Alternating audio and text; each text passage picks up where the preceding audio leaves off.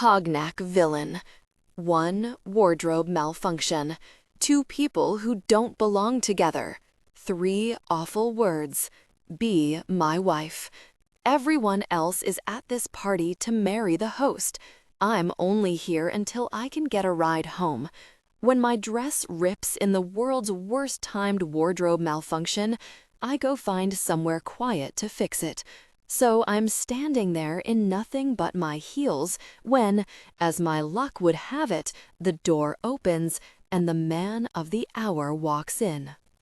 I wish I could say I played it cool, but it's been a long time since anyone has seen me in my birthday suit, much less the hottest man I've ever laid eyes on.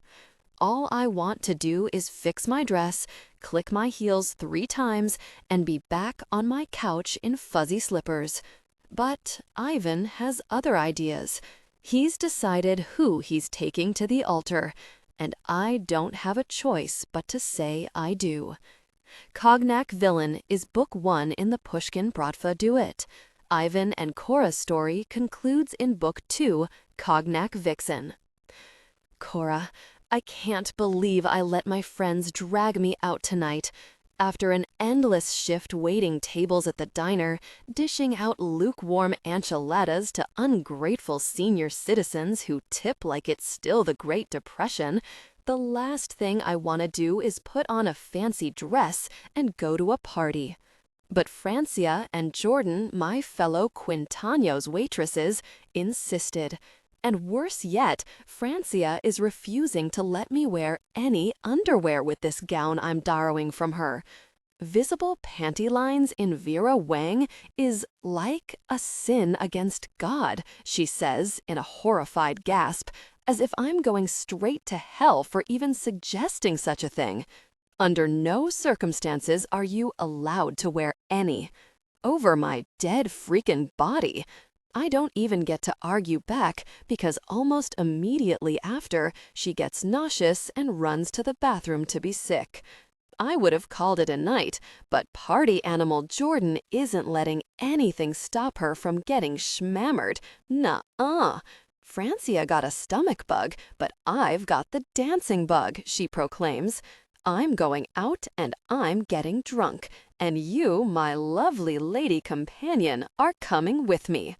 Gosh, so Jordan and I call an Uber from the apartment after we finish getting ready.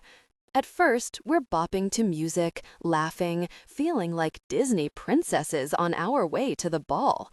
We both worked doubles at the diner every day this week in order to splurge on a rare night out, so we are determined to live it up. Fun, that is the mission. But the closer we get, the queasier I become. It's not that Francia's stomach flu was contagious either. It's the line of cars parked along the road that first gives me that nasty stomach drop feeling. Mercedes G-Wagons, Rolls-Royces, and Lamborghinis as far as the eye can see. It reminds me too much of my old life. I ran from that life for a good reason. I hated the condescension, the fakeness layered on top of everything like glitter sludge. When I left, I swore I'd never be back in places like this. Yet, here I am. Lucky me. The feeling only gets worse as we approach the house. But then we turn the corner, and there it is. The mansion is lit up like a jewel in the night. All glass, everything. Beautiful people lounge everywhere, on the steps, in the rooms, in little groups of 4 and 5 spread out across the back lawn. We're only staying till midnight, Jor, I warn my friend as we totter up the front steps in high heels. I'm opening the diner tomorrow, and I do not want to be hungover for the Saturday morning rush. Yeah, whatever, she sasses back. In bed by midnight or Cora the Explorer will turn into a pumpkin. Roger that. Then she hooks her arm through mine and brings us up in front of the bouncer. Hi, she purrs. He glances down at us over the edge of his clipboard. Names? Jordan elbows me hard in the ribs. Say it, she hisses under her breath. Like we practiced. I sigh. Francia, Delacour, and guest. We rehearsed that little white lie enough times on the ride over that it comes out more or less natural. The bouncer takes a long time perusing his list before nodding. "Enjoy your evening, ladies." Then we step through the door and into another universe. Everything gleams white and golden, with bold hints of black marble where you least expect it. There's an honest-to-goodness fountain in the center of the living room, and I'm fairly sure I saw a peacock roaming the grounds out front. "Is this a house or a palace?" Jordan asks me, dumbfounded. "Better question," I reply. "If Francia can get into parties like this, what on earth is she doing waiting tables at Quintano's with us?" It's not the only thing about Francia that doesn't quite make sense. She randomly showed up to work one day with a diamond Cartier tennis bracelet on, for example. When I asked her where she got it, she just laughed and smiled, and then it was gone the next time I saw her. She never invites us to her apartment. Whenever we hang out, it's at my place or Jordan's. Truth be told, I'm not even sure what part of town she lives in. "Champagne, ladies?" comes a voice from my left. I turn to see a server offering us a selection of glittering flutes of champagne on a silver tray. "Yes, please," jerps. I get one, she snatches up two. One for me and one for my other friend. The man bows his head and whisks away without another word. Jordan promptly downs the first glass in a single go and sets the empty flute on a nearby pedestal. "Thirsty?" I tease her. "Girl, I get like one night out per year to enjoy myself, so I'm gonna enjoy myself. Mama deserves to have fun." And, she adds, bumping my hip with hers, "So do you." Yeah, fun. Totally. But that gut-churning feeling is still alive and well in the middle of my belly. We meander through the house, snagging hoards on trays off of circulating trays and gawking at the insane architecture. We pass more knots of people, too, congregating on every surface and talking intently. Someone told me once that background actors in a movie are taught to whisper "watermelon, watermelon, watermelon" over and over again to pretend like they're having actual conversations. That's what this feels like. Except instead of whispering "watermelon," they're whispering two words. It takes a while for me to make them out, but when I do, something in the phrase makes me feel like there's a cold breeze rushing over my skin. Ivan Pushkin. Again and again, everywhere we go, that's what I hear. Ivan Pushkin. Ivan Pushkin. It rises up from every single group we pass without fail. There's a strange sort of skittishness in the air, too. Every female between the ages of 18 and 40 keeps checking over their shoulders like they know something we don't. Like something important is coming and they want to look their best when it gets here. We find ourselves stepping out onto the back lawn. It's festooned with fairy lights branching out from a stage at the far end.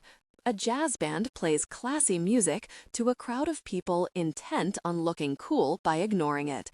No one dances at parties like these. Correction, one person dances at parties like these. "Uh-oh," Jordan warns with a wicked grin. She points down at her hips, which are starting to shimmy from side to side like they have a life of their own. "Jor, uh-oh," she repeats in a delighted cackle.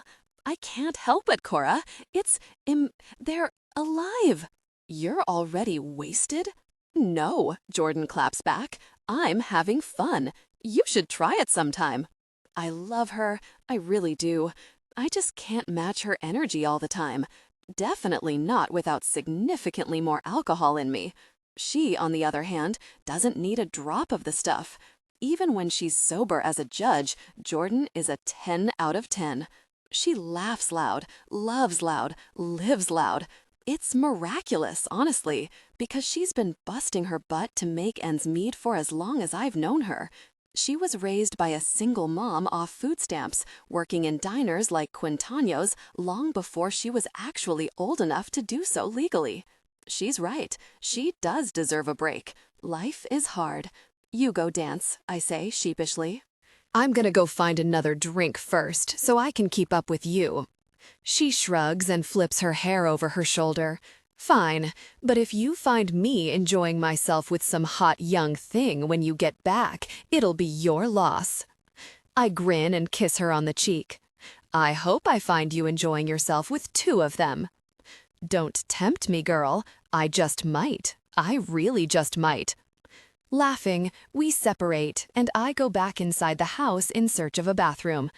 I put on a brave face while Jordan was watching, but as soon as I find a bathroom, I shut the door behind me, lock it, and draw in a huge, shuddering breath. This is too much. It was a bad idea to come here. Back to a place like this, around people like this. I turned my back on this world. I never wanted to return. As soon as I get out of here, I'm going to double down on that vow. When I touch the back of my neck, my palm comes away soaked with clammy sweat. Midnight, I swear to my reflection in the mirror. Just a couple more hours. Then the clock will strike midnight, and you can say goodbye to these people forever. Midnight. We're almost there. I rinse my sweaty neck and step out of the bathroom, ready to brave the rest of the party. Through the distant double doors, I catch a brief glimpse of Jordan in the crowd.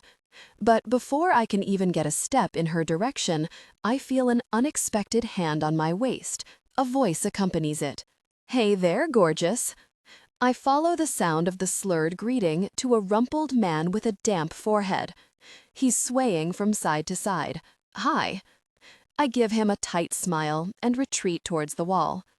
"I came over because you look lonely." His words are breathy, arriving on a cloud of alcohol fumes. "Thought I'd keep you company." I wrinkle my nose. "Oh, that's nice of you. I'm fine though, but thanks." If he understands the implied goodbye, he doesn't show it. He steps closer, his belly pressing against me. "Who are you with?" "My boyfriend," I lie reflexively. "He's getting me a drink right now." He hesitates for a second and then cackles. "Nonsense." That throws me for a loop, mostly because he's so certain.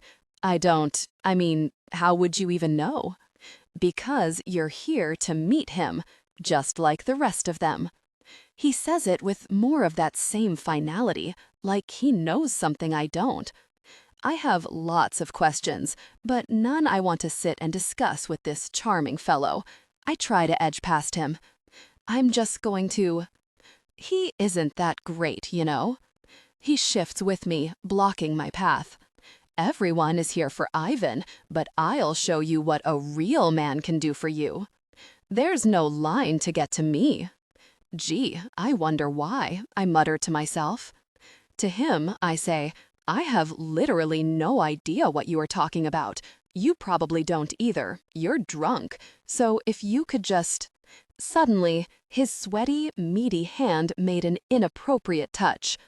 Distantly, I hear threads of my dress popping, but it's like paying attention to a dripping faucet when your house is on fire. I have bigger fish to fry. Anyone who's ever worked in the food service industry knows that customers do jaw-dropping things. Married men leave their phone numbers on the receipt. Friendly-looking grandpas make inappropriate touches. Their wives hiss that you're a difficult person beneath their breaths. And anyone who's ever been stuck working in the food service industry, even when they're so sick of all those things, knows that there are two choices. You can take it all on the chin and keep your job, or you can live out the fantasy of every server ever and show the people who crossed the line that they messed with the wrong person. Today, I'm the wrong person, and this is the person who crossed the line. Ivan, I'm bored out of my really mind. Everywhere I look at this party, I see the least interesting person I've ever met, and the next, and the next. For a bunch of scumbags and criminals, you'd think they would have something engaging to discuss, but they don't. The furthest thing from it, in fact. Because just about every soul under my roof tonight is here for the same irritating reason: to get me to marry. Whether it's them I'm meant to be marrying, or their daughter, sister, cousin, mother, whoever, they aren't too particular. They just want to get closer to me, to my empire, by any means necessary. I don't even blame them. The Pushkin Bratva is the biggest shark in a sea full of them. We have the money, the power. We decide who gets what and when, and the usual answers to those questions are us, all of it, and right, really now. These things will be the death of me, I mutter. So why are you here? Asks Yasha, my best friend and right-hand man, as he snares a toothpick of cheese from a passing waiter. Because Anya will be the death of me if I bail. He snorts through a mouthful of brie. True, that sister of yours owes you one for what she's putting you through tonight. That she does, I agree, but even that is a massive understatement. I wouldn't be here subjecting myself to this nonsense for anyone but her. If it weren't for me, though, she'd be going through hellfire right now. Our father was furious enough when he found out what she'd done, rebuffing half a dozen decent marriage proposals in order to elope with a lowly Bratva foot soldier. It's blasphemy in the eyes of the old bastard who birthed us. Daughters, in our father's mind, are pawns to be moved around the board as he sees fit. God forbid they should marry for love. I think she should do whatever the hell wants. That being said, I'm not exactly big on the concept. Marry for love? Fine, if that's what Anya desires, but I will not be doing the same. If I'm going to be forced to marry, I'll be marrying for business, nothing more. I'm marrying to solidify the Pushkin Bratva as the preeminent force in the American underworld. Love has nothing to do with it. A sudden sound from behind me draws my attention. Yasha and I turn as one, conditioned by years of fighting alongside one another to be ready for whatever comes next. It wouldn't be the first party we've attended that ends in gunfire and bloodshed, but there's none of that to be seen. Not yet, at least. A woman I've never seen before is baring her fangs at the drunken nephew of the Greek Giannakos Mafia Don. Stephanos is his name, I think. He's coarse and sloppy, which matches his reputation. Even now, his eyes are rolling in their sockets, loosened by too much of the free booze on hand. His claws are reaching out towards the girl. "Keep your really hands to yourself," she spits at him. "Aw, come on," he mutters through clumsy lips. "I was just trying to be friendly." By making an inappropriate touch, "Trying to appreciate you too," he mumbles. "You don't gotta be a difficult person about it." Her jaw drops. "I know you did not just call me a difficult person."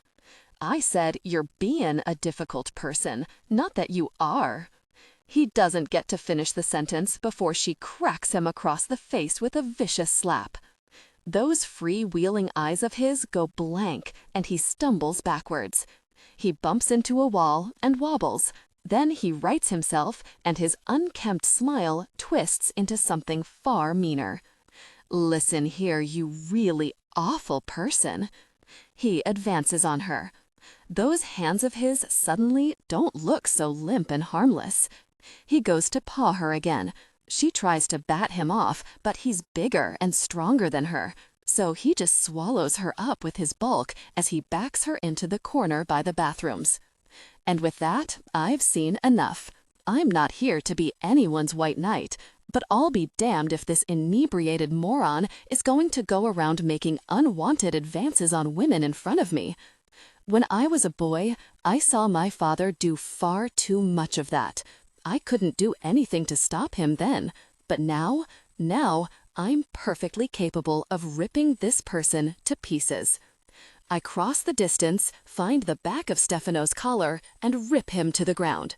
He shrieks and hits hard enough to shake the nearby sculptures on their pedestals. A champagne flute crashes to the floor and shatters in a million directions. One of the jagged pieces cuts Stephanos' ear. His blood starts to pool out onto the white marble. I plant a knee on Stephanos' chest and bend down close enough for him to hear every word I breathe in his face. I think you are the one who ought to listen here, my friend. The lady told you no. She asked you to keep your hands to yourself, but you did not. So now I'm putting my hands on you, and I won't stop when you ask me to. I won't stop when you beg me to. I won't even stop when you scream and plead and cry for me to please God just have some really mercy. Stephanos's eyes are wide and still now. His lower lip quivers.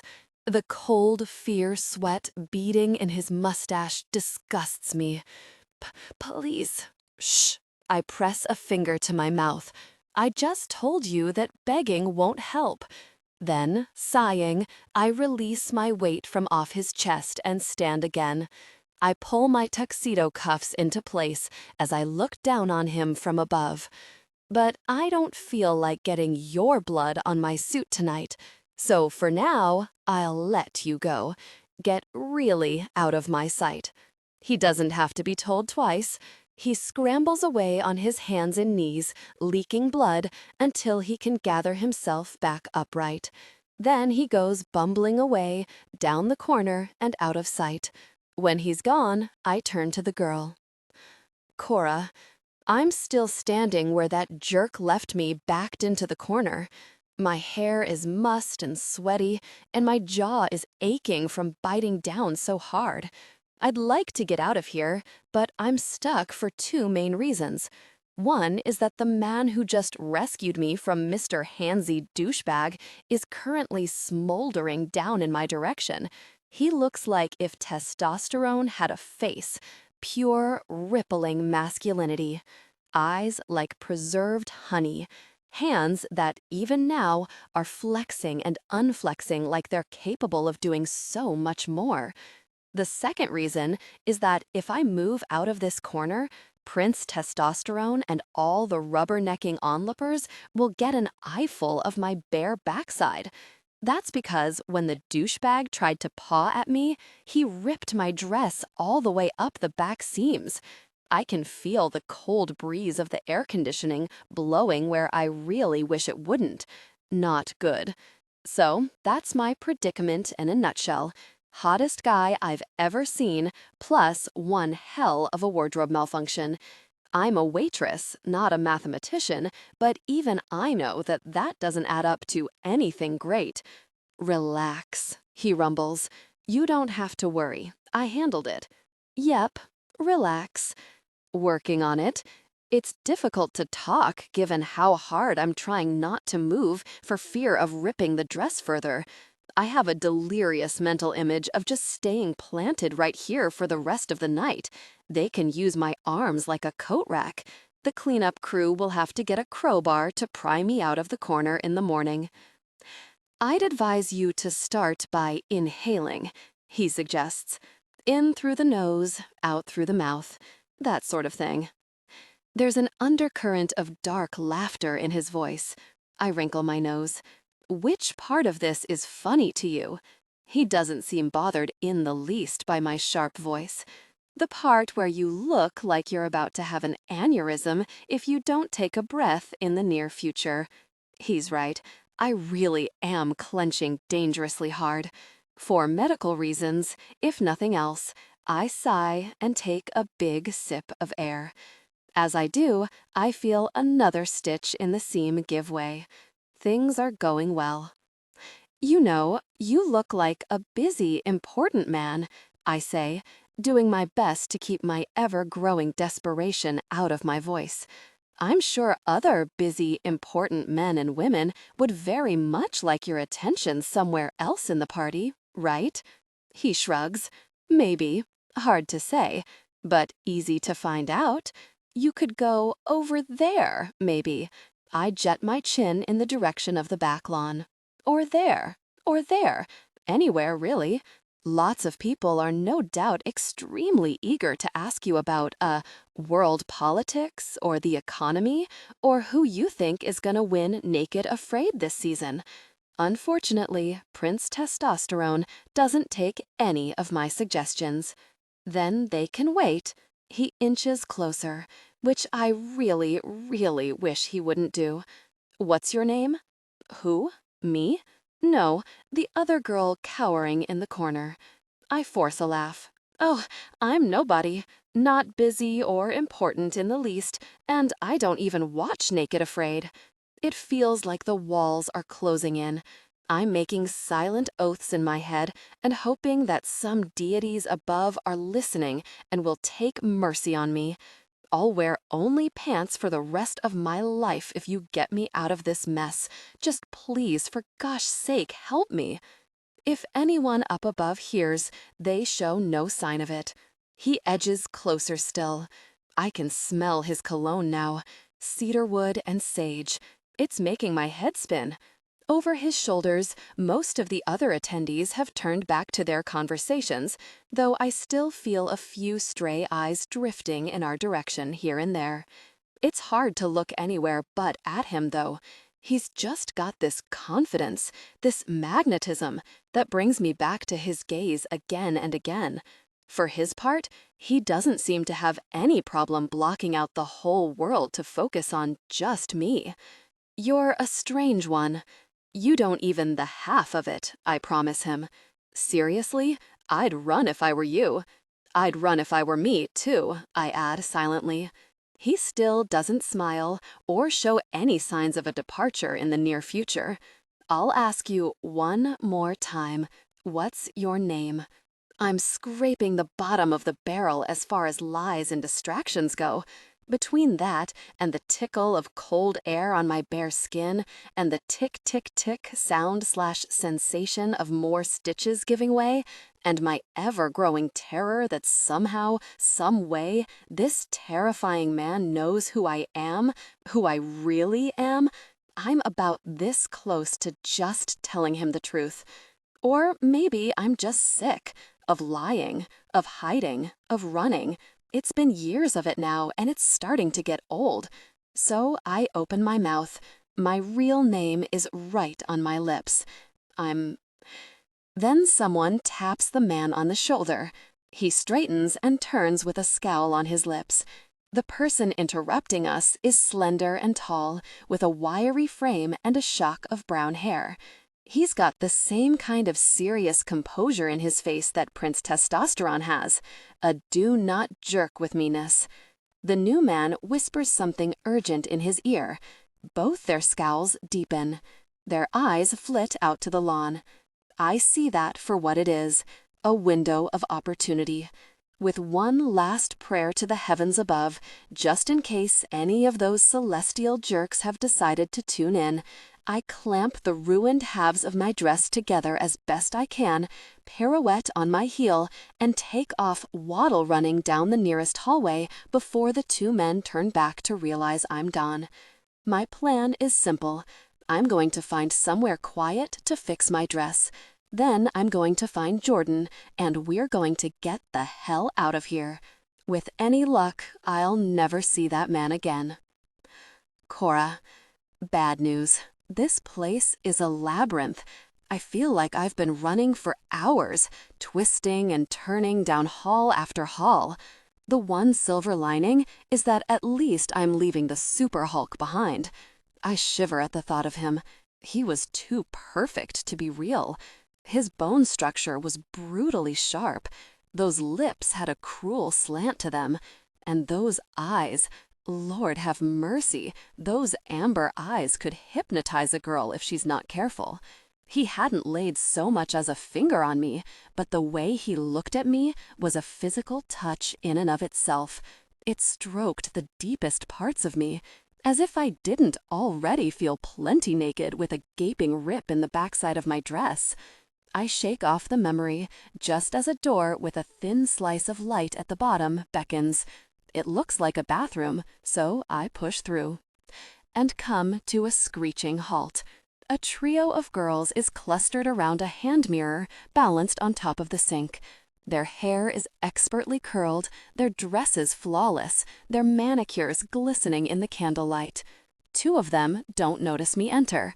The third looks up from where she's bent over the mirror with a straw pressed to her nostril. Her face is reflected on the surface below.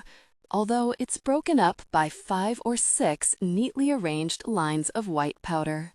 When she sees me, she frowns. It's not a frown of surprise at being barged in on, though. It's a frown of recognition. "Cordelia?" she says in shock. "Is that you?" Cordelia. A dead name. A nobody name. My heart jumps into my throat. One thought blares through my head like a tornado siren. Run. This time, I hold nothing back. I run and run and run. High heels be damned, ripped dress be damned. I keep running down hallways and upstairs until my breath burns in my lungs. Then I burst through the nearest door I see and slam it shut behind me. Inside the darkened room, I keel over, elbows on my knees, and try to inhale. I'm so tired, I don't care about the fact that anyone who comes up from behind me could get a high-def view of my vulnerability. I stay there for a while. Even when I catch my breath, though, my heart continues to pitter-patter in my chest. She saw me. She knew me. I shudder again. Cordelia. Gosh, I hate how that sounds. I'm Cora now. Cordelia is dead. Eventually, my heart calms down, though the tang of fear never truly leaves my mouth. When I'm as at ease as I'm gonna get, I look around the room. I'm in an office of some sort. Very masculine, dark palette, brooding. It's shadowy in here, though there's light coming through a set of French doors. When I walk over, I realize the attached balcony looks out over the rear lawn. Most of the crowd has shuffled outside, so it's a maze of bodies. The sound of laughter and clinking glasses rises up to meet me. There's no sign of Prince Testosterone or his friend. I turn my back on the balcony and fish my phone out of my purse. I press Jordan's contact and hold it up to my ear. It rings, and then, "Hey girl, where'd you go? This party is crazy." Oh, geez. Jordan is blitzed beyond belief. I know that looseness in her voice, that cackle. The girl is DRUNK. She isn't coming to save me. I'm all on my own. Never mind. I mungle into the phone. Butt dial. "I'm coming to find you. 1 sec."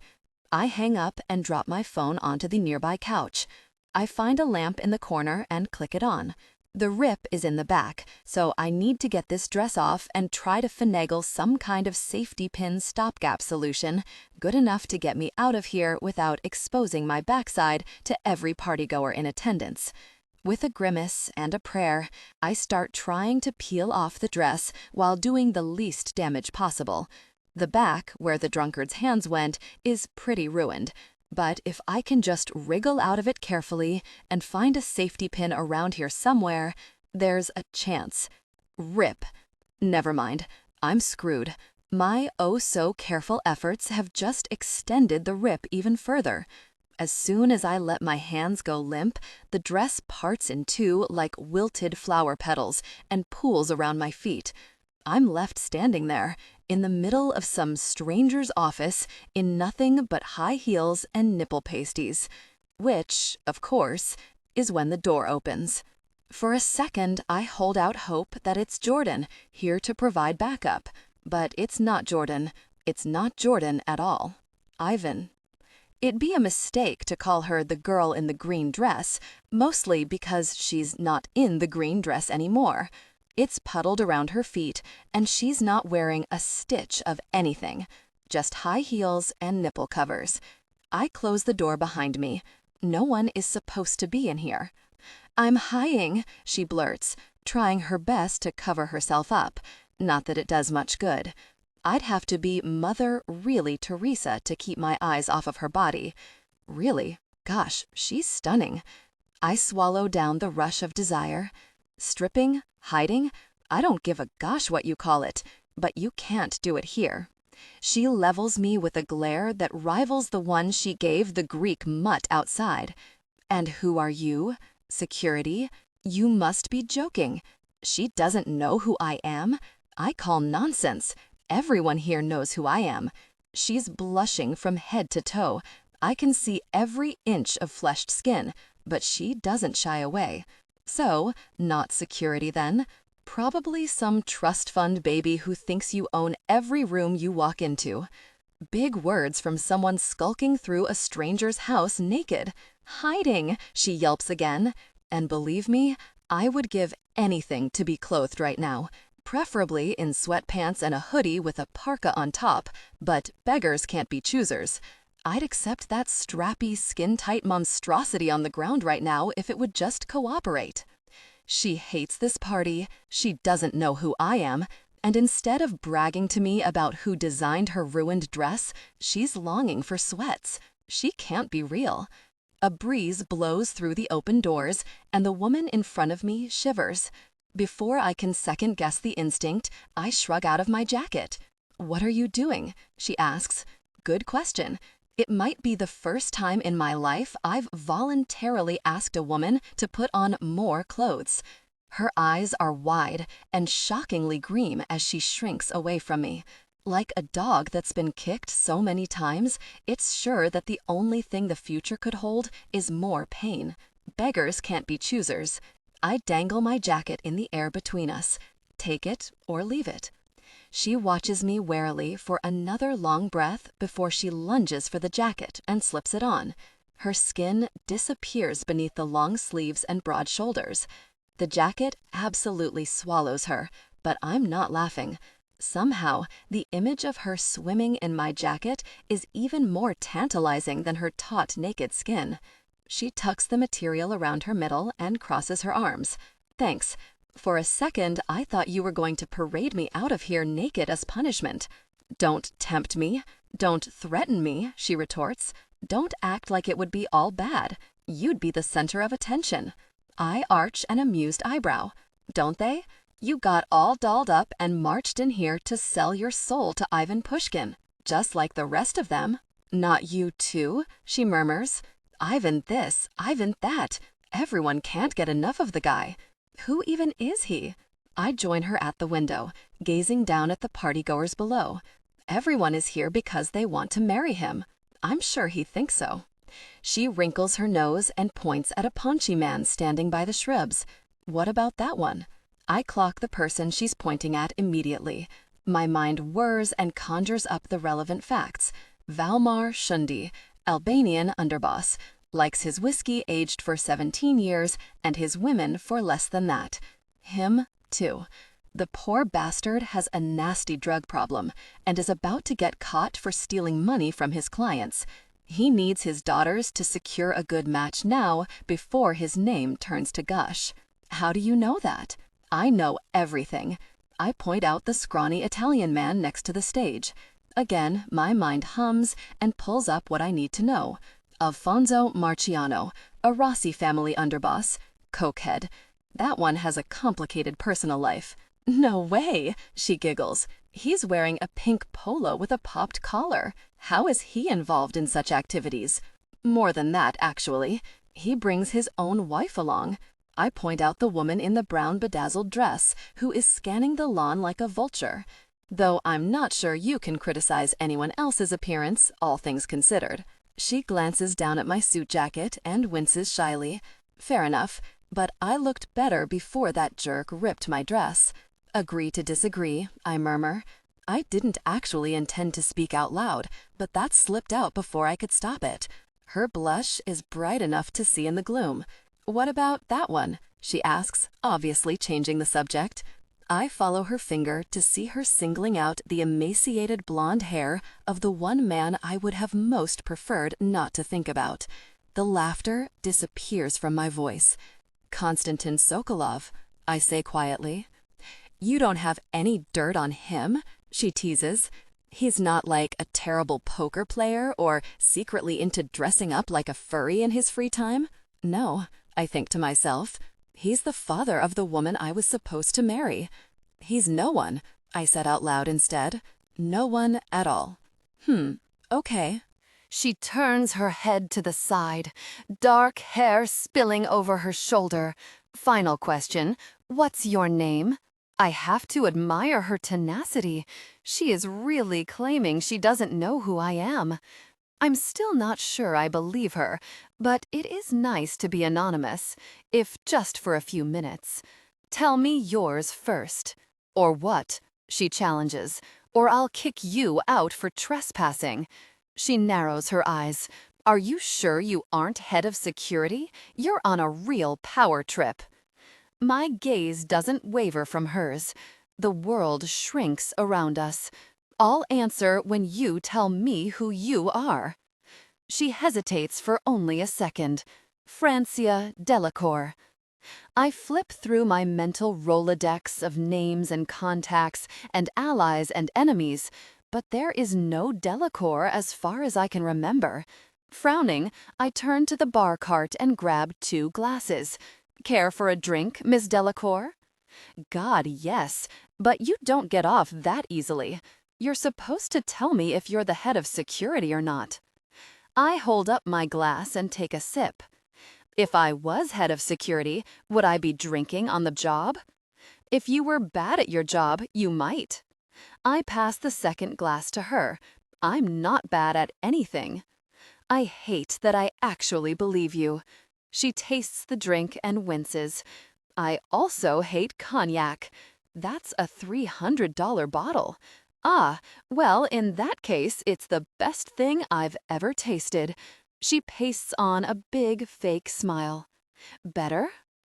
I'm sure I'll never see her again after tonight, so what the gosh. Marriage is looming, and after everything that happened with Konstantin and Katerina Sokolov, I'm positive it will be an absolute, really difficult situation. Might as well enjoy myself while I still have the chance. I clink my glass against the edge of hers in a toast to wherever this night is going to take us. Much better. Cora, the draft in this jacket is unbearable. It's made even worse by the bedroom eyes the owner of the jacket keeps tossing my way. Come to think of it, those bedroom eyes are exactly why the draft is so unbearable. No underwear, a growing desire, a draft? It's a bad combo. As I see them, the problems are several-fold. 1, I'm completely unclothed in a borrowed suit jacket. This is not what we in the female empowerment business like to call the command position. 2, I don't know this man. He could be head of security, he could be a clown out of costume, he could be a spy on a secret mission from the Kremlin. Who knows? Not me. 3rd, and most importantly, I am completely unclothed in a borrowed suit jacket. I think that point bears repeating. My brain keeps drifting to how much Francia's Vera Wang must have cost. Every time it does, I make myself take another sip of disgusting, expensive cognac and wonder how on earth I'm going to pay her back. More? The man's huge hand is already halfway around the glass when I realize what he's asking. His fingers brush mine, and I jerk my arm back like I've been electrocuted. The only reason the glass doesn't crash to the floor is because the man has Superman-like reflexes and snatches it out of midair. No, that's okay. I shake my head, cheeks burning. Thanks, though, for the drink, the first one, and for sending my groper off with his tail between his legs, and for the jacket, and for not kicking me out the door without clothes. The debts between us are piling up. I should thank him for everything he's done, but I can't bring myself to do it. Because I could have gotten myself out of this mess. I should have anyway. Sitting back and letting a man swoop in to rescue me is so not my story anymore. No Prince Charmings, no happily ever afters. Admittedly, I do have one too many evil step-parents, but that's as far as the similarities go. Prince Testosterone is tinkering around behind me at the bar as I step over the destroyed dress and further out onto the balcony. The evening air is warm and balmy. A babble of cross-talking voices rises straight up from the crowd below. Where is he? I heard he might be watching in from the security cameras. Do I look okay? I haven't seen Ivan once since I got here. I doubt he's even here. Men like him never come to their own parties. Portia got her boobs done, as if that is why Ivan has never looked twice at her. Forget her horse teeth and beige personality. She thinks it was the boobs. Get really real. The Ivan talk is really blowing my mind. It's like he could snap his fingers and give every female on the property an instant feeling of intense delight. I've been around plenty of pompous, overstuffed peacocks in my time, but none of them have ever drawn this kind of devotion. Maybe I should stick around and find out who this guy is. No sooner does the thought cross my mind than do I see a man separate from the crowd below. He steps out, then cranes his neck to look up at the string lights hanging overhead. Boris must be hoping he can liquor Ivan up enough to convince him to marry. Why else would there be endless trays of champagne without a bite to eat in sight? I duck back out of sight and hold my breath. I hope to God I hit in time. Saying my heart is in my throat isn't a metaphor.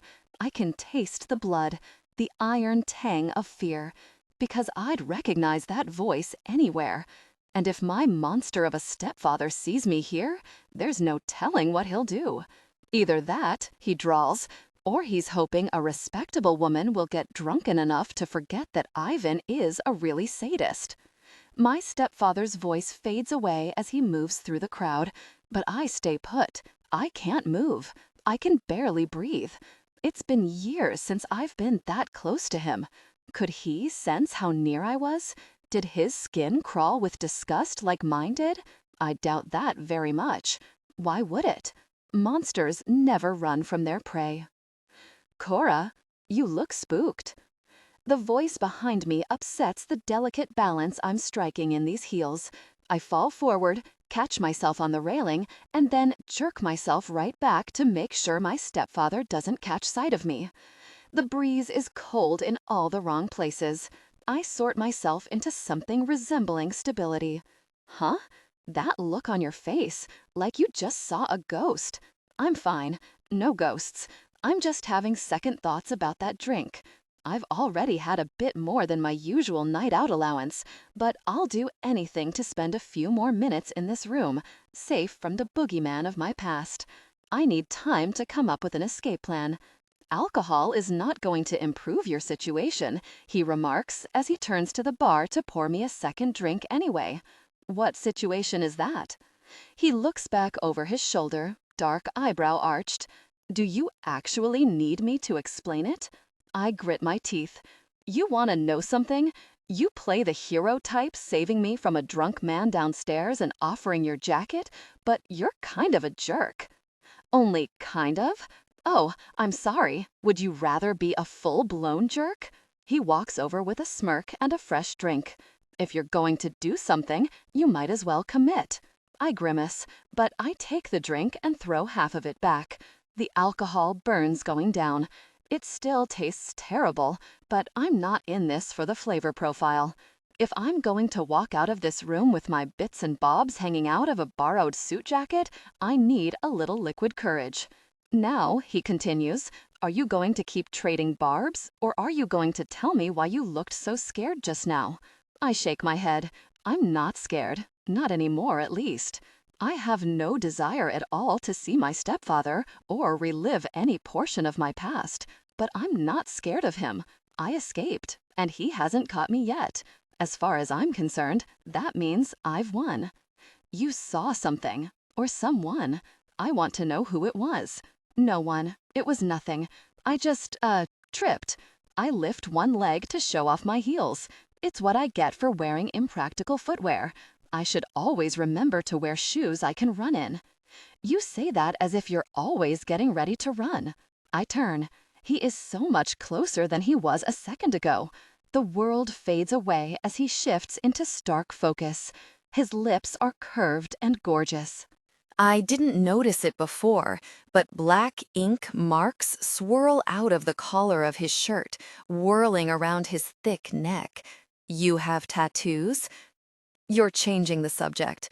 So did you, earlier. It makes me think you're hiding something. I am, he admits freely, but I'm not lying to you.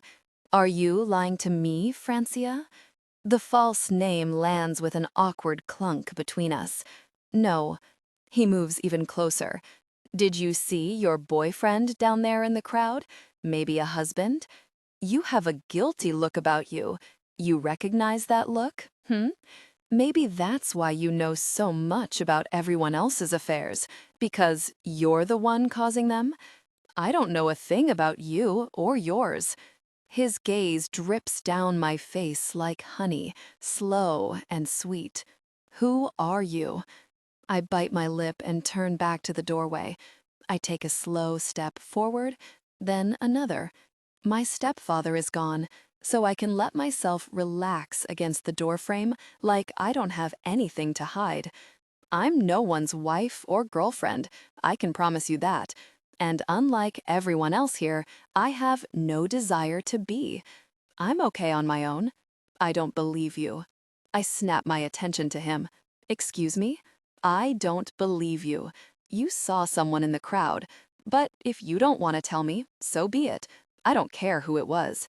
I should deny it, but he can see straight through me. Why not?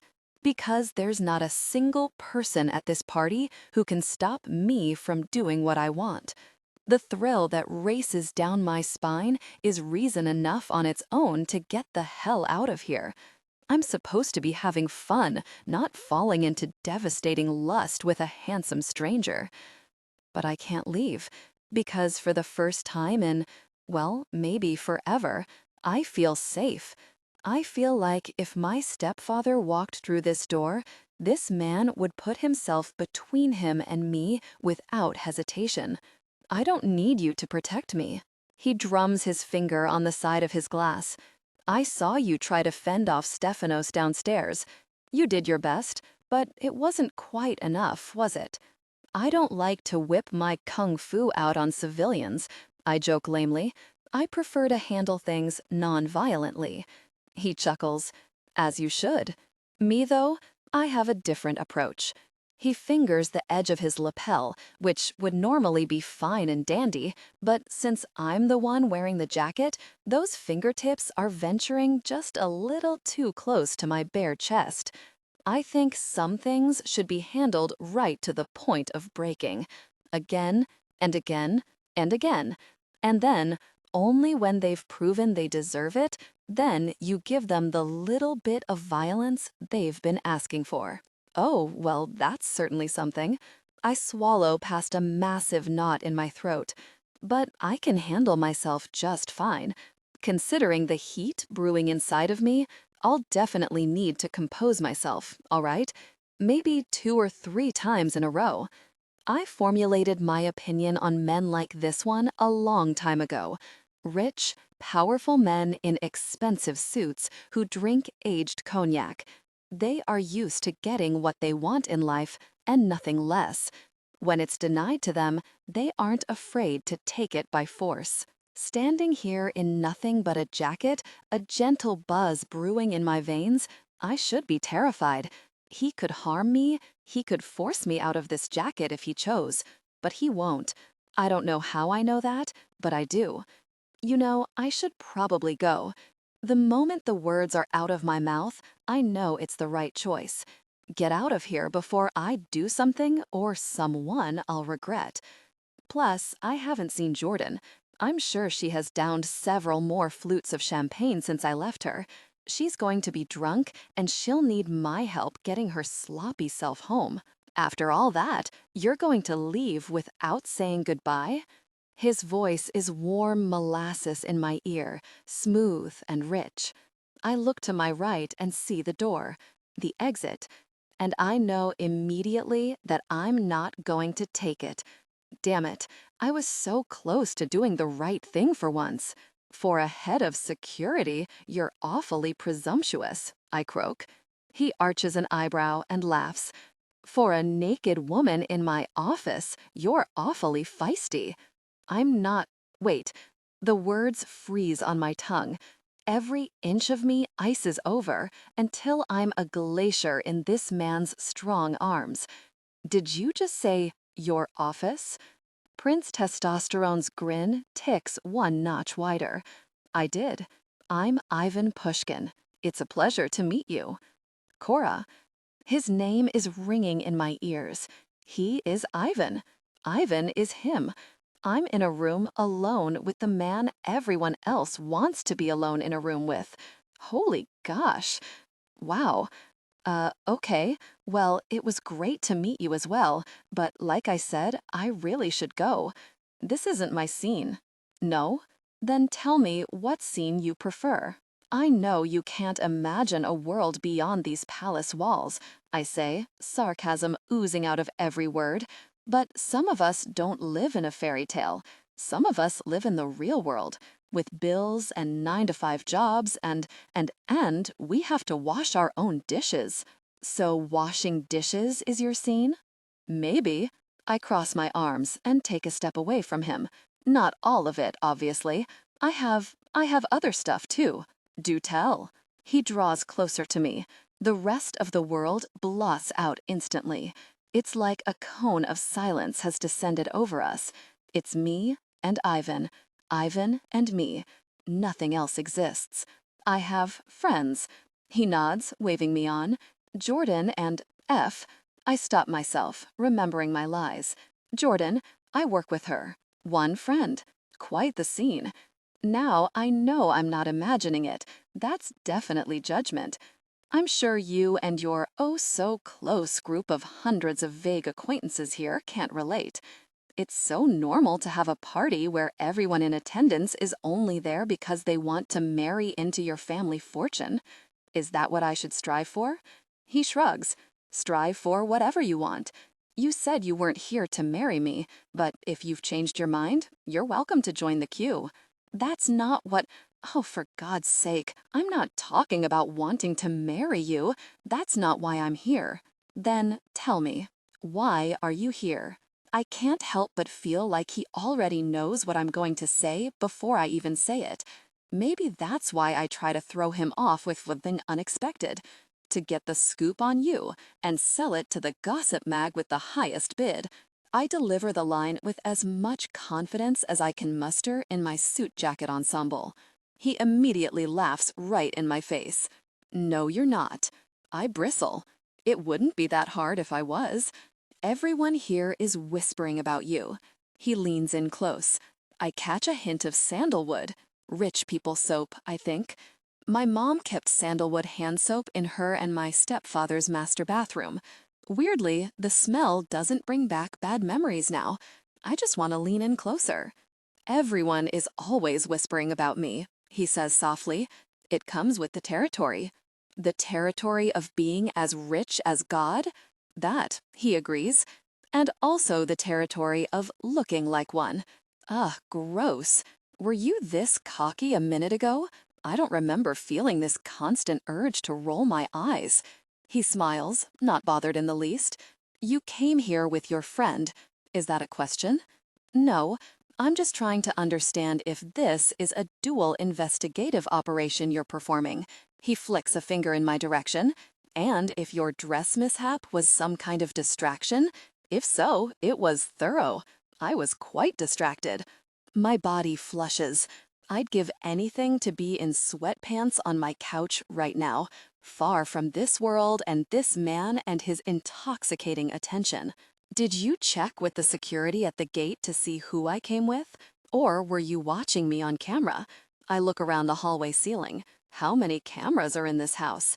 His face remains perfectly neutral. I like to learn more about who I've invited into my house. I'm sure you can understand.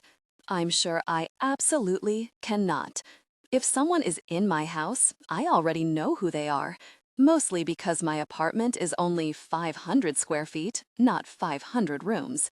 I could tell him I'm not Francia Delacour, and I only used her name to get inside. But then he'd ask my real name, and that would open up a can of worms I'd really prefer to stay closed. Am still fumbling for what to do and say when he suddenly places a hand on my hip and pulls me into him. You seem on the fence about whether you're interested in me, he muses. Then let me clarify for you. I'm not. He presses a palm to his chest. A weaker man would be hurt by that. It's a good thing you're not weak then. A very good thing. He looks at me. You're not weak either. When Stefanos grabbed you, you didn't hesitate to put him in his place. He put his hands on me, so I put my hands on him. Ivan's dark brow arches. Is that all it takes? I gulp. There's no missing the dark flirtation. You're the star of the show here. I'm sure you have ways of getting what you want out of people. I'm not sure a woman like you will fall for my usual tricks. Oh, how wrong he is. I think I'm falling for them right now. I bite the corner of my lip to hide a smile. It really bothers you that I'm not interested, doesn't it? I'm sure you aren't denied things you want very often. This must be a new experience for you. Nothing has been denied yet, he says, his voice a low rumble. He's right. With every word spoken, I feel like I'm walking towards the edge of a cliff. The wind is whipping through the open doors, and my stomach is cratering. Ivan takes another step towards me. We're only a few inches apart. How did you get an invite to this party? I open my mouth and close it, fumbling with the clumsy truth. This isn't your scene, Ivan cuts in slowly. You didn't recognize me earlier. Now that you do, you still have no interest in marrying me. I'm a smart man, but I can't figure out what you're doing here, Francia. I'm here for fun. How convenient. His eyes gleam. I have an idea in that regard. Then he pulls me in the final distance and presses his lips to mine. After their night, Cora reflected on the intense connection they had shared. She wanted to soak up every second of this fantasy, not letting a moment slip away unenjoyed. But the sounds of the party on the lawn below are starting to break through our little bubble. Someone in the crowd calls out Ivan's name. Where is he? A woman shouts. Ivan pushes his jacket off of my shoulder and presses a kiss to the bare skin there. Incredible. Really incredible. Acceptable, I correct. I try to sound nonchalant, joking, but my voice is trembling. I can feel my thighs shaking still. He opens his mouth to say something, but then a different, loud voice booms out instead. Ivan Pushkin, you are wanted. For a second, I think it might be God himself breaking in from the heavens to remind me that Ivan Pushkin is this party's most eligible bachelor, and I don't stand a chance in snaring him.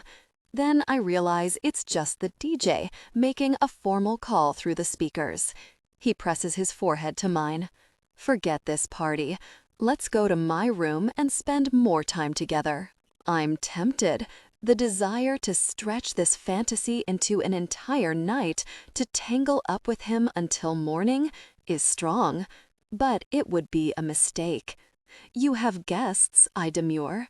I don't care about my guests, Francia, he says simply. I'm more interested in you. The wrong name washes over me like a bucket of ice water. It rinses away whatever is left of the fairy tale moment we just experienced. He doesn't know me. He doesn't even know my real name.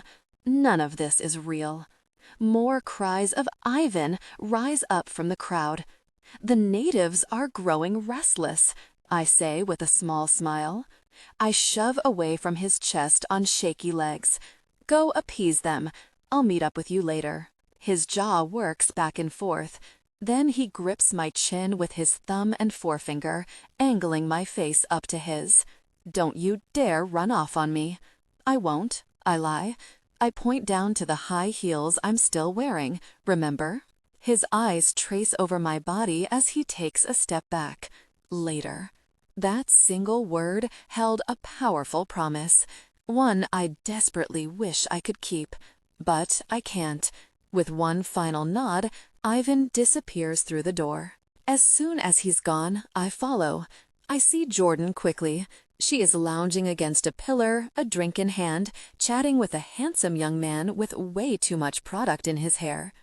As I pass her, I don't even break stride. I grab her hand and pull her along with me. "Hey!" she yelps, dropping her glass. I hear it shatter against the pavement, but I don't let go. "Cora," she complains, "what are you doing? Where are we going?" I pull her through a side gate and around to the empty front yard. I hold firmly onto her hand. Back to reality. Ivan. I can still feel the lingering intensity of my encounter with Francia when Yasha steps in front of me. I've got bad news. I don't want to hear bad news. I wave him away. "Talk to me about it later, when Constantine wants to talk to you," he blurts. I spin around, glaring at him. He's gesturing behind me, but I ignore him. "Then tell him that he can forget it." "Hello, Ivan." I wince. The robotic voice behind me can only belong to one man. I turn around and face Konstantin Sokolov. He looks even paler up close. His blue eyes are washed out in the warm glow of the string lights. Instead of offering his skin a warm tint, he looks sallow, almost sickly. Nothing new for him. "You made it," I drawl. "What a treat." I would have preferred not to put him or the rest of his sour-faced brood on the guest list, but excluding them would have invited even more drama I didn't want. He laughs without a drop of humor in it. I'm too old for events like this. These parties are for the young. "So then, why are you here?" I feel Yasha prod me in the back. "Careful," he's warning. "Play nice." But I'm not throwing Constantine out. As far as I'm concerned, that is playing nice. "We've been friends for a long time," Constantine says. When he sees my face, he corrects himself. "Our families have been allies, rather. I've known your father for many years. He's a good man, an honest man. He is a man of his word." I have to stop myself from spitting on the floor at Constantine's feet. Anyone who thinks my dad is honorable deserves nothing less than that. "It's a shame he isn't the one on the auction block," I reply. "The way you describe him, he'd be snatched up in a minute." Constantine isn't amused. He never is. In all the time I've known him, I've never seen him smile. Except the day he looked me over like he was inspecting livestock and then shook my father's hand to seal a deal I never wanted. "It looks like the auction, as you call it, is going well enough for you. Plenty of women showed up. Do you plan to accept the highest bid?" It's a simple enough question, but I know what he is really asking. I don't intend to announce my engagement tomorrow, if that's what you mean. "So you haven't met a woman special enough to turn your head yet?"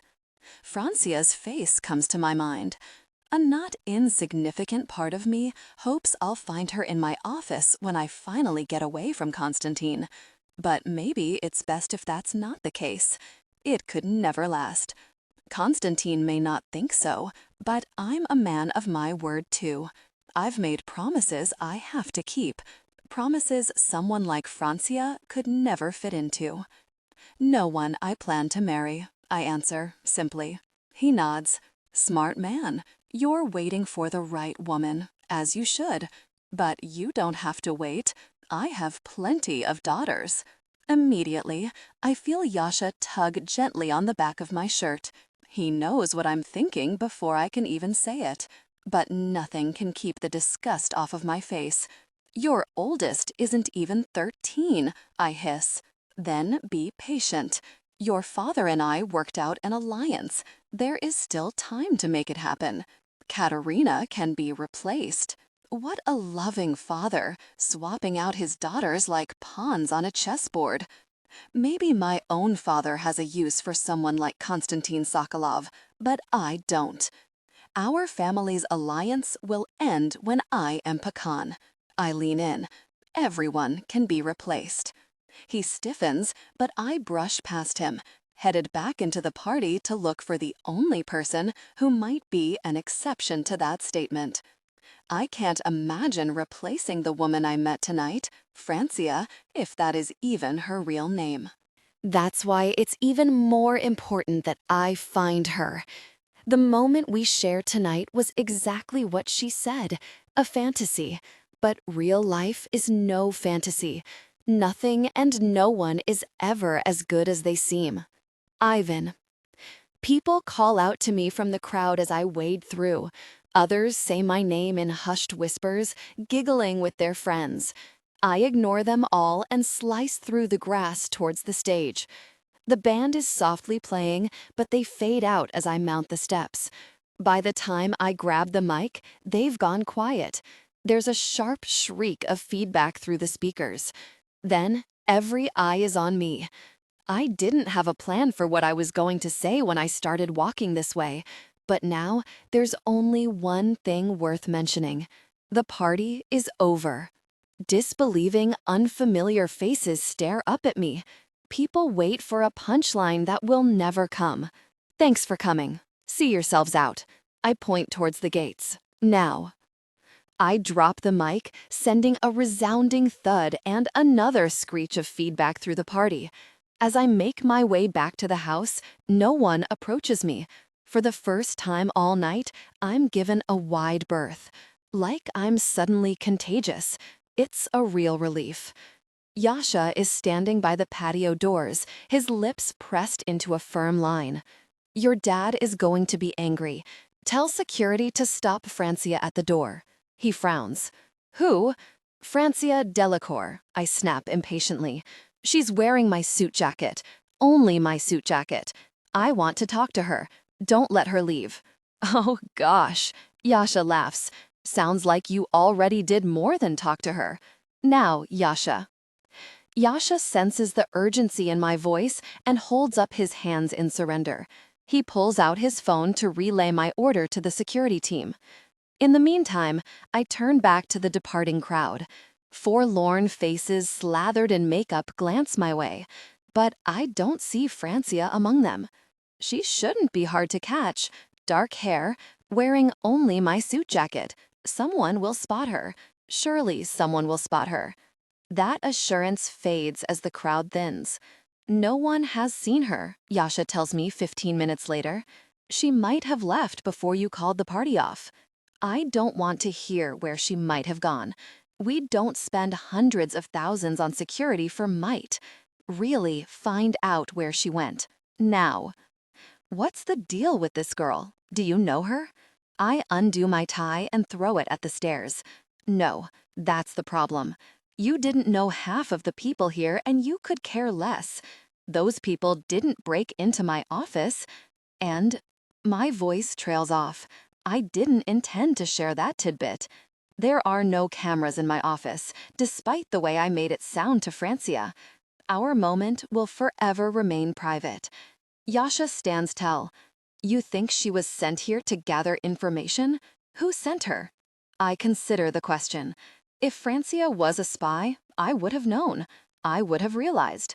She told me she was a reporter, which was clearly a lie. But I don't have any other reason to care this much about where she went. That's what you're going to find out. Track her down. Tell me when you have. Yasha nods solemnly. We'll have her by morning. Very right we will. No one can hide from me. Cora. I'll never take panties for granted again. Even working the early shift at Quintano's with a horribly hungover Jordan can't bring me down. I'm clothed and far, far away from the influence of Ivan Pushkin. Life is good. How is there more gum under this table? Jordan is doubled over, head under booth 13. I just cleaned it, like 2 days ago. Middle schoolers, I call. A regular group of scrawny middle school boys always claim that booth on Sunday mornings. They buy nothing but soda and one appetizer to share, and they always tip in pennies. I wouldn't mind so much if they didn't also leave their chewing gum plastered under the table. Jordan stamps her foot. I'm not letting them in today. They can find somewhere else to eat. Right? I say, sarcasm thick. And you'll say that even when they tell you you're the prettiest waitress they've ever seen? Or when they ask for your phone number and slip you little love notes on the back of their napkins? Jordan smirks. Maybe I wouldn't be so starved for attention if you hadn't dragged me away from hot athlete. The fact that you're calling him hot athlete instead of a name doesn't bode well for the strength of that relationship. Really, the strength of the relationship, Jordan says. He was an athlete. That means he would be very capable, Cora, strong, agile. Are you hearing me? Are you understanding? I wrinkle my nose. Everyone understands. You're gross. Says the person who came home in nothing but a man's suit jacket. I hiss and spin towards the swinging kitchen doors. They're still closed, and I can hear the kitchen staff clanging pots around, so Francia probably can't hear us. But still, better safe than sorry. I whirl back to face Jordan. We're not talking about that, I say through gritted teeth. I'm going to repair that very expensive dress and get it back to Francia. No one will ever know it happened. That's the plan, anyway. I shoved the dress in my purse before I left Ivan's office. By the time I got home last night, I was too wound up to think about it. Then I woke up and came right into work today. I'll check the damage when I get back to my apartment after my shift. So what happened? Did it just rip or... I told you, that drunk guy grabbed me. She snaps her fingers. I do remember you saying that, I think. It's hazy. Because you were barely conscious on the ride home last night. No judgment, she reminds me with a scolding finger. We were having fun. I wouldn't have seemed so drunk if you'd also been drinking. I hold up my hands in surrender. You're right, no judgment. But that goes both ways. Jordan considers, her mouth twisted to one side as she cleans off the six-top in the middle of the dining room. Okay, but no exceptions.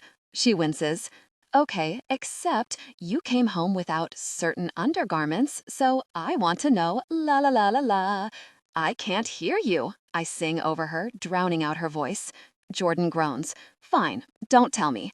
You probably had an intimate encounter with a bazillionaire, but why would I want to hear that story? It's only my entire life goal. Dating a guy like that is not your life goal. You're right, she deadpans. My goal is to be a waitress here until I die, because I'll never make enough to retire. Pension? Who needs it?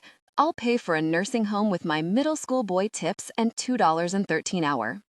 I replace the salt and pepper shakers on the tables with fresh ones and check the clock hanging above the fake ivy wreath. We open for the brunch crowd in 10 minutes. Joy, oh joy. No, thanks, Jordan says, continuing her rant. I plan to find me a sweet little sugar daddy. That party was chock full of them. If Jordan knew what having a sugar daddy was really like, she wouldn't want it so bad. I could tell her. I could walk her through my mom's life, through what was supposed to be my life.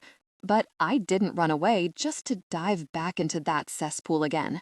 Clean break, that's what I want. Which means I can't tell Jordan that I've seen her fantasy up close and personal, and it doesn't look anything like the advertisements. Guys like the ones from last night want girls in ball gowns who are eternally tipsy on champagne. They aren't interested in working-class girls like us, I say, and it's their loss. We're awesome. I never would have thought of you as a snob, Cora. I'm not a snob. You just judge people based on how much money they have. She smiles and shrugs when I turn to look at her. It's fine. Be a snob if you want. I'll still love you even when I'm rich beyond belief. I throw a damp towel over my shoulder and lean against the corner of the booth. It's not that they have money. It's that none of them know what it's like to work for it. They look down on people who don't have money, and they think they should be in charge of them just because they were born with a perfect credit score and a trust fund. Jordan wrinkles her nose. Sorry, babe, but I've been working for as long as I can remember. If a man with deep pockets wants to take me away from all of this gum scraping, then I'll gladly let him. You want to be dependent on a man? If it means I can finally breathe, then yeah. Jordan winks as she passes, bumping my hip with hers. But until then, I'll sign on for the brunch shift with you and accept compliments from middle schoolers. Just then, Francia swings through the kitchen door with a heavy sigh. We have got to hire more kitchen staff. I'm not getting paid enough for this. Her hair is frizzed out around her face, and her cheeks are red. Just tell Dino you won't help him with the pastries anymore. It's his job, I tell her. She puffs out a breath, blowing her bangs off of her forehead. I know, I will. It's just that when I don't help him, we run out of pastries. And you know who customers yell at when I don't bring them a cinnamon roll? I'll give you a hint. It isn't Dino. In a perfect world, customers wouldn't yell at anyone. But if they have to, I say, mulling over the way Dino swats at waitresses with his dish towel, it should always be Dino. Francia brightens. Speaking of a perfect world, how was last night? Jordan squeals. Girl, you missed out. That place was wall to wall with beefcakes. Ew, I wrinkle my nose. I don't remember seeing any beefcakes. You probably just remember seeing one, she wags her brows. You were very focused on the snack table, I interject. There was a croquembouche. Jordan stares at me blankly. What? A tower of cream puffs with caramel. It's a French dessert. They're like... Boring, Jordan blares. Her hangover is still lingering, so she winces at the sound of her own voice. I didn't eat a thing, hence the drunken stupor when I dragged you out of there. She looks at Francia and rolls her eyes. She's exaggerating. It was so much fun. I met this amazing guy. He's an athlete. And Jordan rambles on. I listen in only so far as I need to make sure she doesn't mention Ivan. Biceps like you wouldn't believe. Jordan is still talking a mile a minute. He picked me up and carried me like I was nothing. I felt like I was on the cover of one of those historical romance novel covers, you know, with the ripped bodices and flowing hair. It was very romantic. Francia turns to me the moment there's a break in the conversation. Who did you talk to, Cora? These things can be kind of snobby. Hopefully everyone was nice. Jordan snorts. Oh, they were more than nice. Cora was busy engaging with people all night. I'll kill her. I swear to God I will. I love her, but I'll kill her. Entertaining who? Francia asks. I smile and wave her away. Jordan was enjoying the free champagne too much to know what was going on. I just wandered around and observed. You had to have talked to someone, she presses. Did anyone ask who invited you? What did you tell them? She seems oddly interested in my evening, but she's probably just wondering what she missed. I only had to tell the security at the gate your name. Otherwise, no one asked. I lie. She frowns, her mouth opening to say something, but the bells above the front door jangle, cutting her off. Oh, Jordan spins around and looks at the clock. Wow, we are open already. I hurry and finish wiping down the last two tables while Francia slides all the chairs onto the floor. Come on in, boys, Jordan calls to our customers. We just opened, so give us a second to get ourselves sorted. She plucks the rag out of my hand and slaps a stack of menus against my chest. I need some more concealer and a vat of coffee before I can serve that table. I'm not sure what she means until I turn around. Brawny doesn't begin to cover it. The men at the table are huge in every direction. Thick necks, even thicker biceps. 3 of them are decked out in all black like they're stopping for a bite to eat before they continue on to their day jobs as top-secret ninjas. Except one man with his back to me. He's narrower than the others, leaner in a way that I've always found more appealing. I can't determine much from the back of his head, though. The pull of attraction brings with it a thread of guilt, as if I owe the man I spent last night with at least 24 hours of emotional monogamy. It's ridiculous, of course. I can guarantee Ivan Pushkin isn't thinking about me right now, so I can be attracted to the back of whoever's head I very well please. With that, I plaster on my best people-facing smile and slide menus across the tacky surface of their just-washed table. Welcome to Quintanos. We're serving brunch right now, so you lucky gentlemen get our full breakfast and lunch menu. Let me know what you're in the mood for, and I can point you to the right page in the... I'm halfway through my spiel before I even look up at the men. My mouth falls open in what has to be a very unattractive gape. but I can't summon the energy to close it. All of my energy is directed at remaining standing, at not turning and fleeing into the kitchen, at not throwing myself directly into Dino's fresh vat of frying oil. Because a set of molten amber eyes I never thought I'd see again are blinking up at me. There's not a single drop of surprise in the rest of his granite expression.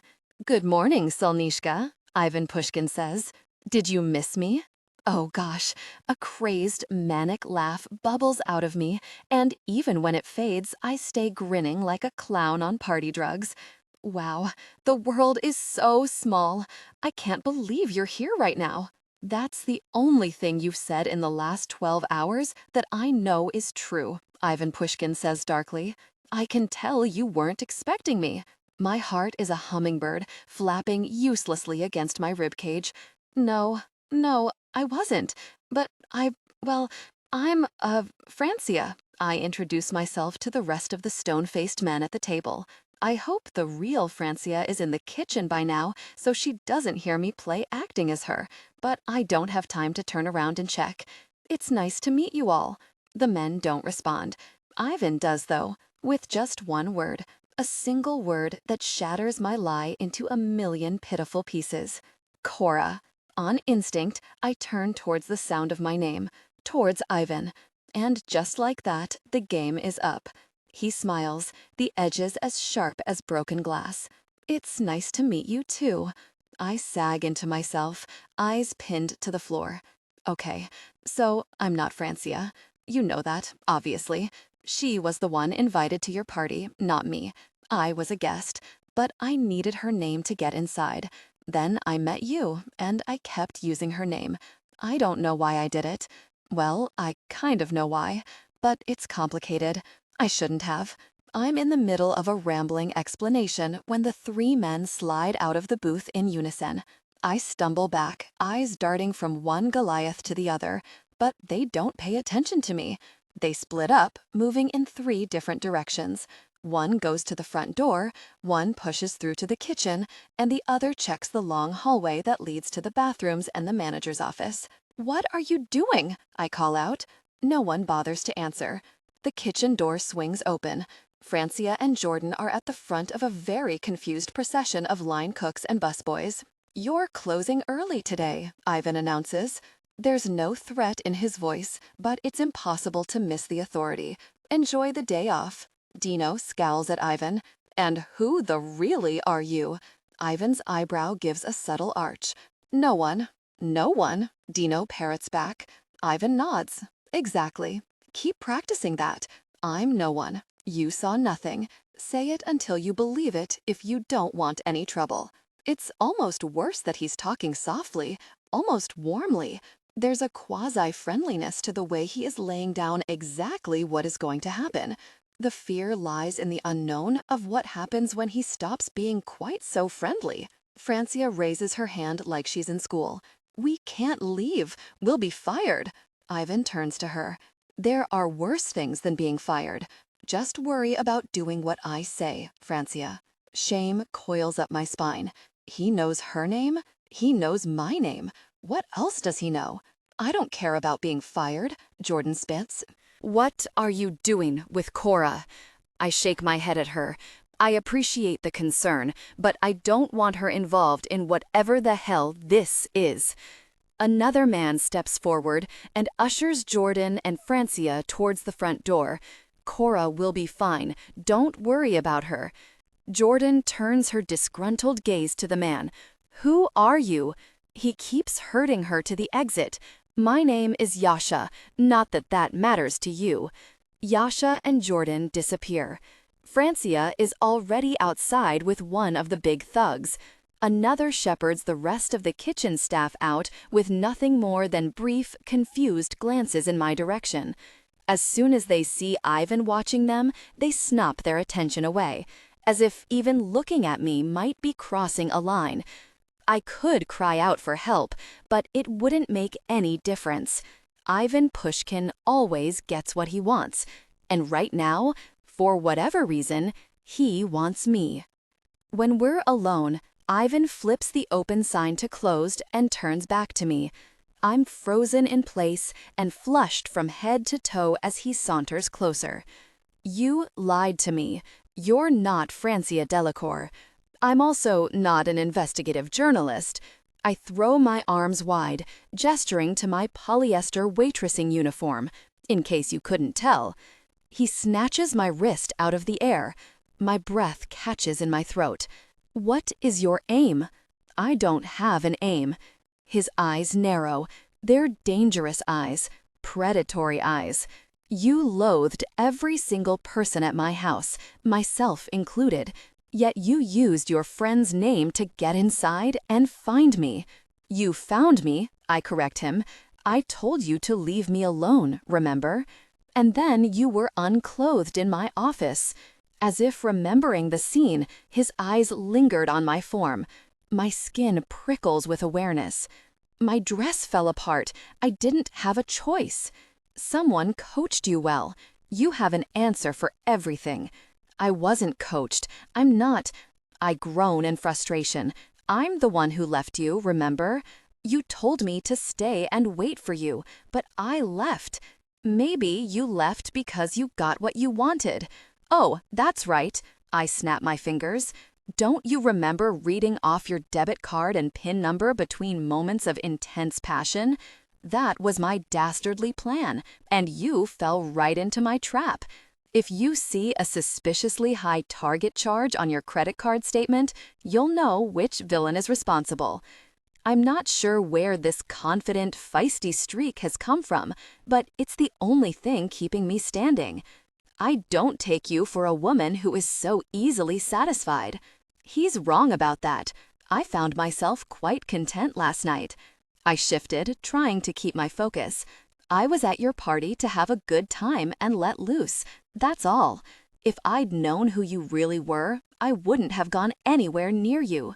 You knew who I was when we were intimate, he growls. The scales were unbalanced, it seems. You knew who I was, but I didn't know who you were. And now you're the one breaking into my place of work to threaten me? If I had to make a bet on which one of us has suspect motivations, I wouldn't put money on me. All at once, he draws back. The storm cloud on his brow clears to a faint overcast. I'm not threatening you. What do you call this? I scoff. Through the front window, I can see Jordan's ponytail swishing back and forth as she sways from one foot to the other. I hope she's okay. I hope they're all okay. Ivan shifts in front of me, blocking my view of the window and forcing my eyes back to him. I call this a fact-finding mission. I'm here to find out who you really are and what you really want. Well, when you ask so nicely, his growl is a deep rumble of thunder in his chest. I'm not going to hurt you, unless I have to. The choice is yours. I stare at his chest to avoid being sucked into the sexy vortex of his eyes. It's up to me whether you hurt me or not? Okay, great. Then count me as a loud and proud member of Team Don't Hurt Cora. Ivan could crush me underfoot if he wanted. He could make me disappear with the snap of his fingers. But I refuse to back down. I refuse to shrink away the way I know he expects me to. I can feel him staring holes into me. After steeling myself, I finally look into his eyes. But I'm still not ready. Instantly, I'm taken back to the inky shadows of his party with every reason to leave, but I can't force myself to move, because I'm tangled up in him in a way I don't know how to undo. Does he feel this too? In answer, his gaze drops to my chest. Then his eyes widen, shock etching into the lines of his face. I'm about to make a joke about how my polyester-clad cleavage has never made anyone look so haunted before. But before I can, without an ounce of warning, Ivan Pushkin drops his shoulders and tackles me to the floor. For a woman who thinks I'm here to hurt her, Cora is being awfully mouthy. At this point, in most of my business dealings, people are pleading. There are bowed heads, clasped hands, and bent knees involved. Tears aplenty. Maybe some unintentional pants wetting on a particularly pathetic day. but Cora lifts her chin and plants all 130 pounds of herself firmly in front of me. It's up to me whether you hurt me or not? Okay, great. Then count me as a loud and proud member of Team Don't Hurt Cora. I'm about to tell her I'd rather be on Team Make Cora Respond again. Then I see a light, a red sniper's dot in the center of her chest. I act before I even realize what I'm doing. I dip my shoulder, charge forward, and wrap an arm around her waist. My other hand cradles instinctively around the back of her head. She starts to scream, but the air whooshes out of her as we hit the ground. I take the worst of the fall. My knuckles bite into the hard tile floor and split open. "What in the hell are you doing?" she shrieks. "Get off of me! Let me up!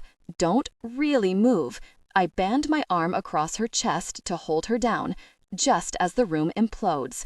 Large window panes advertising dulce de leche crepes, Southwest egg scrambles, and enchiladas as big as your head shatter in their frames and then explode inward. Glass shards and dust rain over us. I throw myself over Cora, shielding her from the eruption, even as my back is pelted with glass shrapnel and pain skitters across my skin.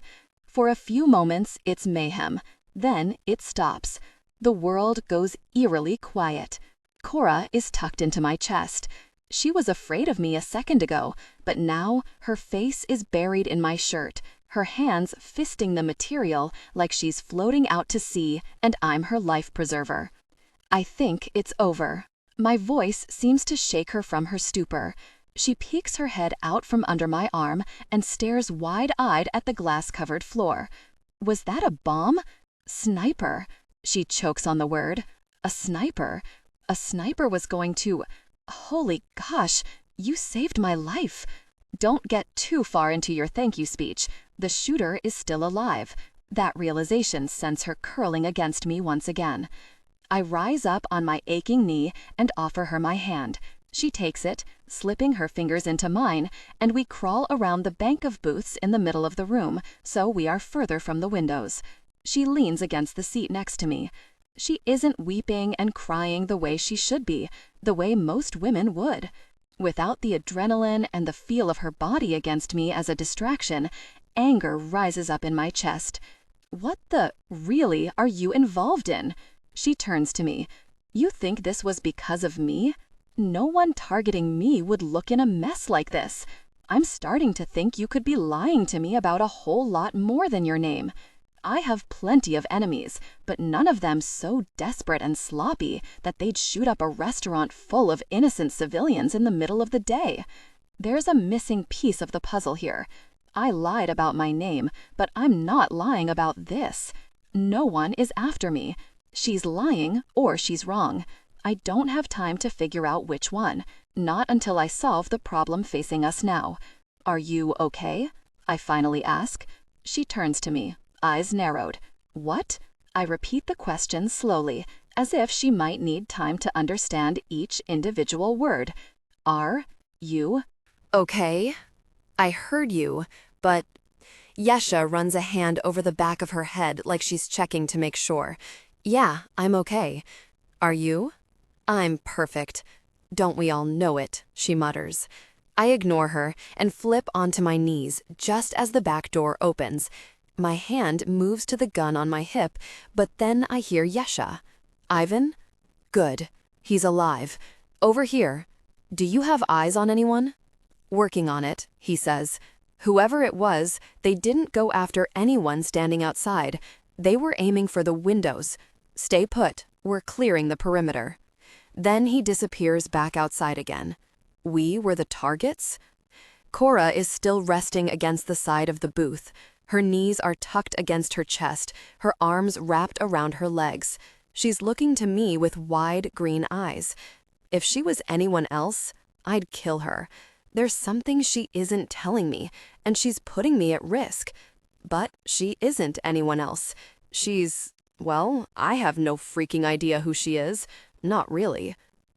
I rest my elbow on my knee and look into her eyes, leveling with her.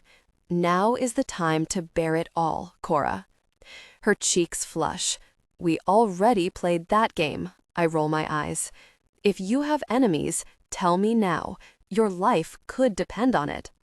I don't have any enemies, she retorts, unless you count yourself. Good point. I haven't decided what I am to her yet. Ivan. Yasha crashes through the back door 15 minutes later with a thrashing man in his arms.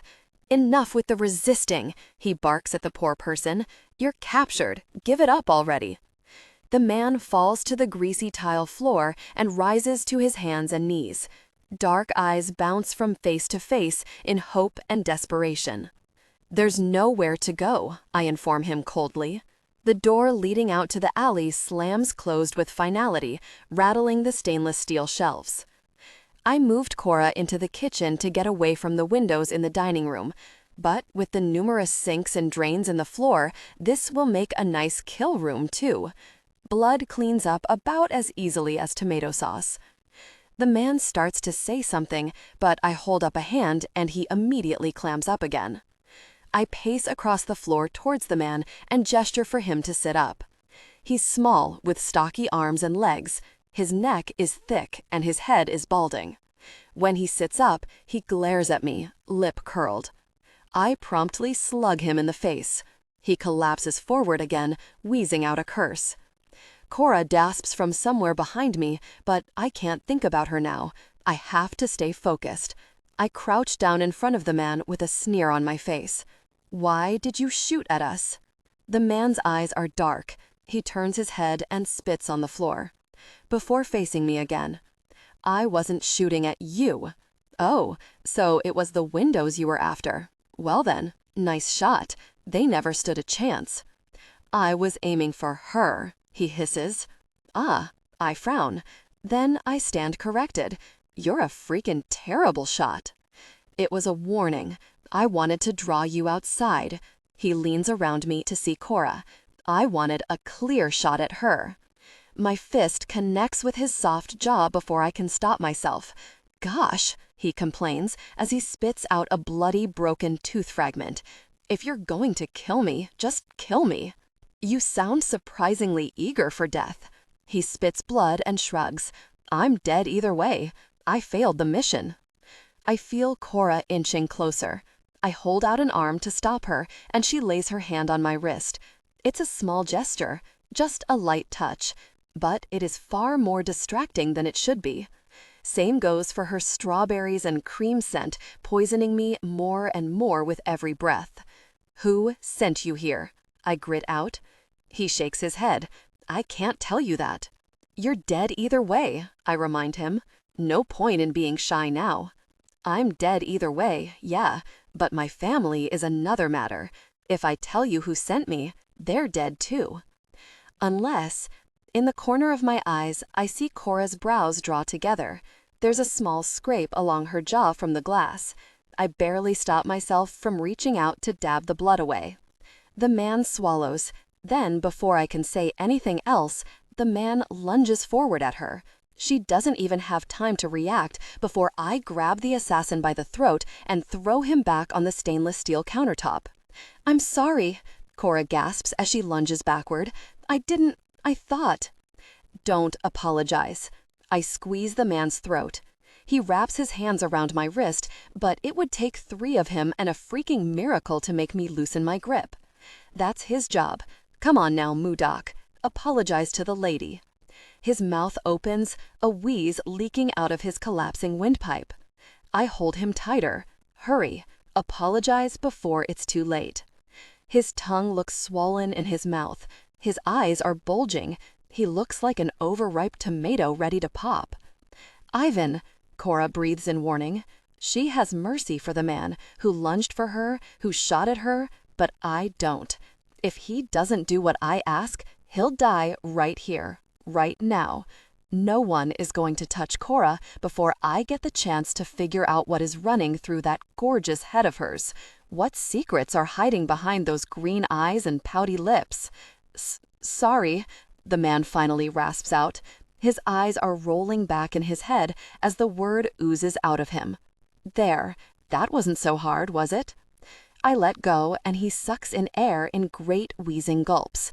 Now, tell me why you shot at her." He hacks up a phlegmy cough. If he was going to live to see tomorrow, he'd be sore. As it is, that won't be a problem. "Target practice." I growl in frustration, my hand itching towards his neck again. "Don't freaking play with me, Modoc. You know what I want to know." He presses a hand protectively to his neck and nods. "I was sent here to make sure she died, so you two couldn't get married." Gosh, Cora is indeed involved, but it's not because of anything she did. It's because of me. "Married?" Cora spits. "We aren't. Why would anyone think we were? Who sent you here?" I lean forward, looking into the man's bloodshot eyes. "Answer her question." He clenches his jaw. "I can't. My family. They'll all die. Every one of them. I can't." I hold up a hand to silence him.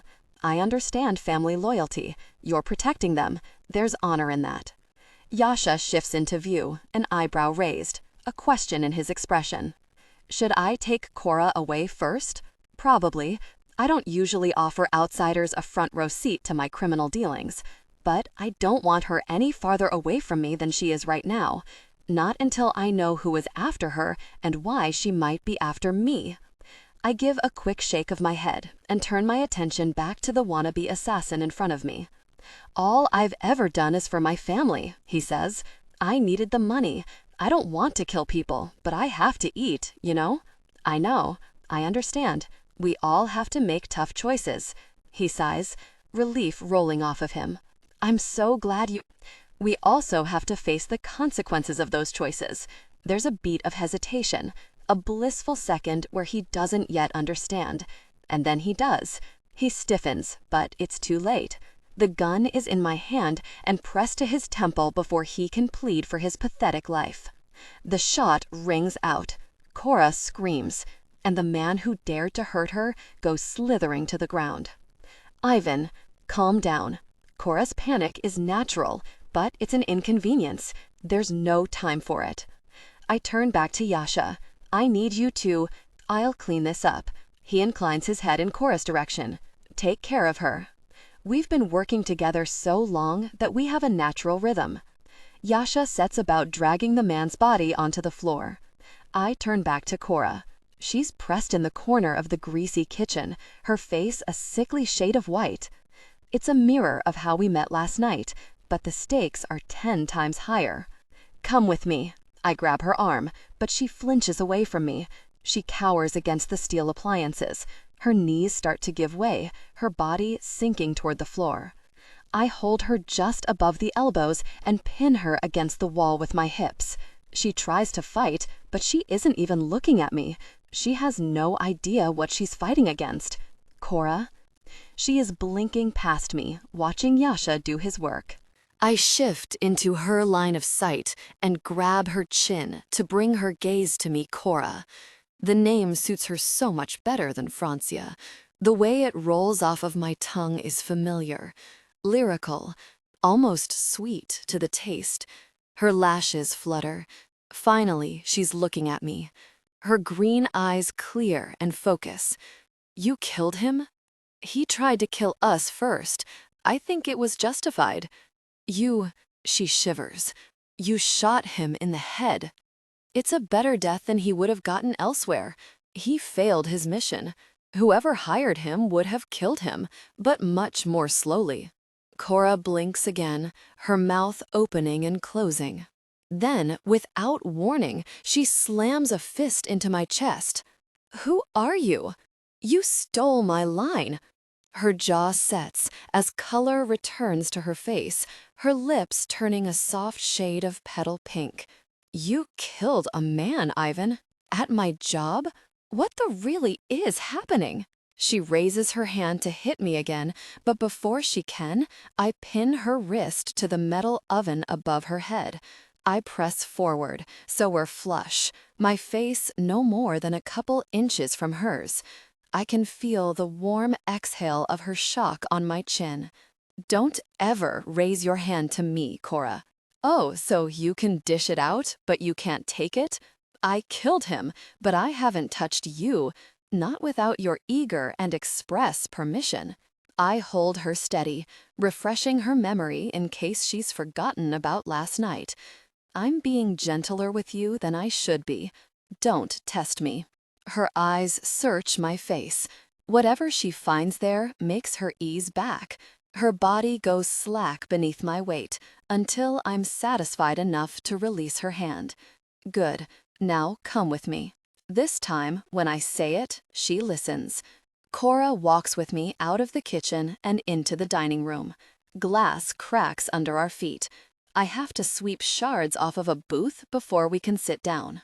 Cora sinks into the flaking maroon vinyl and drops her face into her hands.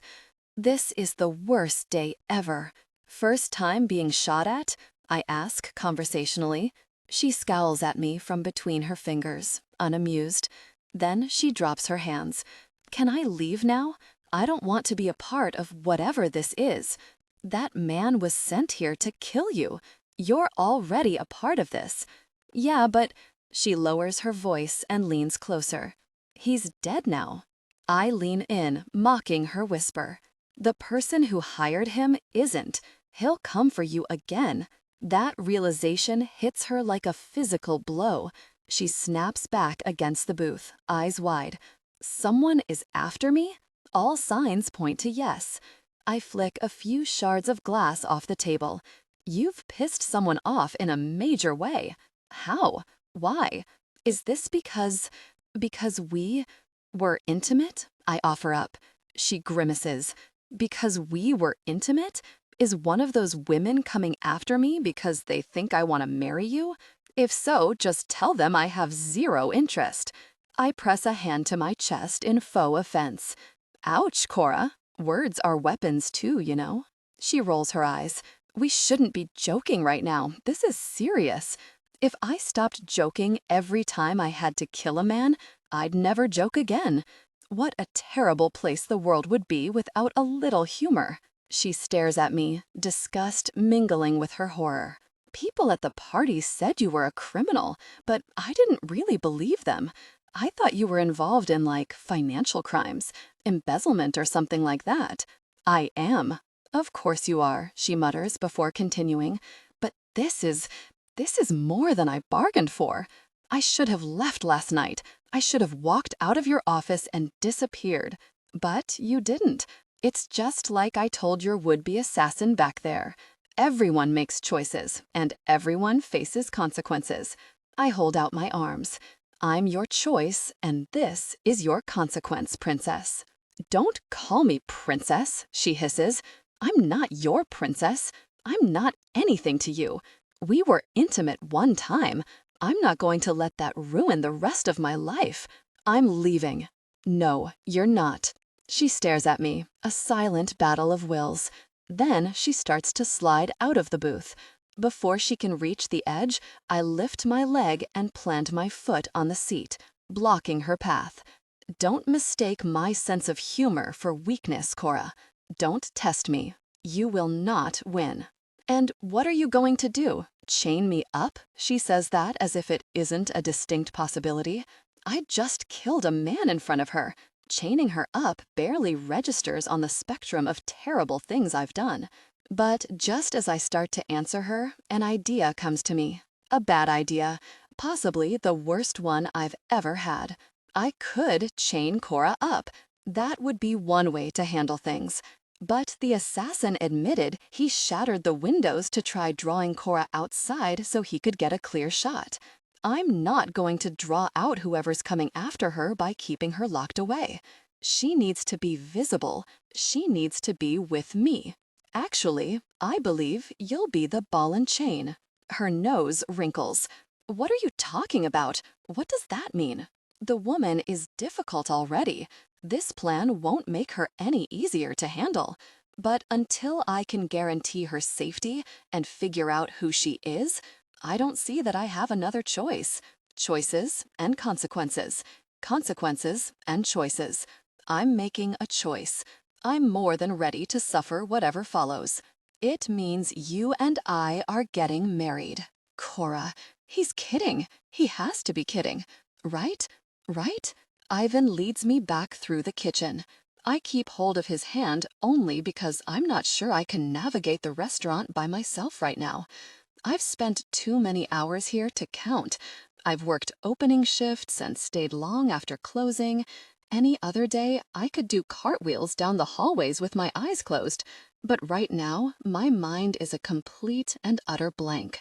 As we walk into the kitchen, I look to the counter where Ivan killed the man. 5 minutes ago, it was a stomach-turning bloodbath. Now, though, it's spotless. No blood, no body. Your guy does quick work, I say softly. Ivan looks towards the counter and shrugs. He's had practice. Goosebumps sprout across my shoulders and down each arm. Who is this man? He saved my life and then turned around and took another 10 minutes later? I've always known people aren't black and white. My mom was a perfect example of that. There are no angels and demons, no clear delineations between the good and the bad in the world. But Ivan Pushkin lives in the gray space like no one I've ever known. I can't make sense of him. We're getting married. I say it more for myself than anyone else. I'm not anywhere close to actually processing or accepting it. I'm mostly just checking to make sure that I do, in fact, understand what that series of words means, just as a general concept. As for what it means for me in particular, that will take lots of time yet, and maybe a therapist to unpack. Ivan only nods in answer, holding open the back door into the alley. I step through it and into the cool shade between the buildings. The cement is damp the way it always is. Condensation trickling from the air conditioners and pooling on the ground. There's the sickly sweet scent of food rot emanating from the dumpsters at the mouth of the alley. It's all so normal, so mundane. I could almost believe everything that just happened was some kind of twisted nightmare. Then Ivan steps in front of the daylight coming from between the buildings. He's all too real. I need my stuff, I blurt. Yasha will grab whatever belongs to you inside and bring it to my house later. Not that stuff. My stuff from home. Like normal stuff, I snap. Human stuff. Clothes and my phone charger. I need a toothbrush. I can replace all of that, he says dismissively. The walls seem to close in tighter. I feel my freedom shrinking, evaporating like it was nothing, like it was never there to begin with. I don't want to replace it, I grit out. I want my stuff. I'm going to my apartment. Ivan checks something on his phone and shakes his head like he's bored. No, you're not. You can't stop me. He blows out a breath. I just made it clear that I can do whatever I want. And you want to hold me against my will? I challenge. You want to kidnap me and force me to marry you? I don't really think there's any hope that I'll appeal to some deep reservoir of morality inside of him. But then he stiffens. He pockets his phone and turns to me with rigid, careful movements. I want to keep you alive. I want to keep you breathing. He stalks closer to me. You don't have a single, really clue how much danger you're in. A sniper just tried to shoot you in the chest, and you want to parade back into your apartment for a very toothbrush? It sounds ridiculous when he says it like that. This isn't about a toothbrush. It's about my freedom. Take that up with whoever has a hit out on you. Feels like semantics, I mutter. He stands tall, looking down his nose at me. You have no concept of the danger you're in or the saving grace I'm offering you. You're offering me a gilded cage, I say, but I'm supposed to be okay with it because you're going to buy me whichever toothbrush my heart desires? A gilded cage is a lot better than a coffin, wouldn't you say? That's where you'll be if you go back to your apartment. It isn't safe. I shake my head. My apartment is safe. It's in a nice neighborhood. I'm on the 5th floor, Ivan finishes. You have a balcony overlooking a flower stand, and you live across from an elderly couple with 2 cats. Angela and Jeff open a new bottle of wine every Friday night and bring me a glass. When I make brownies, I take them a pan. They're Joff's favorites. But I've never told anyone about them.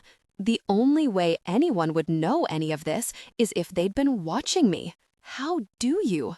It was easy for me to find you, Cora. Your neighbors were willing to tell me anything I asked. If that sniper knew where you worked, he sure as really knows where you lived. Ivan reaches out and taps the center of my forehead where the killer's bullet might have gone. Think it through. You'll see that I'm right. The fight in me vanishes all at once. I thought I was safe, but Ivan knows everything about my life, and we only met 12 hours ago. Who else knows? He is still standing in front of me when the door swings open. It's the man who escorted Jordan outside and cleaned up the body. Yasha, I think he said. The inside is clean, and the manager scrubbed the tapes. I got the backups too, and everyone else is clear on the story, he explains. When the cops come asking, they'll say the robbers were wearing masks, no discernible features, nothing noteworthy to share as a description. Same ol', same ol'. How many times have they done this before that it has become a routine? They have a built-in story that they feed to witnesses. Tell the kitchen staff to wait half an hour before they call the police, Ivan orders. That will give me time to get Cora out of here and somewhere safe. There's no way to know how many hitmen have been sent to me. My friends! Guilt hits me hard. I'm a terrible person. How has it taken me this long to think about my friends? They're fine, Yasha dismisses. All the shots went through the windows. I got them to safety while the shooting was still going on. I spin to Ivan. They have to come with me. You said it isn't safe here, right? Let me take care of this. Sure, 'cause you've done a really fantastic job taking care of things so far. You show up and within minutes, my work is in literal tatters. I don't even know if I'll have a job after this.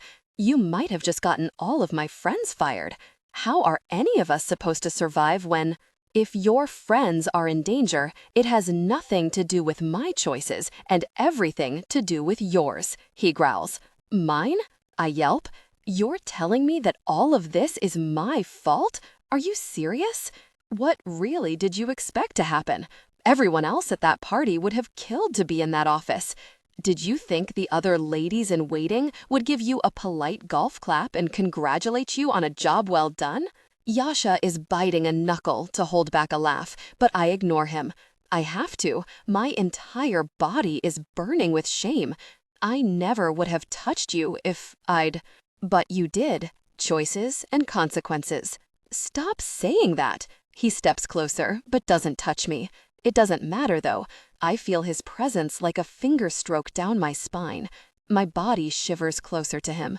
Parts of me remember what it felt like to be this near, to smell him, feel him, taste him. Don't pretend you would have walked away from me if you'd known who I was. You did know, he chides. You knew who I was, and you still decided a moment of intense pleasure with me was worth whatever trouble might come? He's right. I knew who he was when he touched me, when I asked him to make me scream. Ivan takes my silence for agreement. Good. So we're agreed. You'll play my wife, and I'll take down whoever is after you. I haven't agreed to anything, he grimaces. On second thought, maybe I should get an actual chain. I appreciate your help, but this is my life on the line. I don't even know you, either of you. I rub my throbbing temples. I'm not going to marry someone I don't love. I ran from that fate once before, and I'll do it again if you make me. The words tumble out of me before I can stop them. Ivan leans back and looks me over. I should learn to keep my mouth shut. Ivan knows too much about me already. I don't need to hand him more ammo. Unlike whoever you ran from before, I have the power to drag you back, he says, after a long, strained silence.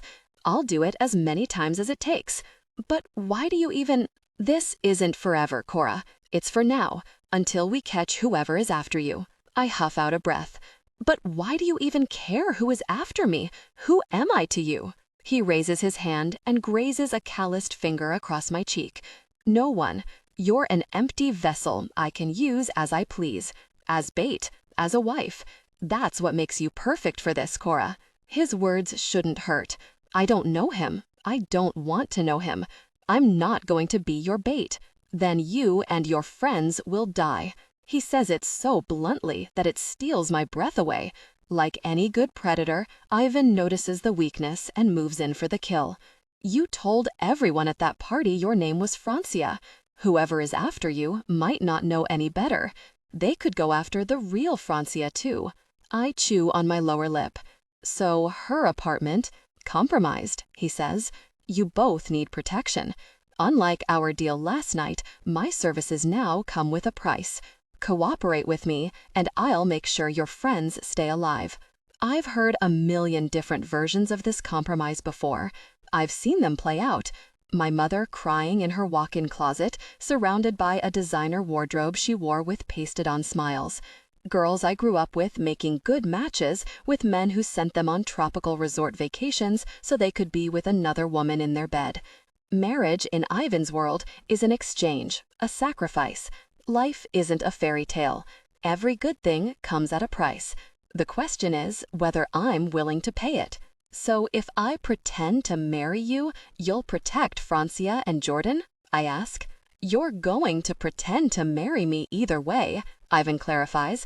But if you cooperate and make it easier for me, then yes, I'll help your friends. It's almost as if I don't have a choice at all, so I might as well make the best of it.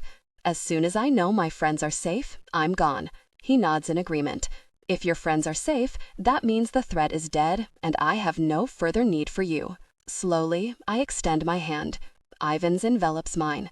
Warmths and too many memories flood through me. Memories of his hot breath on my neck, his touch on my body. As soon as we shake, I jerk my hand back. He watches me wipe my palm on my pants and smirks. This should be fun. Ivan. The drive from the restaurant to my house takes over an hour. I stay quiet because I said all I needed to say in the alley behind the restaurant. Cora has to come with me either way, but I'd rather her come willingly, which she did, though happily is apparently not on the table.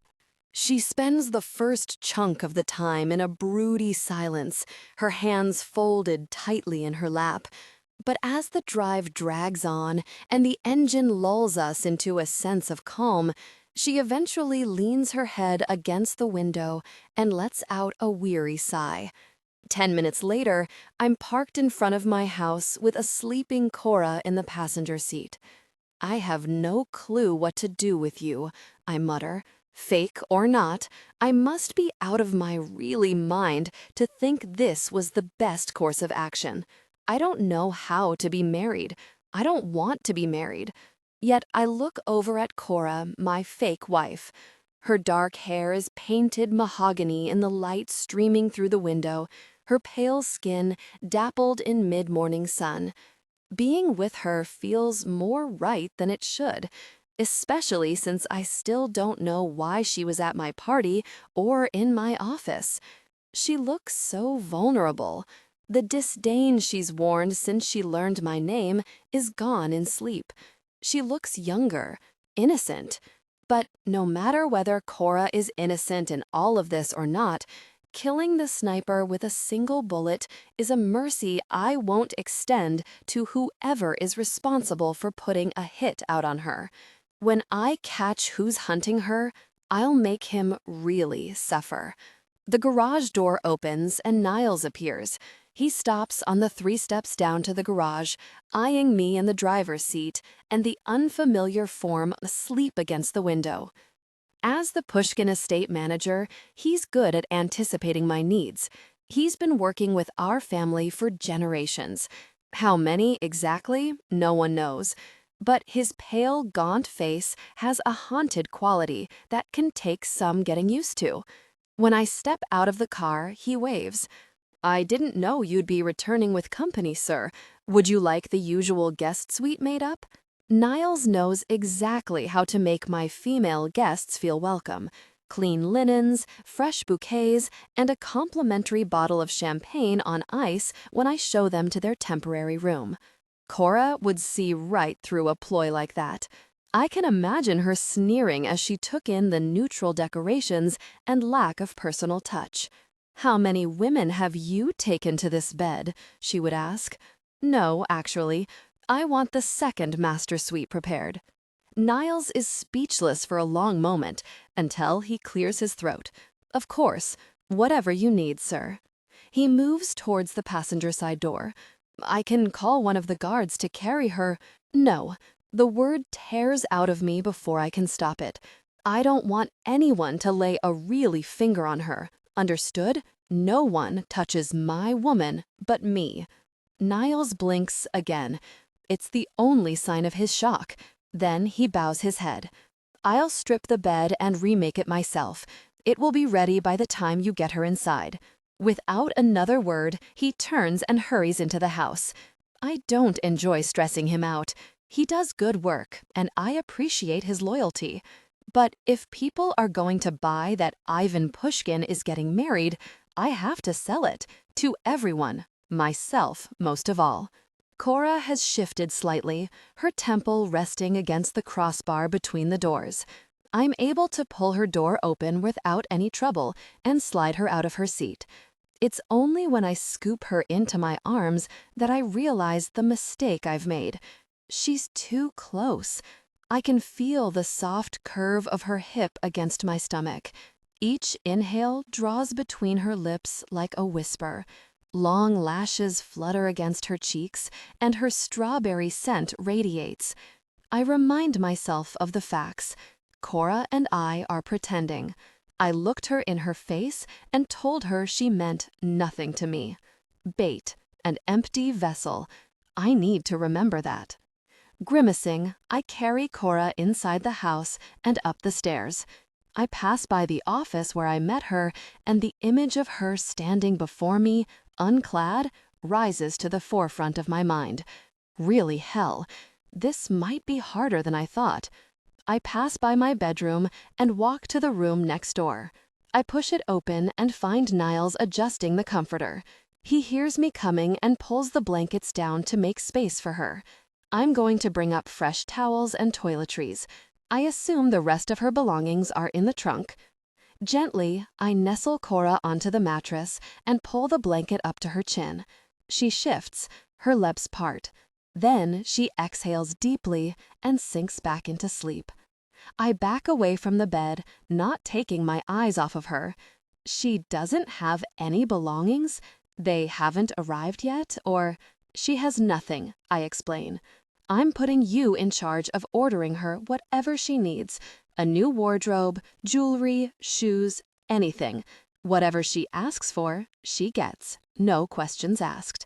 Of course, Niles says, but his eyes are burning with excitement. The man has been trying to dress me since I was a teenager. It's Christmas, really, mourning for him. In Niles' hands, no one will question whether Cora belongs here or not. She'll look made for the role. She'll look made for me.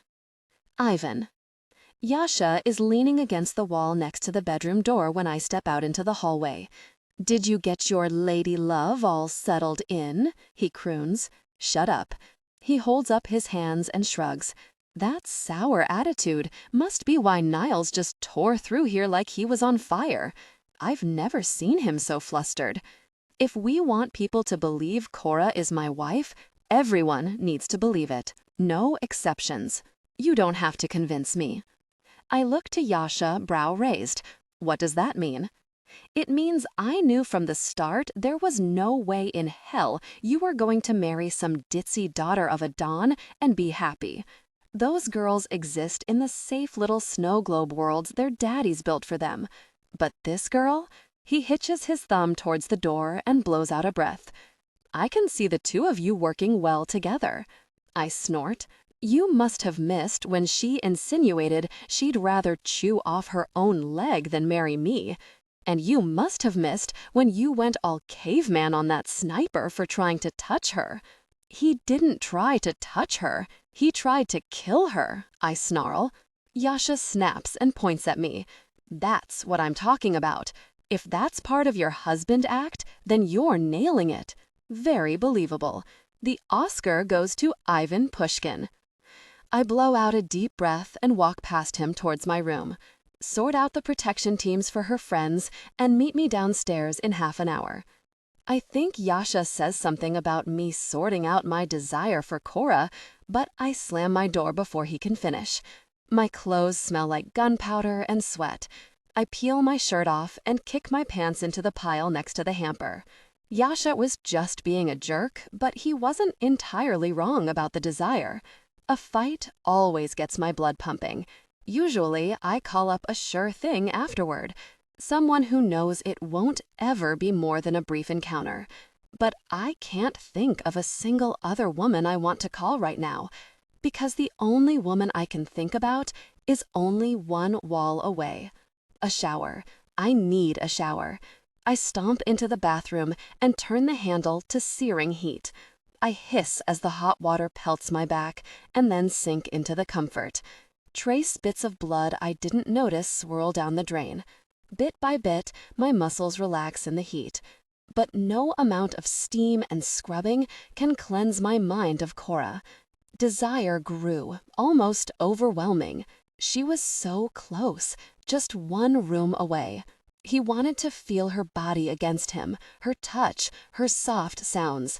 He sought intimate release, the tension overwhelming. He reached his peak, recalling the intensity of their previous night. He sagged against the cold shower wall. But even when he was done, he didn't feel relieved. The tension is still right where I left it. So is the need. Gosh, this woman might be a bigger problem than I thought. Ivan. Did a cold shower help? Yasha asks. He's sitting in my office with his feet kicked up on the coffee table, a mischievous grin on his face that makes me think he knows exactly what I was doing upstairs. It would be great if you could actually pretend to be professional for once in your dreadful life. Do you mean actually pretend, or do you mean the way you're pretending to marry Cora? 'Cause I think I can manage the first one. I look to Yasha, brow raised. What does that mean? It means I knew from the start there was no way in hell you were going to marry some ditzy daughter of a Don and be happy. Those girls exist in the safe little snow globe worlds their daddies build for them. But this girl, he hitches his thumb towards the door and blows out a breath. I can see the two of you working well together. I snort. You must have missed when she insinuated she'd rather chew off her own leg than marry me. And you must have missed when you went all caveman on that sniper for trying to touch her. He didn't try to touch her. He tried to kill her, I snarl. Yasha snaps and points at me. That's what I'm talking about. If that's part of your husband act, then you're nailing it. Very believable. The Oscar goes to Ivan Pushkin. I blow out a deep breath and walk past him towards my room. Sort out the protection teams for her friends and meet me downstairs in half an hour. I think Yasha says something about me sorting out my He places his feet flat on the floor and sits tall with a faux serious scowl on his face. How is this? Yes, sir, Mr. Pushkin, sir. Right away, sir. Very good, sir. Pip pip cheerio, tally-ho, sir. I learned years ago that it is better to ignore Yasha when he's in a mood like this, mostly because it's usually a good sign. If things are going to plan, Yasha is a goofy jerk. When trouble starts, he turns brim. I glare at him until he holds up his hands and slouches back into his seat. Fine, I'm here, I'm professional, I'm ready to talk business. Then talk, I deadpan. He sighs. Francia is under guard. I moved her out of her apartment since Cora was using her name last night at the party, and her place might become a target. Did you ask her about that, by the way? Ask who about what? Cora, he says, about why she was using a fake name with you. Was she trying to keep a low profile? Or business, I remind him. Chastised, he ducks his head and carries on. Francia is in the apartment complex in the valley. If the risk on her increases, she can be moved to a more low-key safe house. But for now, the apartment is fine. I don't need anyone knowing about our safe houses unnecessarily. Dear old dad wouldn't appreciate me divulging family secrets. Speaking of, Yasha lowers his voice and leans in. What are we telling Don Pushkin about all of this?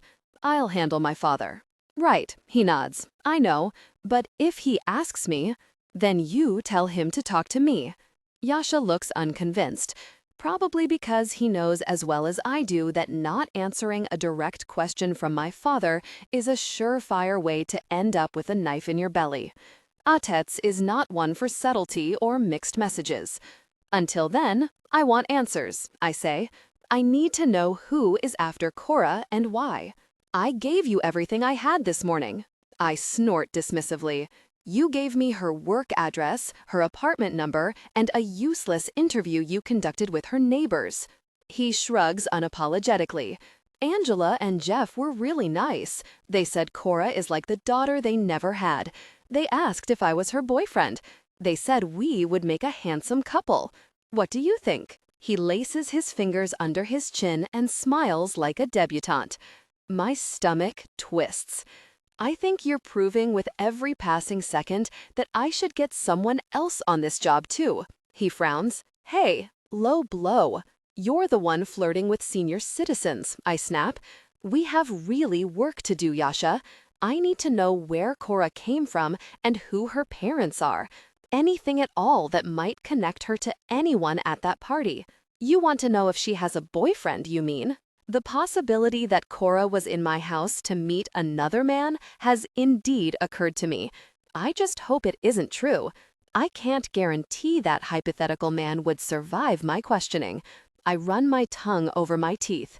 I want to know who is in my house, if she's some kind of spy or a plant or taken or in an it's complicated relationship, Yasha adds on, not missing a beat. My hold on my composure snaps. This isn't a really game, Yasha. Someone thinks this woman is my fiancé and they are trying to kill her. That is an attack on the Pushkin family. It can't stand. I know. Yasha dips his head like a pouting puppy. I am taking it seriously. Then stop cracking jokes and make sure Cora's security detail is airtight. He sits up with a frown. But she's staying in the mansion. So she's in one of the most secure locations on the entire West Coast. Nothing can touch her inside these walls. Then it should be easy to find trustworthy men willing to take on the job, I say. They'll be patrolling her 24 hours a day, 7 days per week, until whoever is after her is caught. If she so much as sniffles, I want to know about it. Yasha stares at me for a few seconds, his eyebrows raised in surprise. Then he wheezes out a laugh and shakes his head. It might be easier to just put a dog collar on her and leash her up. Keep her close to you so you can make sure she's being a good girl. I don't need a collar for any of that, I tell him. That's what the wedding ring is for. Cora! I jolt awake. My chest is heaving and my eyes can't seem to settle. I look for something, anything, to ground me, to remind myself that this has all been a dream. The party, Ivan, the shooting, all of it. But I don't see my bright yellow alarm clock with the googly eye stickers over the buttons. I don't see the stack of CDs I've thrifted over the years, even though I don't have a working CD player. I don't see the framed photo of me and Mom from when I was 7, the only one I have without my stepfather in it. Instead, I see a 4-poster bed with cream-colored silk curtains tied around each post. There's a long wooden dresser topped with an ivory vase filled with blood-red roses. The frames on the walls are gilded and the carpet is plush. The last thing I remember is climbing into Ivan's car. I closed my eyes at one point. I must have fallen asleep. Now I'm here. What happened in between? There's a large window on the wall to my left. The curtains are drawn, but a sliver of daylight peeks through a crack. It's not much, but at least I know it isn't nighttime. That's something. Hello? My tired voice is barely more than a whisper. I clear my throat and try again. Hello? There's a door a few feet to my right. It's open, but I don't hear anything beyond. Slowly, I slide out from under the impossibly silky sheets and walk to the door. A massive bathroom stretches out in front of me. There's a single sink set in a long vanity. The mirror is framed in gold, so is the glass shower door. The tiles are iridescent, a pearly white that changes colors as I move from side to side. A fresh stack of towels sits on the counter. Suddenly, I feel filthy. My hair smells like gunpowder, and I have the metallic tang of blood in my mouth. Without a second thought, I strip out of my clothes and start the shower. Steam swirls in the air, warming the bathroom to a toasty temperature my drafty apartment bathroom has never been capable of. Money can't buy happiness, but it can buy a really incredible shower. It can also buy soap and hair products that smell like manna from heaven. I scrub and rinse off, and once my skin is clean and pink, I kill the flow and dry off with a fluffy white towel. The fairy tale shatters when I realize I have to step back into my work uniform. No fairy godmother to magic me into a clean pair of sweats. I pull my underwear free of my pants and wince. I vaguely remember dreaming while I slept. Ivan's presence in dark corners, his voice in my ear, a powerful sensation building, and what the really is wrong with me? I mutter. I toss my underwear into a small trash can to hide the evidence and grimace as I pull on the polyester uniform over my bare skin. Once I figure out where the hell I am, my first order of business will be a change of clothes. It takes a few minutes for me to work up the courage to leave my room. When I finally crack the door open, I recognize the hallway immediately. The maroon carpet runner and the beige walls with warm wood trim. This is where Ivan hosted his party last night. It makes sense that he actually lives here, I suppose. I just can't imagine it. Throwing lavish parties here? Sure. Padding around in holy flannel pajamas and watching Hallmark movies? Not exactly. Though I doubt Ivan even has holy flannel pajamas. Picturing him in pajamas at all is a stretch. He is probably one of those hyper-masculine guys who sleeps in the nude. The thought sends heat burning to my face, and I quickly redirect my thought. What a horrendously gaudy wall sconce! Only a real jerk would pick that out. I'm still staring at the sconce, trying to think of anything except Ivan's bare, muscled body, when I feel a presence behind me. I spin around, arms held in some confused form of a fighting stance. Yasha just arches a brow, his mouth pinched in an amused smile. Hello to you, too. I lower my fists. You shouldn't sneak up on people. I didn't think I was.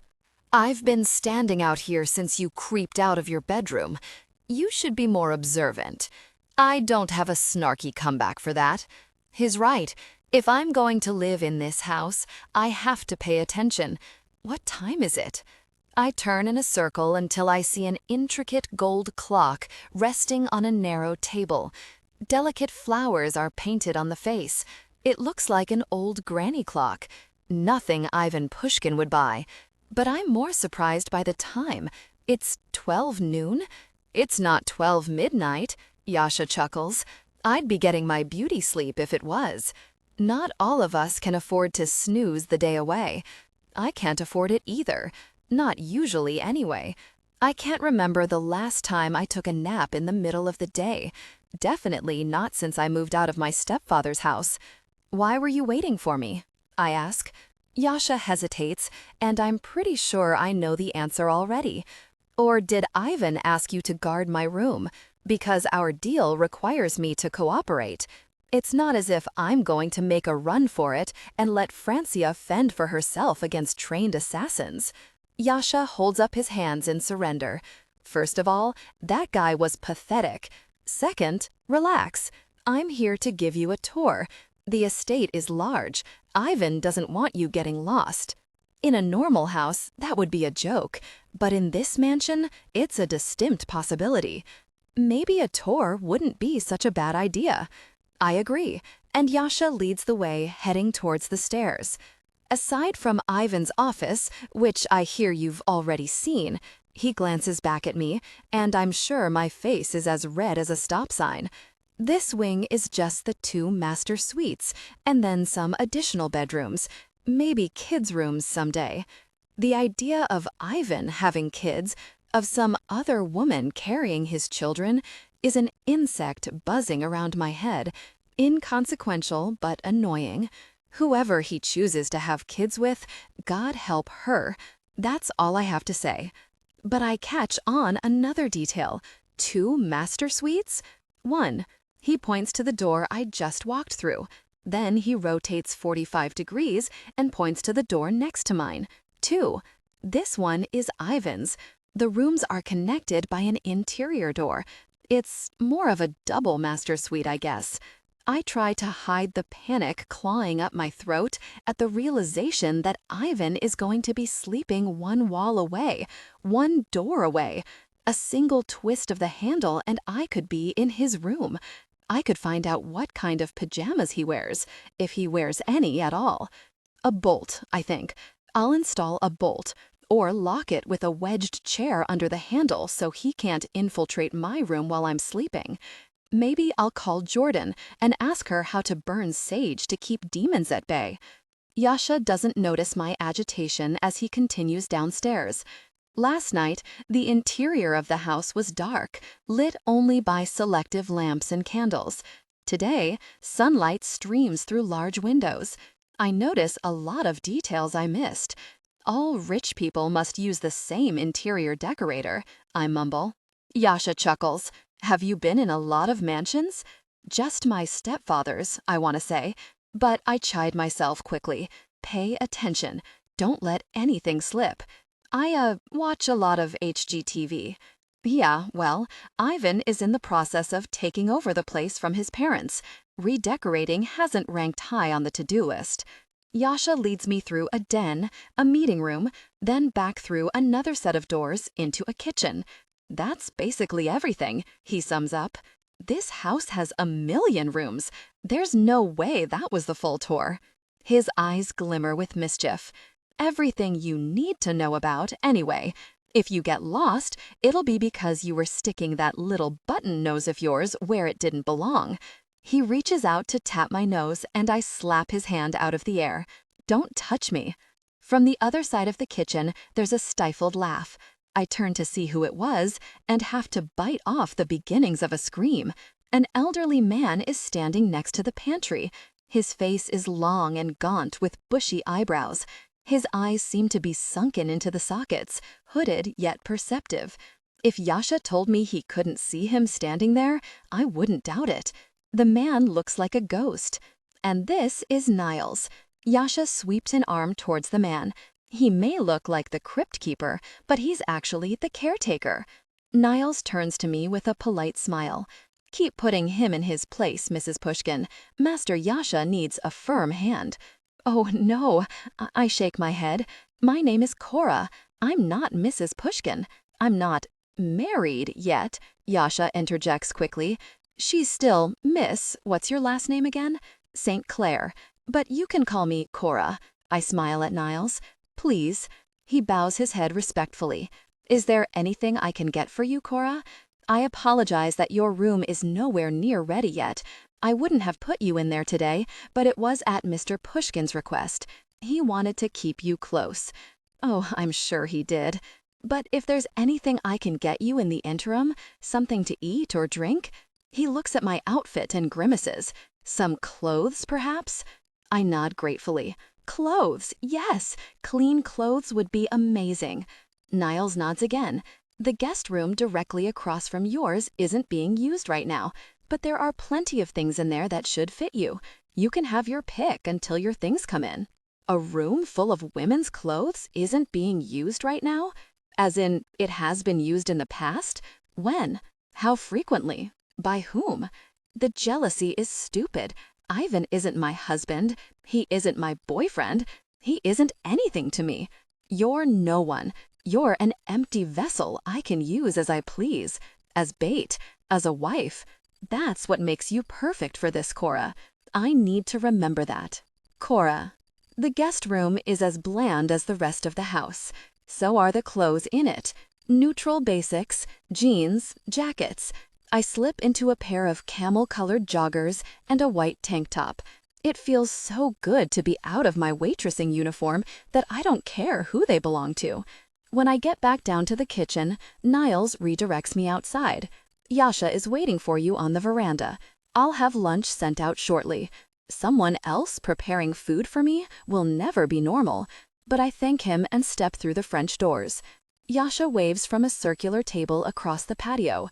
Flower boxes brimming with marigolds and periwinkle outline the edge of the patio behind him. A soft breeze blows across the lawn, lifting my hair. It's such a picture-perfect setting that it's almost impossible to think I was being shot at only this morning. The thought fractures the moment. Cracks of panic bleed through the lovely scene. I look up at the blue sky above, white wispy clouds burning away in the sun, and all I see is danger. Could someone attack us from above? What about the hills surrounding the compound? Are there any snipers up there? What if— "You're safe here," Yasha calls. I turn back to the table and he's watching me. His feet are kicked up on the chair next to him, crossed at the ankle. We're exposed. He shakes his head. No one comes within 3 miles of the fence without someone on staff knowing about it. They won't get close enough to take a shot. You're safe. I thought I was safe at the diner. I pad over and drop down into the chair opposite him. That was in public. Yeah, well, a sniper can blend in better in public. They can disappear into the crowd. Out here? He shakes his head. They don't stand a chance. Plus, no one with even half a brain would try to break onto the Pushkin estate. It's a death sentence. And Francia has this same kind of protection? She's covered. Don't worry. I wrinkle my nose. I'm always going to worry when my friends' lives are at risk. Speaking of friends, Yasha drops his feet to the ground and folds his hands on the table. Is there anyone you need to alert about your whereabouts? I'm used to Yasha being kind of a smart jerk, but he's being serious now. This is what he's like in his official role as, whatever it is he does for Ivan. I'm embarrassed by the lack of names coming to mind. Jordan and Francia already know. Maybe I could tell my neighbors? I left a note for Angela and Jeff. I arch a brow, and Yasha shrugs. They're nice people. They seem to care about you. They might be the only ones, I mutter. Yasha turns to the side and plucks a marigold out of the planter. He twirls it around his finger, stripping the leaves from the stem one gentle tug at a time. Do you have any family? None that would care if I went missing. You'd think I'd get used to my family's dismissal of me, that, at some point, the ache of their indifference would stop hurting, but the wound reopens again and again, as fresh as the day I first left. Are you an only child? He asks. How did you know? He smiles knowingly. I recognize my own kind. Talking about myself is one of my least favorite pastimes, so I jump at the opportunity to shift the focus to Yasha. What about your parents? He moves from the marigold stem to the petals. He plucks them one by one, making a pile on the table in front of him as he talks. Addicts. They had other priorities, getting high, mostly. It must have been hard growing up around that. It was. That's why I left when I was 13. I gawk at him. 13? Like 10 plus 3? That 13? Is there another kind? I just can't believe it, I breathe. I was on the streets at 13, but I was with my mom. That was scary enough. I can't imagine doing it alone. Where did you go? Wherever I wanted. I started out as a thief. My thoughts must be written on my face because Yasha waves me off. Don't judge me. Growing boys get hungry, and I needed to eat. Stealing was easier than anything else. My parents were hopeless, and shelters always tried to call the police and have me put in foster care. It was easier to be alone. I got good at it. You got good at being alone? He gives me a sad smile. No, I never got good at that. But I was great at picking locks, taking only what I could carry, and then finding the right buyer. By the time I was 17, I was getting hired by grown men for high-level jobs. Serious gosh. That's how I met Ivan. Ivan hired you? No, Yasha grins. Ivan was my target. Oh, I remember the way Ivan dealt with the assassin this morning. He claimed that was merciful. What would no mercy look like? I know better than to cross him now, Yasha chuckles.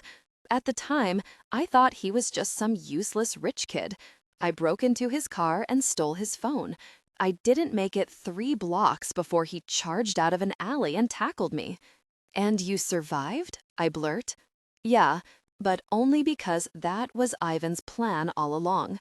He's the one who hired me. I frown. That's what I said, and you said, there's an art form to storytelling, Cora. It wouldn't be interesting if you guessed right away. I was building suspense.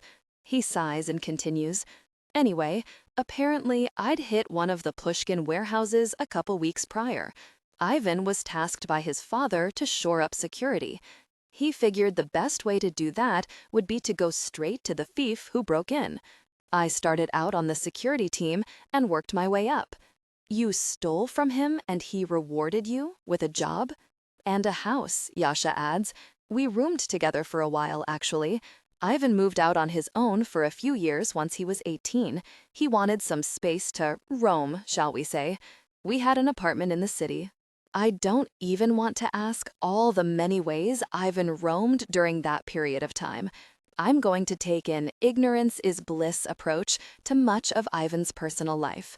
Ivan, Yasha shakes his head like he can't find quite the right words, a good man. He's a better man than he likes to let on, at least. Every time I blink, I see him pressing a gun to that man's head this morning. I hear the deafening bang of the discharge. I see blood on the expo counter. Ivan saved me. But a good man would have called the police, wouldn't he? Yasha sweeps the golden marigold petals onto the patio and stands up with a groan. Well, good chat. Where are you going? I thought Niles was going to bring us lunch. He'll bring you lunch. I have work to do. I subconsciously glance towards the stone fence again. You're safe here, Cora. I swear it. Yasha digs into his pocket and then places a phone on the table. This is yours. Some numbers are programmed in there. If you're in trouble and no one is around, you can call for help. I lunge for the phone like it's a lifeline. My own phone is still in my locker back at Quintano's. I navigate to the contacts and feel my chest ease at the sight of my friends' names. Ivan's name listed right next to theirs gives me a jolt of something I don't quite understand and don't want to. Thank you. I give Yasha a sincere smile. Really, thanks. He nods. It was Ivan's idea. My smile fades. Okay, so where's the catch? There's no catch. Just don't tell anyone your exact location. And play up the story that the two of you are madly in love and getting married. If it's going to work, everyone needs to believe it. But my friends are depending on your acting skills, he finishes. If you blow your own cover, we'll know. Your calls will be monitored by the Pushkin security team. Before you get all offended, they do that for every call that originates inside the compound. It's another security feature to make sure we don't have a rat. Yasha arches a brow. So you'll be fine, as long as you're not a rat. I'm not a rat. I'm here against my will, remember? Yasha runs a hand through his light hair and glances around. Don't let Ivan hear you say that. What? Nothing. Just, I think you should try to make the best of things while you're here. He gestures around to the meticulously landscaped yard and blue sky. It's nice. Prisons can be nice, I mutter. It's not a prison, Cora. Okay, then can I leave right now? What if I want to go for a walk or head to the mall? I'm sure I can just pop over with no problem, right? I didn't think it was possible for his good humor to flag, but Yasha looks genuinely exhausted by me. You'll have to talk to Ivan about that. I roll my eyes. Right, talk to the warden, not the jailer. It's really not going to be so bad, Cora. If you give it a chance, you might have a good time. Yasha walks inside, and I slouch down in my chair. That's exactly what I'm scared of. Cora. I eat lunch, an incredible pork taco that I would give my left nipple to have the recipe for, and then experiment with a stroll around the yard. I pace back and forth, slowly making my way further and further from the house as a kind of test. If I move 20 paces out, will a guard appear to escort me back? What about 30 paces? Maybe a drone will buzz overhead, a tiny gun aimed and ready to fire. But nothing happens. The sky remains clear, except for the sun, which turns my shoulders pink. I kick off my sandals and drag my toes through the lush grass. More and more, I think Yasha is probably right. Life here in Ivan's mansion won't be so bad, which will make things even worse when I'm ruthlessly kicked back to the dirty curb of my normal life. I don't want to sound ungrateful. My life is good. It's better than living in abject poverty, and it's certainly better than the bedazzled cell my stepfather had planned for me. Still, it's nice to have a hot meal delivered to my table. It's nice to freely spend an afternoon without counting down the hours until my next shift at the diner. I have a feeling, when all is said and done, it will be hard to walk away from this. I make it all the way to the back fence and turn around to face the mansion. It's breathtaking that people live like this, that I'm going to live like this, no matter how briefly. The house is a stunning 3 levels with balconies draped from some of the windows. A mezzanine level winds halfway around the top floor. Endless windows and doors and rooms and secrets tucked away in what can only be described as a castle. Except the man inside is no Prince Charming. And I'm sure as hell no princess. My mind is making its 5th pass over my long list of worries when I finally pull the phone Yasha gave me out of my pocket and tap in Jordan's number. She answers immediately. Hello? Hey. There's a pause before she shrieks. Cora, I've been blowing up your phone all day. Where have you been? What happened? The windows blew out. Someone said a gas explosion, but I don't know. I thought I heard gunfire. Are you okay? She's talking so fast that she's panting by the time she pauses. Okay, I'm fine. You sure? She asks. Was it an explosion or a shooting? That hot guy who took me outside wouldn't say anything. I frown. Ivan didn't take her outside. Then I realize who she is talking about. Yasha? Right, Yasha. He told me not to worry about it. But guess what? I'm worried. Where have you been? I imagine Ivan sitting in some dark room somewhere, headphones on, and a monitor with my face splashed across it in front of him. I've been with Ivan. There's a long pause before Jordan speaks again. Ivan Pushkin from the party last night? Yeah, he came into the restaurant this morning. There's another long pause. Then Jordan screams. What? I gasp. What is going on? You were intimate with Ivan Pushkin at the party last night, and then he showed up to see you the morning after? Jordan squeals. Holy gosh, I can't believe it. But wait, was the explosion this morning because of Ivan? No, it was... I try to quickly sort through what I can and can't tell Jordan, but in the end, it's easier to lie. It was all a case of mistaken identity. A drive-by shooting, I think? Gosh. Really? She blows out a long breath. That's a relief. I mean, it's absolutely bat mess. Bananas, bonkers, totally off the rocker, but still a relief, I guess. Yeah, it is, but I'm still kind of shaken up. I'll probably take a few days off of work. Usually I'd be pissed because I cannot be covering all of your shifts, but the restaurant is closed for repairs anyway. Come over, or I can come to you. I wince.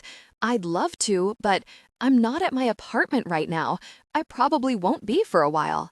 Oh, Yasha told me not to give away my exact location, but I'm assuming it's safe to say I'm with Ivan. This time, when there is a long pause, I know to pull the phone away from my ear. Through the speaker, I hear a tinny shriek. No way! Jordan squeals. He invited you back to his house? Invited? Abducted. Tomato, tomato. Yeah, that's why he came to the restaurant this morning. He was there because I ran off last night without giving him my number. Jordan is making all kinds of giddy noises from the other end of the phone. I wouldn't put it past her to be literally jumping for joy right now. Then she stops. Wait, that whole party last night was for Ivan to find a wife, right? I chew on my lip. I hate lying to her. Yeah, right. And now he wants your number? Correct. A third silence stretches. I wince in preparation for what I know is coming. In 3, 2, 1. Holy gosh! Ivan Pushkin wants to marry you? I let Jordan calm down to a decibel safe for human ears before I put the phone back to my ear. That seems to be correct. Oh my God, I thought this kind of thing could only happen in fairy tales, but you've got yourself a real-life prince. Sure, Prince of Darkness, maybe. How did this happen? Jordan badgers me. I mean, obviously he met you and was enamored with your beauty and wit and cleavage and other incredible qualities. But what happened last night? Now, this part I can tell without any lies. I run through the drunk man ripping my dress to shreds and Ivan walking in on me naked in his office. I had no clue who he was at first, I admit. When I found out, I tried to leave, but I guess I didn't quite get that far. Insane, she breathes. This whole thing is insane. If you need me to get out there with my voodoo mess and lay a curse on him and bust you out Ocean's 11 style, you just say the word. But if not, I'm happy for you, if you're happy, that is. I think so, yeah, thanks. I try to sound the part, but I can feel exhaustion creeping back in. Lying is hard work. But I have to go. Of course, so much intimacy to share and money to spend. You're a busy woman now, I snort. I'll talk to you soon, okay? Lunch, she demands. We will have lunch. It will be a long lunch, very thorough. No detail too small, do you hear me? Now my smile comes easily. Jordan is so quintessentially Jordan in this moment that I can't help but love her. I hear you. It's a deal. And I really mean it. One day, I'm going to sit down and tell Jordan everything. The truth. I just have no idea when that will be. Cora. On my long track back across the lawn, I decide to call Francia. I already have a stomachache from lying to one friend. I might as well go for a doubleheader. But she doesn't answer. I try to tell myself that doesn't mean anything. Ivan's men are watching over her. She's safe. He wouldn't let anything happen to her. I fire off a text instead. Today was insane. I don't know what you know, but yeah, call me when you get a chance. I'm okay. I want to make sure you are too. Since she didn't answer my call, I don't expect a quick response. But before I can even pocket my phone, it buzzes. Francia. I'm okay, but apparently my apartment isn't safe? These people are telling me they know you, and I should trust them? What is going on? Lying to her is going to be significantly harder. Jordan was easily roped into the faux romanticism of the whole thing. Danger amid a whirlwind romance and all that jazz. Francia has always been more practical. Cora. You can trust them. There's too much to explain, but hopefully this will be over soon and you can go home. Francia. Did something happen at the party? I nervously tap my thumbs on the edges of the phone. Ivan should have given me a script for this. Or he should have handled these conversations himself. I have no idea what I'm allowed to say, but I know one small slip-up could mean Francia no longer has the protection she needs. Cora. What do you know about Ivan Pushkin? Francia. I know he showed up at the restaurant this morning to talk to you. Did something happen last night? Everything. A lot happened last night. More than I want to explain to her over text. Before I can formulate a response, another text from Francia vibrates in. Francia, if you're getting married, tell me now. She knows more about the party last night than I thought she would. She didn't mention it was some matchmaking thing when she sent me off under her name, probably because she didn't think it was important. What would someone like Ivan Pushkin want with someone like me? The question echoes around all of the deep, dark places of my brain. What does he see in someone like me? Nothing, apparently. I'm just the bait. Cora. I can't explain everything right now. I'm safe, and I'm making sure you are too. I'll tell you more when I can. Before the guilt can sliver under my skin, I silence the phone and slide it back in my pocket. As soon as I set foot on the brick patio, the door from the kitchen opens and Niall steps outside.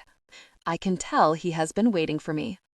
Mrs. Pokora, he corrects himself deftly. "A few of the things I've ordered for you have arrived. I wanted to let you know in case you wanted to unpack them yourself."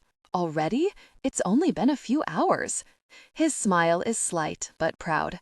"I have a wonderful working relationship with many designers and boutiques. They were happy to put something together on short notice for Mr. Pushkin's new bride." Bride. I'll never get used to hearing that word. Certainly not when it's aimed in my direction. "You really didn't have to go to all the trouble for me, Niles." "Of course I did," he says. "It was my pleasure, but more than that, Ivan insisted." Appearances, I tell myself. This is just about appearances. Everything we're doing is for the charade. It will be more believable that a man like Ivan could be slumming it with a girl like me if I'm wearing the right clothes. As a bonus, a whole slew of shopkeepers and designers now know Ivan Pushkin is engaged. The word is spreading. All part of his plan. I swallow down my panic and force a smile to my face. "Thank you so much, Niles. I'll be inside in a minute." He bows and slips away. I go back and forth for a few moments on what I want to do, but in the end, exhaustion wins out. I'll unpack and then take a nap. Everything will feel more manageable after a bit of rest. I take one long look at the backyard and then steel myself as I walk through the doors into the kitchen. Niles has disappeared and the kitchen is empty. There's a tray of fruit and cheese left on the counter. It reminds me of going to open houses with my mom, back before she married my stepfather and after my biological dad left. I can't count how many stale chocolate chip cookies, tiny pickles, and lukewarm finger sandwiches we pilfered from real estate agents who would never get our business. I take a cheese square for old time's sake and nibble on it as I walk out of the kitchen. I cut across the formal living room and am almost to the entryway when I hear heavy footsteps on the stairs. I freeze. It's too late to run back to the kitchen. Whoever is coming would see me retreating. But I can't force myself to keep walking into some unknown social situation. Then a set of strong thighs come into view, followed by a devastatingly tapered waist wrapped in a tight gray t-shirt. I don't need to keep looking to know this body is topped with a square jaw and molten amber eyes. Ivan jogs down the stairs. He looks like he's in a hurry. Maybe he'll breeze right out the door. Maybe he won't see me. I stay still, watching him descend the stairs and start to turn in my direction. But before he can see me, a female voice cuts through the quiet. "Why haven't you called me?" A woman steps into the doorway. Her back is to me, but she has an hourglass shape and dark, wavy hair that falls to her mid-back. She's in a tall pair of wedges and a breezy summer dress. It doesn't take a detective to recognize that she is gorgeous, nor to see how Ivan's face lights up when he sees her. The sight of his genuine smile nearly knocks me backwards. Straight, white teeth behind full lips. My God in heaven above, is that a dimple in his right cheek? The heat stirring in my core is immediately doused when the woman throws herself into Ivan's arms, and he hugs her back. "I've been busy," he murmurs into her dark hair. "But I'm fine. And how the hell was I supposed to know?" She pulls back and squeezes his elbows, as if she's making sure they're still properly attached. "Yasha told me there was a shooting, and then immediately stopped responding. You need to talk to him about his phone etiquette." Ivan rolls his eyes. "I need to talk to him about a lot of things. I had it all handled. He shouldn't have worried you over nothing." Her hand reaches out to stroke his cheek. Ivan ducks away, but she forces the contact, patting his face. "I'm always going to worry about you, Ivan. I love you." I swore to myself that I didn't care how many women Ivan had been with or would be with. It's none of my business. He is going to get married one day and have children with another woman. None of that is my business, Because this is pretend. We are pretending. No matter how many ways I explain it to myself, though, it doesn't change the fact that my jealousy is very, very real. "Oh," the woman says, "and who has been in my room? There are clothes on the bed, and my closet is a mess. Niles is slipping up with the cleaning around here." Her room? I turn to leave before I do something I'll regret, but Ivan's voice stops me in my tracks. "That was Cora. She's in the living room, if you want to meet her." I mouth a curse and spin around, screwing my face into a smile. Ivan swoops into the room, his arm around the woman's shoulders. Even from the back, I knew she was beautiful. Now, there is no doubt. She has a heart-shaped face and rosy apple cheeks. Her lashes are long enough that they might still be attached to the goddess who must have bestowed them on her. I can handle a lot, but being introduced to my fake husband's mistress is pushing me a wee bit beyond my comfortable limit. "Cora," Ivan rumbles. His voice is deep and casual. He doesn't sound guilty at all. "I'd like you to meet—" "I'm Cora," I interrupt, holding my hand out to the woman. "I'm Ivan's fiancé." What in the hell has come over me? Who am I? I glance at Ivan. His mouth is a tight line. The dimple in his right cheek is making an encore appearance for a very different reason. Forget it.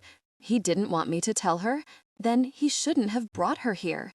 I expect the woman to be upset, but she's smirking. Actually, she's shaking, like she wants to laugh, but is holding it back. "Nice to meet you, Cora. I'm Anya." Her hand is silky smooth in mine. She's never done a day of work in her life. Ivan's sister? My running list of reasons why this she-devil is the absolute worst and deserves a fiery death freezes mid-scroll. If this was a cartoon, my eyes would bug out of my head. "Sister," I breathe. "You're his sister? You're siblings, and you're his fiancé." She elbows Ivan in the side. That would have been nice to know, too. Ivan mumbles through a half-hearted excuse, but I'm so overcome with relief that I'm not paying attention. The guest room wasn't for a harem of sexual partners. It was for his sister. The knot in my stomach eases. My chest doesn't feel as tight. But the relief is chased by a bolt of panic because I shouldn't feel relieved at all. None of this is my business, and I can't afford to care about my fake husband. "Ivan, when did all this happen?" Anya wags a finger between me and Cora. "When do you think? You were at the party last night," I grumble. She elbows me again. "Yeah, I was. Which means I had to talk to dozens of women who thought the best way to you might be through me." She turns to Cora.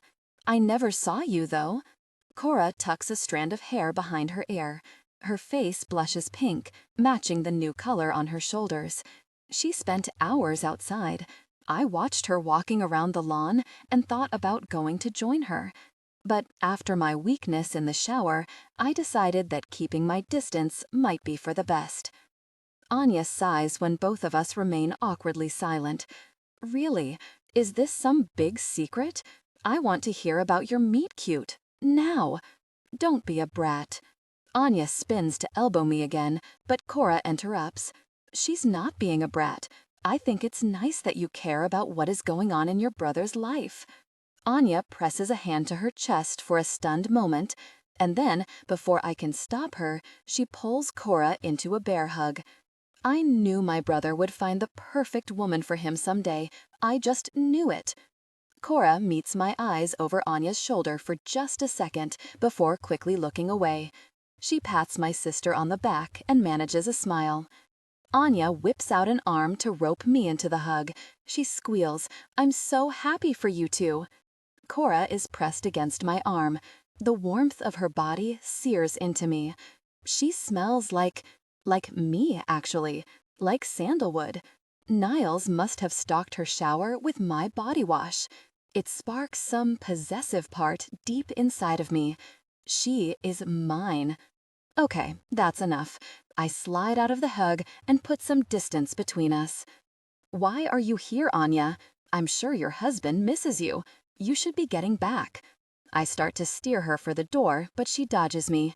Are you trying to get rid of me already? I just got here. Exactly. Anya has only been here for 3 minutes, and I'm already questioning everything. This fake marriage plan seemed like a good idea before Cora shook my sister's hand and introduced herself as my fiancé. Anya has always wanted me to get married for love. It's been important to her since she got married. Lev and I are so happy. I want that for you too, she said on her wedding day.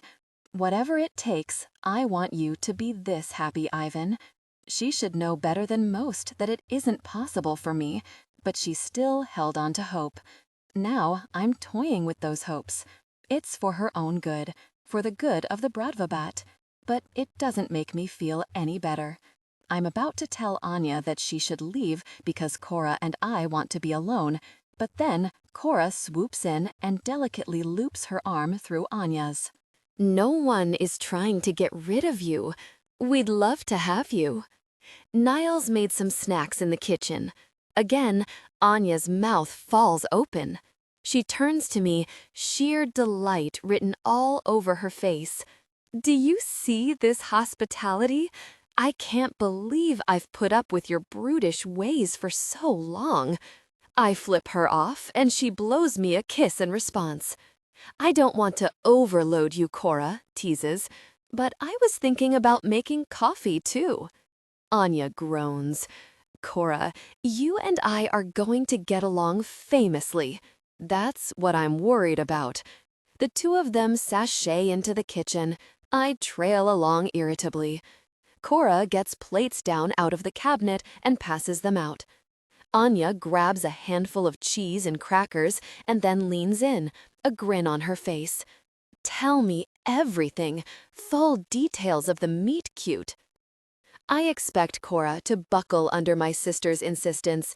When people aren't used to Anya, she can be a lot. TMI is not part of her vocabulary. Instead, Cora smiles with ease and doesn't even look at me as she answers. I know it probably sounds crazy, but we met for the first time last night. So the party worked then, Anya claps her hands. Were you introduced or... Enough with the inquisition, I snap. This time, Cora is the one to reach out and lay her hand over mine. Electricity buzzes in the space between our skin. I don't mind answering her questions. Cora gives me a practiced smile and then focuses her attention on my sister. I think Ivan is trying to protect me. Anya frowns. Protect you from what? I have no idea what Cora is about to say. I have half a mind to interrupt her. I don't know how I'm going to explain to my sister that this entire thing is bullshit, so I sure as anything don't want Cora doing it for me. But I'm also fascinated by the way she is taking control of the situation. I want to see what she does with it. Last night didn't go exactly the way I planned, Cora admits. I first met your brother when he saved me from being groped by some drunk man. Stefanos Giannakos, I explain when Anya looks to me for an explanation. She grimaces. Ugh, gross. He backed me into more than one corner before I got married. He should be banned from these parties. I would second that. He was not a gentleman. Your brother, however, was. He stepped in and protected me. Cora reaches over and grabs my hand again. She takes it easily, curling her fingers around mine like we've done it a million times before.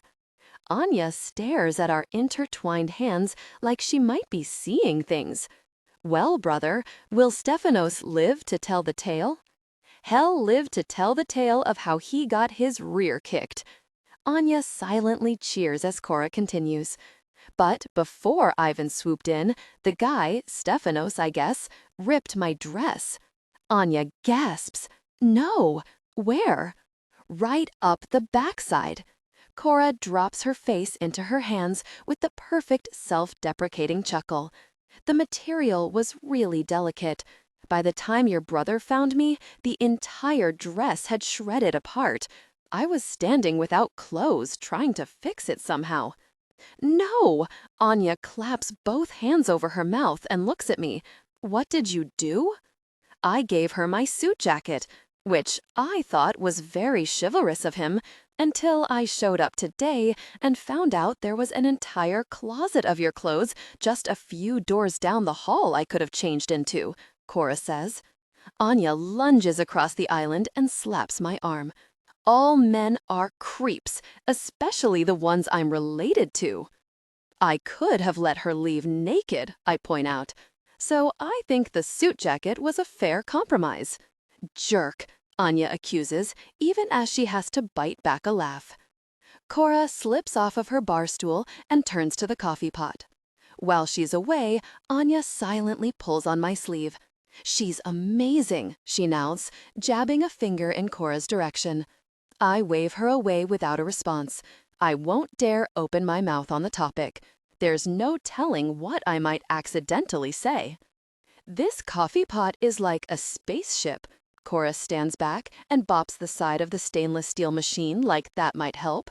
I need a PhD just to get my caffeine fix. I move behind her, sliding an arm around her back to flip the switch on the side. My forearm grazes over her hip bone. Her hair tickles my chin. It's an ordinary kind of contact that feels somehow a billion times more intimate than what we did in the shadows last night. Cora turns. She's blushing from head to toe, but she raises her chin with dignity. Thank you. My pleasure. My voice is little more than a rasp.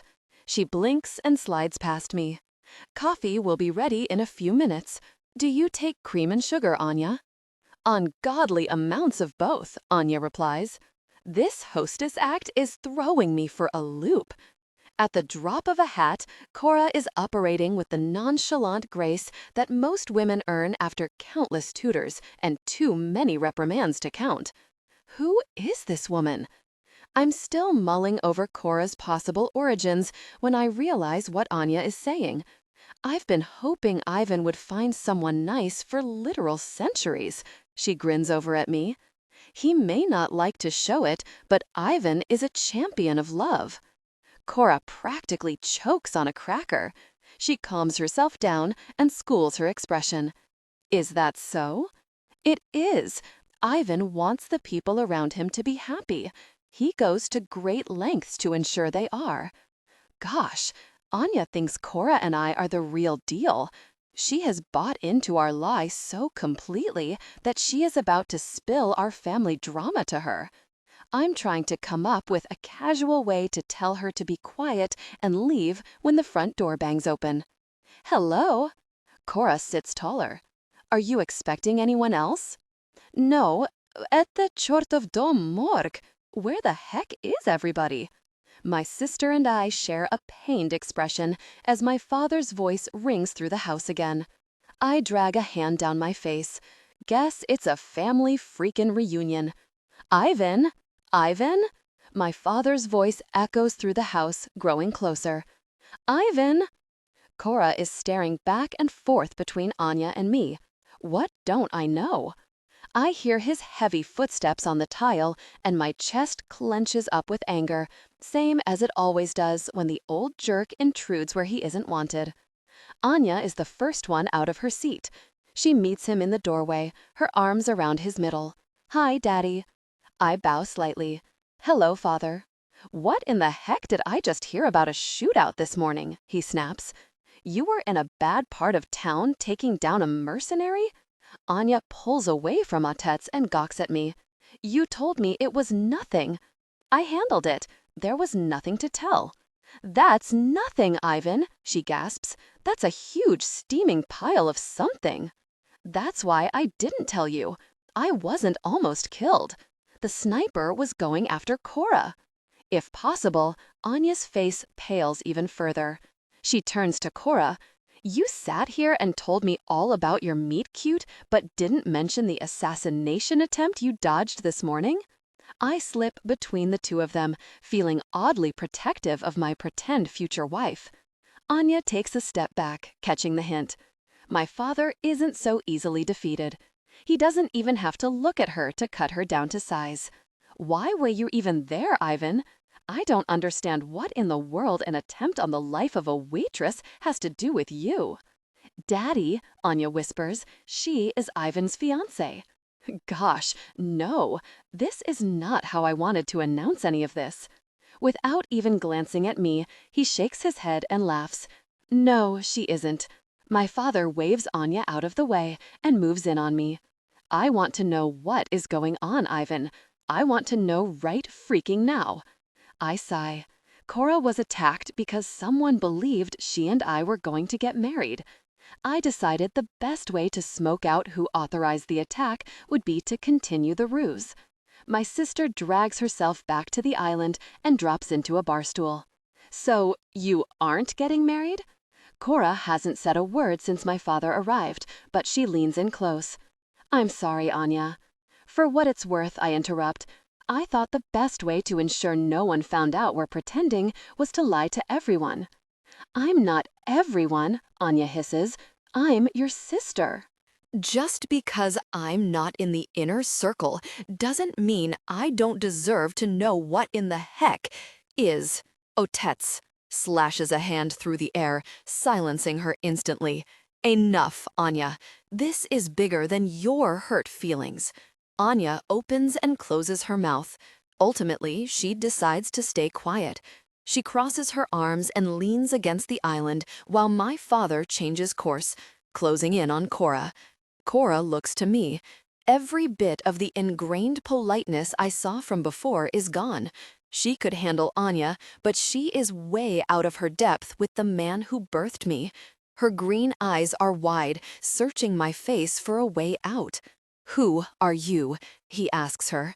Cora's full lips part and close. She clears her throat and sits tall. My name is Cora St. Clair. He frowns. I don't recognize it. Are you somebody? Cora doesn't understand the question. Who would understand a question like that? Isn't everybody somebody? Not in our world. I move to stand next to her. She told you who she is. I don't know any St. Clairs. Oh. Cora looks down at her lap, her head shaken. You wouldn't. It's my father's name, but he left us. It was just me and my mom. Well, I'm not really from. I came to the party with a friend last night. Gosh, no. You really are just a waitress. He spins on his heel, pacing back and forth. Then he stops in front of her again. How much of this plan was your idea? What? You go from waiting tables to being waited on. It's a nice deal for you, he accuses. Did you set this up with one of your friends to play rich and be intimate with my son? Enough, I growl. He ignores me. I bet the assassin was one of your friends. Maybe a brother? A boyfriend? Cora is too shocked to even speak. I killed the assassin, I tell him. Wonderful, he snorts. So now she's a loose end with leverage. This just keeps getting better and better. I'm not. Cora lets loose a shaky breath and tries again. I'm not going to tell anyone anything. Ivan saved me. Yes, but why? He leans in close, the word hissing between his teeth. Why are you worth his time? Daddy, Anya tries to intervene. He turns to her. What? Am I supposed to believe both my children have a fetish for the lower classes? Anya's face flames. I can see her clenching her teeth to keep quiet. With her cowed, he turns back to me. I don't know why I'm surprised. You love putting women on my payroll who do absolutely nothing to benefit the family. Usually, I'd let my father run out of steam before stepping in to be the voice of reason.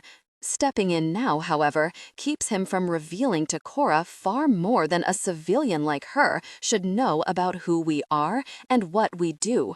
It also has the added benefit of deflecting the barbs he meant for my sister and Cora. He's made it no secret that he thinks Anya and her husband are nothing but a drain on the family. They've argued about it until they're both red in the face. It does no good. Anya doesn't need to sit through that lecture again. I do what I have to do to fix the freaking messes you insist on creating for us, I snarl. The only thing I did where Katerina was concerned is arrange a perfect match for you. You're the one who threw it all away for... He flings a disgusted hand in Cora's direction. This isn't about Katerina or Cora, I say with preternatural calm. This is about protecting our family from someone who wants to hurt it. 10 years ago, I wouldn't have needed to explain this. But time and age has worn on my father's abilities to see situations clearly. He is all instinct and rage now. Logic takes a back seat. His flabby jaw works back and forth.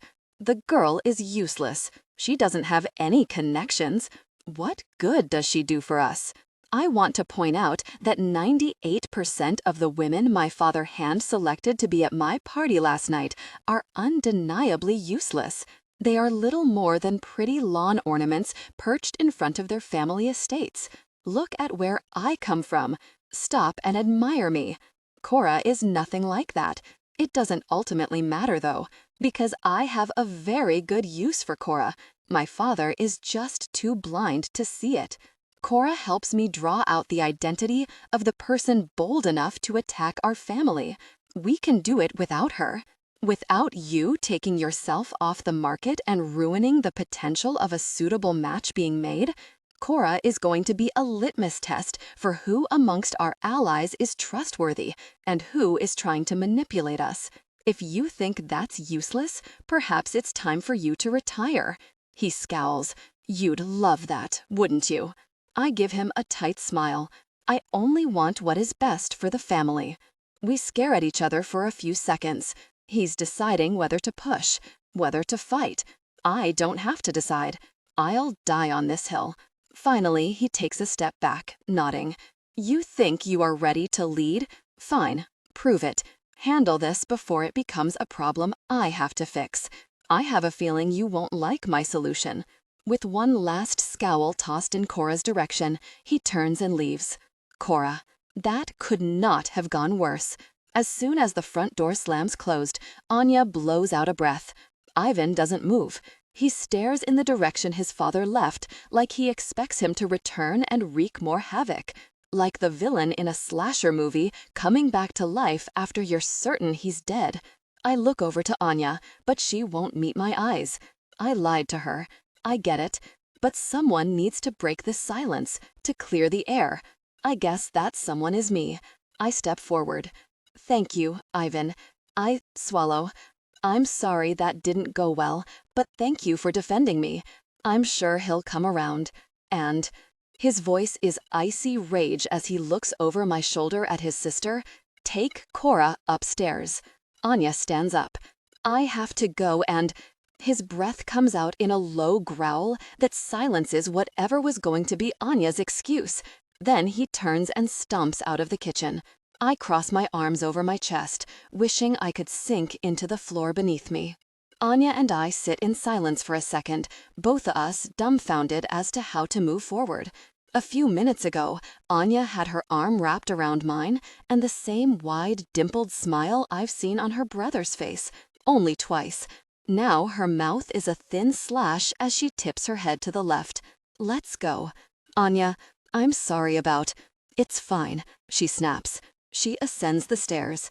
I trail behind her until we get to my room, where she sits on the tufted bench at the foot of the bed. I close the door and lean against the dresser, too nervous to sit down. It doesn't feel fine. I don't feel fine about it. I don't like lying. You sure did a convincing job. I sigh. Today was a lot. I was just doing what I know. Anya sighs and waves a hand through the air. I'm being a difficult person. You didn't have any more choice than the rest of us do. I understand. I guess I'm just... Usually, I'm the person who is in on Ivan's plans. I'm the one he tells, well, not everything, but he tells me a lot. Usually.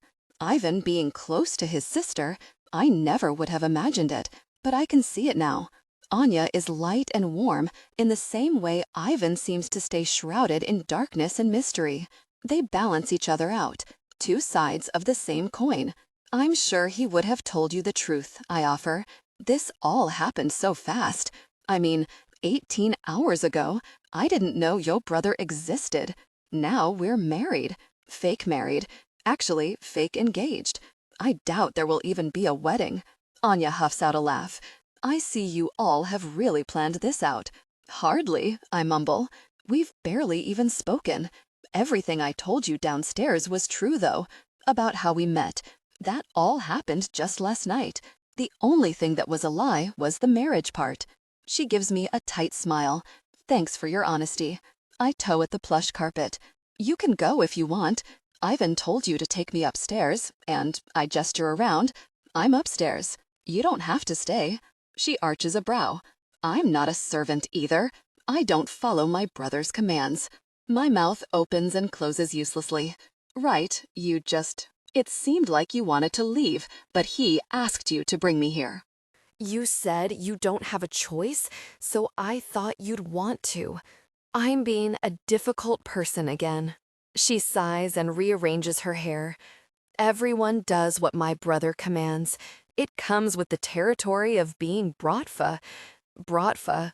Hell if I know what it means, but it can't be good. Ivan shot a man in the head a matter of hours ago, for really's sake, and his family acts like this is any normal day for them. How deep does the rabbit hole go for the Pushkin family? Are you going to work for your brother one day then? I already do, but I thought your dad was... It's complicated, she shrugs. He's stepping down and Ivan is taking over. But I'll still be the second-born daughter who married a disappointment. No birthright, and no rich, well-connected husband. I might as well be an STD on the family for all the good I do. I've got 1,000,001 questions. What does a Bratva do? What does Ivan do? What exactly is he taking over? Does that mean he's... But just as the words come to my lips, Anya claps and stands. Anyway, I'm just being a drag. Don't mind me. Ivan always says I throw a pity party better than anyone. That's all this is. Everyone has family drama. I get it. I know we aren't really going to be sisters-in-law, but you can still talk to me if you want. I'm sure Ivan will bring me an NDA or something similar soon enough. I'll be legally bound to keep your secrets. An NDA, she repeats with a soft chuckle. How quaint. That sends a shiver down my spine. Who are these people who seem to operate entirely outside of the law? These people with their guards and mansions and secrets, and their implied threats swimming behind every single word? Your brother saved my life. He's saving my friends' lives. I owe him, is what I'm saying. You can trust me. Anya tips her head to the side, sympathy written all over her face. Then she grabs her purse from the end of the bed and walks towards the door, stopping for only a second to lay a hand on my shoulder. First rule of surviving in our world, Cora, don't trust anyone. Before I can say anything else, Anya closes the door behind her. Cora, my phone rings not long after Anya leaves. Hi, Jordan says when I answer, her voice surprisingly sharp. Do you have a second? I sit on the window seat and tuck my feet under me. I have nothing but seconds. Has Ivan said anything to you? I chew on my cheat. He's said a lot of things. You're an empty vessel I can use as I please, as bait, as a wife. That's what makes you perfect for this, Cora. Like what in particular? Like, I don't know, she mumbles. Something about what is going on. You said everything is fine, but these two massive men are standing outside my apartment right now, and I'm kind of freaking out. I'm on my feet before she even finishes the sentence.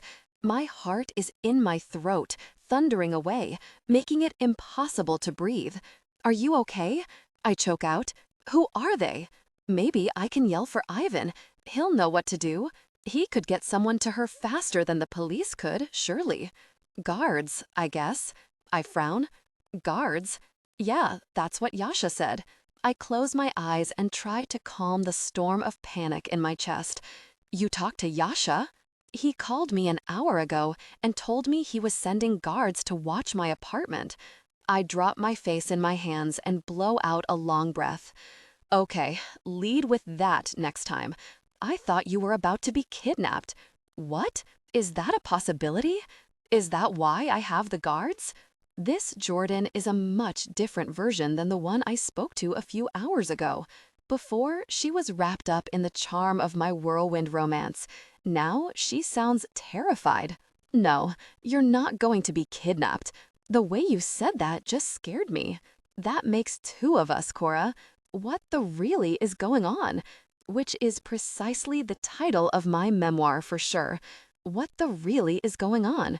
Why you shouldn't hook up with billionaires at an arranged marriage party. By Cora St. Clair. Wait, no, Cora Pushkin. I shiver. What did Yasha tell you? Nothing. Well, almost nothing. All he said is that I was going to have guards outside my apartment. But why? He wouldn't answer any of my questions. Obviously, something is going on that I don't know about.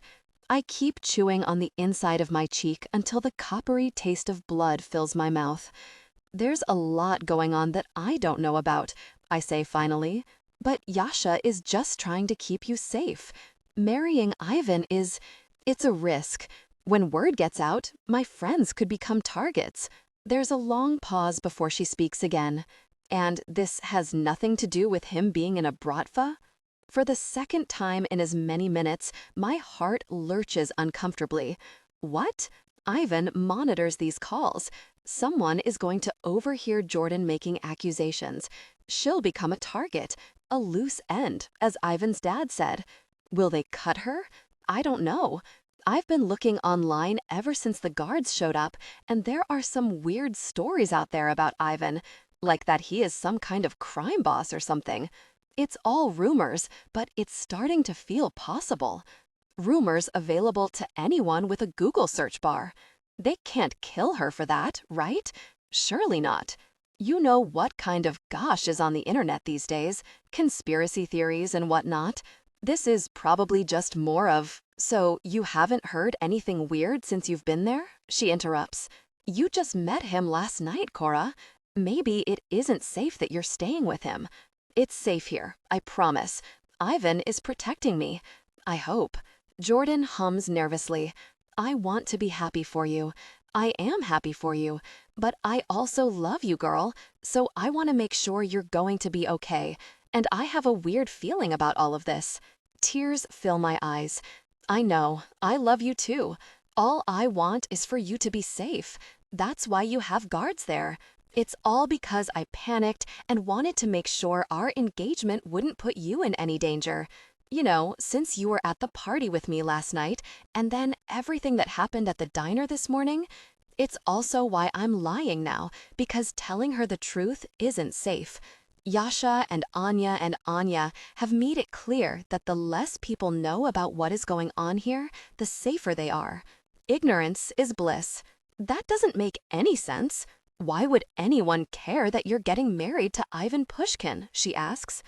I'm starting to wonder if the shooting this morning was actually a random drive-by. Has he said anything to you about it? Are we sure it wasn't someone he's in like a turf war with or something? I just don't want... My phone buzzes. I pull it away from my ear to see that Francia is FaceTiming me. I'm not sure a call from Francia is really the saving grace I wish it was, but right now it's all I've got to escape Jordan's incredibly accurate line of questioning. Hey, Francia is calling me. I have to go, but I'll call you back, I say, interrupting Jordan mid-speech. Bye. She's still talking when I end our call. Then I take a deep breath, paste on a smile, and answer Francia. Cora, hi Franny. The screen is black for a second longer before Francia appears. She's holding the phone out in front of her, but as the call connects, she leans it against something on the table in front of her and sits back. Can you talk? Yeah, I was just dodging Jordan's questions and lying to our mutual friend. I'm free. What's up? I talked to Jordan. When? I ask. I was just talking to her. Are the two of them talking and putting the pieces together? Maybe I should find a way to tell them the truth, if it will mean they stop looking for answers. A few hours ago, she told me what you told her about the wedding. It would have been nice if you'd mentioned it to me. I was going to tell you, Francia. I was. I just didn't want to do it over text. It's all happening so fast, and I needed a second to process it. I'm sorry. No, it's okay. She sagged slightly. I was freaking out earlier, probably because strangers were telling you you weren't safe in your own apartment. She chuckles humorously. That might have been part of it, yeah. Are you okay now, though? I ask. I haven't completely ruined your life, have I? You haven't ruined anything. This is not. She frowns and leans towards her phone. Where are you? In my room. That's not your room. Francia shakes her head. Turn the camera around. Give me a tour. I stay seated and quickly circle my phone around the room, too fast for her to really process. It's just a room.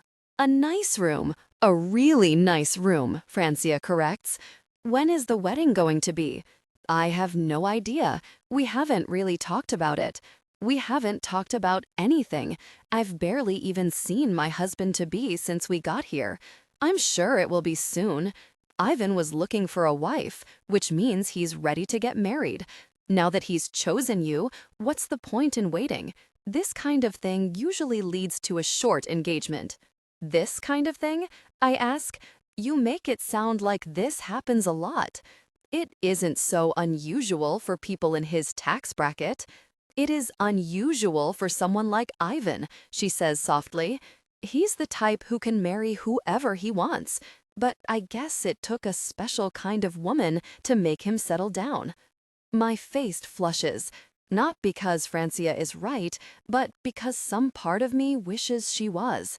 I wish I could be the kind of woman that would turn Ivan's head, the kind that might make him think twice about settling down. But this is all fake. I'm no one. All of this is nothing. How do you know Ivan, Francia? I don't know him. Well, you were invited to his party, I remind her. How did you get on the guest list? Oh, she waves a hand dismissively. That's just one of those weird things. My family knows his family going way back. We still get Christmas cards from the Pushkins. I'm sure they invited everyone they know who had daughters. What I want to ask is, do you know what a Bratva is? Is your family part of a crime syndicate? Have you ever seen a man die right in front of your eyes? Instead, I ask, how does your family know the Pushkins? My parents have this, boutique firm, and Boris Pushkin hired them years and years ago to represent him. He won his case, and they stayed friends. More like acquaintances, really. Your parents are attorneys? I can practically feel the back of my neck tingle thinking about Ivan's guards listening in on this conversation. Every detail feels like something they can use against my friends, some tally they can make as yet another reason to dispose of them. My dad is. My mom is a legal assistant. I am too, actually, she says. Then she tips her head to the side. Technically. Wait, you could work at a law firm, but you're a waitress at Quintanos? As soon as the question is out of my mouth, I try to backtrack. I mean, it's a good job. I love it. I am just surprised. Don't your parents need you at the firm? She shakes her head. Not really. My position is in flux. If I was anyone else, they'd probably fire me. Since I'm their daughter, they keep me on retainer and pay me a reduced rate. It's enough to live comfortably, and the tips from waitressing are a bonus. Oh, well, that's nice. It has its moments, she admits, but they have a lot of expectations of me. I'm not quite ready to meet them all yet. When I am, I won't have time to tick up odd jobs and meet new people. All the hours I've spent working with Francia, and even meeting up for drinks after work or at her apartment, I never realized how much we have in common, or how much we could have in common. I know what it's like to be in the shadow of your family with no way out. I can't believe we've never talked about any of this before, I say. It's not that I haven't asked. It's that she has this amazing ability to wriggle out of any line of questioning. She fidgets with the edge of the table. Yeah, well, there isn't a lot of time to talk when you're waiting on a full dining room for 5% tips. I groan. Don't even remind me. Why not? It's not like you're going back to waitressing anytime soon.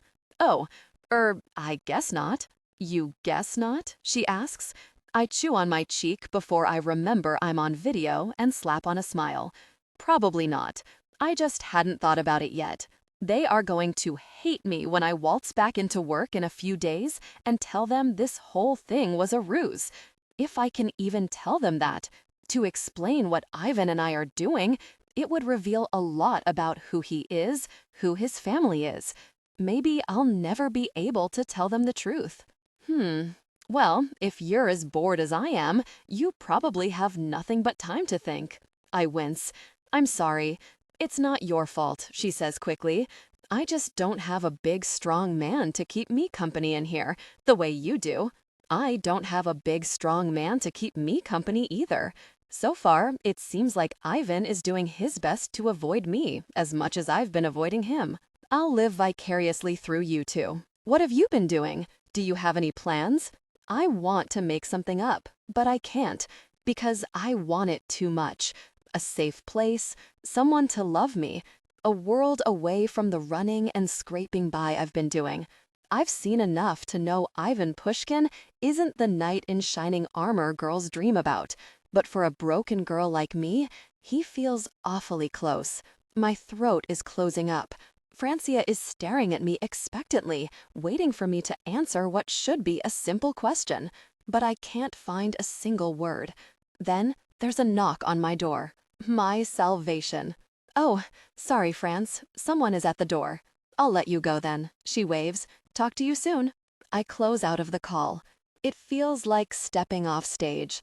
The lights are off of me, the curtains are closed. The performance is over, and I can breathe again. The lies are for their own safety, I tell myself. I'm doing everyone a favor. Just a second, I call out. I straighten my shirt and pinch my cheeks, trying to force some color back into my face. I feel exhausted and frail, but I don't want to look like it too. Someone knocks on the door again, harder this time. I have a feeling I know who it is. Cora. Ivan is leaning against the doorframe, his arms crossed. A wife should never make her husband wait. He's wearing short sleeves. For the first time, I can see his arms, the black tattoos that peek out of the collar of his shirt and snake up and down his muscled biceps and thick forearms. I suppress a shiver and turn to saunter back across my room, as if I could care less that he's standing in my doorway. I knew we were pretending to be engaged. I didn't know we were pretending to live in the dark ages. He chuckles. What happened to the woman who was thanking me profusely in the kitchen only a few hours ago? I saved you from my big bad father, if you recall. Your father didn't seem so big and bad to me. I sit on the bench at the end of my bed. Sitting on a bed with him in the room with him feels like opening the door to a very bad idea. Tell me how you feel if you're ever in a room alone with him. You might change your mind. He closes the door behind him and faces me. If it's even half as scary as being in a room alone with his son, then no thank you. Every nerve in my body is on high alert. I thought this mansion would be more than big enough for the two of us. Now I'm not sure there is such a thing. This planet might not be big enough. He seemed like a jerk. Ivan laughs humorously. That's because he is. A dangerous jerk, though. One you should avoid when you can. Are you worried he doesn't approve of your fiancé? I guess he was hoping for a Fortune 500 heiress or the princess in line for some foreign throne. Sorry, I'm just a waitress. I don't give a really about his approval. It's my time now. His reign is over. I shudder at the thought of King Ivan on the throne. Crown on his head, all hail, all peasants bow before him. He's a nightmare now. What will he be like when the coronation comes? Well, I guess it doesn't matter what he thinks of me much anyway. I shrug. What makes you think that? I'll be gone in a few days. Ivan stares at me. I squirm under his gaze. What? This isn't going to be resolved in a few days, Cora. but I lick my lips and twist towards him. But I have to get back to work soon. I have a life you won't have if you stroll back into that restaurant like you weren't shot at this morning. He gestures to the room. You're safe here. My voice shakes as I respond. I know I'm safe here, and I appreciate that. I really do. You've gone above and beyond to make me comfortable. That doesn't mean I want to live here. I can't just quit my job. Yes, you can. The restaurant is blown to bits anyway. They'll close for repairs. Okay, but that doesn't mean I still need. The half-formed sentences stick in my throat. I can feel pressure building in me. My grip on control slips as the well-decorated walls of my cage close in. You can't lock me up in here. Ivan goes deathly still, and his voice drops an octave into a raspy rumble. Need I remind you that you agreed to our deal? To save my friends, I point out. It was under duress. You threatened me. His amber eyes turn molten. If you're waiting for me to apologize for refusing to let you go back to your apartment and get yourself killed, don't hold your breath. He stalks closer. I resist the urge to shrink away. I ran before. I ran away from my stepfather, from the life he thought he could chain me into. And yet, here I am, back in the lion's den. Clearly, running isn't an option. If I want freedom, I have to fight. He's close enough for his breath to whisper over my heated face. I've done you nothing but favors, Cora, since the moment we met. I could have left you vulnerable and alone in my office, he growls. I could have let Stefanos Giannakos take advantage of you. He would have, too. No one else at that party would have done a thing to stop it. If that's how you feel, then God help your real wife someday. How will she be useful to you? He arches a dark brow. Careful, Cora, or I may start to think you're jealous. I laugh a bit too suddenly for it to sound real. Why on earth would I be jealous? He walks around me, forcing me to spin like a top to keep him in my line of sight. Maybe my father wasn't so far off. Maybe, when all is said and done, you'll be said to leave the comforts I've provided. I gasp. I'm not some gold digger. I work for my own money, and I make my own way in life. I don't need a husband. I don't need you or anyone else taking care of me. His head tilts to one side, assessing me. Good, because I won't be your husband. This deal isn't the two of us playing house. I'm going to put up with you as long as I have to until I figure out who is coming after my family. Then you'll be gone and we'll both be free. I won't stay here if you think you get to control my entire life. I'm not your little plaything. He's in front of me before I even realized he moved. His chest is pressed to mine, and he's looking down his nose at me, rage rolling off of him in hot, violent waves. You agreed to the job, and you'll do it. You'll do it if I have to drag you back here screaming every day. You'll do it if I have to cuff you to my side every second of every hour. You'll do it if it hurts, if it feels good, if you love it, if you hate it. I don't give a very, Cora. No matter what happens, you are going to do as I say. My hands tremble at my side. I clench them into fists so he doesn't see them shaking. I am your boss, your judge, jury, and executioner, he snarls. I am the sun around which your world revolves. Do you understand? At the party, I caught glimpses of a man I recognized, someone who was forced to play a role against his will, someone who had to bow to the whims and wishes of his family and forfeit his own desires. That man is gone, or maybe he never existed. Maybe, like me, Ivan was wearing a mask the night we met, and maybe the monster beneath is worse than anything I could have imagined. But if he thinks that means I'll submit to him, he's really wrong. What are you going to do? I spit. Kill me? Without even a second of hesitation, Ivan leans in. I feel his hot breath on my face. It wouldn't be the first time. Before I can find words, he storms out of my room and slams the door closed. Ivan, breathe. I need to breathe, or else I'm going to really explode. My chest is tight. Rage crawls up my throat and tenses across my shoulders. Worst of all, a powerful, infuriating desire built within me. Gosh, Cora St. Clair is a nuisance. Her arguing gets in the way of me doing what needs to be done to save her very life. It also makes me want her far more than I ought to. She was right. The women who usually want me don't have a thought in their pretty heads. They are lifeless dolls who have been born and bred to obey. They don't cause a scene or stir up trouble. The only dream they have for themselves is to marry rich and live easy. But Cora is fire and sass. She fights back. I want to stoke the heat inside of her, not douse the flames. Unfortunately, I don't have a choice, because I don't need a queen. I need a pawn.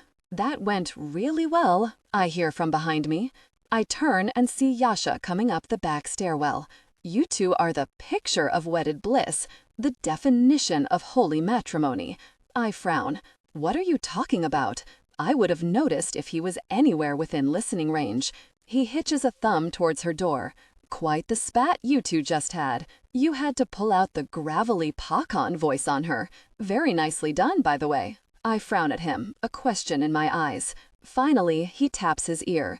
I did what you asked and had a mic placed in her room. I was in the control room listening to Francia when you knocked. I didn't ask for you to put really spyware in her bedroom. We have security cameras and her phone is tapped. The mic in her room is redundant. I want it removed. Yasha nods without hesitation. I'll have them disabled immediately. He strokes his chin. What will we do for entertainment, though? The two of you were like a reality TV show. Very tense stuff. I swipe at him before he sees me coming. He yelps as my fist thwacks into his shoulder. She's not here for your entertainment. She's here to do a job. One she'd clearly rather be executed than do. He straightens, keeping his arms in front of him as a shield.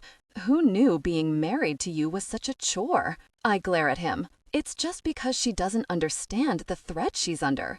If she knew how dangerous it could be, she'd be happy to be here.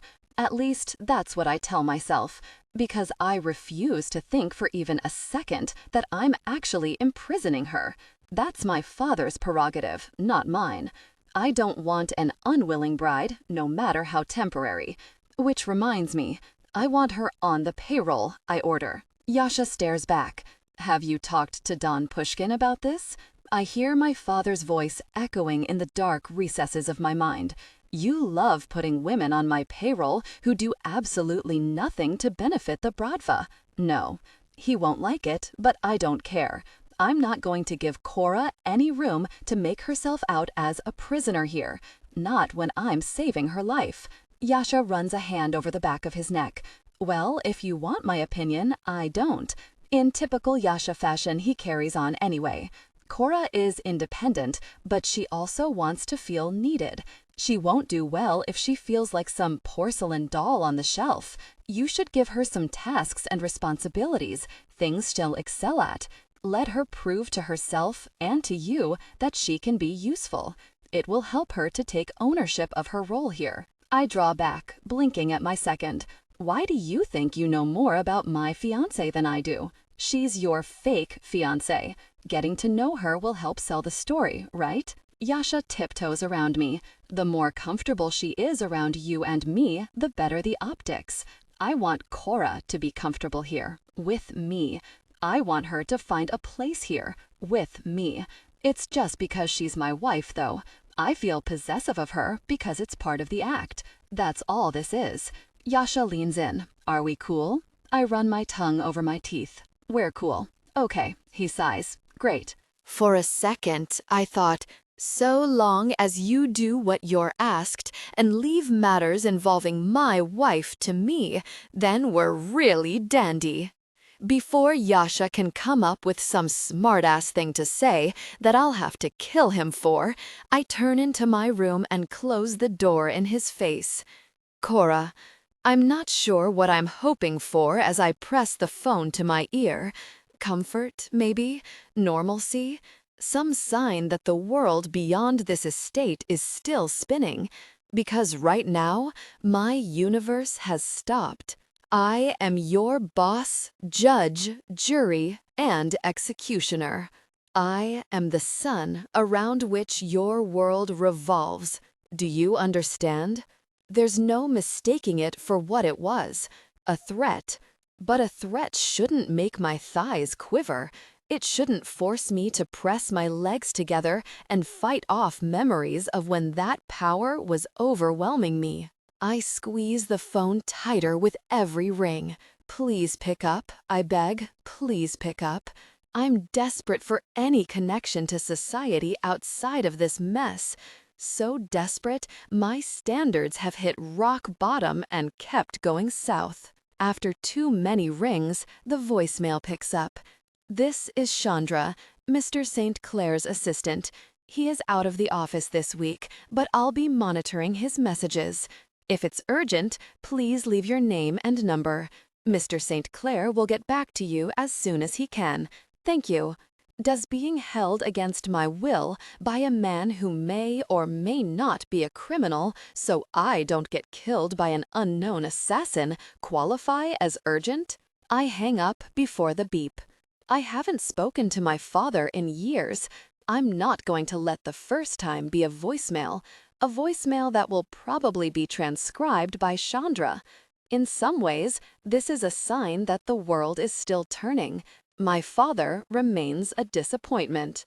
Jordan and Francia are in enough danger as it is. There's so much I can't tell them, but they have so many questions. Rightfully so. I don't even blame them. I just can't answer them either. With every blink, I see Ivan's scowling face in my mind's eye. I hear the hiss of his voice as he tells me I'm no one, as he reminds me that I'll be kicked to the curb the moment he's done with me. I know this isn't like the last time. This isn't like Mikhail, my stepfather's big plan for how my future would end. Still, the resemblance between now and then is uncanny. So uncanny, I'm having a hard time not throwing myself from the window as a means of escape. Running is an instinct, and I've honed mine to precision over the years. Sitting still is torture. I throw my phone on the bed and pace to throw open the window. Partially for the fresh air, and partially to remind myself that I'm 25 feet off the ground, and I'd break my neck if I jumped. How did I get here again? I mutter to nobody in particular. I've never spent much time thinking about destiny, but now that I'm trapped in yet another loveless engagement, real or not, I have to wonder whether this isn't just my fate. To end up forcibly married to someone who couldn't care less about me. There's a bang on the other side of the wall. I turn towards what I know is Ivan's room. He's so close. I could call out to him and he'd be here in a second. I could talk to him and say, well, I don't know what. I'm not sure if I want to scream at him or apologize. It's not that I think I was wrong, but I want this situation to be tolerable, if nothing else, for both of us. I press the heels of my hands into my eyes and grit my teeth. That's giving up. It's giving him what he wants. But maybe it's what I want too. Ivan's dad wasn't entirely wrong after all. With some concessions, I could make this arrangement work for me. A mansion, around-the-clock protection, and gourmet meals whenever I want? If that's prison, then I know a lot of people who would love to sign up. My conversation with Jordan from what feels like a lifetime ago resurfaces. Sorry, babe, but I've been working as long as I can remember, well before it was legal. If a man with fat pockets wants to take me away from all of this gum scraping, then I'll let him. You want to be dependent on a man? If it means I can finally breathe, then yeah. I get that. I really do. But there has to be more to life than just the absence of struggle. There has to be hope for something beyond not terrible all the time. And I just need to know I'm not alone here. I don't need Ivan to love me. I'm not that delusional. I'm aware that this isn't a real marriage. It isn't even a real relationship. But still, I need to know I'm more than just the burden that cruel fate or terrible luck stuck him with. Again, I see the simmering rage in his eyes, the curl of his sneering lip as he glared down at me. Maybe a burden is exactly what I am. Before I can think about what I'm doing, I grab my phone off the bed and tap in a familiar number. Unlike Dad, Mom answers on the second ring. This is Evelyn. I could hang up. I'm calling from a new phone. She'll never know who it was. She'll probably just assume it was a spam call or a wrong number. But her voice is a lifeline floating in the water, and I'm slipping below the surface. On sheer dumb instinct, I lunge for it. Hi, Mom. She inhales sharply. Cordelia? Is that you? Are you all right? I sigh. It's the first time I've called her since I left. I should have expected she'd suspect something is wrong. To be fair, something is wrong. I'm fine, I tell her. I just wanted to see how you're doing. Check if you're okay. It's more than she's done for me. At one time in my life, she was my everything. It was the two of us against the world. You and me and you. She used to whisper over whatever dinner we managed to scrabble together. I believed her wholeheartedly. She was my mom. Why wouldn't I? Then someone better came along, and I became an afterthought. Who is it? A muffled voice in the background asks. It's the same voice I overheard at Ivan's party. The same cruel voice that still plays in my nightmares from time to time. Alexander McAllister, my stepfather. Don't tell him, I beg her in a desperate whisper. Lie. Evelyn, who is it? He asks again. I can hear her hesitation. She's probably chewing her lower lip and glancing over her shoulder at him. I get my inability to lie from my mother. My father was always remarkably good at it. You don't start a secret second family without a few gnarly lies up your sleeve. Mom, I rasp. Still, she says nothing. But with that, she has said more than enough. I hang up the phone and blink back the tears burning in my eyes. My mother chose my stepfather over me years ago. When we moved into his mansion and she let him auction me off to Mikhail, that was her choosing him. I don't know why I expected anything differently today. My own parents don't love me. Why do I think anyone else should? Maybe a loveless marriage built on mutual convenience is the best I can hope for. If I was smart, I'd get on my knees and beg Ivan to make this official. He at least seems to despise this world of masks and false facades as much as I do. It might be that the only thing that exists between a lifetime spent alone and a loveless marriage is a business arrangement. I guess the devil next door knows he's going to get what he wants. Cora. I awake from dreams I don't remember, with a restless feeling. Ivan Pushkin is a hard man to escape, even in my subconscious. I slide out of the sheets and pull the comforter over the bedding. Niles is probably far too decent to say anything, but I know he'll notice the state of the bedding. Shower. That's what I can control right now. I need a shower. I pad into the bathroom, and my plans change immediately when I remember the tub my ensuite is outfitted with. It's big enough for 2 people? Even me and someone as big as Ivan? Nope. No. I won't let him ruin this for me. While I don't appreciate being trapped here, correction, while conscious me doesn't appreciate being trapped here, although dream me seems to disagree, I have no intention of turning my nose up at the amenities. I spent too many months living on the street without so much as toilet. I know the joy of a hot bath. Steam swirls from the faucet as the tub fills with scalding water. all the better to burn away the remnants of last night and the last few days. I vow not to think about where Ivan's hands gripped me 2 nights ago at the party as I slip out of my borrowed clothes and kick them into the corner of the bathroom. I'm so focused on not thinking about him that I'm also not thinking about the unlocked door that connects our rooms. I'm certainly not thinking about the fact that the bathroom door is wide open. So when I hear a latch click and release, I spin around just as Ivan walks through that door and looks through the bathroom doorway. At me, at all of me. He slides his gaze down and back up, then one more time for good measure. "I'm having déjà vu," he rumbles at last. His voice is raspy and low. I should find something to cover myself with. Slamming the bathroom door closed would also be a normal response to a man standing in front of you while you're naked. But Ivan isn't just standing in front of me. He's standing in front of me shirtless. If I thought his bare arms were a temptation, the full expanse of his chest is a full-on seduction. The tattoos that swirl across his biceps and creep out of the collar of his shirts also delve down, down, down. I'm seconds away from actually walking towards him to try and step through it when he clears his throat. "See something you like, moya Jenna?" His deep velvet voice snaps me out of my thoughts.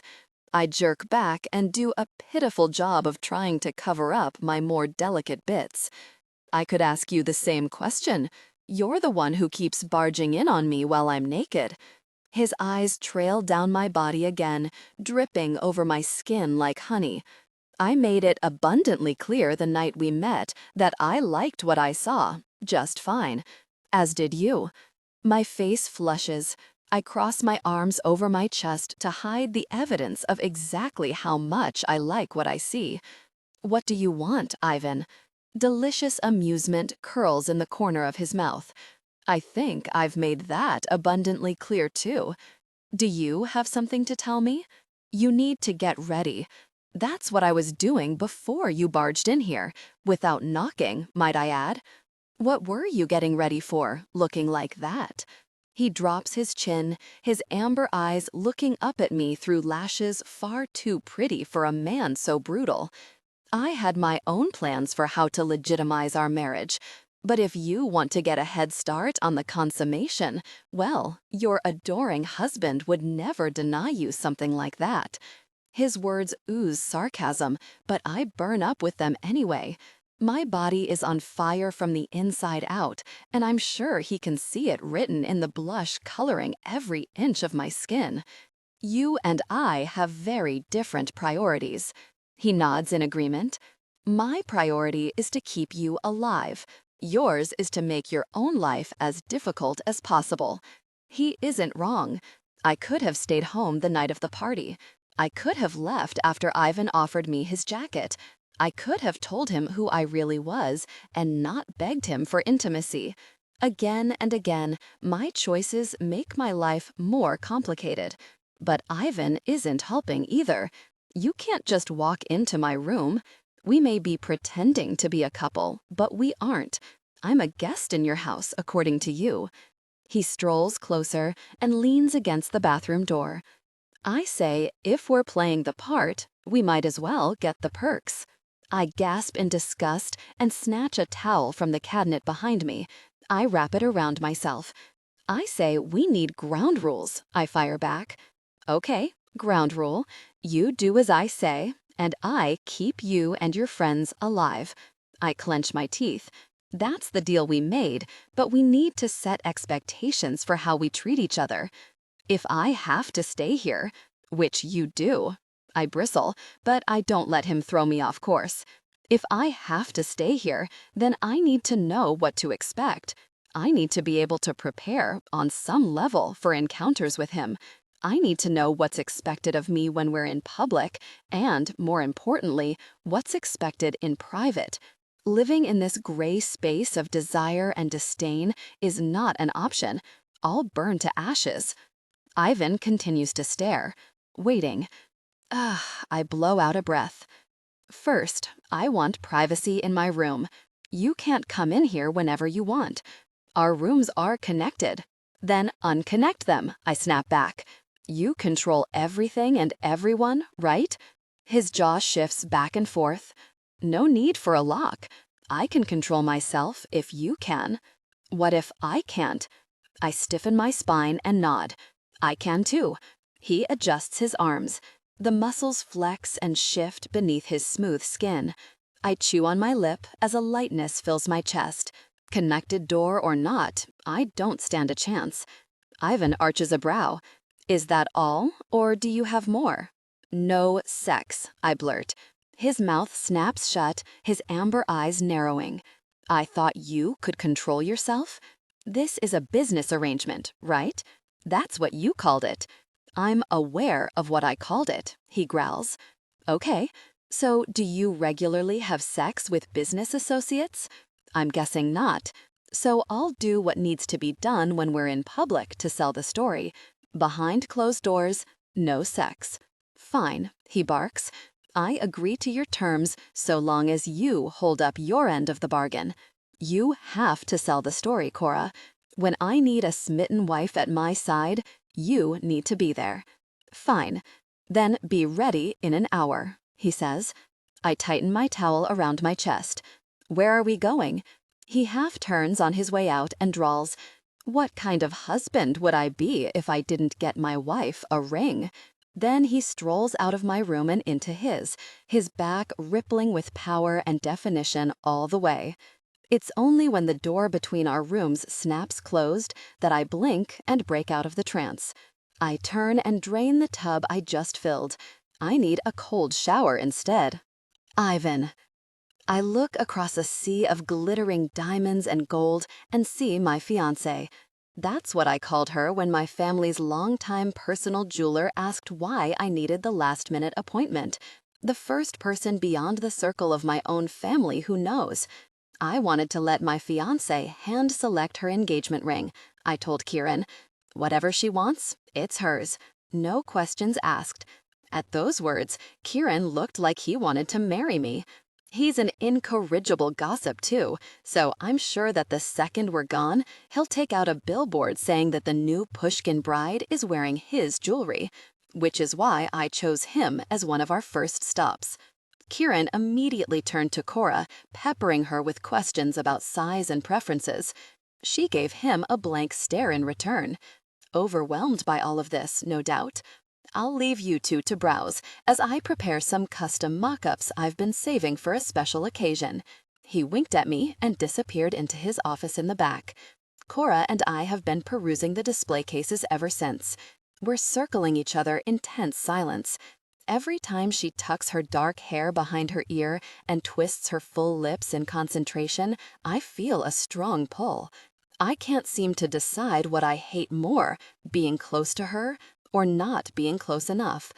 God, the way she looked standing in that bathroom. My office had been dark the night we'd met. She kept my suit jacket on, kept the curves and edges of her concealed under wool. This morning, outside of the tub, she was illuminated from every possible angle. I saw the soft swell of her breasts and the curve of her hip. I'll never scrub the image from my mind. Not that I'd want to. Especially after the way she looked back at me, her green eyes going dark with desire as they trailed over my tattoos. We're alike in that way. I also love the allure of something I'm not supposed to have. This one, Cora says suddenly. I snap my attention up. She's pointing to a case at the front of the store. Not good enough. Pick something further back. She glares at me over the glass. You haven't even seen it. I don't need to. It's directly in front of the doors. I'm not going to let you walk around with a cheap ring on your finger. You're mine. Act like it. She mutters something that sounds an awful lot like snob, but she walks deeper into the store, which brings her closer to me. As she passes by the display case I'm standing next to, she points into it. That one is nice. I follow her finger and then scowl. That's a plain band. An expensive plain band, she points out. I check the 4-digit price tag and snort. Hardly. I don't care about jewelry. I never wear it. When I do, I don't want it getting in the way. I'd rather have something simple. Niles did a good job with Cora's wardrobe. She's wearing a pair of high-waisted tweed trousers with a silk cami tucked in. She looks sleek and classy. She looks like she belongs here. The trouble, it seems, will be teaching her to act like she belongs here. Kieran chuckles as he walks back into the showroom. In all my years as a jeweler, I've only heard one other woman say something like that. It was a couple years ago, and his eyes catch on Cora and widen. She snaps her head back down, her hair falling between them like a shield. And anyway, Kieran pivots, trying and failing to make a seamless transition. I have the mock-ups if you'd like to see them. Cora mumbles a yes, and we meet at the back display case. Kieran spreads digital renderings across the glass surface, never once meeting Cora's eyes. I don't miss the spark of recognition. They know each other. She's been here before. Yasha told me Cora's mother and stepfather are rich. She told me herself that he was at my party the other night. I'm sure she's been here with her mother, maybe getting a piece cleaned or having something resized. And yet, some primal part of me chafes against the suggestion that she might have come here with another man. The beast in my chest growls. I have an array of options, Kieran begins. If you're looking for something on the simple end of the spectrum, we have solitaire engagement rings, though I would highly recommend an accompanying band after the ceremony.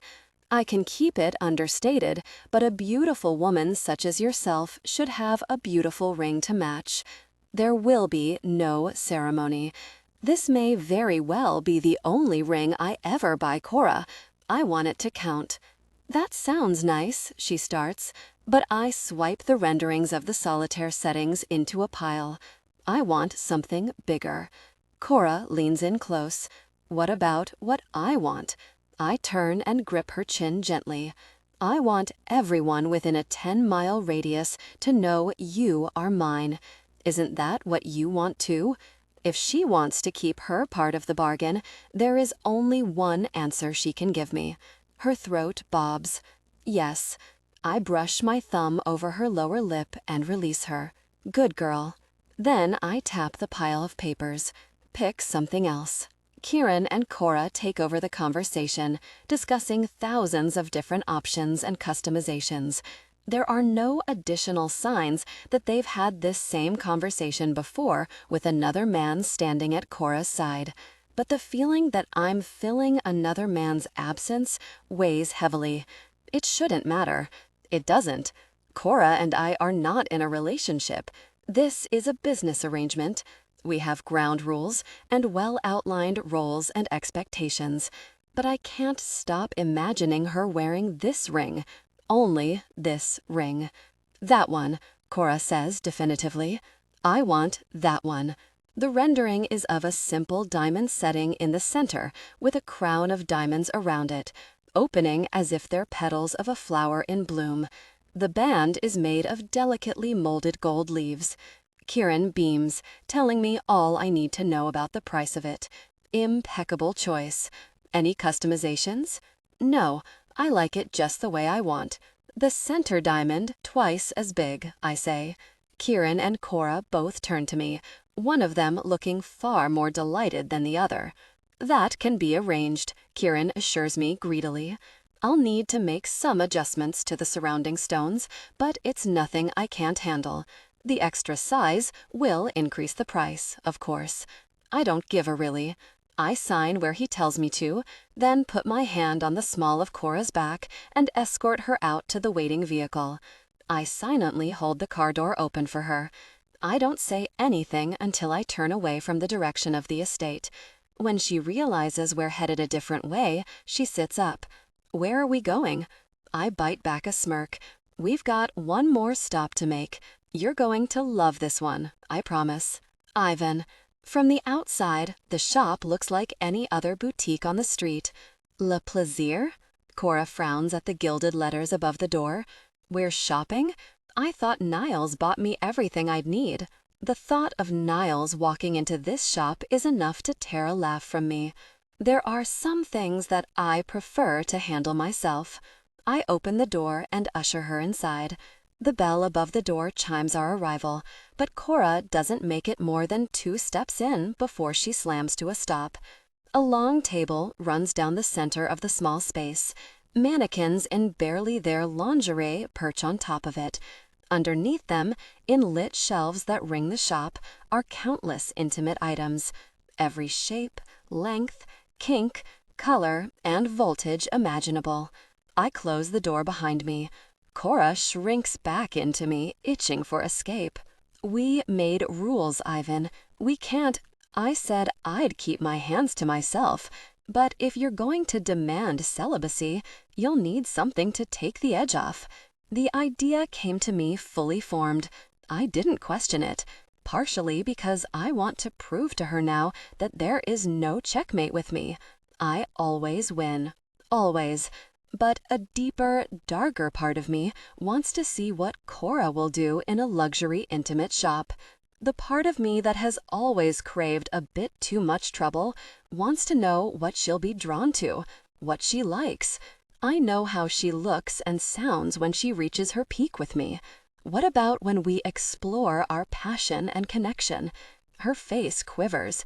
She's too stubborn to show me what she's really thinking, but I can guess at the tensions rippling inside of her right now.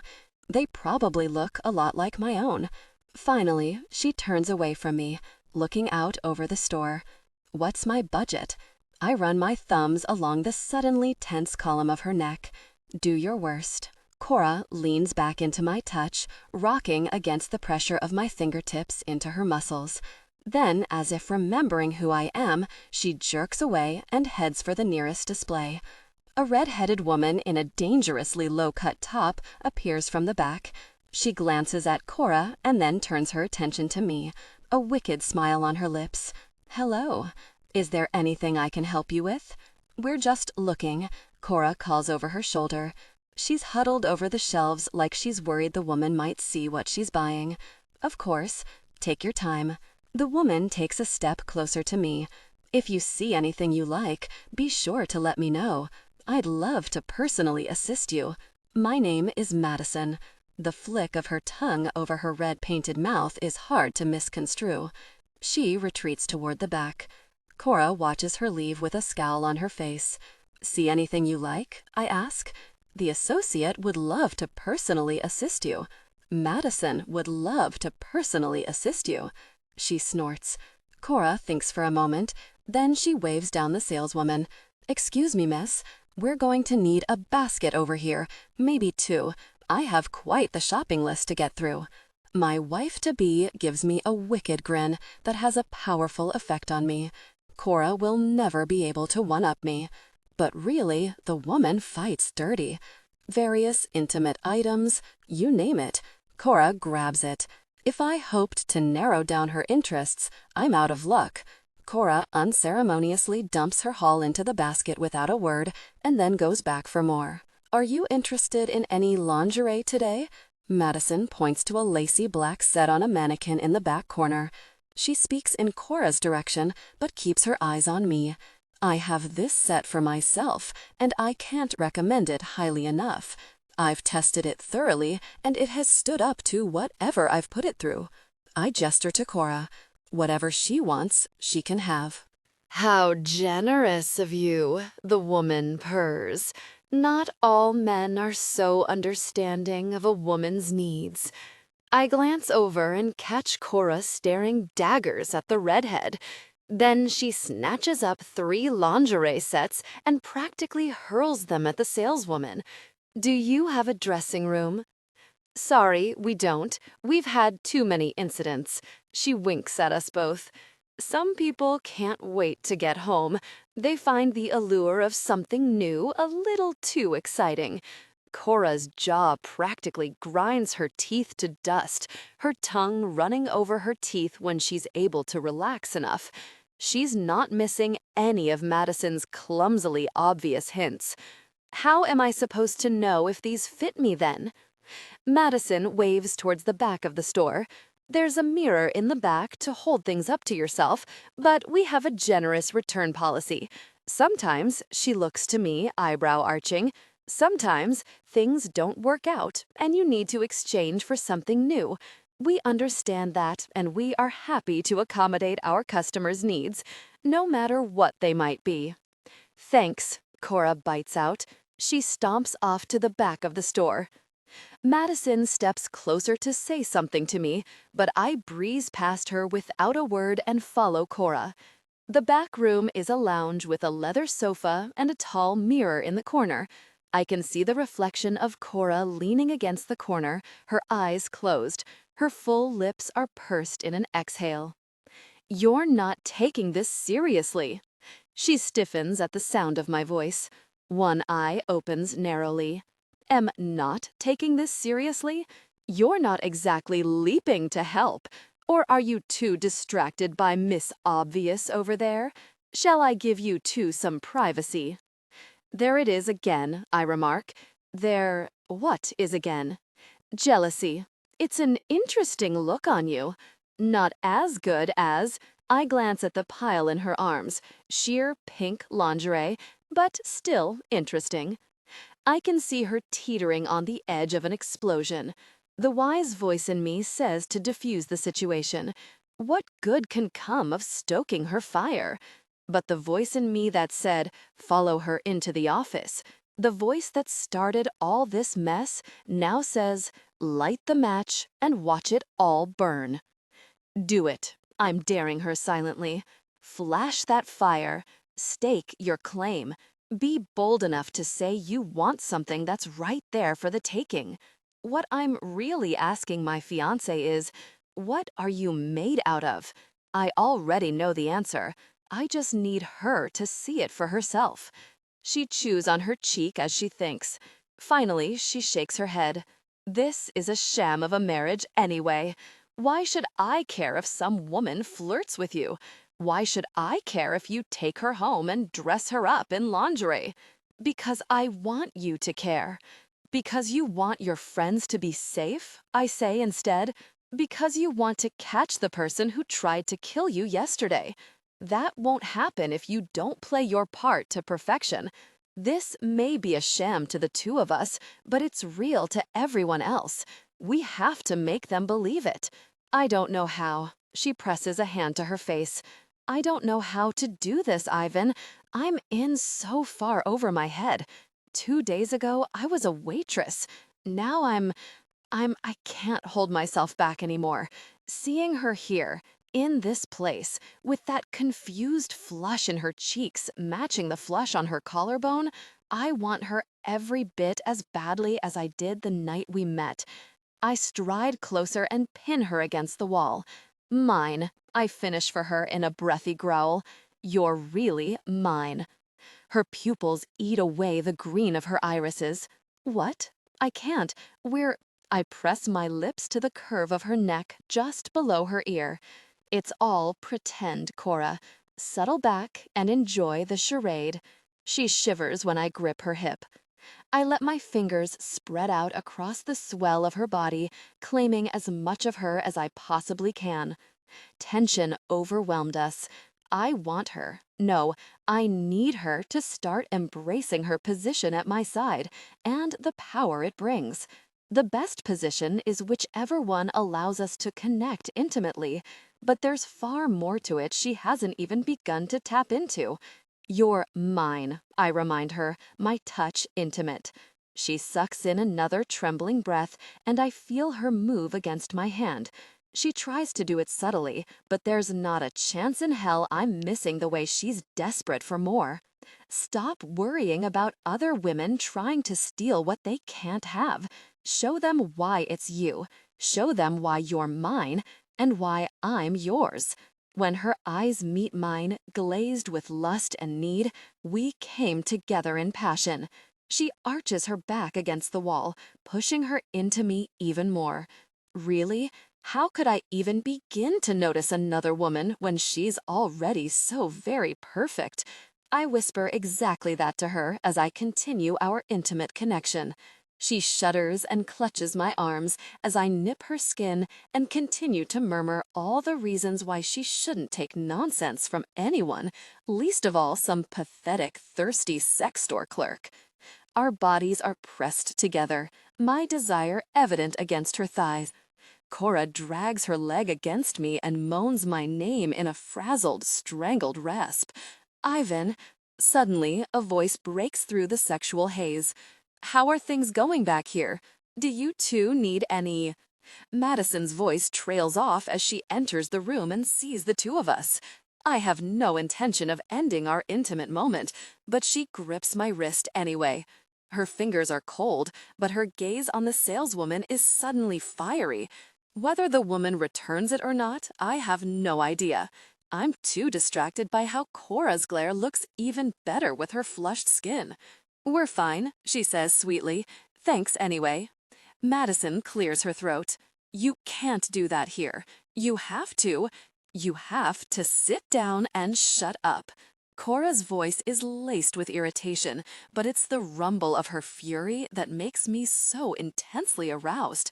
She glares at Madison and at the same time rolls her hips, moving intimately against my hand. And show me some real respect instead of eyeing my man like some desperate person. He's mine. Holy gosh, if she's not careful, I might actually end up taking her passionately right here, right now. I'm halfway convinced Cora wouldn't mind that at all. The woman behind me practically chokes on her shock. My wife just told you what you're going to do, I growl. Cora moved intimately against me. So sit the really down and shut the really up. An amused smile curves my lips when Madison takes a trembling seat on the edge of the couch. Cora gasps, and I don't know if it's because of the thrill that throwing authority gives, or if it's because I'm intensifying our intimate connection. She deserves this. She's a really queen waiting to be crowned. She just has to be willing to see it and accept it. Her nails dig into my wrist, begging me to keep going. How did that feel? I ask, nipping at her ear. To show her who you belong to? A whimper works between her bee-stung lips. She clings to me, just to stop from crumbling to the floor. Good, she moans. It feels so very good. Madison might still be sitting where I ordered her to, or she may have run for the hills. I have no idea. Nothing exists beyond this woman and the way she feels in my hands. I lose myself in her pleasure, driving her to the edge so I can greedily watch her reach her peak. Ivan, she grits out, her body moving intimately against my fingers. I'm really, she tries to tell me, but I already know. And I bask in the way she shatters in my arms, her lashes fluttering as her toes curl and she reaches her peak. She floats down, sighing and holding on to my neck for dear life.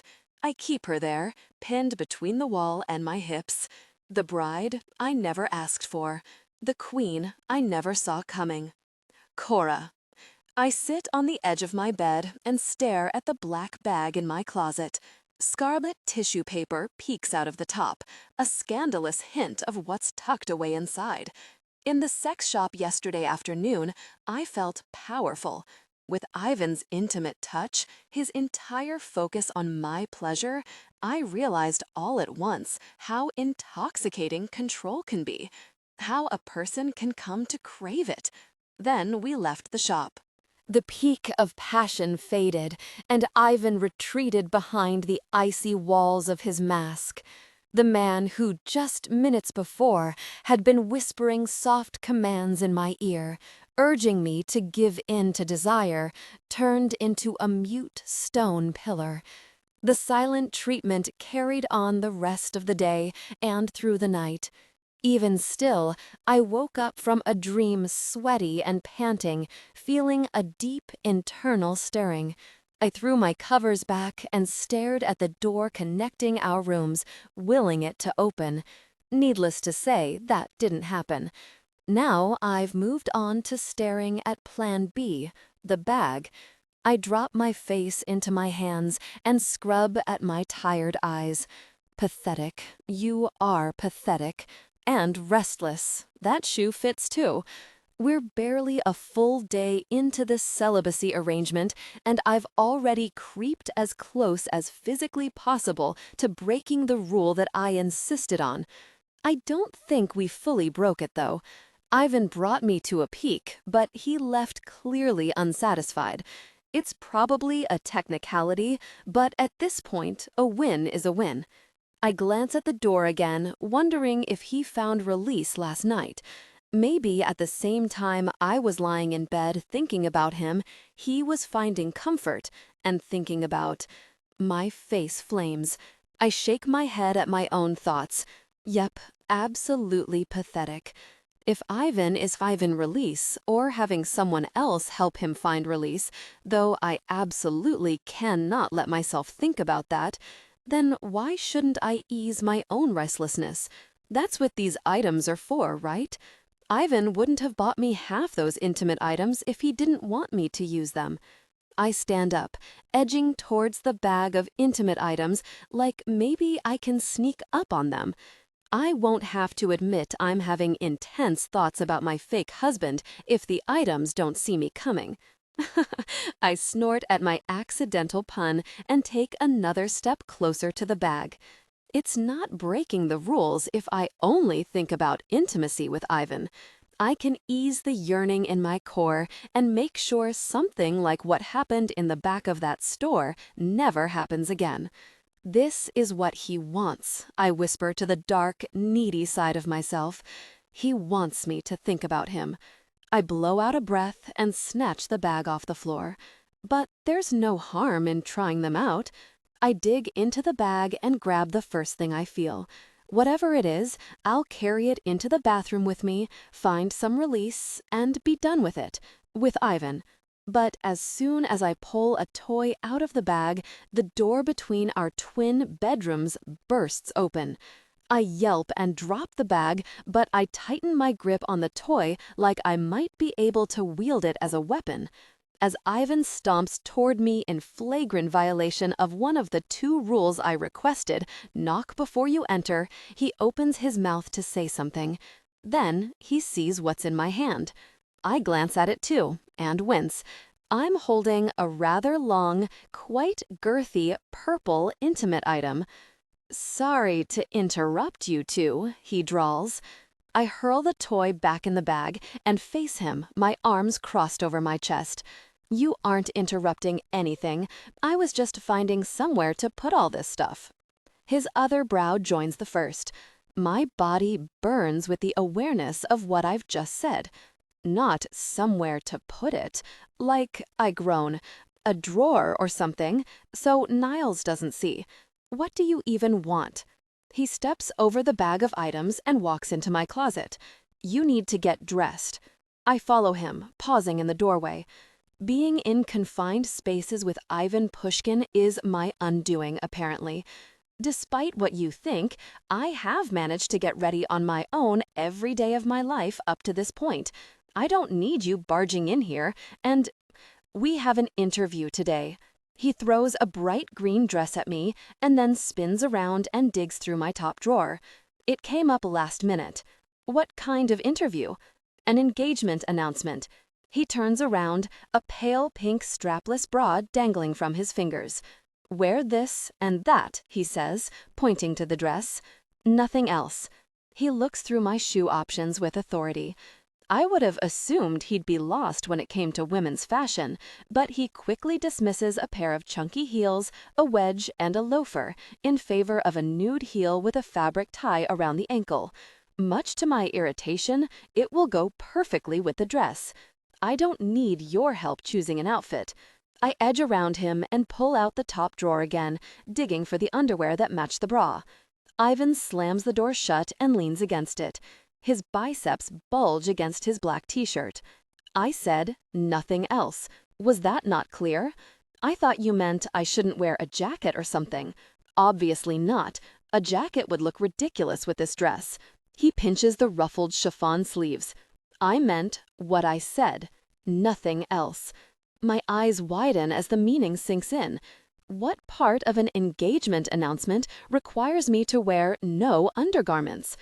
The part where I required it of you, he says coolly. The car leaves in 30 minutes. Don't be late. He swoops out of the room as quickly as he entered, but I swear his pants seemed to be fitting him tighter than they were when he first walked in. The door closes, and I look down at the clothes in my arms. The outfit Ivan chose for me, sans proper undergarments. Maybe he wants to avoid panty lines for the photos, I think. Then I hold the dress up and realize that won't be an issue. The dress has a fitted bodice, but the skirt and sleeves are light and airy, layers of tulle and chiffon that flounce and dance as I swing the dress. I hook on the bra and am tempted to grab the panties anyway. How would he know if I followed his orders or not? It's not as if he is going to check, right? Ivan has told me he does nothing without a reason. Is it possible that the reason behind this outfit choice is simply that he likes it? He plays cool, he plays aloof, he plays distant. But maybe Ivan Pushkin is spending his nights the way I am, tossing and turning and wondering what's going on the other side of the adjoining door. I pull the dress on and delude myself into thinking that this is all part of some plan. If Ivan is more attracted to me, then it means he'll be a better fake husband. Knowing I'm not wearing anything under my dress will make him more aware of me. It's pure business, pure strategy. As strategic as the flirty, innocent dress he has me dolled up in. Between my hair twisted into a side braid and the silhouette of the dress, I look like I jumped straight out of the 1940s. It's oddly wholesome for the fiancé of the notorious Ivan Pushkin. As far as anyone can see, I'm innocent and naive, the perfect target. What they don't know, what I'm finally starting to figure out, is that I'm in on the plan too. On my way out the door, I swipe on a bold red lipstick.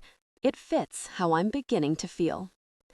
Cora, this interview is a train wreck.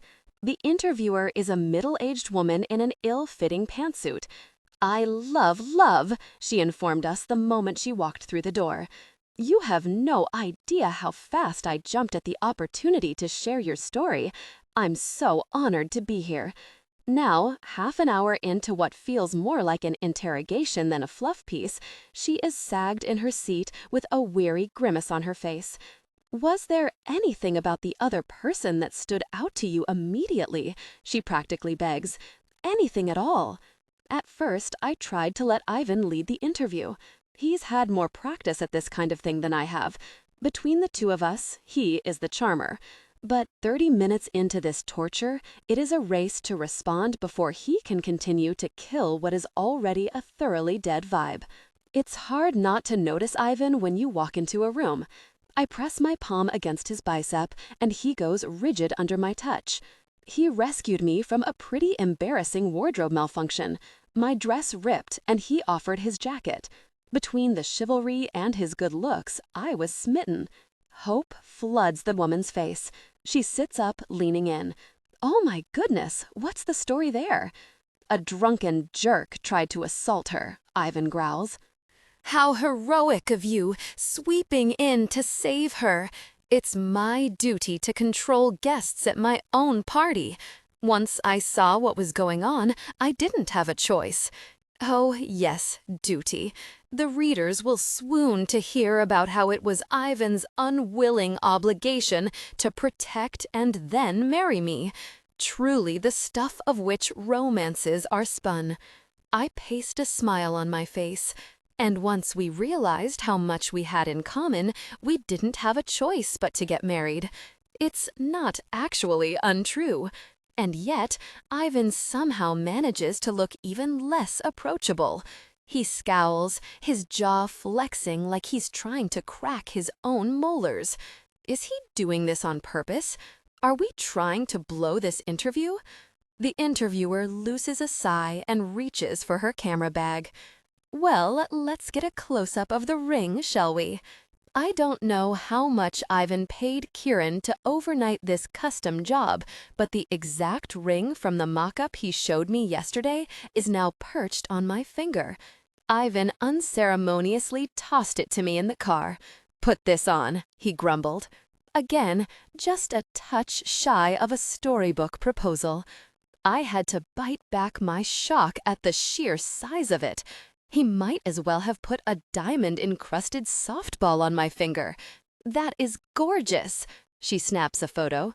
"Can you hold hands?" she asks, nervously eyeing Ivan. "And move closer together. I'll take a shot with your hands in focus and your bodies blurred. I think it will look nice above the fold." I inch closer until our thighs are pressed together. The heat of him burns through the thin fabric of my dress. Then he slides his hand under mine, his fingers curling around my knuckles. It's the first time today I've seen his cold facade start to defrost. As the woman lines the shot up, her face tucked behind the camera, his thumb strokes the side of my hand. I feel that touch everywhere from head to toe. "Got it," the woman says, springing up like she's fleeing a fire. "I think we're done here." Ivan drops my hand like it stung him. I wrap my arms around myself to hide the shiver moving through me. The woman pauses in the doorway. "It was lovely to meet you both. Good luck." I wait until she leaves the room before I sag in my chair. She wished us luck like we're going to war. In a way, I suppose we are. He stands up and checks his watch. "Let's go. I have things to do." "Ivan," I breathe, "that was not great." She took some notes. She snapped our photo. People are going to read it, and now they'll know we're together. I chew on the corner of my lip. "Right. What do you really want?" he barked suddenly. "Should I have been more intimate with you during the interview to prove to her that we're in love?" He spits out those words like they're poison. What happened between us yesterday has existed within a bright, shiny bubble in my memory. Ivan has wasted no time in popping it. It would have been better than whatever surly, standoffish BS you just pulled. She probably saw right through the act and thinks I'm in a hostage situation. His nostrils flare as he spins towards me. "No one was holding you hostage yesterday. You begged me for intimacy." "I didn't mean that. I just meant, as long as people find out we're married, nothing else matters," he spits. "This is all a means to an end." "Thanks for the reminder," I whisper under my breath. For a second there, I almost forgot. "Cora." I'm on the back patio, twirling the diamond planet around and around my ring finger when I hear the doors open. I whip around hopefully. Then I'm forced to face the disappointment that floods me when I see it is Anya standing in the doorway rather than her brother. I haven't seen Ivan once since we got back from the interview. When I saw Niles coming out of his office a couple hours ago, even he looked frightened by whatever he'd seen in there. High Lord Ivan, it would seem. "Howdy." Anya sounds friendly enough, but I can see the wariness in her eyes as she approaches. How am I supposed to behave around my pretend sister-in-law after lying to her about loving her brother? I settle for a stiff wave. "Good to see you again, Anya." She stops in front of me and lifts her huge designer sunglasses up into her wavy hair. "Is it?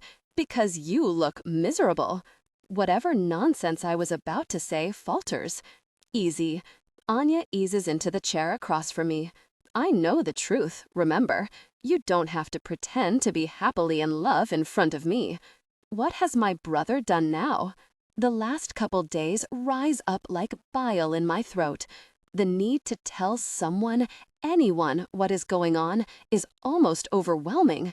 But I can't tell Anya about my dirty dreams, or the sex shop, or the way I can't decide if I want to smother her with a pillow or drag him beneath the sheets with me. Nothing. Everything is great. We're doing fine. Anya arches her brow and doesn't say a word. It doesn't take long before my paper-thin resolve gives way. I sag in defeat. We had an engagement announcement interview this morning. I'll be shocked if the reporter doesn't also announce our imminent divorce at the end. She winces. That bad? Worse. He barely spoke to me all morning, which is fine, I get it. It's not like this isn't real. I'm not sure if I'm reminding myself or Anya. Ivan doesn't owe me anything, but it almost felt like he was sabotaging his own plan. All we had to do was hold hands and smile and tell a few pretty lies, but he hung me out to dry. I just don't know what I'm supposed to do with that. Anya reclines back in her chair and slides her sunglasses back down on her nose. Oh, my brother, he's a funny one. Funny is not the word I'd use to describe Ivan. Unique, then, Anya amends with a smirk. He can be hard to pin down if you don't know him very well. I'm not sure if she means it as a jab or not. Either way, she's right. I don't know Ivan very well. At all. Does that mean you can pin him down? Because I would love some tips. One minute, he's this smooth, effortless man who can be incredibly charming. Anya gives me a look and I clear my throat. He's charming, is what I'm trying to say. Then the next, he's a block of ice. When we had to hold hands for a photo op, I thought I was going to lose my fingers to frostbite. Lies. Despite how terrible the interview had gone, heat had still pulsed through me. That's the real trouble with Ivan. If anyone else treated me like he does, I'd run as fast and as far as possible in the other direction. But even when he tries to push me away, my body draws closer. I guess. I take a deep breath. So much of what we're doing is pretend, so I guess I just don't know which side of him is real. They both are. I frown. I don't see how that's possible. He has a lot on his plate. He's responsible for everything. Anya sits up and folds her hands in her lap. Part of it is my fault. Things were different before I got married. Ivan had the freedom to... Her eyes cut to me, and she shakes her head and lets the sentence linger unfinished. Things changed after that. I know her father doesn't approve of his husband. She told me as much. Their father also made it clear he would never approve of me either. Just a waitress echoes through my head. It's not the kind of thing you forget easily. Anya reaches over and pats my knee. He just needs time to adjust. I don't know how much longer I can put up with this. The hot and cold moods are a lot to navigate, especially when the hot is so obscenely hot. It would almost be easier if he was always the sexy, flirty Ivan I met that night at the party. I can prepare for that. But when he goes from one extreme to the other, I just get lost in the mix. Anya frowns at me, her full mouth reminding me far too much of her brother for my liking. Then, suddenly, she jolts upright. I know exactly what you need. A mood ring? She smiles. Even better. You need a date night. I can't help but snort. I think it would be easier to get Ivan into a mood ring wedding band than it would be to get him to agree to a date night with me. Yeah, right, she dismisses. Have you seen yourself? Unique, my brother may be, but underneath it all, men are the same. The promise of you in a little black dress will be all the encouragement he needs. You do remember this is a fake relationship, right? Oh, I remember, believe me. But the attraction is real. I know my brother well enough to know that you are every bit his type. I tell myself I don't care if I'm his type. It doesn't matter. It certainly doesn't change anything. We're still not getting married. We're still not having sex. We're still faking this insanity till the cows come home. You two just need to get to know each other, Anya continues. You can't plop down in front of cameras and act like a couple if you haven't practiced. That almost makes sense. How are we supposed to easily touch and play if we've never done it before? Performing in front of other people is way harder than doing it in private. Although Madison from the sex shop might disagree. She points at me. I can tell you're on board. I'm only on board if Ivan is on board. I'm here to do what he says. And Anya groans. My brother needs a kick in his pants. You can't just roll over every time he asks, Cora. I turn my face towards the sky to hide the flush warming my cheeks. She has no idea exactly how eager my body is for his intimacy. Dinner, I mutter. That's it. If Ivan agrees, we can do dinner. Just dinner. Not a date, but a night to practice. She claps her hands. Yes, okay, I will totally make this happen. Tonight. She seems oddly confident as she marches away from me and into the house on what I'm sure is a doomed mission. Ivan was a wall of ice this morning. There is no way, even Anya, as sweet and bubbly as she is, can melt him down by tonight. But if she does, I suppose a little practice won't be the worst thing in the world. I'd love to endure the next few days, weeks, or however long this takes with something akin to a friendly ceasefire. I'm sure that's possible without blurring the already very muddy lines between us, right? I groan and sink down into my chair. It's fine. Anya's plan will probably fail anyway. Ivan. Anya doesn't even bother knocking. She strolls into my office with a tux draped over her arm. You and Cora have a reservation at Bujalon in 90 minutes. I don't bother looking at her, not interested. Before I can even pretend to be reabsorbed in my work, Anya throws my tuxedo on my desk. It lands across my arms just as she leans over the desk and jabs a finger into my chest. Your wife is miserable, she claps. I could see it written all over her face. She tried to play it off, but that girl looks like death warmed over. I grimace. The interview this morning didn't go as well as I hoped it would. Turns out, even a facade with good intentions rubs me the wrong way.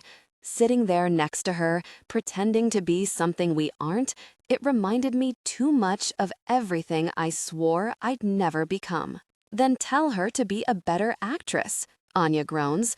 She could be the best actress in the world and it wouldn't matter.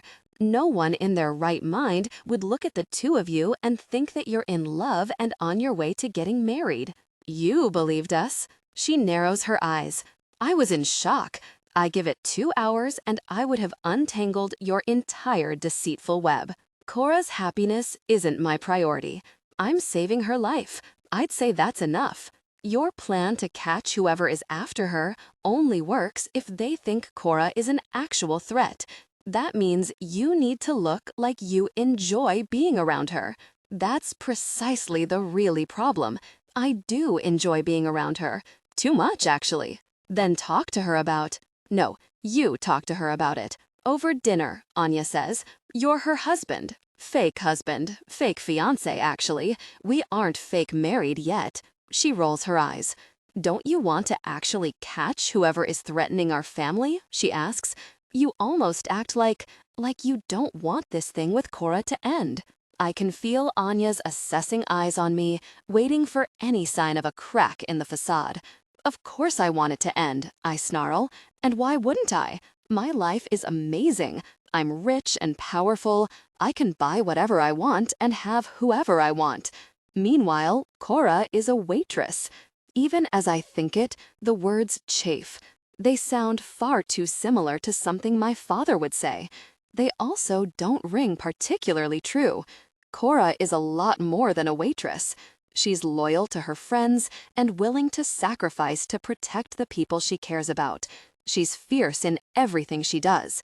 In kindness, in fury, and really, that ferocity is just another reason it is high time Cora got out of my house and out of my hair.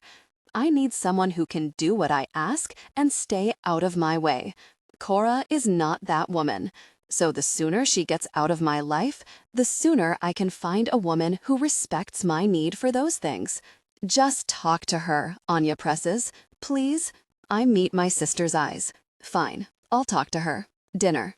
I'm pretty sure my sister is the only person in the world who could get me into a tux against my will. Then I look up the grand staircase and see Cora. I'd put on a suit for her. I'd take it off, too. I silence my dirty thoughts and drink in the sight of her. She's wearing a midnight blue gown that makes her skin shine like starlight. The neckline plunges low across her chest, and a slit rises along her right leg to nearly the top of her thigh. Her hair falls in loose waves around her shoulders that I want to gather up with my hands. I imagine myself shifting her hair to one shoulder and pressing my mouth to the hollow of her throat, a gesture of deep desire. Suddenly, my sister's long, loud whistle cuts through the thought. "Holy gosh," she catcalls. "You look amazing." Cora turns to her, a pleased smile brightening her face. "Thanks, Anya." Anya elbows me in the side as Cora reaches the bottom step. "Doesn't she look nice? Tell her she looks nice. Tell her. Say it now." I love my sister, but right now I want to strangle her. "You look nice." My voice sounds robotic. My movements feel robotic too, as I shift to the base of the stairs and hold an elbow out, just the way I was taught. In the same easy, well-trained grace, Cora curls her arm around mine and stands beside me. Anya circles us like a judge, taking us in from every angle. "You two look like a real couple to me, a beautiful real couple." "Then maybe we don't need to do all this practice after all," Cora jokes. "Maybe I can just go back upstairs." And she starts to let go of my arm, but I hold tight. When she looks over at me, a question in her eyes, I ignore it and lead her towards the door. Anya trails behind us. "Your reservation is in half an hour." "I know." "Make sure you smile," she calls.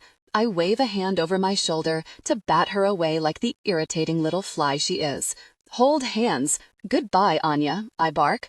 When the front door is closed and Cora and I are on the porch, I blow out a breath. "We don't have to do this," Cora says softly. I look down at her, at the curl of her lashes and the pink shimmer of her lips. "I know. And just for the record, this was Anya's idea. I didn't tell her to do this. I didn't want to. Well, I don't mean I don't do anything I don't want to, Cora." She stares up at me. I can see her trying to puzzle out the meaning behind what I said. Honestly, I'm not entirely sure either. With Cora next to me, the idea of dinner doesn't seem like such a waste of time. What a freaking disaster that is. Ivan. Every time she moans, I clench my teeth. My body locks up purely so I don't do something I'd regret. This is incredible. Cora slides her plate towards me. "Take a bite. Seriously. We each got our own, you know. We don't have to share." She cuts off a slice of cheesecake and holds it out for me. "Just be quiet and try it." She's got that look in her eyes, that infuriating, intoxicating, I won't quit spark. So with a growl, I pluck the fork out of her hand and take the bite. Gosh, it is good. Who even came up with putting lemon curd on cheesecake? What genius! She snatches her fork back and eats another bite, her eyes fluttering closed as her lips wrap around the fork. I'm in love, and I'm deeply aroused. I had no idea a 3-course meal could be a sexual experience, but Cora is an enthusiastic eater. It's hard for my mind not to imagine that same energy in other, much less innocent scenarios. If you can look at me like you're eyeing your dessert, Anya will be proud of our progress. She grins, narrowing her eyes. "In your dreams?" She has no freaking idea. The night has flown by. I imagined we'd have a tight 60-minute dinner where we rehashed our rules and practiced holding hands. But everything happened naturally. I guess I should have known after the first night we spent together. Being with Cora is easy. She finishes her dessert and leans back, wrapping her arms around herself. She rubs her hands along her biceps to stay warm. There's a heater blowing behind me, but she's closer to the draft, coming off the balcony ledge. "Here." I start to shrug out of my jacket. "Thanks, but I'm okay." I slip it off and stand up. "You have goosebumps. I can see them from here." I can also see the points of her nipples through the dress, though I keep that detail to myself. I drape the jacket around her shoulders. The memory of the last time I offered her my jacket hangs heavily between us. She looks up. "What's this going to cost me?" I slide my chair closer and sit down, blocking some of the wind coming from the balcony ledge. "What do you mean?" If I know anything, it's that nothing good in this world comes without a price. She grips the lapels and pulls them tightly around herself. So, what do you want?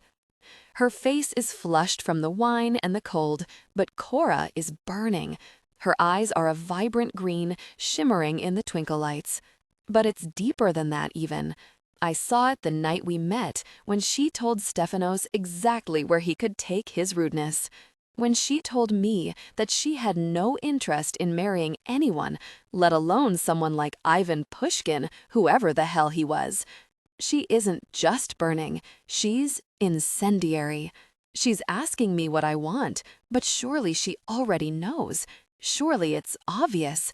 I'm about to tell Cora exactly what I want, and where, and when the waitress reappears with a silver wine bucket in her hands. A gift, she says, taking the empty bottle from the center of our table and replacing it with champagne. I'm content to ignore the waitress and the bottle. My gaze is still locked on the pulse thrumming in Cora's neck, on the curl of hair against her collarbone, on the swell of her breasts in the shimmering fabric.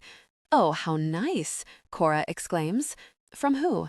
The waitress shakes her head. "I'm actually not sure who it came from. We don't usually carry it, but I know it's a very expensive bottle. If anyone asks, we're overcome with gratitude." I wave the waitress away. "Thank you." Cora pulls the bottle free, studying the label.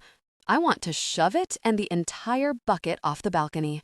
It's all a distraction. Then Cora goes pale. I see the shift in her, the way the color drains from her cheeks and her eyes turn wary. She glances up at me and whispers my name, a hollow sound. "Ivan."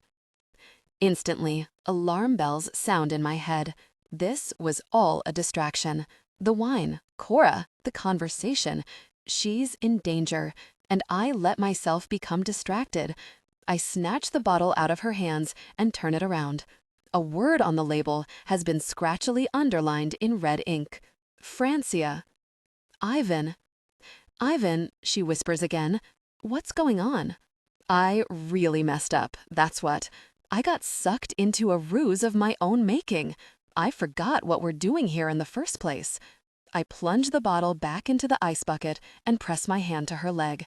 "You're okay." She's shaking under my touch. Who sent us that bottle? I don't know. I look around, but the other tables on the patio are empty. There are no direct windows into the dining room downstairs.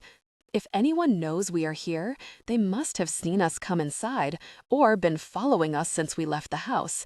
And I didn't even freaking notice. Stupid, so stupid. Could it be a coincidence? Her hand wraps around my wrist the same way it did yesterday when we were out. Except this time, she's not clinging to me in ecstasy. She's clinging to me in utter fear. No. I pull out the phone I all but forgot about for the last 2 hours and text Yasha. "Send a driver to pick up Cora. Someone knows we're here. Alert all security and bring in reinforcements." "Who are you texting?" I pocket my phone and wave down the waitress, from where she has been watching in the stairwell. "Is everything to your liking?" she asks, a cheery smile on her face. "Where did you say this bottle came from?" "It came from the Champagne region in France. We work with a local." "I know where freaking champagne comes from," I growl. "Tonight. You said you don't usually serve it, so who brought it in?" She swallows nervously. "I'm afraid I don't know. It was in the kitchen. They told me to bring it to you." "Who?" "The kitchen staff. No one told me who delivered it. I might be able to ask the chef, but these kinds of things aren't usually written down anywhere. We only know what is written on the cards, and this bottle didn't come with a card. Because it didn't need to. The sender made their message crystal clear with one stroke of their red pen." "I'm sorry," she adds. "If you don't like the champagne, I can take it away and replace it with something else. I wave her away. Give yourself a 50% tip and close my tab. We're leaving." My hot and cold act is doing a number on our waitress, but she stands a bit straighter.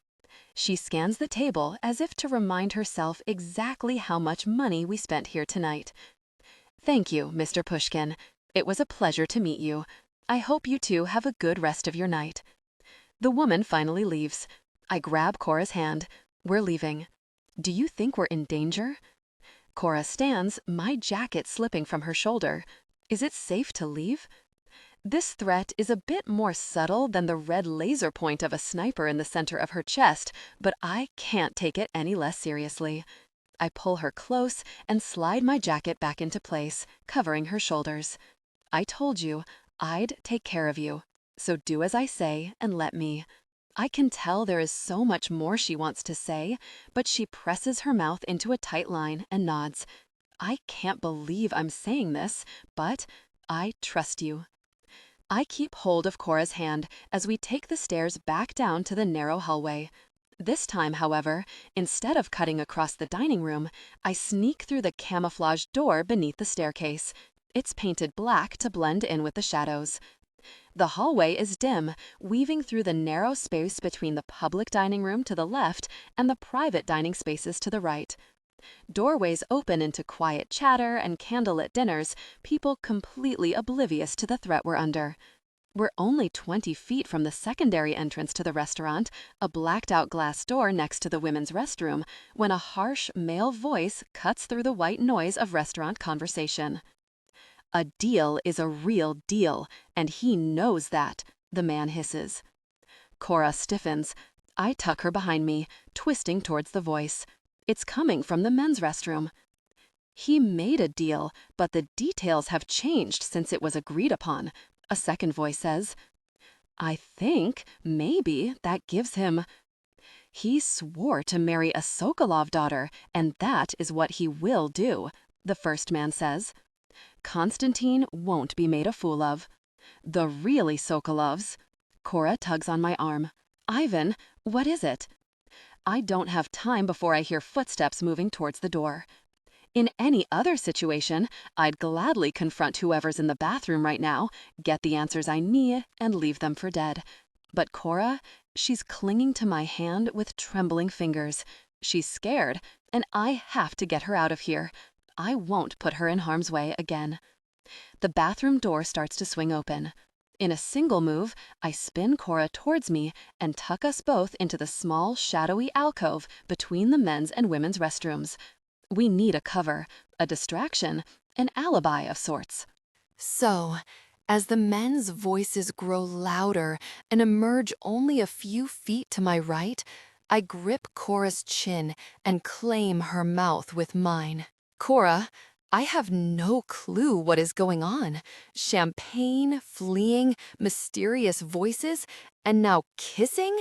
I don't have even a second to make sense of it all before Ivan whips me into a corner, presses every inch of his muscled body against mine, and kisses the hell out of me.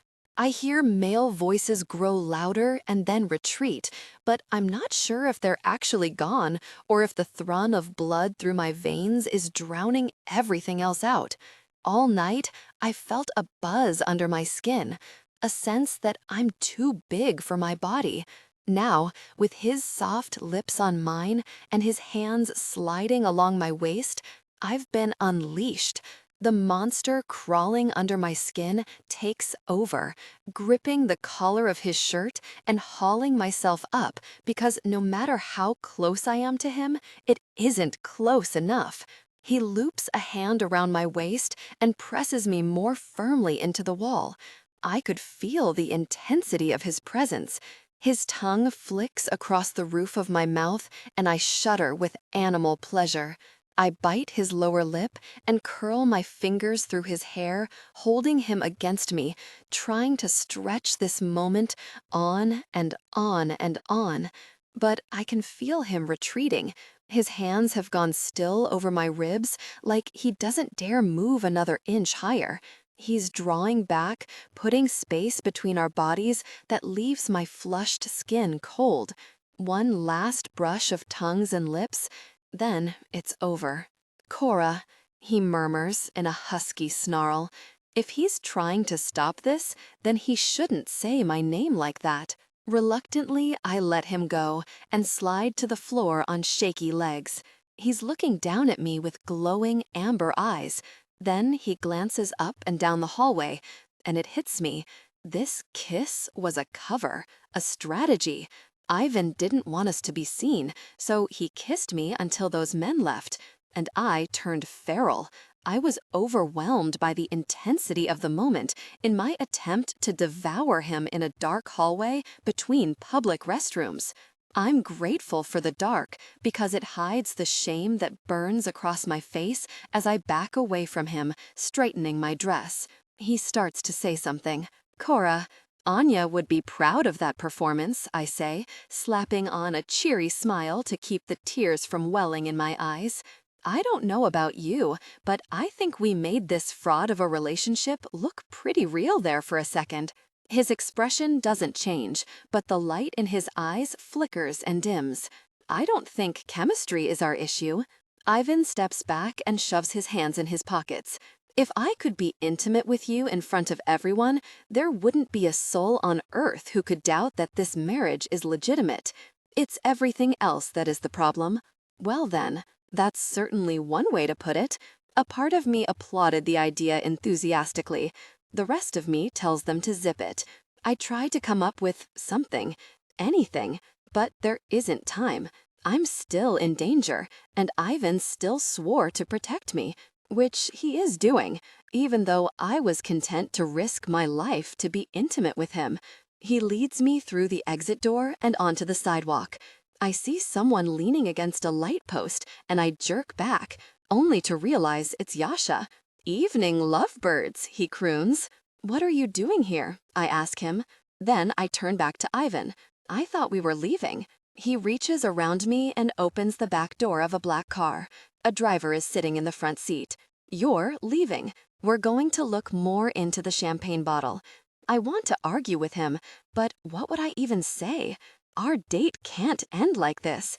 You were supposed to drive me home and kiss me on the front porch. I was going to invite you inside. The fairy tale version of this night blooms in my mind and then withers in a single second. Reality is a lot uglier. I let him help me into the back seat, but before he closes the door, I reach out and grab his hand. "Be careful, okay?" He stares at me. I see a flicker of that light come back, a small spark of hope in his eyes that makes me wonder if there isn't something else going on here. Then he slams the car door closed and walks away. Yasha gives me a small wave and follows him. Cora, it's been hours and he still isn't home. I want to ask Ivan what he found out at the restaurant and figure out who might be after me. But just as urgently, I want to ask if that kiss in the hallway melted his bones the way it did mine. It's been hours, and I'm still vibrating from the force of his lips on mine. I can still feel the singe of his hands across my skin and the warmth of his breath on my neck. And I don't even know if he's alive. Of course he's alive, I hiss at myself, shoving away from the door. I pace the well-worn path I've made in the carpet, cutting across to the bathroom, and then spinning right back to that door. I can't sit still. I certainly can't sleep. All I've done for hours is wait to hear even a whisper of noise on Ivan's side of the door. Anything to let me know he is okay. I'm considering calling the number Yasha programmed into my phone. Maybe he'll answer and I can talk to him. But as the thought crosses my mind, I realize that Ivan could have called me at any point in the last couple hours, or texted. Hell, he could have sent Niles up with a Xanax and a note to let me know everything is fine, and that he had a nice time on our date. But he didn't, because it wasn't a real date, and this isn't a real relationship. I'm not his girlfriend, and he isn't anything to me. Why should I care what he's doing right now? What difference does it make to me? Then I remember the feel of his closeness, the way his hands gripped my ribs, the way he tasted on my tongue like lemon curd and champagne. It matters to me because I got a hit of Ivan Pushkin. All I want now is more. No, I whisper, backing away from the door. No, I don't need him. I don't need him. I can take care of myself. She sought a way to calm her racing thoughts and overwhelming emotions, but her desire for Ivan remained a powerful force. She tried to relax, but her mind kept returning to him. Ivan has been intimate with me, saved me, kissed me, dated me. Does he want this too?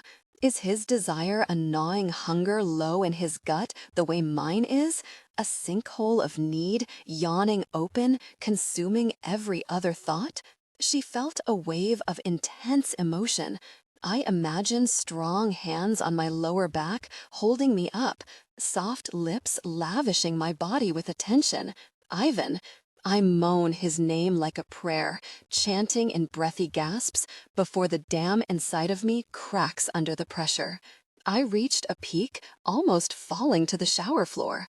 I have to catch myself on the shelf. Shampoo and conditioner bottles go flying in the process. Eyes still closed, I feel the desire pull out like the tide, receding back into the place where I need to hide it, but where it will never fit. Not entirely. Whatever I feel for him, it's too big to stay tucked away, but I have to try. I start to lower my hand to the edge of the shower when the same calloused hand I just imagined slides over mine, holding it in place. Then I hear a voice. "Do it," Ivan growls. "I want to watch." Cora, am I still imagining this? I look over to see Ivan standing just outside the glass partition. His shirt is off, the lines of his tattoos dark against his skin. He's watching me carefully. His eyes are almost black with wanting. I should be scared.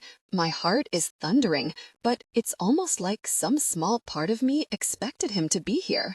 "You didn't knock," I say softly, as if that matters. He could have blown through an entire wall to be in here now, and I still wouldn't kick him out. He steps into the shower, wearing nothing but a pair of black briefs. My eyes snag on the impressive form beneath the material before I whip my attention back to his face. Ivan moves close around me and gently pulls my hand away. He then presses it back between my fingers. I jolt and bite my lip to stop from crying out. "I came to check on you," he whispers against my neck. I heard my name.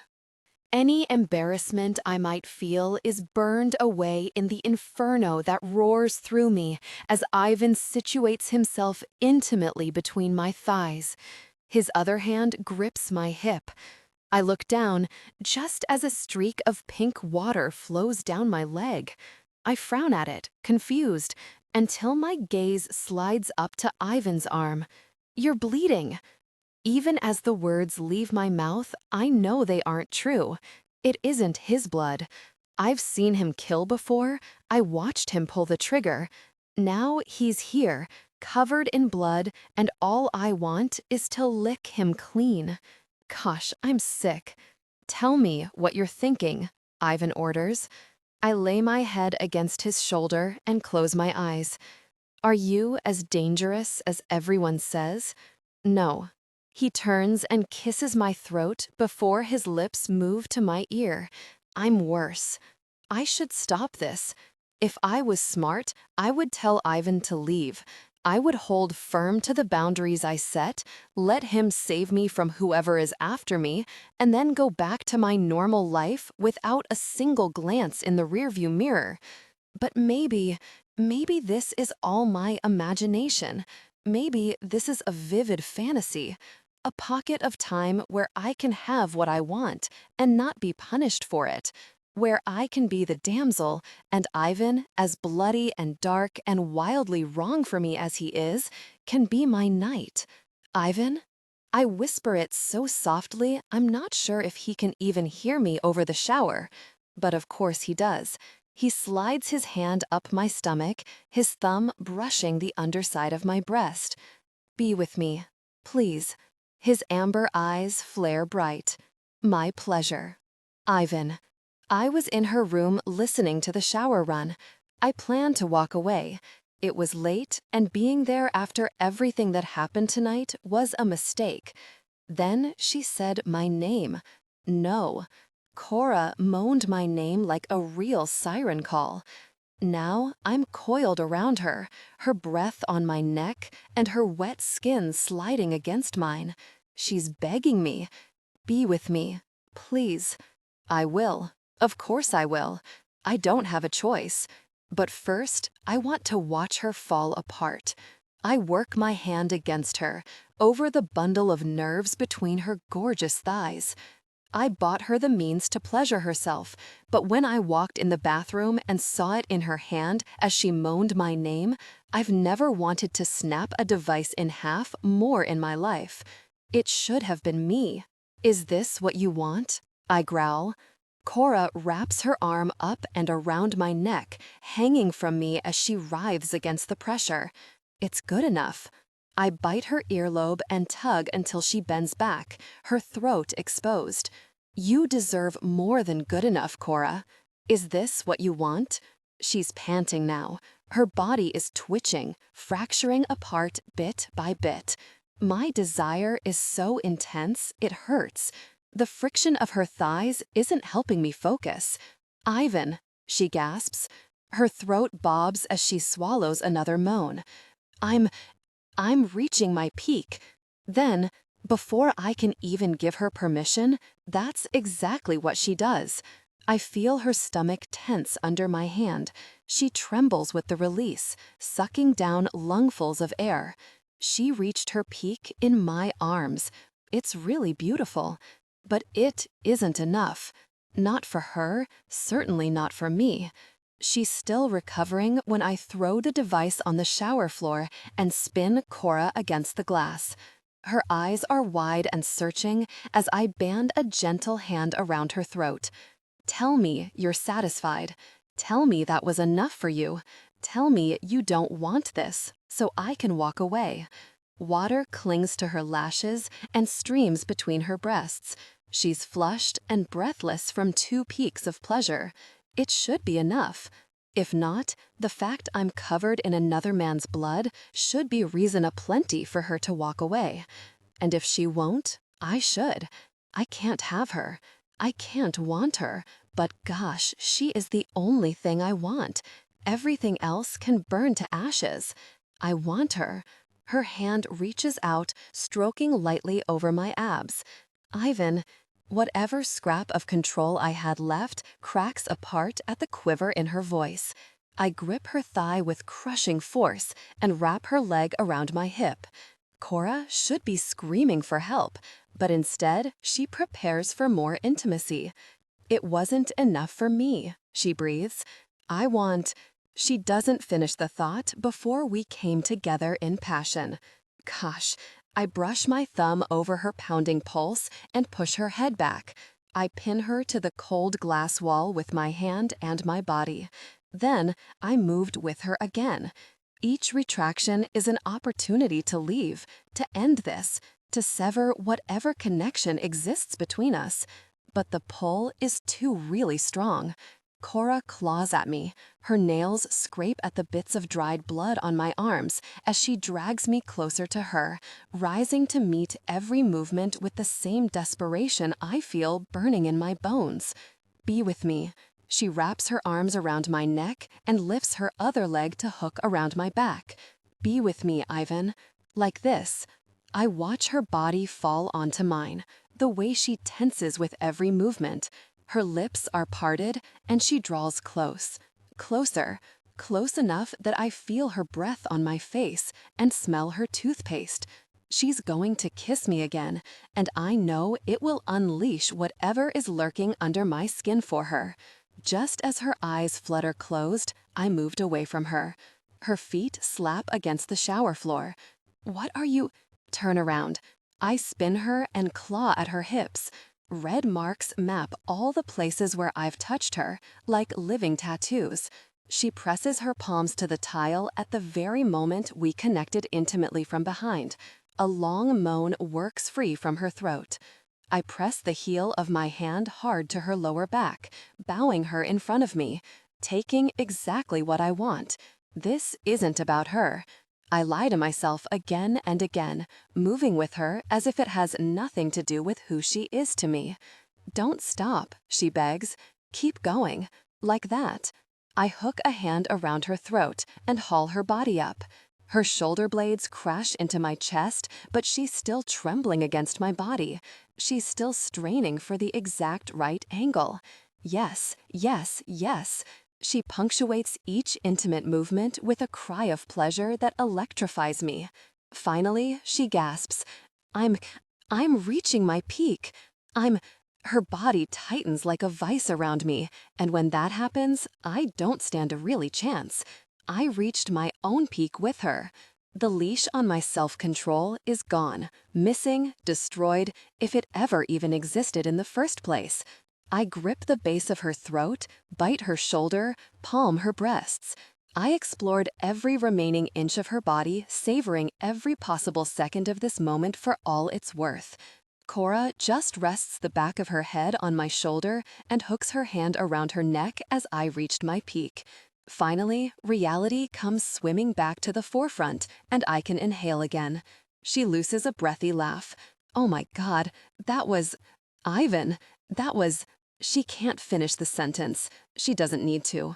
I also know exactly how dangerous it's becoming. Ivan. I sit on the bed as Cora finishes her shower. The water turns off, and a few seconds later, she pads into the bedroom with nothing but a towel wrapped around her. Considering our recent intimacy, it shouldn't send such awareness through me, but it does. Every side of Cora is something new, something I want to collage and keep for myself. Cora in my suit jacket, Cora in a dress for date night, Cora in the shower, Cora in a towel. Every single image is seared into my retinas. When will I finally have enough of her? She falters when she sees me, hesitating for just a second before she walks over to the dresser. I didn't expect you to still be here. She frowns and turns away, digging through her top drawer and pulling out a black pair of panties. Did you need something from me? Yes, I almost say. I need the rest of your life to be spent at my side, sharing such moments again and again. But of course I can't say that. And I don't have a good excuse for being here. So I push to standing, half expecting to walk past her into my room and slam the door closed. But I'm drawn into her orbit as I get closer. As I pass, I open the drawer and pull out a silk pajama set. Wear these. She wrinkles her nose. I get why you picked out my outfit for the interview, but I don't see how what I wear to bed is part of our business arrangement. She fingers the blush pink material. Am about to tell her that there is a whole hell of a lot going on between us that has nothing to do with our arrangement when I notice her arm, her throat, bands of red wrapping around her, turning dark on the edges. I reach out a hand and run my fingers over her throat. She goes taut like a violin string. One pluck, and she could be in my control. I left marks, I murmur. Oh, she eases back, gesturing towards her throat. It's okay. I'm not hurt. Don't feel bad. Did anything I do hurt you? I ask. She blinks up at me, obviously confused. Her face flushes pink. No, then why would I feel bad? The truth is that I really loved these marks. I want them to stay. I want to look at her and always remember the moment when she begged for their intimacy. I grab her towel. Cora doesn't try to stop me as I tug it away from her. It pools around her feet when I drop it, the rest of her blissfully naked. I touched you there. I gently grip her hip over the marks I left behind.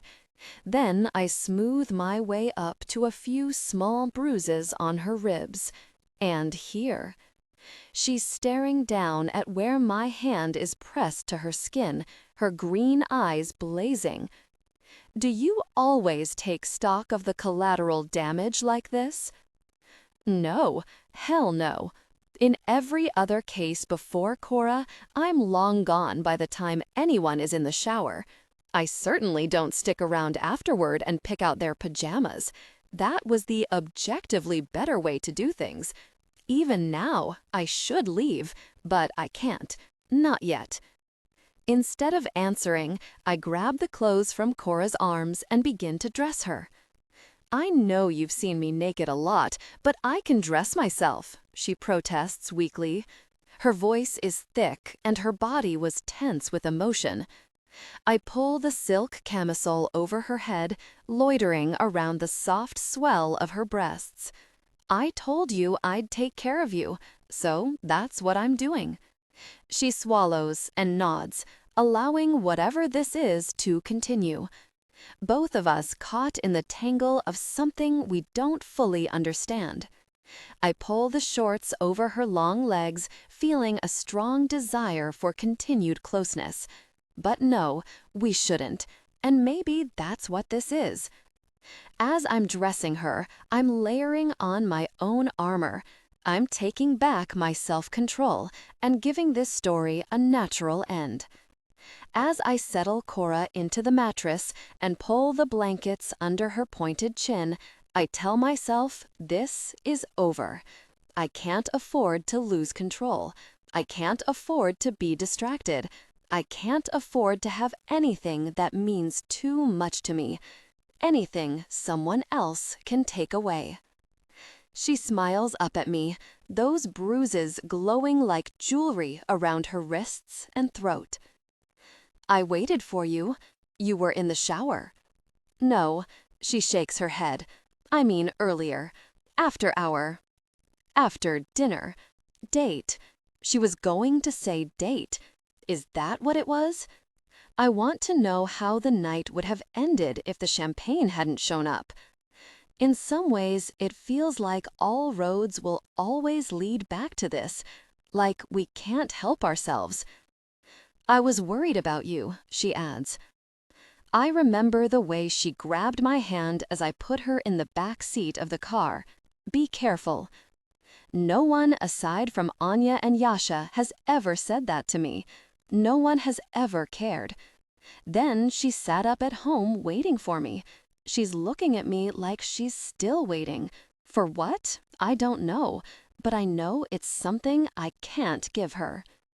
I adjust the blankets, then rise and turn away, walking towards the shared door between our rooms. If Cora is waiting for me, she better get used to it. She'll be waiting forever. Ivan. It's good, right? Anya is bouncing from foot to foot in front of my desk, eyebrows wagging in impatience. Isn't it good? I scowl up at her. Shut up and let me read, then I can tell you what I think. But she's right. The interview Cora and I did 2 days ago is good. Great, actually. Which begs the question, how really did that disaster of an interview turn into this?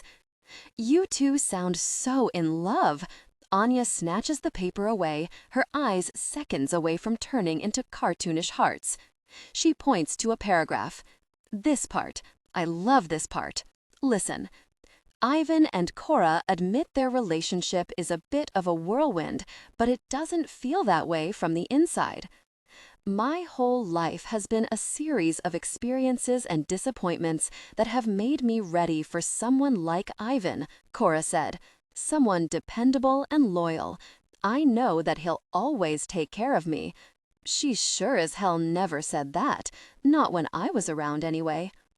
Anya tosses the newspaper at me and throws herself down into a leather chair, practically vibrating with glee. Oh my God, I knew sending the two of you out on that date would work. So much for that being strategy, she snorts. You know me too well to think I was serious about that. I wanted the two of you to get loosened up, and then... She winks suggestively. As your sister, you're supposed to be repelled by that kind of talk. As your sister, I'm supposed to want what is best for you. If you have to experience intimacy in order to see that, then that's fine by me. It's all part of the process. Nothing about what is happening between me and Cora is part of any normal process. We're doing everything backwards, or sideways, or inside out. Whatever direction we're going, it isn't a straight line, and it doesn't make any really sense. That's probably why I haven't talked to her since I dressed her in those pajamas and tucked her into bed. I fold the newspaper and drop it into the top drawer of my desk. I'll read it later when Anya isn't breathing down my neck. I know what is best for myself. Anya stares at me for a few seconds, then she bursts into obnoxious laughter. I've learned that is best to let her run her course, so I go back to working until she can breathe again. That was a good one. I'm tearing up. The fact that you believe that is really cute, brother. I mean, you were going to let that interview run without any intervention. It doesn't speak well to your judgment. I frown. What really does that mean? Did you really think this is what that interviewer wrote about the two of you? My stony silence is answer enough. Anya shakes her head and continues. The first draft read like a medical report. It was really bleak. The writer was afraid of upsetting you, but it was obvious you two gave her nothing to work with. Because there is nothing to work with, I spit. Anya slouches down in her chair and rolls her eyes. Thank God your fiancé has a good head on her shoulders at least. What does Cora have to do with this? With the interview, she asks. Everything. She wrote it. The reporter said she couldn't pull it because they didn't have a backup article and her editor would have killed her. So Cora begged her to let her take a shot at rewriting it a bit. Cora did that on her own. She reached out to the interviewer and took action without me ordering her to, without any prodding. She just saw a problem and fixed it. She didn't even ask me about it. She's pretty amazing, isn't she? Anya is smirking far too smugly for it to be safe. I wave her away. Some of us have work to do. Go be a nuisance to someone else. She stands up and tosses her hair dramatically. Maybe I'll go hang out with my future sister-in-law. She isn't real. Anya simply blows me a kiss and hurries out of the room. I try to get back to work, but a few minutes later, I find myself kicked back in my chair with the newspaper in my hands. The article is good, really good. Even people who don't know a damn thing about me or my family would read this and root for us. Cora softened me in all the right ways, making me approachable, desirable. She also made me sound like the luckiest person in the world for having a woman like her on my arm. I could call her up and thank her. It would be the right thing to do after ghosting her for the last 2 days. I tap the edges of my phone, considering. Finally, I pick it up and text Kieran. Have a simple gold bracelet sent to my house for Cora. For the note, just right, thanks. She won't be able to wear the wedding ring once our sham marriage is over, but she can keep a bracelet if she wants to. For some stupid reason, I find myself hoping she will. Yasha walks into my office 10 minutes later with a breakfast sandwich in his hand. I scowl up at him. You're late? I was hungry. Oh gosh, he winces. I can go grab you one. I'm not hungry. I'm impatient. I point to the chair across from my desk. Sit. Tell me what you found out. He sets the sandwich on the edge of my desk and blows out a breath. Well, not much, honestly. Your dad had never heard of the St. Clairs because there isn't much to hear. Cora's dad is pretty well off, but he makes his money the boring, legal way. He also dipped out when she was a kid and has a whole new family now. Cora isn't in any of the pictures I could find of his family online. That's reason enough for me to hate the bastard. I don't need to know any more. And her mother? Her mom, Eveline, married Alexander McAllister almost 10 years ago. I frown, scouring my mind for any mention of that name. Do I know him? It's possible. He moves in some of the same circles, but he keeps a low profile. No one really has him nailed down. That's why I asked you to look into it, to nail him down. And I did. He lounges back, his hands raised in defense. I tried at least. He's just some generic rich guy as far as I can tell. It just doesn't make any sense. I growl in frustration. Cora was at that party under her friend's name. But why? If her stepdad moves in the same circles, even a tangential circles, she would have been invited too. Yasha shrugs. Maybe her invite got lost in the mail. There's more, too. When we were shopping for her ring, Kieran acted like he'd seen her before. He feigns shock. A rich woman in a fancy jewelry shop? How scandalous. He acted like she'd been there before, with someone else. I grit out. I think Cora might have been engaged before this. He frowns.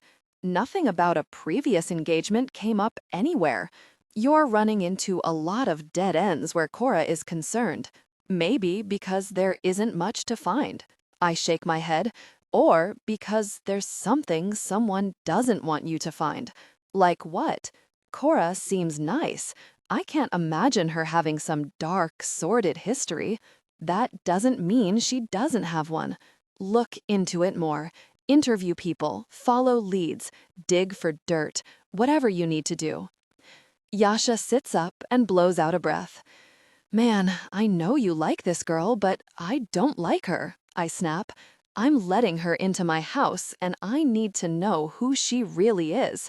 This isn't any more personal than that. Yasha arches a skeptical brow for a moment before he clears his face. Okay. Either way, we have bigger gosh going on. Don Pushkin called us in for a meeting tonight. He wants to know who tried to assassinate Cora. I'll deal with my father, I tell him. Look more closely into Cora. He takes another bite of his sandwich and flops back in the chair. If you're sure. Hell no, I'm not sure. Since Cora showed up, I haven't been sure about a really thing. But I shove that uncertainty down and nod. I'm positive. Cora. You'd think living in an adjoining room with the guy would have us tripping over each other several times per day, but no. Since the night of our not a date, he's been a ghost. I wake up early in the morning and he's already gone. I wait up at night and he stays out even later. For all I know, he might be a bat sleeping upside down in a tree somewhere, because he certainly isn't getting enough sleep in the bedroom next door to mine. The thought of where exactly Ivan might be sleeping, who he might be sleeping with, has me burying my nose even deeper in the historical romance novel I found tucked away in the lowest, dustiest shelf of the library. Angst and confusion aside, all this free time to kick back and relax has been nice. It's been so long since I've had time to read a book or contemplate my relationship with a man. Even having a relationship with a man to contemplate, fraudulent and temporary as it may be, was a luxury before all of this. Now, I'm lousy with time to ruminate on all things Ivan Pushkin. I try to focus on the text in front of me, on Jessamine trying and failing to climb atop her horse, so the scandalous rake, Duke Andrew, has to help her. He grabs her waist, and she tenses all over. A man in Victorian England has never touched her like this. She's aflame. Relatable, I groan, slamming the book shut. I don't know why I'm surprised. It's hard to escape thoughts of Ivan when I'm living in his house, especially when we can't talk about what happened the other night. He found me in the shower and proceeded to raise my standards for all future intimate moments so impossibly high that I might as well not even bother dating anyone else. I've been ruined on all men who are not Ivan Pushkin. Yet, I have no clue if that was a one-off born out of our undeniable chemistry, or if he'd like to repeat such closeness again, right now, and then an hour from now, and many times more in the future, maybe until we both feel overwhelmed. Oh, God, I sink down into the velvet lounge chair and cover my burning face. What is happening to me? The only reason I'm here is because someone wants to kill me, but I'm spending 95% of my energy wondering if Ivan thinks I'm cute. It's pathetic. I'm lying on the chase, the book flat on my chest, and my gaze stuck on the ceiling, when my phone rings. I jolt out of the chair and fumble for my phone in my back pocket like my life depends on it. But when I see the number, my disappointment is visceral. I drop back down into the chair and answer. You shouldn't be calling. You called me first, my mother says. I can only hope it's because you're ready to come home. I bite back a humorless laugh. I called because I thought you could talk to me. I thought things could be like they used to be. I just wanted to see how you were doing. When I called the other night, my mom was stunned. Now she's had time to prep for this call. She's playing her part perfectly. You know how I'm doing, Cordelia. I do miss you. I shiver at my old name. It's like passing through a ghost. The air around me seems to drop 20 degrees. I miss you too. Truth is, I've been missing her for years, way before I left. I've missed my mom since the day she got married to my stepfather. Then come home, she pleads. Call off this engagement or whatever it is with Ivan Pushkin and come home. I freeze, my heart hammering against my ribs. Where did you hear about that? It was on the front page of the society section. You read the newspaper? No, but your grandmother does. She sent me the article. Ivan's entire plan hinges on us going public with our engagement, but I was too busy running from gunfire to really think about what that would mean, about precisely who would see it. Does he know? I don't need to specify who. She knows who I mean. Not yet, she sighs, but I have to. Don't tell him. I hate the shakiness in my voice. How quickly the memories come flooding back. Feeling trapped and alone, terrified of what my future looked like, whether I'd have a future at all. Cordelia, I can't keep this. Don't tell him, I repeat. Mom, please. I'm not ready to come back. I'll never be ready, but maybe, if she thinks there's a chance, if she thinks there is a possibility I'll come back, maybe she'll keep the secret. I just need a bit more time to figure out what I'm going to do once my stepfather knows where I am, because the moment he finds me, he'll try to haul me back to his house and marry me off again. If things with Ivan end and I don't have a job lined up, I might not have another choice. The silence on the other end of the line is deafening. Mom? Okay, she says softly. I won't say anything, but I can't control if he finds out. A tiny ray of relief bursts through the gloom hanging over me. Thank you. I just need... You'll be home one way or another, she interrupts. The sooner you do it, the better off we'll all be. She hangs up before I can say anything. Not that there is anything to say. I should have known he'd never actually let me go. I'm so deeply entrenched in my pity party that I don't hear anyone come into the library, which is why I shriek the moment Anya starts talking. Ivan loved the article. I almost flop off the chaise in my panic, but I manage to catch myself on the arm of the chair. When did you get here? Just now. She raises her brows. Are you okay? I sit up, hand pressed to my racing heart. You scared the bejesus out of me. It's probably because you're sitting in this dank old room in the dark. Open some windows, let the sunshine in. Anya walks around me and does just that, throwing back the thick curtains. Sunlight comes streaming in, and I feel the urge to hiss like a scalded vampire. She strokes the windowsill to inspect for dust. Niles really is remarkably good at his job, she comments. No one comes in here, and yet it's still spotless. The Pushkins aren't big readers? She shrugs. So many enemies to kill, so little time to read. Is that common? The killing of... I was joking. She says it a bit too quickly and waves a hand, as if to dismiss the conversation. What are you doing here anyway? Niles said you haven't been downstairs all day. I've been relaxing. I didn't realize Niles was paying such close attention to my movements. If he's telling Anya what I'm up to, it's probably safe to assume he's telling Ivan as well.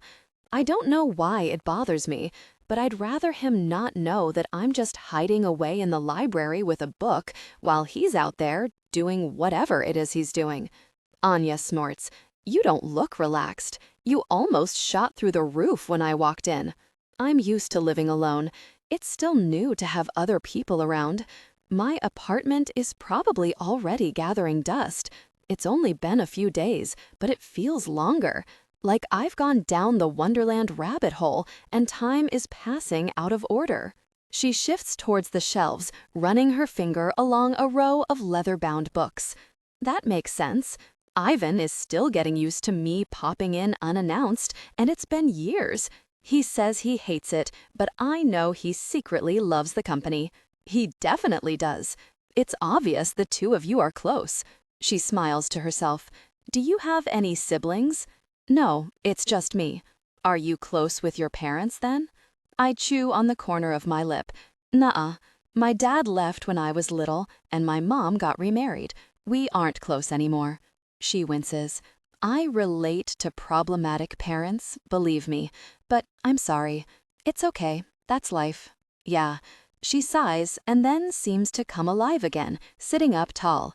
Speaking of parents, would you want your parentals invited to your wedding? Invited to my future wedding, you mean? Or are you talking about, Ivan and I aren't really getting married, or are we? How far is he planning to take this charade? The image of me in a white dress standing in front of Ivan in a tuxedo? I mean, I can barely handle living next door to him. I cannot vow before God. I'll be smote by divine lightning for my dirty thoughts alone. Anya shakes her head. I know. This is all about appearances. If things take a little longer than expected, I'd love to have a guest list ready for save the dates, just to keep up the charade. My heart rate eases back to something resembling normal. I guess that makes sense. So, on the parent front, is that a yes or no? I say sharply. No, especially if it isn't real. I'd rather keep them out of this. There's enough going on without digging up the past. Anya leans in close. You said if. What? If, she repeats. If it isn't real. Do you think it could be real? What? No, that's not what I meant. I didn't say it like, I just meant that since this isn't real, I won't say anything. One day, when it could be real, with someone else, then maybe. After reading that interview you rewrote, I thought I heard wedding bells. Anya shrugs, a smug smile pinching her lips tight. You never know how things might turn out. The interview? I almost forgot about that. Has Ivan read it? I ask. What did he think? Anya grins and reaches behind her. I didn't notice the black box before, probably because I was too busy screaming bloody murder. Niall said this arrived for you a few minutes ago. Anya shoves the box into my hands and hovers over me. Go on, open it. Slowly, I peel open the lid. There's a white piece of cardstock sitting inside, a single word typed in the center. Thanks. When I pick it up, I see what it's covering. Oh, wow. That's... Anya tips her head to the side, assessing. That is kind of plain, but still a nice gesture. Ivan has clearly never bought a woman jewelry before. I pick up the plain gold band, running my thumb over the polished edge. No frills, no gaudy gems or diamonds, no over-the-top detailing, just a simple gold band. Like the engagement ring I wanted, the same one I wanted when Mikhail and I were in Kieran's shop a lifetime ago. I hoped Kieran wouldn't recognize me. He sees so many customers that there was no way he'd remember me, right? Wrong, as it turned out. It's perfect, I murmur under my breath. Really? Anya inspects it a bit closer, and then shrugs. Then Ivan knows what he's doing. That's another good sign. I close the lid and tuck the box carefully in my lap. A good sign for what? Anya's brows shoot up innocently. What? Oh, nothing. I'm just talking. You'll get used to it.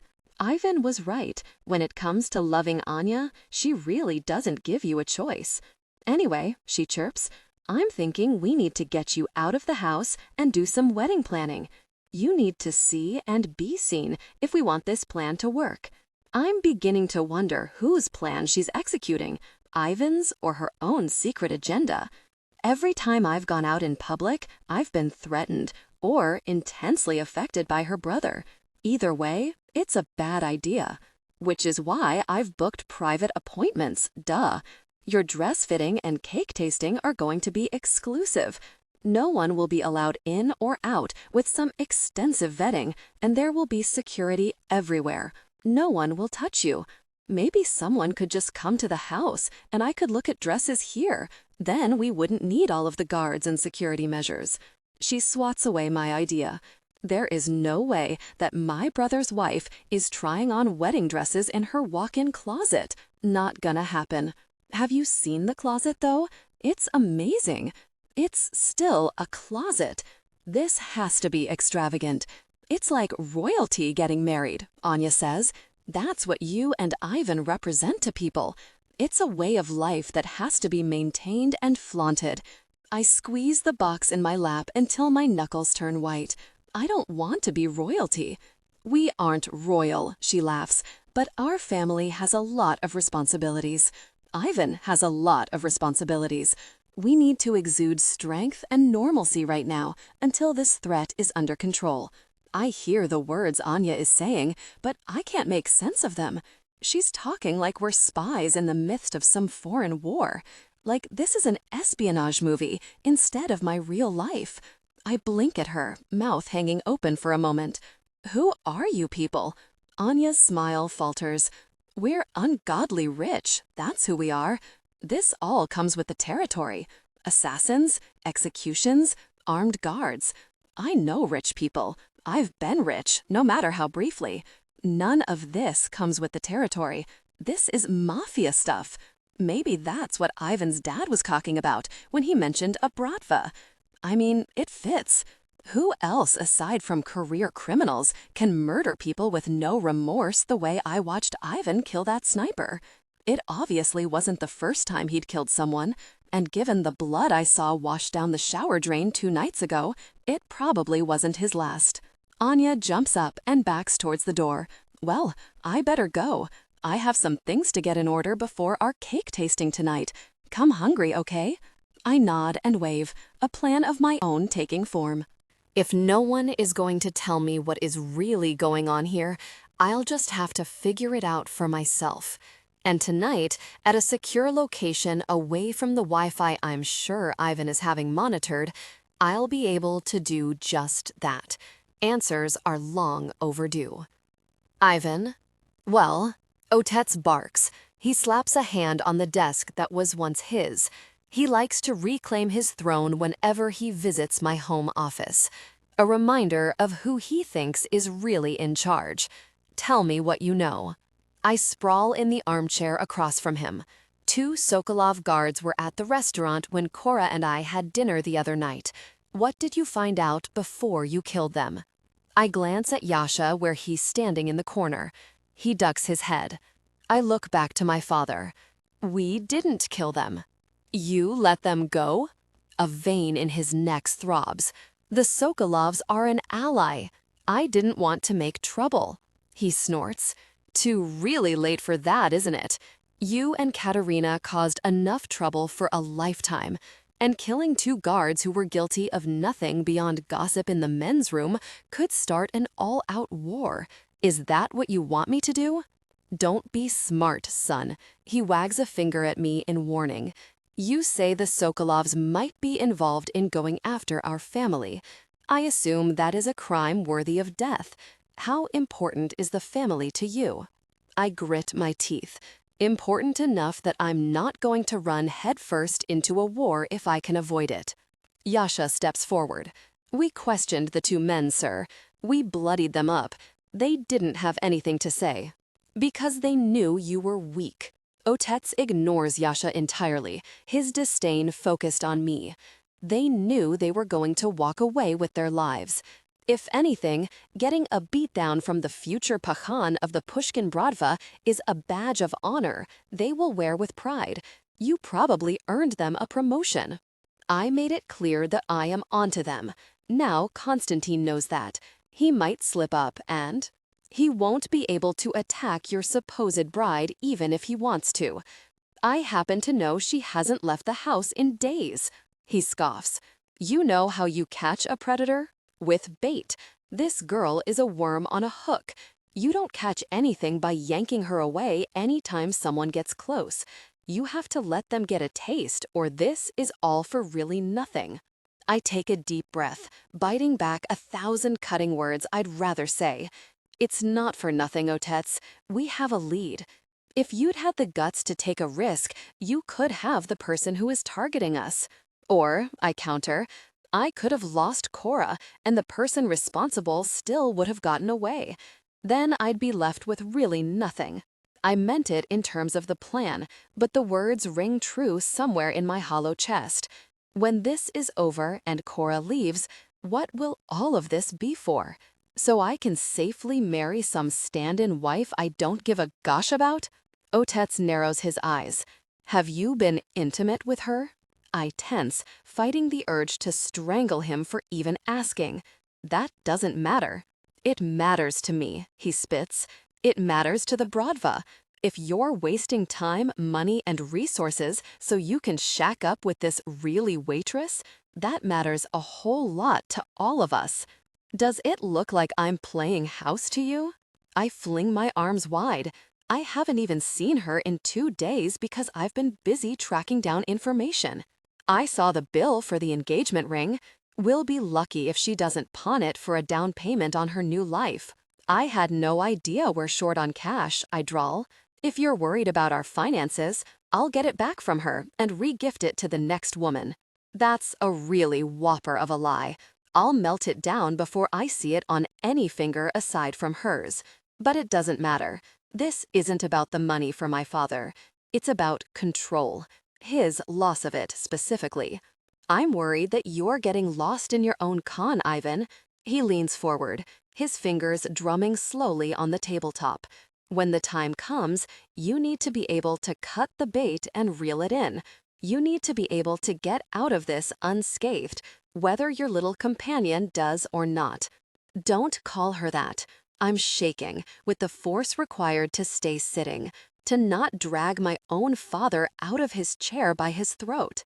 Yasha edges towards the door, but Otets doesn't move, doesn't blink. What did you say? I look at him, my voice louder now. I won't sit here and let you disrespect her. My father smirks at me, but there is no warmth in it, no joy, only a sense of retribution. I won't let this game go on much longer, boy. He waves another warning finger, his nostrils flaring. Get your things together and be prepared to cut that girl loose for the greater good. If you can't, I'll do it for you. He stands and storms out, leaving me sitting there with a single thought burning in my head. I'd like to see him really try. Yasha escorts my father out, then returns and collapses into the leather chair across from me with a sigh. Gosh. What? I thought that went well. He scowls at me. Be serious, Ivan. That's usually my line. Because you're usually being an uptight jerk about nothing, he says. This is nothing. The Pakhan is pissed. I wave a hand in the air. You don't have to be afraid of him. I'm not afraid for you, he says. There's a difference. I hear Cora's voice in my head. Be careful. For all Yasha's mischief, I've always known he cares. I know I can count on him. The fact that Cora has now joined ranks with him in bothering to worry about me is something I can't quite grasp. Don't waste your time with either. I'm fine. You're fine right now, Yasha counters. What I'm worried about is what happens when this is over. I'm worried what will happen when you have to cut the bait. My father took his rain clouds with him, but I feel another storm brewing as I turn to Yasha. I won't have to do that. He holds up his hands in surrender. I hope not. Cora is good for you. I don't want to see anything bad happen to her. Even the suggestion has me tightening my fists. Then let's make sure it doesn't. I'll try. I really will. But you know as well as I do that we can't control everything, especially when Don Pushkin thinks Cora is expendable. I flex my jaw, trying to drum up the words I know I need to say. Finally, I spit them out. Isn't she? That's what I'm asking you. His voice is soft, solemn. You like being around Cora. I can tell. Even Anya likes her, which is a small miracle. Your sister hates any woman who even looks at you. But I think she can see it too, that Cora fits in here, with you, in our world. It's strange, hearing my private thoughts spoken out loud by someone else. Cora does fit in here. Cora could hold her own in my world. She belongs. None of it matters, I say with finality. How can none of it? None of it matters because this is a temporary arrangement, I say, cutting him off. This is a mission. Feelings can't get in the way of a mission. Not mine, not yours, not Cora's. This thing between me and her was always meant to end. Yasha sighs. But it doesn't have to. Not if you don't want it to. What I want is to do my job. That means I can't have Cora falling in love with me and really messing things up. I drop my feet to the floor. This is all an act. A good one, if even you bought into it. Yasha is quiet for a few seconds before he speaks. Are you sure, Ivan? I'm sure that I have a responsibility to the organization and my father and my sister, I tell him, to marry someone who is actually suitable, someone who can be what I need to do my job, and that person isn't Cora. I sit tall and turn towards him, only to see someone else in the doorway. Cora. She blinks at me. Her eyes are glassy, filled with tears she is refusing to shed. She lifts her chin and looks at me. We're leaving for the cake tasting in 10 minutes. I just wanted to let you know. I start to stand. Cora. Before I can get another word out, she turns and leaves. Ivan. Slices of every imaginable cake combination are laid out on the glass counter in front of us, but Cora hasn't touched a single one. You basically made love to a lemon curd cheesecake 2 nights ago. Maybe drum up a fraction of that energy for this cake. She doesn't move. She is a glacier next to me. Things were different 2 nights ago. We were pretending then, and we're pretending now. Nothing has changed. I know the words are a lie. Cora knows it too. 2 nights ago, we were out on a date with the possibility of something swirling alluringly between us. Now, I've gutted those hopes, one cruel word at a time. I saw her in the doorway to my office, the shock etched into the lines of her face, the hurt.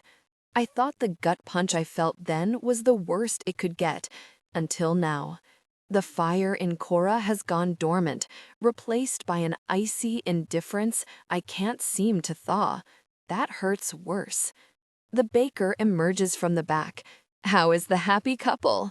The woman is beaming at us, too thrilled with her good fortune at having been chosen as our baker to even notice the schism widening before her eyes.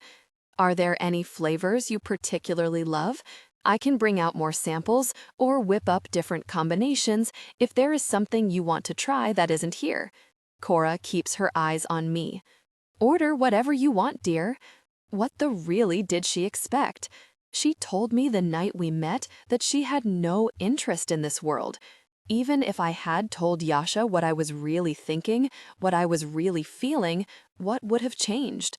Sure, I could have said that Cora is different, that she brings color to the monotone drudgery that is my day-to-day life, that my pulse quickens when she enters a room and when she leaves it, that I really dream of her. But even if I told him all that, nothing would have changed. We still wouldn't have a shot in hell of being anything more than what we are now, 2 people pretending they have a future that doesn't exist. I hold her gaze for 1 second, 2, 5, 10. Then I spin back to the baker. Leave. Come back when I call for you. The woman's smile fades. Oh, do you need... I need you to leave, I grit out. Now. Even as the baker stumbles back towards the kitchen door, Cora doesn't move, doesn't react. The only sign she's even conscious of what is happening around her is the way she flinches as I spin back to her. If you're mad, say so. She lifts her chin. I'm not mad. Like, really you aren't? For someone who hates masks, you sure love to hide behind one. She snaps her attention to me, eyes flaring. I'm not hiding anything. Since when? Since always. She throws her arms wide. The only reason I'm here is because you demanded it, because otherwise my friends and I would be killed and you wouldn't do anything to stop it. I never had a choice. I'm looking at Cora, but I don't see her. Instead, I see Katharina Sokolov standing in front of me, hands shaking around a champagne flute as we toasted. I see my mother, head bowed as she over and over again resigned herself to her fate. This is not like that. I'm not like that. You think you don't have a choice? I spit. She lifts her chin. I know I don't. I slide a plate of lemon raspberry cake between us and swipe my finger through it. Pink buttercream and berries drips down my finger as I hold it to her lips. Try it. No. I lean closer. I thought you said you didn't have a choice. You know very well that's not what I was talking about, Ivan. So you have a choice in some things but not others? I press. It's a wonder you have freedom at all if I'm such a monster. That must be why you were trembling in the shower the other night. You were afraid of me. Her jaw clenches. Color rises high in her cheeks. She's remembering exactly what happened. The way she desired me. How much she wanted my touch. Suddenly, she sits forward on her stool and wraps a hand around my wrist. Her green eyes are locked on mine as she leans forward and parts her lips. A moment of intense, unspoken desire passed between them, shattering the ice and igniting a powerful heat. The connection was overwhelming, threatening to consume everything. Then her eyes opened, and the moment shattered apart. The house lights came on, the curtain parts. The fantasy we've been living in for days dissolved like the paper dream it is. Her mask was gone. All that's left was stunned fear and crushed hope. Cora blinked at me, her eyes darting around in hopes of some kind of escape. Then she jolted up, almost knocking her stool back in the process. I need to use the restroom. As she sprints away, I composed myself and considered the choice now before me. Do I pretend I don't give a damn and let her go? Ivan. I glance at the bathroom door again and again, as if the answer to the question circling around my mind will appear there. Just as I decide Cora has been gone too long, a whopping 5 minutes, and I should go after her, my phone rings. I answer the call and squint through the front window to the dark world beyond, where I know Yasha is standing guard. What do you want? I want to know if I should give you two some privacy. Things are heating up in there. I honestly forgot Yasha was watching over us. The moment of intense connection, I forgot the rest of the world really existed. My universe narrowed to one very specific point. We're playing our parts, Yasha. Uh-huh, he says, unconvinced. My part, apparently, is to be your voyeur. That's what I feel like out here, like some creepy perv being turned on by cake. I flash a middle finger at the glass, even though all I can see is my own watery reflection. Go away. Yasha laughs. Is that an order? Because last I heard, your wifey is still under threat. I spin back towards the still closed bathroom door. Maybe she's going to hide in there until our cake tasting is over. Have you seen any movement out there? Nope. Nothing beyond the two of you getting cozy. I roll my eyes. I can handle the interior. Why don't you keep your eyes out there and far away from Cora? I hear the possessiveness in my own voice, the claim I'm laying on her, even though I don't have a claim to lay. Not after what I said in my office, what Cora overheard. I'm waiting for Yasha to call me out on it. He and Anya seem set on making this arrangement permanent for some reason, but he doesn't say anything. I wait a few more seconds, sure I'll hear his cackling laugh any second. Yasha? Nothing. I check my phone and the connection is gone. Silent. Everything is silent, actually. The kitchen was bustling with movement and clattering pans when we arrived, but I don't hear a thing now. No footsteps, no muffled voices. I turn back to the bathroom door, and it's still closed. Something is wrong. I walk to the bathroom and pound on the door. Cora? Nothing. Not a sound beyond my own breathing. Gosh. I kick at the base of the door, the wood rattling in the frame. Cora, open the door. Wrong. Wrong. Something is very wrong. That thought thrums through me like a second heartbeat as I step back and then throw all of my weight into the bathroom door. The trim rips away from the wall and the door flies open, revealing Cora sprawled out on the floor. For one heart-stopping second, I think she's dead. I let her walk away from me, and now she's dead. I didn't take care of her. It's all my fault. Then she lifts her face. She's alive, but so pale, so pale.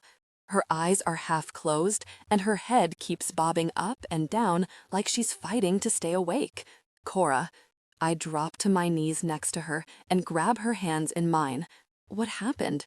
She blinks, trying to focus, but there is a glaze over her expression I've never seen before. She's right in front of me, but she might as well be a million miles away. My phone, she mumbles. I shake her gently. Can you hear me? Her head flops in my direction, like it's too heavy to hold up. Ivan. Her fingers twitch around mine. She moans. Ivan. She's been drugged. Someone slipped her something. I tense up. Not only did someone attack my fiancé, but they did it on my watch. After I promised Cora I would take care of her. After I swore I'd keep her safe. From the world, from myself. We have to go, I tell her. Now. Can you stand? Her hand flops into her lap, onto her phone. I don't know if she's trying to tell me something, or if that's all the movement she's capable of, but there isn't time to figure it out. I pocket her phone and scoop her into my arms.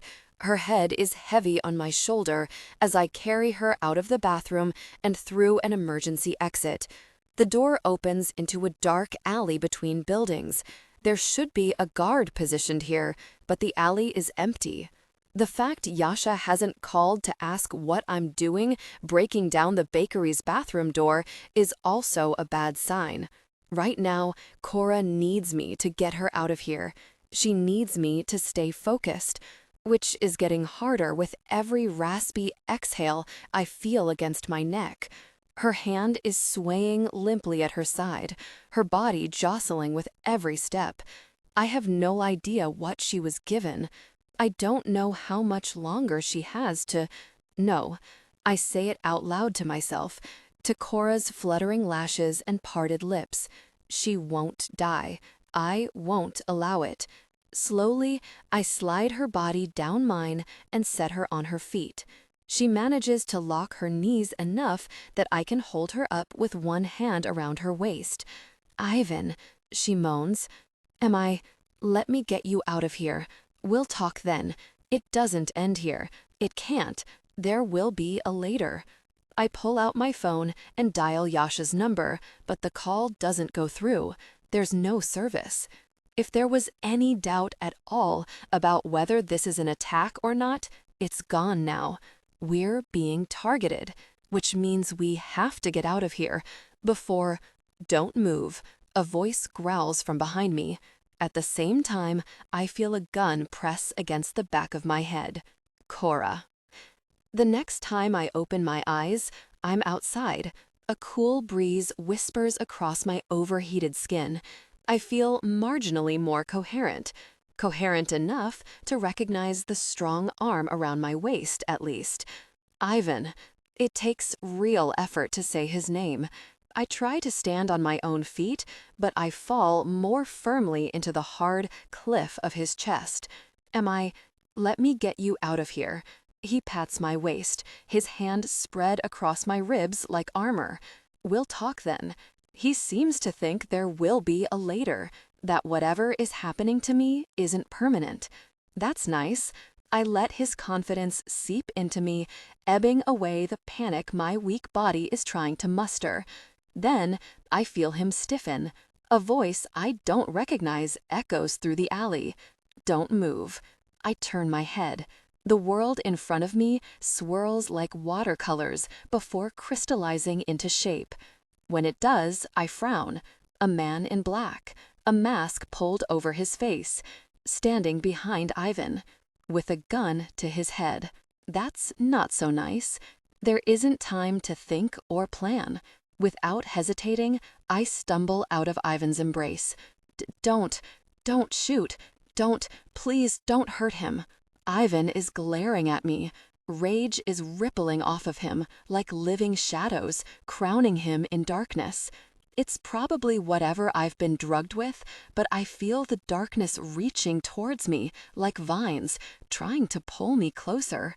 Cora, Ivan growls in warning. The man readjusts his weapon. Shut up, both of you. But I can't stay quiet, not when the truth has been laid so bare before me. I know in this moment that I'd rather die than see something bad happen to Ivan. I'd rather hand myself over than let him get hurt. This might all be a game for him, but I'm not playing. Not anymore.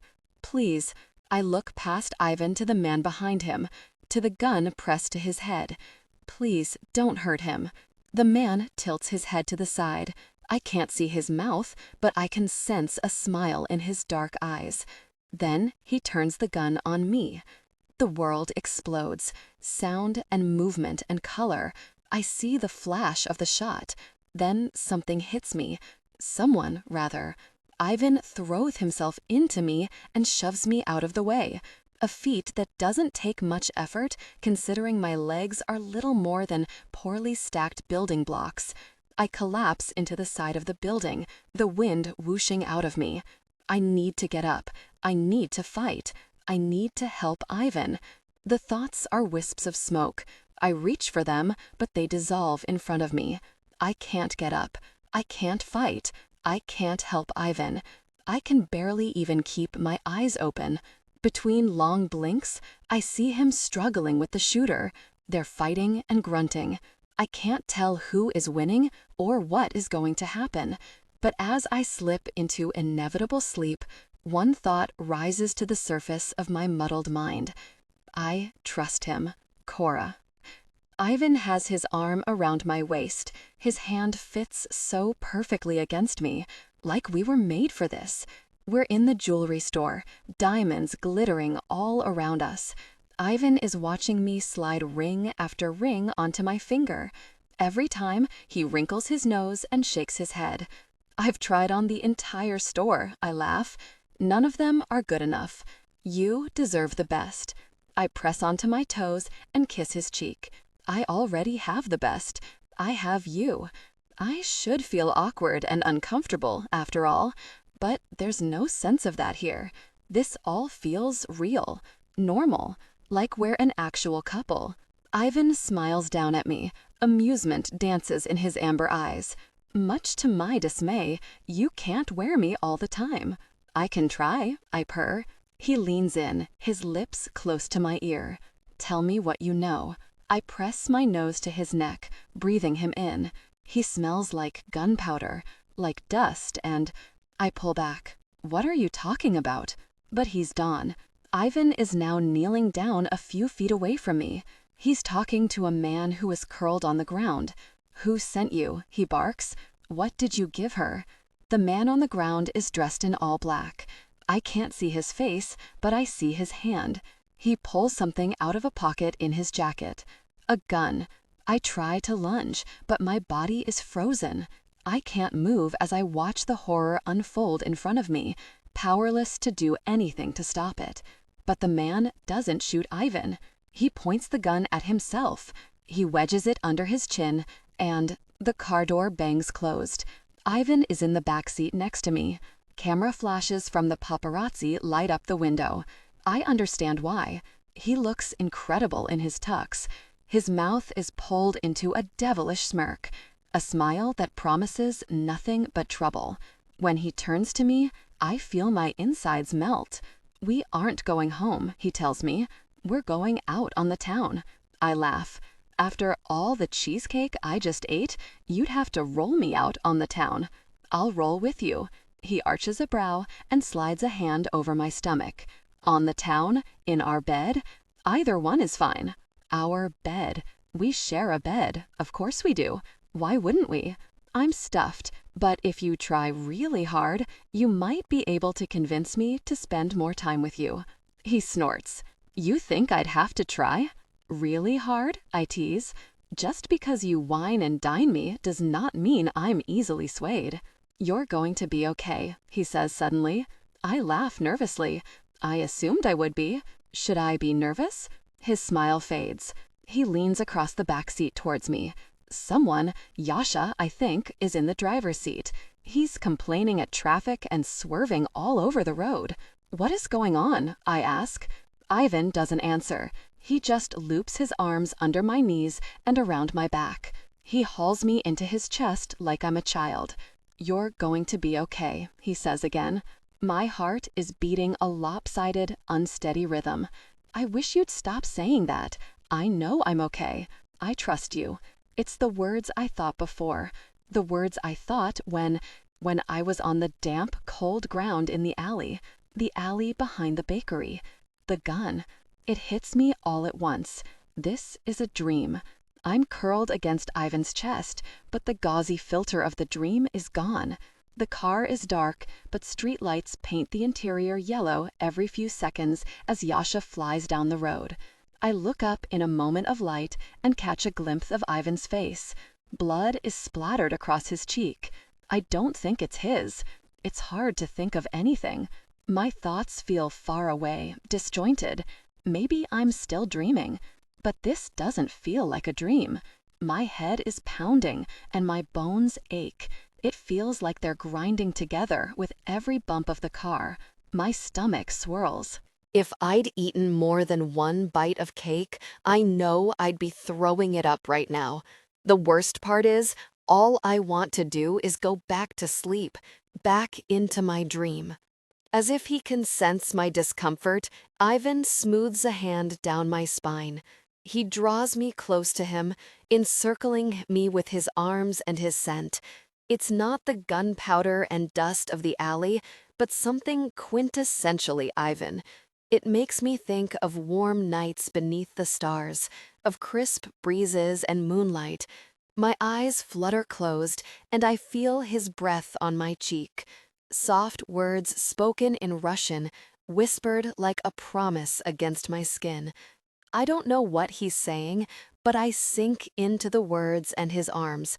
I let them carry me away. Ivan. Yasha skids to a stop in the driveway. Hold on, and I can get the doors for. But I'm already in motion. I've been watching Cora every second of the drive, counting her breaths, waiting for them to grow shallow, to stop coming altogether. I can't sit still for another second. There isn't time to wait. I fold her against my chest and run for the front doors. Per my orders, Dr. Popov is already here. He opens the front door as I mount the steps and ushers us inside. I have my things set up in the sitting room. He starts to lead the way, but I brush past him. Faster. Everyone needs to move faster. Dr. Popov is nearing 80. He's been a Bratva doctor since well before I was born. One day he'll need to be replaced, but for today, he keeps pace with me just fine. Lay her on the couch. He slides his stethoscope into his ears and lays a hand on my shoulder. You can wait in the kitchen until I'm not going anywhere, I growl. I let her out of my sight once and someone attacked her. Somehow, without me noticing, someone got to her. I refuse to let it happen again. The doctor stares at me, not in defiance, but in question. I've never overseen his work before. There's never been a need to. I know he'll always do his best to take care of any patient in front of him. This is different. Cora is different.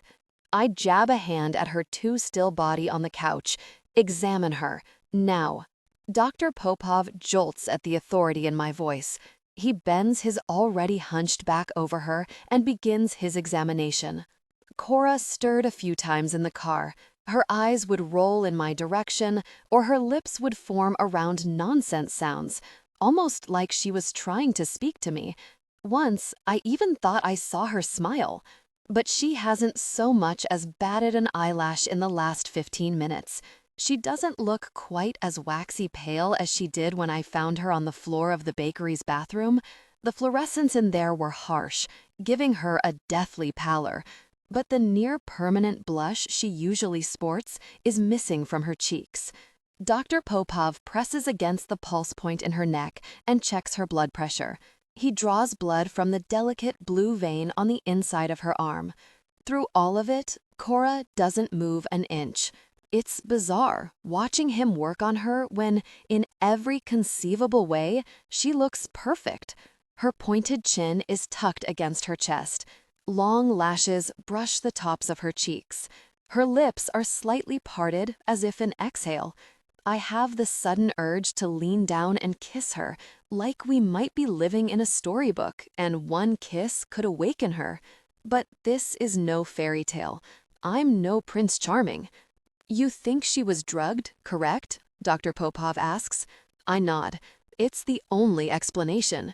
She was fine, but when I checked on her a few minutes later, she was on the floor. My fist clenches at my side. Hard enough, I think my knuckles will burst through the skin. Rage boils inside of me until I'm sure I'll breathe fire. Prince Charming doesn't seek vengeance. Prince Charming doesn't sit by the princess's bedside and plot all the ways he will maim and torture the villain responsible. In this fairy tale, I'm no hero. I'm the monster. And when I find out who is responsible for this, I will rain death on all of them. Ivan, again. With a sigh, Dr. Popov repeats himself for the third time. The blood test showed signs of a common sedative. She received a high dosage, but it will wear off in a few hours. She will be fine. How did it get in her system? Yasha growls. He sounds almost as angry as I am. It was his job to make sure the bakery was secure. It was his job to watch the two of us, make sure nothing happened. This is as much a violation to him as it is to me. I was watching them both the entire really time. He looks to me, pleading with me to believe him. When our phone call dropped and I lost service, I saw someone in all black running down the street. I followed them. I thought it was the right call.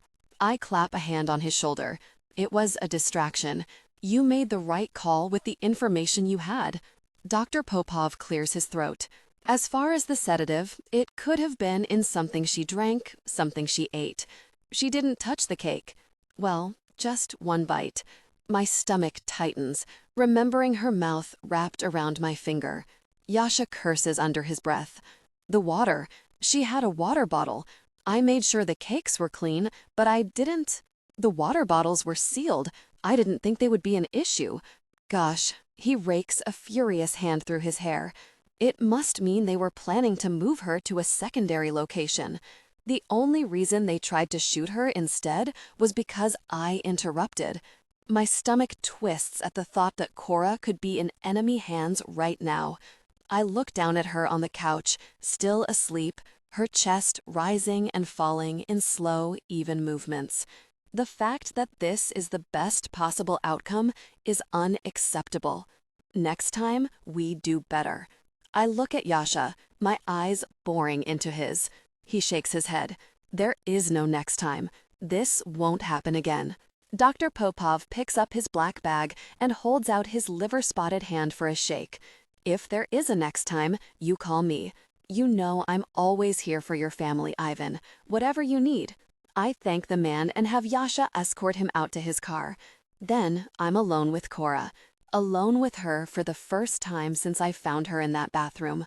The dread that swirled in me then makes a sudden reappearance.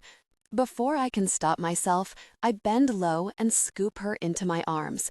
I haul her against my chest and hold her so I can feel every breath, so I can feel the warmth of her skin and hear her every exhale. She's alive. She's alive. She's alive. I barely glance of her bedroom door as I pass by it, walking towards mine instead. I need her in my bed, in my room, where I can see her and watch over her.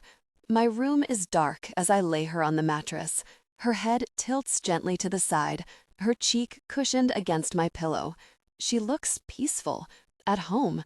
I shove the thought down and take in the rest of her.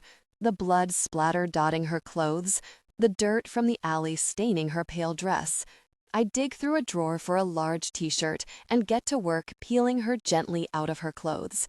She's gorgeous, beyond gorgeous. But there is nothing exciting about what I'm doing now, about seeing her helpless and unconscious, unresponsive to my touch. I can't sit down. I can't stop moving. So long as I keep moving, everything will be okay. If I stay busy, she will wake up, and this will all be pretend. The gnawing ache in my chest doesn't feel pretend, though. The yearning I have to burn the world down just to see her open her eyes isn't casual or temporary or fake. The way she looks in my t-shirt, between my sheets, it's not something I'll forget anytime soon. I stand next to the bed, watching her breathe, until the door opens and Anya bursts in. Is she okay? Her eyes are wide, frantic. She sees Cora asleep in bed and freezes in horror. Oh God, how long has she been like this? I have no idea how much time has passed.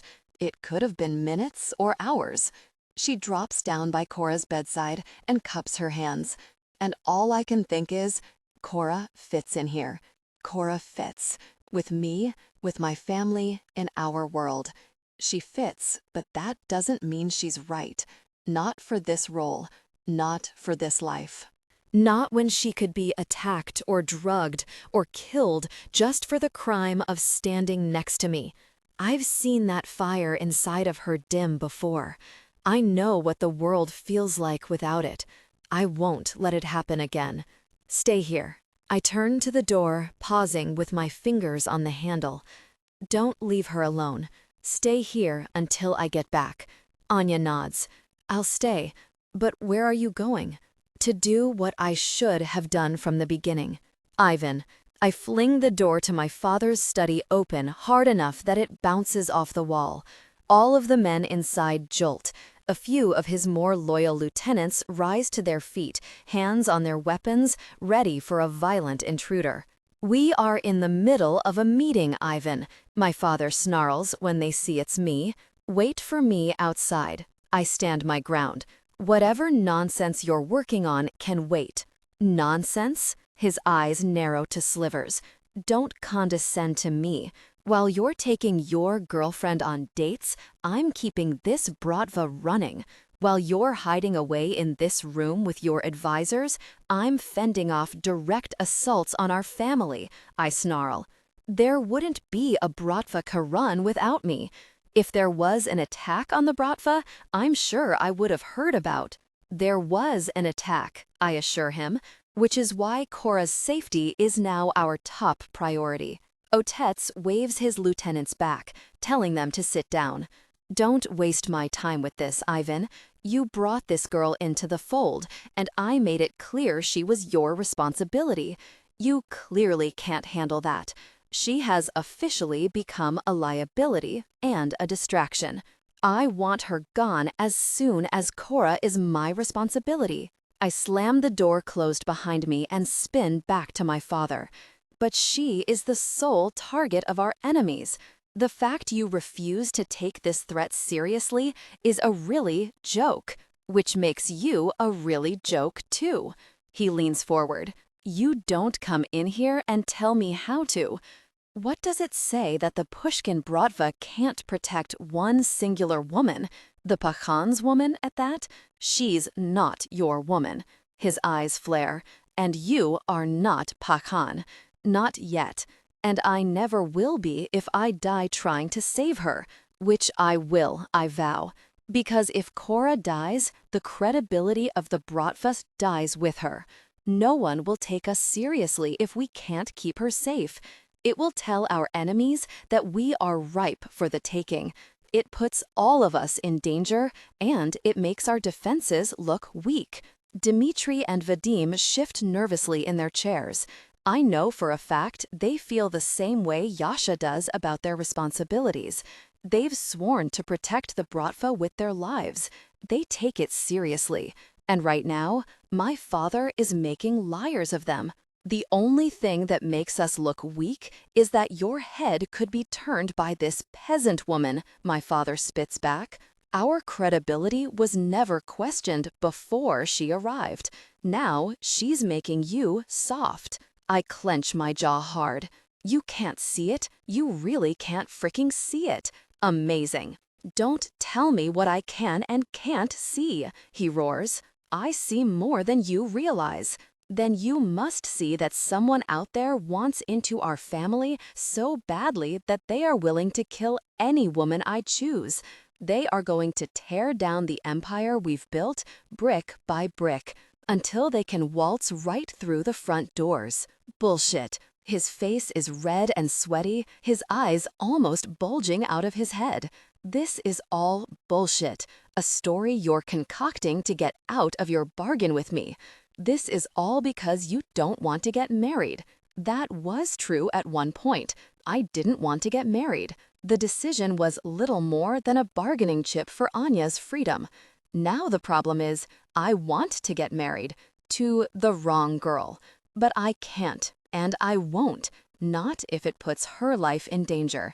So the least I can do is make sure she's safe, no matter the cost.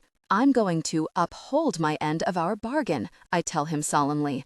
I've always intended to do exactly as I promised you, but I'm going to do it my way.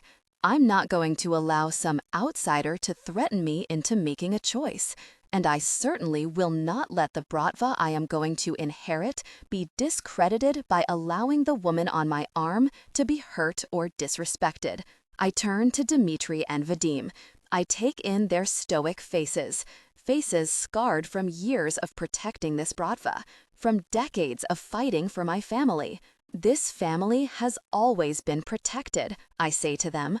Our security and strength have never been doubted. I won't let it start now. They both nod in subtle agreement. That, more than anything I've said, forces my father's hand. He can't afford his men to unite behind me, just yet. Fine, he barks. Your waitress is our #1 priority. Do what needs to be done to make sure she is secure. Run anything else by me before... No.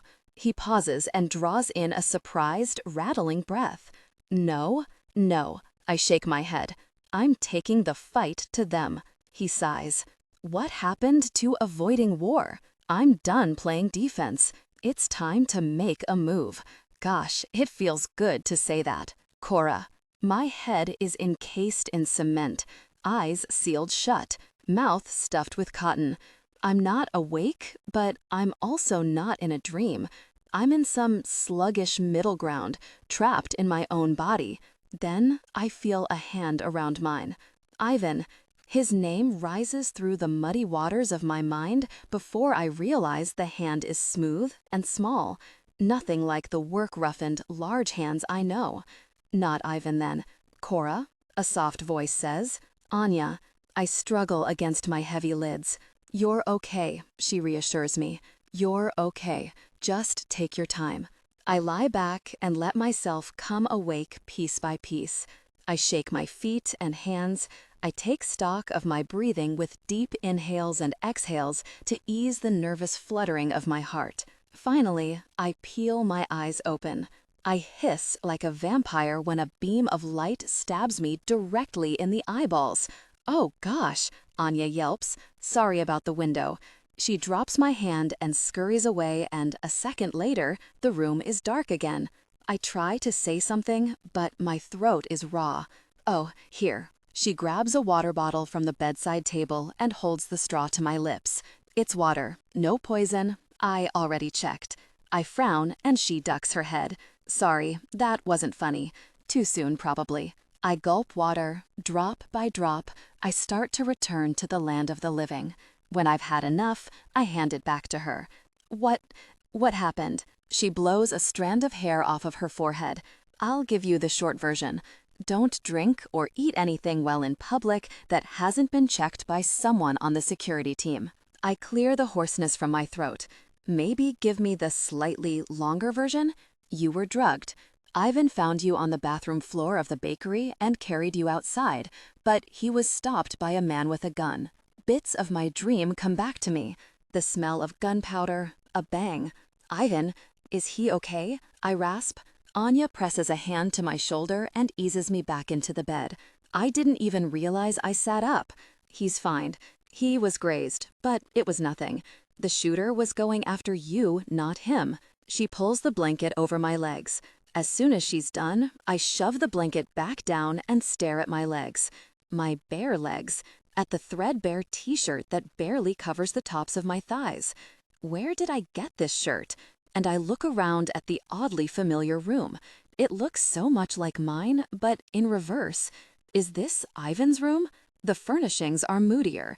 Dark blue wallpaper, velvet curtains, and walnut. It suits him. And Ivan's shirt. Anya nods. He brought you here so you wouldn't be alone. I fight the urge to bring the comforter to my nose and take a deep breath. I could be not alone in my room. He wanted you close. Very close. She gives me a warm smile. I pull the blanket back over my bare legs and cross my arms across my chest. Did you dress me? Not exactly. She winces. Then who exactly did, Anya? She laughs and runs fingers through her hair. For someone who just woke up from being drugged, you're surprisingly coherent. I didn't think I'd be answering so many questions. Anya, she holds up her hands. It was Ivan, but it wasn't like that. He just didn't want you to wake up in bloody clothes, and he didn't trust anyone else to do it. You could have done it. I wasn't here yet. Your options were Ivan, Yasha, or Niles. Take your pick. I mull it over for all of 3 seconds before I realize there was no better option. I'd have to go into witness protection if Niles ever saw me naked, and Yasha can't be trusted with that kind of information. He'd tease me about it for the rest of however long I know him. I sink down in the blankets, knowing full well Ivan has already seen me naked multiple times. That isn't even the problem. I don't care that he saw me naked. I care that him taking care of me when I couldn't take care of myself feels far too intimate for this game we're playing. It's sweet, isn't it? I look over to see Anya has stars in her eyes. I've never seen him so protective of someone before. He made me swear I wouldn't leave you alone before he left. He left? Where did he go? If my dream is to believe, the man who came at us with the gun killed himself. I blink and see him raising the gun to his chin. I hear the shot echo on the bricks. I shiver. Anya shrugs. He didn't say, but he made me promise to stay here with you. He looked, well, I've never seen him so shaken. Yasha called and told me what happened, and he said the same thing. He said that this was different, that you were different. Her words poke at the dried-up husk of hope in my chest. I just think. Anya perches on the edge of the bed, her hands folded in her lap. I think this thing between the two of you is real, more real than either of you will admit. I hear whispers in my ear, gentle words of comfort and care. I feel his arms banded around me, protecting me. All of that was real. But a future? A life together? That can't be. When I look up, Anya is watching me. Her expression is guarded. Then, as if deciding something, she takes a deep breath. You know, I was promised in marriage to the heir to a tech fortune. Millionaires on their way to billionaires. Lev? I ask. She busts out laughing. Gosh, no. Lev is... She smiles, her cheeks glowing pink. Lev worked for my father, actually. He was on the security team. Lowest level clearance. He couldn't even buzz himself through our front gate. The guards on duty had to let him in any time he came to see me, which made it hard to keep our rendezvous secret from my father and my fiancé. As you can imagine, Daddy wasn't pleased. You cheated? She wavers back and forth, a shy smile on her face. I'd argue that it's impossible to cheat on someone you never chose to be in a relationship with. I barely knew the guy, let alone loved him, but I loved Lev. Did your dad know that when he set up the engagement? She snorts. Oh gosh, yeah, he knew it. My relationship with Lev is why he set up the engagement in the first place. He wanted to force us apart. He actually fired Lev, but Ivan hired him for his personal security team. Why? Because unlike my father, my brother just wanted me to be happy. Her eyes go glassy, but she quickly blinks the emotion away. Anyway, that stirred up a whole big brouhaha. My fiancé was threatening to pull out of the engagement, and my dad was seriously considering murdering Lev. I can't tell if she's exaggerating or not, but I have a feeling she isn't. Based on the little I know of him, Boris Pushkin seems more than capable of senseless murder. Anya sags, seemingly exhausted by the memory of it all.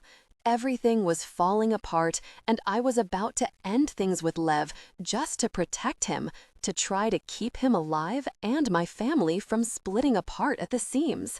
I'm on the edge of my seat now. A happy ending? In this family? Surely not. What happened? She smiles. Ivan happened. I went to my father's office to tell him I was going to break up with Lev and marry the boring billionaire, but Ivan was already there. They were finalizing the details of a new plan, a bargain. Ivan swore that he would take on my burden and marry well for the family if it meant I could marry the man I loved. I don't think I'm breathing. You're joking. Dead serious. He made that deal and made my father swear that I would never be disowned. He couldn't cut me out of the will or pull security from me and Lev. Ivan staked my entire life on one promise, that he would marry someone my father approved of in my stead. My stomach hollows out. I hear Boris Pushkin's sneering voice. Am I supposed to believe both my children have a fetish for the lower classes? Ivan never told me that. He told me this was all pretend. He told me we would never work. He told me the outcome, but he never explained the reasoning. He'd be mad I told you, she admits. He doesn't want to talk about it, but this is my story. This is what I can tell you, even if he would hate that you know. Why would he care that I know? If anything, this is an easy out for him. This information makes sense of so many things between us. It's his get-out-of-jail-free card, not that he needs one. Ivan cares more than anyone knows, more than he shows. She lays a hand over mine, squeezing gently. If he reveals even a drop of emotion to you, there's an ocean of feeling where that came from. I'm on an emotional carousel, circling around and around the same thoughts again and again. But it all comes back to the same place. My eyes well with tears. Frowning, Anya leans in close. What's wrong, honey? Before I can answer, the door swings open.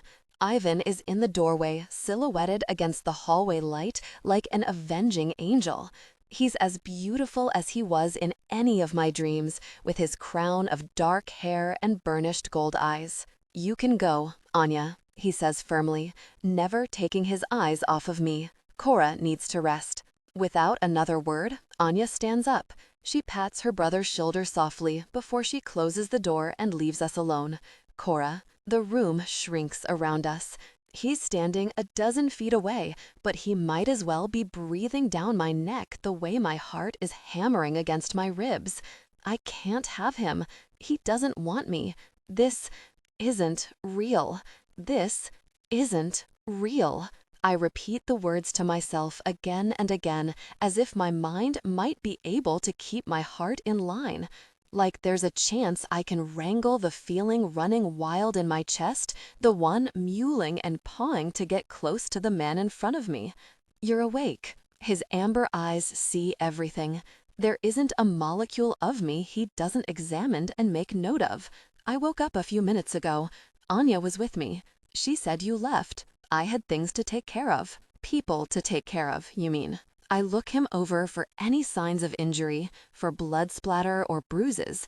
I don't see anything, but I can't imagine he'd let this sin go unpunished. His fists clench at his sides. Bands of muscle flex and contract across his arms, shifting the dark tattoos that swirl over his skin. The man who shot at you is dead. If there was anyone else working with him, I'll find them all. Every single one. God help those people. Wrath clouds his expression. I'd hate to be on the receiving end of that look. Thank you for, well, I don't remember everything that happened. With each blink, I see Ivan kneeling next to me in the bakery bathroom. I see him looming over the dark shadow of my attacker. I feel his warmth wrapped around my body. I smell his musk. I have to shake my head to clear the bits of memory like rocks from my shoe. Thank you for saving me. You shouldn't have needed saving, he growls. None of this should have happened. We knew this was a risk. Getting nibbled is the fate of the bait, right? I try to smile to lighten the mood, but it doesn't lighten the heaviness in my chest. Ivan goes perfectly still. His jaw works back and forth, back and forth. I sit up, clutching the comforter against my chest. I'm okay, Ivan. I feel fine. You weren't fine, he spits. You were practically unconscious on the bathroom floor. You almost... They tried. He really shot at you. And you saved me. I'm fine. Stop saying that. Just stop. A deep growl rumbles through his chest as he stalks to the bed. He claims the spot Anya was just in, his body brushing against my thigh. You should be upset, Cora. The last time we spoke, you were mad. Be mad at me. Be furious. Our last interaction rises up between us like smoke, obscuring everything else. I was mad that Ivan didn't want me, that he could so easily say I would never be the right woman for him. Then I was livid that I could be drawn back in so easily. One touch, one taste was all it took to make me forget everything else and give myself over to him again. Now, thanks to Anya's story, I know a little about what it is costing him, what he has sacrificed for his family, and I can't find it within me to be mad about that. The only thing you need to know, he says, is that I'll die before I let someone hurt you again. I'm afraid to breathe. This moment is tenuous, fragile. One exhale could send it fluttering away. Then he takes his hand away. It's instinctual, the urge to be close to him, to not let him draw back yet again. I don't plan to do it, but I find myself lunging for his hand. My fingers wrap around his wrist and I pull him close.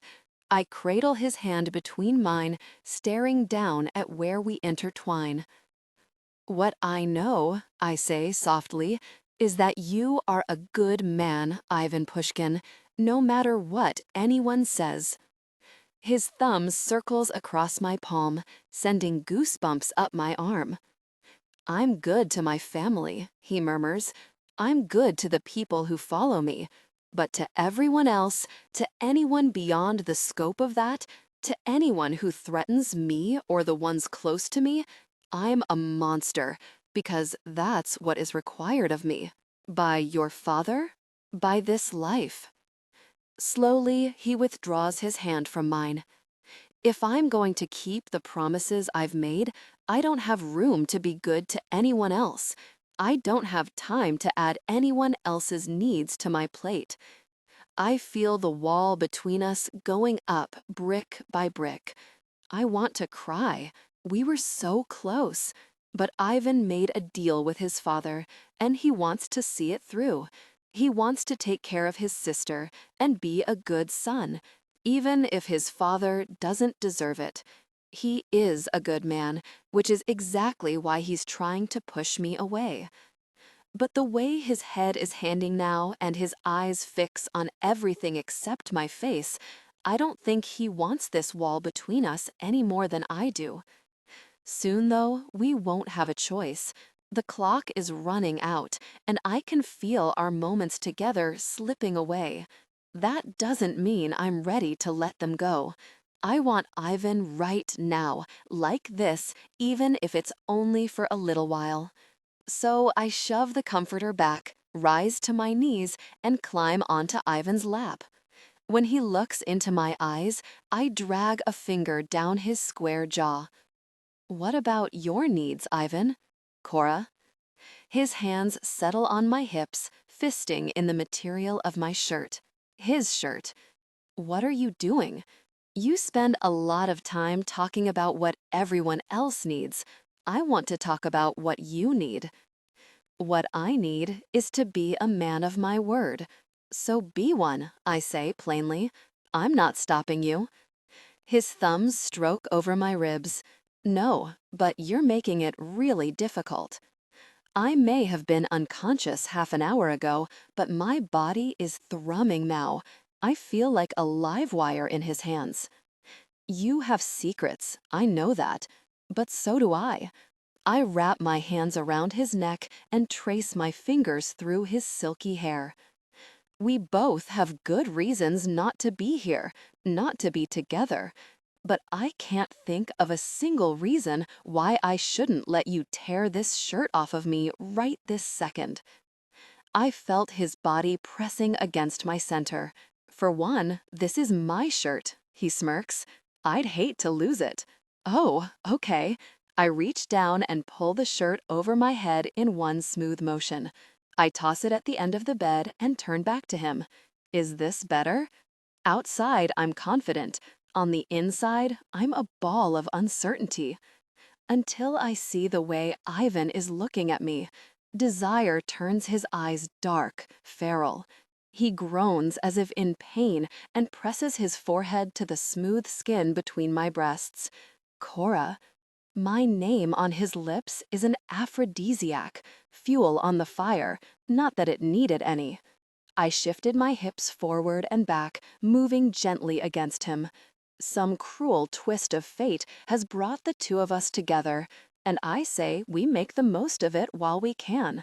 Until we bounce off each other and go our separate ways, why not enjoy the chemistry? He lifts his head from my chest, looking up at me beneath heavy brows. I didn't take you for the casual intimacy type. And I didn't take you for the monogamous type, I fire back. You'll marry a suitable woman one day, but until then, you're more than free to be with me intimately. He squeezes my ribs, his hands shifting ever higher until his thumbs brush against the lace material of my bra. Things are going to get complicated fast. Things are already complicated. But this? I moved closer to him again, trying not to moan. This has always made perfect sense. He grits his teeth and his thumbs brushed over my nipples. A faint whimper sneaks between my lips. Nothing about you has made any real sense, not since the moment we met. I'm not sure what he means, but I don't want to ask. Not now. I don't want to get sidetracked with anything else, not when he is alive and in front of me, not when, in a not too distant future, he'll be far out of my reach. This will sell our charade. I'm breathless already, half lost to the intense desire. It will make us seem more realistic. His hands slide down my waist and wrap around my lower back. I arch into his touch. Unless we're planning to offer webcam viewings of my bedroom, I don't see how what we're doing right now will help sell anything. If he wanted to, I'd let him set up a webcam. If it meant he'd keep touching me, I'd do just about anything. He growls again, a low rumble vibrating from him and through me. I force my eyes open, force myself to look at him, at his stubbled jaw, at the tattoos climbing up his neck, at the golden flecks in his amber eyes. And for just a second, I'm forced to look at myself, at my own motivations for being here, for suggesting any of this. This is more than a flimsy facade for the sake of his mission. This is a facade for what I really feel, for the feelings I can't navigate and won't confess. Despite it all, I want this man, desperately. This is just the only way I can have him. For now, it has to be enough. Ivan's eyes trail over my face and my body. Then, all at once, he pushes me back and prowls over me. He settles close, his hands pressed into the mattress on either side of my head, caging me into his body, his scent. God, it's good to feel you like this, he murmurs, between bites of my collarbone. He looks at me up the length of my body, his eyes hooded. Seeing you the way you were was a really nightmare. This is better. Someone admitting they like you better conscious isn't exactly poetry, but Anya's words ring out in my head. If he reveals even a drop of emotion to you, there's an ocean of feeling where that came from. This is intimacy. Just intimacy, I remind myself. Hoping for anything more is a waste of energy. I prefer myself conscious as well. I slide my hand between our bodies, a touch intimate. It makes it easier to do this. He drops his head onto my shoulder and groans in my ear. Really, gosh, Cora. I slip my hand inside his pants, a touch intimate. It's good practice, too. You said if people could see our connection, they'd have no doubt about our relationship. Maybe we should give it a try. A laugh hisses between his clenched teeth. Reconsidering my webcam idea? I'm toying around with it. At the next slow pull of my hand, Ivan gently presses his teeth into my shoulder. Keep toying with it, then. His lips find their way to my neck again, but he moves slowly, as if we have all the time to be here, to explore, touch, and kiss, and laugh. That's the funny thing. All it takes is one look at Ivan to know that he would be a passionate partner. But the easy banter, the laughter, that was unexpected. That, more than anything, makes it hard to keep the yearning in my chest in the box where it belongs. He growls out a curse and then slides away from my touch. His eyes are near black. I watch him with my mouth open. He's so really gorgeous. It still blows my mind that this man chose me. Then he pounces again, and all thoughts go flying out of my head. We shared intimacy, eyes darkened, afterwards breathless. When he finally lifts his head, a wicked smile on his lips, my heart stutters. I want more than his body, more than intense passion. I want all of him, the warrior, the protector, the leader, the charmer. I want every iteration of Ivan Pushkin, and as much as I try to push that inconvenient truth to the side, it's impossible to ignore when he's smiling up at me like this. Scream like that every time I touch you, and we'll have everyone fooled. Did I scream? I didn't realize it, but I'm not surprised. The intense sensations were still ebbing away, aftershocks still shivering through me. He nods. Don't worry if you missed it. You're about to experience it again. Passion peaked, came together intimately, deeply connected. And when Ivan looks, he sees everything. Take this off. I grab awkwardly at his shirt, pretending I care about it. Ivan deftly tugs his shirt off with one move. I reach for him, grateful for the position change, until I go to loop an arm around his waist and find a large bandage there. It's taped over his ribs and wrapped partially around his back. What happened? He glances down and then shrugs it off. Nothing. That's not nothing. That's a huge... I lose my voice as they came together intimately, our bodies close. I press a hand to his chest. Is that from tonight? Did you get hurt? Anya said he was grazed. I imagined it like a road rash, but his bandage is bigger than my entire hand. It was a bullet graze. I'm fine. I press a palm to his side, and he winces. That's not fine, Ivan. He shot you. You saved me, but he shot you. He growls low in his throat. It's a graze, and we can talk about it later. To punctuate the point, they came together with renewed passion. You shouldn't. You have so many people who care about you. It's a struggle to keep my voice steady when my body is fighting to get closer to him. I don't want you to die to save me. My family isn't like yours. There isn't anyone who cares about me. You should? He hauls me against him in an instant, dragging me off my back so we are kneeling together, chest to chest. For goodness sake, Solnishka, I've explained this to you over and over again. Explained what? I don't know anything. None of this makes any sense to me. Then let me clear things up for you.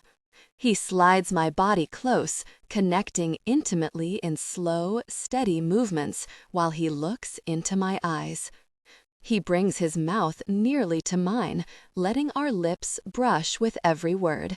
I do whatever I really want. I start to argue, but he takes my lower lip into his mouth. His tongue swirls against mine, muddying my thoughts and my senses. I'm putty in his hands. His hand slips between us, a touch intimate. I tip my head back, eyes closed. You can't die for me, Ivan. Of course I can. Their movements were shallow now, but I felt deeply connected. I want to stay like this with him for as long as possible. Forever, if I had my way. But I don't have forever. We might not even have tomorrow. So I cling to the bleeding edge of now. We rock together until I reached a peak, dizzy with pleasure. Slowly, Ivan lays me back on the mattress. He fists a hand in my hair as they came together. Once, twice, and again, until he pants out a curse. I trace the swirling tattoos on his arms as they reached their peak. His body flexed, then he lets out a long, exhausted sigh. He nuzzles his stubbled face against my neck, and when he talks, his voice is a hoarse whisper in my ear. I always get what I want, Cora, and what I want is you. Ivan. This gosh was supposed to be fake. Every time I look over at her, the light cutting through the window at different angles as the hours pass, I can't wrap my head around it. How can something that is supposedly fake feel so devastatingly real? My phone is God only knows where. Aside from a few plates of food Niles has left in front of the door, I haven't interacted with another soul in well over 14 hours. We've been intimate and talking and doing nothing at all, but together. It's miraculous. She is miraculous. The fact that she is alive and breathing next to me is the only thing I care about, all of which is really terrifying. I sit up and drag a hand through my tangled hair. Cora's arm is thrown over her head. Her cheek is resting on her elbow, her lips parted like she fell asleep talking. I think she did, actually. I've never known a guy who wanted to use aids during intimacy, she said a few hours ago, still flushed from her 4th, maybe 5th, possibly 6th or 7th or 12th peak of the night. They're always afraid they'll be replaced. Then you've only slept with lesser men, she snorted. You can say that again. No, you say it. I rolled over, a light hand banded around her throat. Say I'm the best you've ever had. Heat rose in her cheeks, turning her a gorgeous shade of pink that had me desiring her again. But her green eyes found mine and stuck. You're the best I've ever had, Ivan. Some unspoken truth floated between us. Saying it would ruin things, so I didn't. Neither did she. I just stared down at her, watching as her blinks became slower and slower until her eyes stayed closed. She's been asleep since then, catching up on the sleep we lost last night. But I haven't slept at all. I don't want to sleep. I don't want to miss a second of this time where the only thing that matters is the sound Cora makes when we connect intimately.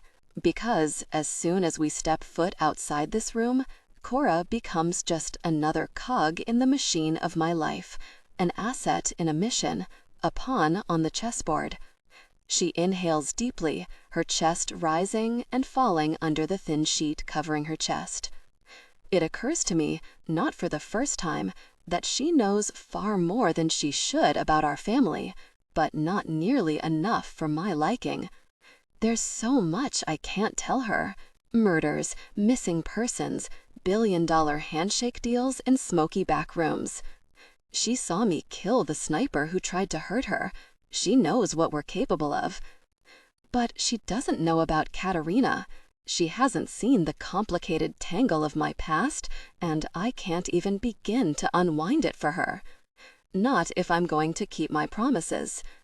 So Cora can never truly understand me or my motivations, and I can't be with her without defaulting on the deal I made on behalf of my sister. Which leaves me really stuck, I mutter. I reach out and run a finger over her shoulder. Her skin is golden in the late afternoon light. I feel like a demon clinging to the front gates of heaven. I trace the lean muscle of her bicep. Her eyes are closed, but her lips curl into a lazy smile. I've never had to say this before, but please don't bring me to another peak. I now think it's possible to be overwhelmed by pleasure. What a way to go, though. I let out a low whistle. She fits against me so really perfectly. Death by peak pleasure. I've never been in this kind of danger before. I prop my head on my fist. That's a shame. Go figure. The best relationship of my life is a fraud. The interaction from the jewelry store rises to the forefront of my mind. I convinced myself it wasn't my business before, so I didn't get distracted by unnecessary details. But this entire day has been a distraction. Might as well go for broke. You and Kieran had met before I took you to his shop. Cora winces, then sighs and lets it go. She is still wearing my diamond on her ring finger. I hoped he wouldn't remember me. I was in there once, and only for a few minutes. With who? It's an effort to unclench my jaw. Someone I didn't want to be dating, let alone marrying. She rolls onto her side and flips my hand over, so it's palm side up. Then she traces the lines of my hand with a meticulous finger. I won't pretend to understand all of the pressure you're under, but I know a thing or two about family expectations. I know a lot more about disappointing them. So, do you regret it? Not marrying whoever this jerk was? She arches a brow. How do you know he was a jerk? I arch a brow in return. Well, was he? Yes. She laughs. He absolutely was. And no, I absolutely don't regret running away. Pieces of Cora click together. Her refined manners and understanding of my world paired with her job as a waitress in that mess of a restaurant. She was someone in a previous life. She ran away from it, and I dragged her right back in. Earlier, you said you don't have anyone who cares about you. She wrinkles her nose. All I wanted was to be free. Now I am. Nothing else matters. Free? I seem to remember you told me I was holding you hostage here. Are you going to keep quoting my words back to me? She pokes me playfully in the chest. I was adjusting. And now? She smiles so wide her eyes are almost closed. I'd say I've adjusted. She stretches her arms over her head and yawns. Her eyes are puffy with sleep, and there are pillow creases on her cheek. Lying next to her like this feels more intimate than sex. There's something vulnerable about waking up next to someone. I never thought I'd like it this much. It's not the first time I've been held hostage, she explains. It is the first time I'm not mad about it. How flattering. Telling you you're better than my stepdad isn't much of a compliment. He set the bar so low, it's basically in hell. She gives me a wry smile. I preferred living on the street to living in his mansion. I didn't know you lived on the streets. Only for a year, she explains. My real dad left and my mom was struggling. She married him without a penny to her name. When he left, he took everything. Forget him, she snorts. His new wife got pregnant while he was still married to my mom, and he bailed. When Yasha told me Cora's dad had abandoned her, I was pissed. Now I almost feel bad for him. He gave up Cora. What a freaking idiot. So yeah, she continues, we bounced from shelter to shelter until Mom was able to get a job as a secretary at this accounting firm.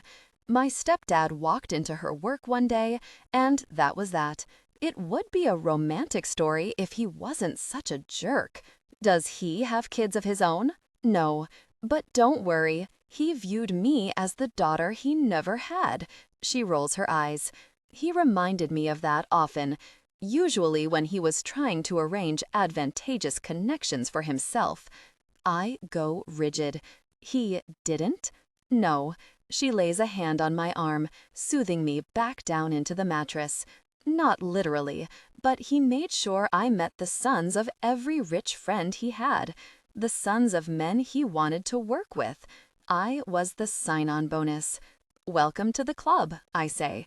I was born understanding that the only reason I existed is because my father couldn't figure out how to make himself immortal. Someone had to take over everything he'd built. Do you think that made it easier, being born into it? She sighs. I mean, it's messed up either way. But sometimes I wonder what my life would look like if I'd been born into this world. If I'd been raised knowing that I was going to marry rich and spend my life being some millionaire's arm candy, maybe I would think it was normal. Maybe I'd be married right now, pregnant even. I'd spend my days shopping and supervising household staff and sharing his home every night. She frowns. I'm positive images of her next to her jerk ex-fiancé are flashing through her mind right now. Some possessive part of me snarls at the mere idea of another man daring to set foot in her head. I grab her chin and bring her eyes to mine. That would never be you, Cora. How do you know? Because you would roast those poor people alive no matter how many they tried to set you up with. Some people just can't be contained. You are one. You make me sound like a wild animal. Obvious amusement dances on the curve of her lips. After our intense night, the shoe fits. She chokes on a laugh and slaps my arm. I don't remember you complaining about anything last night. I catch her hand and press it to my chest. I'm not complaining now, just stating a fact. Poor Niles has been scandalized. Oh gosh. She buries her face in the pillow, my pillow. I hope he didn't hear our private moments. If he did, he definitely believes in our relationship now. The trouble is, I might be starting to believe in it too. Ivan. We're still lying in bed a few minutes later when my door bursts open and my sister comes barreling in. Where in the gush have you been all day? I've been calling and she careens to a halt in the middle of the room. Her mouth curves into a dizzying smile. Oh, is all she manages. Oh, Cora scrambles to pull the covers over herself. I reach down and grab the comforter, throwing it over her body as I glare at my sister. Do you really mind? She crosses her arms and grins. Not at all. The bubble pops, just like that. The cone of silence that has been around my room for most of the last 24 hours evaporates. As quickly as it disappeared, all the noise of my life comes racing back in. I need my phone. Yasha has probably texted me. My father will want an update. If I don't assure him I'm tracking down the people responsible for this, all my plans are for nothing. And Anya, my sister, is thrilled right now, which is exactly why she is the last person I wanted to see me like this.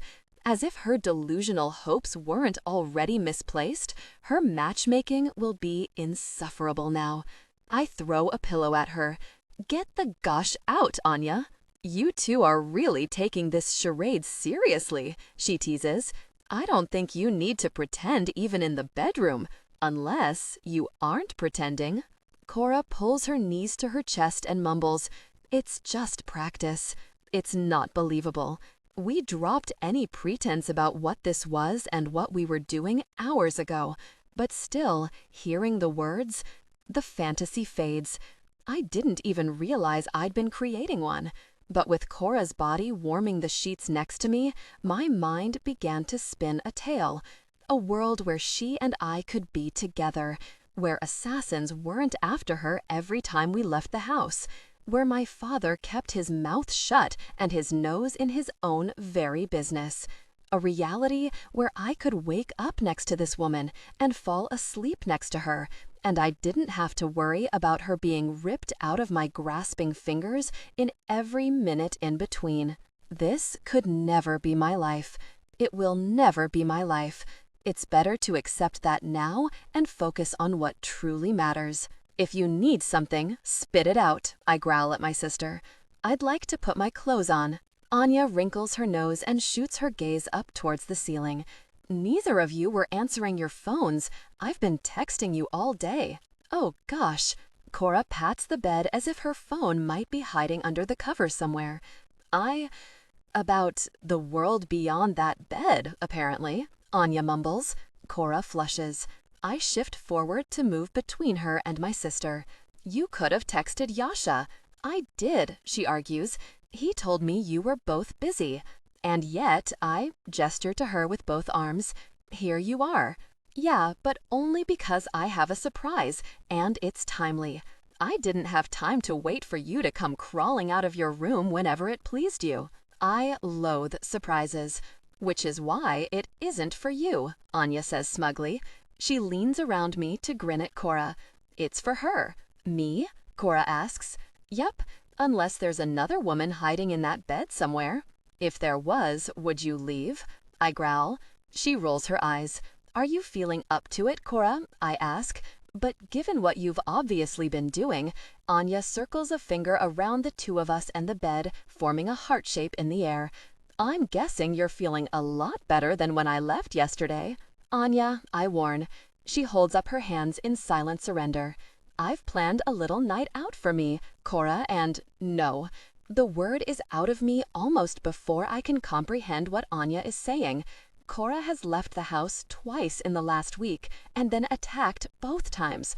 She isn't going anywhere. Anya's brows arch. Okay. Or we could let me finish what I was going to say before jumping to rash conclusions.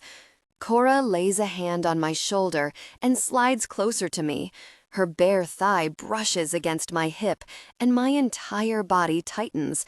I don't want her leaving this house, but it is painfully clear she has to leave this bed. One of us has to anyway. All this time with Cora has my head spinning. I need to get back on solid ground immediately. I'm not sure I'm up for going out again so soon, Cora says carefully. Anya watches me with something like concern in her eyes before she shifts her attention back to Cora. I completely understand that, but I think you both should hear me out. I've taken precautions. I remind her harshly. It wasn't enough. Cora's hand slides from my shoulder to my elbow and squeezes. A silent comfort, an attempt to ease the storm inside of me. She has no clue she's only making it worse. I shift away from her, leaning back against the headboard. She pulls her hand back into her lap. Okay, Anya says, ignoring my protests. So I set it up at the coop. The coop? I snort. Abso-real-lutely not. That place is massive and closed for a private event tonight. Anya bats her lashes at me rather aggressively. My private event. But Rooster said he'd double security as a personal favor to our family. It's Cora's turn to snort. You guys know someone named Rooster? He's a really nice guy, Anya reassures her. Totally trustworthy. He's been a friend of ours for years, and he's doing me a huge favor by closing the place down tonight for the event. What kind of event? Cora asks. Anya hesitates for only a second and then sags with a groan. I wanted it to be a surprise, but it's obvious that is not going to fly. It won't fly no matter what you tell us. She narrows her eyes at me. I told you I've taken precautions. Yasha said he could figure out security in addition to what Rooster has planned. That place is going to be covered, and I won't take my eyes off of her all night. Cora raises her hand. Hey, hi, hello. Still no clue what you're talking about over here? Oh, right. Sorry. I'm planning a... Anya slaps her own thighs in a sloppy drumroll. Bachelorette party. The silence is weighted, expectant. Anya was clearly anticipating more of an enthused response from us. Come on, she urges. It will be fun. We'll get ready at my house, have dinner, and then go straight to the club, which will be surrounded by security. Only family and friends allowed inside. It will be perfectly safe. Cora sighs. But we aren't even getting married. Right, but people are supposed to think that you are. Anya snaps her fingers. We're maintaining a ruse here, leading people astray. Keep up. Who would I even invite? I don't have any friends here. Anya jerks back like she was physically slapped. First of all, how dare you? I didn't mean you, Cora insists in horror. Anya waves her away, already smiling. Forgiven, but not forgotten. Second of all, I'm inviting Francia and Jordan. Those gals need to get out of the house too. They haven't been nearly as occupied as you have been. They also haven't had a close brush with murder, I remind her. Cora hasn't been on some vacation. If they're complaining, then they're ungrateful. I haven't spoken to either of them in a while, Cora says softly. I forgot about them, honestly. Gosh, I'm a bad friend. You've been preoccupied, I growl. And now you're not preoccupied, Anya bursts in. You have nothing but time, and I think we should make the most of your continued survival and celebrate a little bit. Cora is chewing on her lower lip. I know she's only mulling it over because she feels bad about ditching Francia and Jordan, and she's probably worried about not considering Anya a friend, even though my sister is made of much tougher stuff than that. Still, Cora would literally throw herself on a sword for the people in her life. It's an admirable quality, even if it makes me want to encircle her in plastic wrap and shove her in a padded room. She leans in close to me. My body presses back into her on sheer instinct. Will you come with me? She whispers. Before I can even open my mouth, Anya chimes in. Nuh-uh, no soon-to-be but not really husbands allowed. It's a bachelorette party. There will be some playful activities he should not see. I've seen worse, I drawl. Anya sighs. But how is Cora supposed to flirt with guys and dance with strippers and get free drinks if you're too busy throwing her over your shoulder like a caveman? No cavemen and no debauchery. Cora jabs a warning finger in my sister's direction. If an unclothed man comes anywhere near me, I'll punch him. I mean it. No strippers? Really? Anya pouts. Lame. There's a rather large part of me that wants to shove my sister out of the room, lock the door, and stay in here with Cora for the rest of forever. Life would be a lot simpler if nothing beyond this mattered. But too much gosh matters for me to do that. I can't be distracted, but the longer we spend in here, the more at risk I am of losing focus in a way I may never be able to gain back. It's long past time to cut the cord. Ivan. I need more than a shower to wash Cora off of me. Her smell is everywhere. She has invaded every fiber of my bedroom, every thought in my head. I'm stripping the sheets in a desperate attempt to exorcise her from the space when there's a knock on the door. Come in. I wad up the bedding and toss it towards the closet. I might have to burn it to get rid of the strawberries and cream smell of her. I expect it to be Niles checking to see if there's anything he can help with, but Yasha pokes his head in. When he sees me, he manages to look even more smug than Anya. Long time no see, partner. Could be longer. I wave him towards the still open door, hoping he'll take a hint, but he doesn't budge. I can't remember the last time you didn't have your phone on you. This might be a first, actually. I rip Cora's pillowcase off the pillow. Then I see a long strand of her hair tangled in the threading and think better of it. I throw the entire pillow into the pile. I'll buy new ones. A lot of firsts are happening here, Yasha continues. According to everyone I talk to, Cora is the first woman you've ever brought into your bedroom. I whip around. Who is everyone? Who did you talk to? Niles? I narrow my eyes. Bullshit. Niles isn't a gossip. Yeah, but he's also a gosh liar, he says. I asked him if Cora was the first woman you'd brought to your room, and he tried to dodge the question. But I could tell. She was, wasn't she? Change of plans. Stripping the sheets won't be enough. I need to strip memories. I need to turn back time and rewrite the past 24 hours. Anytime anyone mentions her, or this weekend, I'll remember our intimate connection. The way her calf wrapped around my thigh, the scrape of her nails on my shoulder blades, and the whispered breath against my chest as we came together intimately. Even amnesia won't be enough. My body remembers hers. I'm not sure I'll ever fully be rid of her. If you're such a good reader of people, go ahead and tell me what this means. I hold up 2 very specific fingers, one on each hand. Yasha laughs. That's a yes, obviously. Considering the 2 of you spent the entire day in bed, another first for you, I'm guessing it went well. I throw the other pillows into the burn pile and drop down onto the mattress. Somehow, the smell of her still surrounds me. Yasha pushes himself off the wall. Why are you acting like this is a bad thing?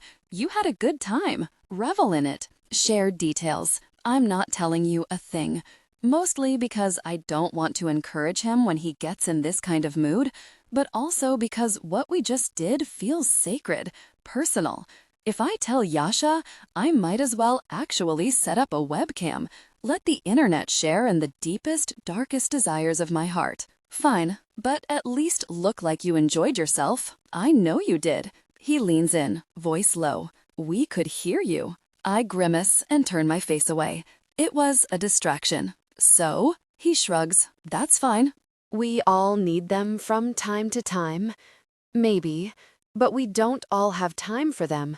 That's what I'm here for, Ivan. You can pass some of this gosh to me. Let me handle it so you have time to really breathe, man. You need that. I'm fine. Yasha sighs and leans back against the wall. That's a bad attempt at a lie. But you're a good man, Ivan. I hear Cora's voice. You are a good man, Ivan Pushkin.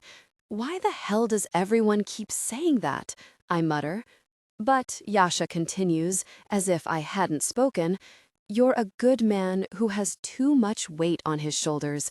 It turns you into an in-jerk. I snort in surprise. Thanks, Yasha. How uplifting. I feel so much better. You would feel better if you let yourself enjoy the pleasures of life every now and again. I mean, really, he says. It wouldn't be the end of the world if you took a weekend off every once in a while to connect deeply with someone. A random woman. Or Cora. I shoot him a warning glare, and he holds up his hands. I'm just saying, it wouldn't kill you to have some fun. That's all I was doing the night I met Cora, having a little fun. I was trying to distract myself from the reality that I was going to have to marry a woman I could barely stand. Fun might be the death of me, of all of us. Tell that to the man who held a gun to my head last night. Having a little fun almost got me killed. I would, if he wasn't already dead, Yasha deadpans, or if I had any clue who he really is. I snap my gaze to him. You found something? Yes. Erno. It depends how you look at it. The man has no connection at all to the Sokolov Bratva. I frown. That's not possible. He's never even taken a stroll past their headquarters, as far as I could tell. Nothing. Yasha shakes his head like he can't believe it either. I was positive there would be something, but this guy came out of nowhere. After overhearing the two Sokolov guards talking at the restaurant, Yasha and I both assumed the Sokolovs were behind the attacks.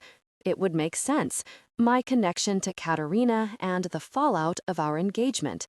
Plus, Konstantin made it clear at my party that he would still love for me to marry one of his preteen daughters. The sick jerk. The Sokolovs have the clearest motive. Spoken as someone who wasn't running interference between you and all the women at your party, Yasha says with raised brows. When you pulled Stefanos off of Cora and then followed her upstairs, I thought there would be a riot. Whether they saw it firsthand or not, people were whispering about Cora all night. Gosh, I thought we were discreet.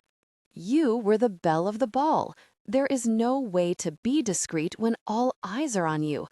That whole night, all I could think about was how much I didn't want to be there, how much I didn't want to get married to a woman my father chose, how much I wanted to be anywhere but that party.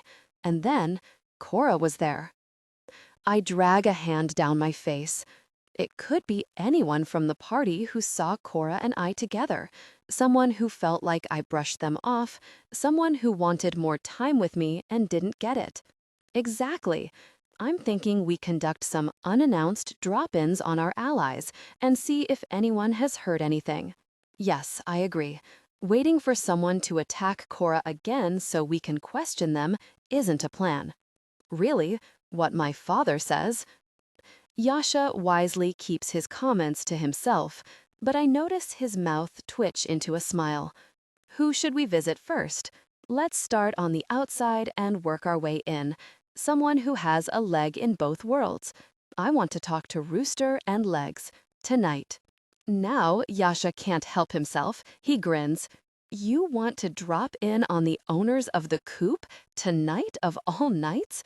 How surprising. I can't imagine why. I ignore him. I want you to oversee security at the coop. That way you can be close if I find anything.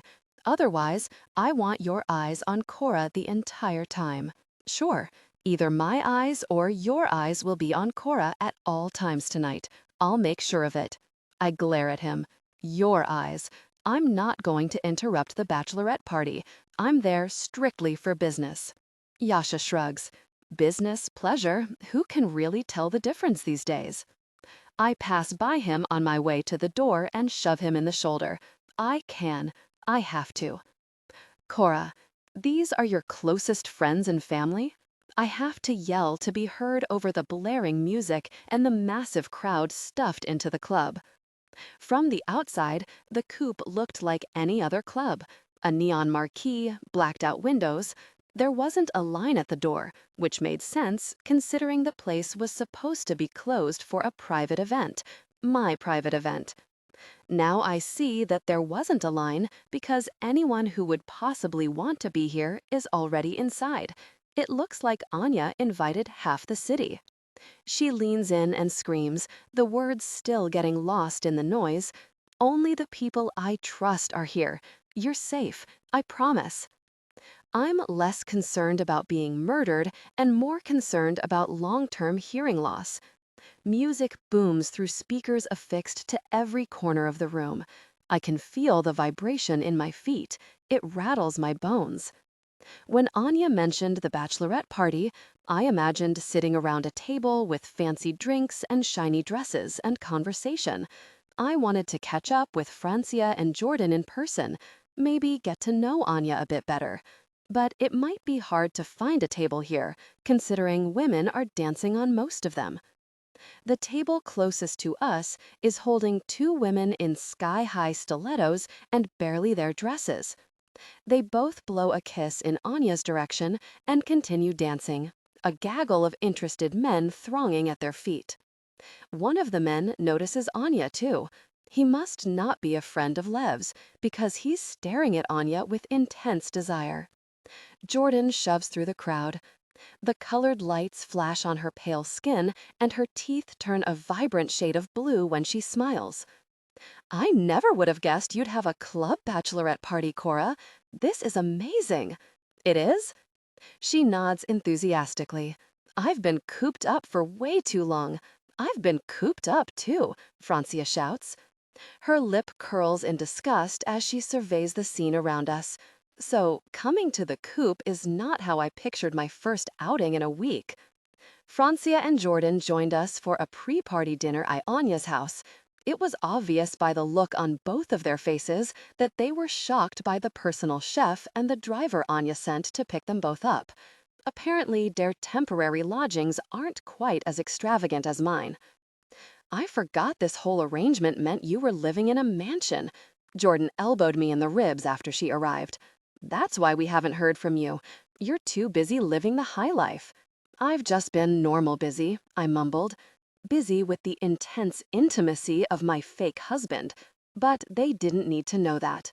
No matter how well it would sell our little game. Francia stayed quiet. She stayed quiet most of the night. Until now. I reach for her arm, grounding myself in the crush of people. I'm sorry. This is not what I had in mind. I thought it was going to be intimate. Suddenly, an arm is around my shoulders.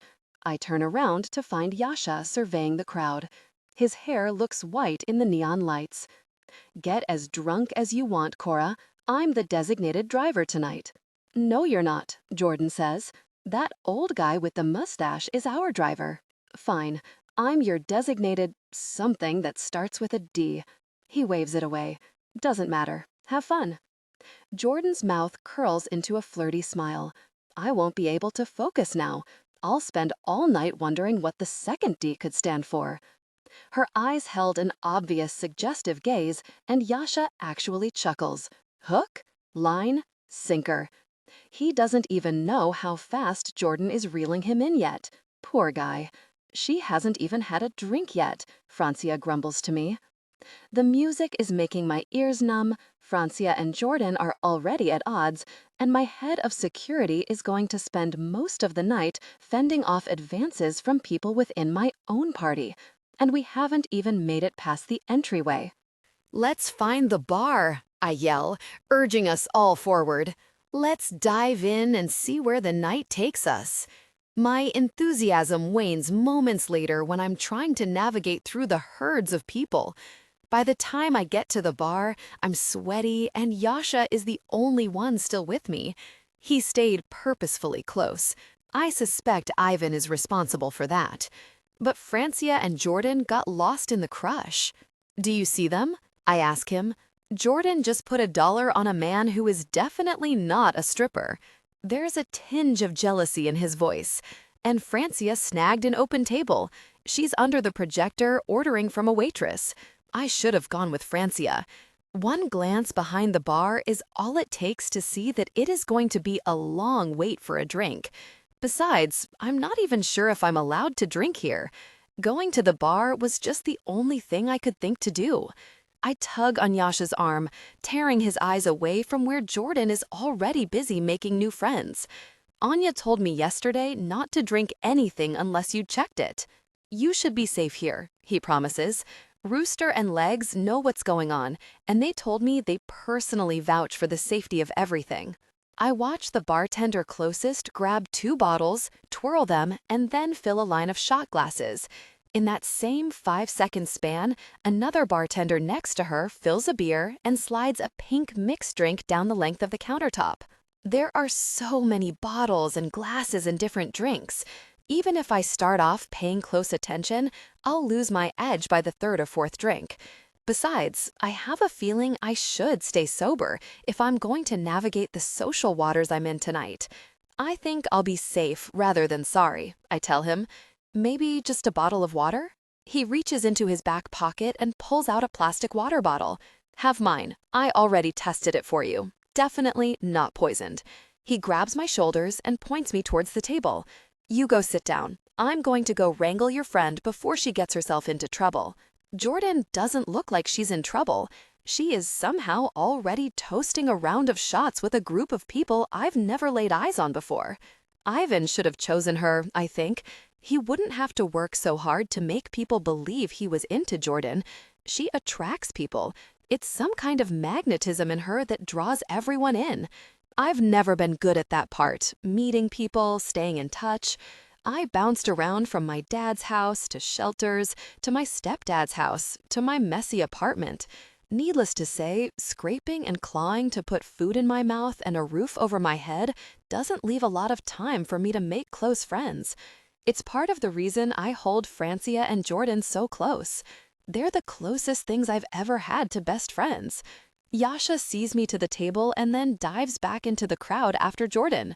Ivan would probably remind him that Jordan is not his priority, but I love that he's taking good care of my friends too, even if his motives fall more in line with keeping Jordan away from other men than protecting her from harm.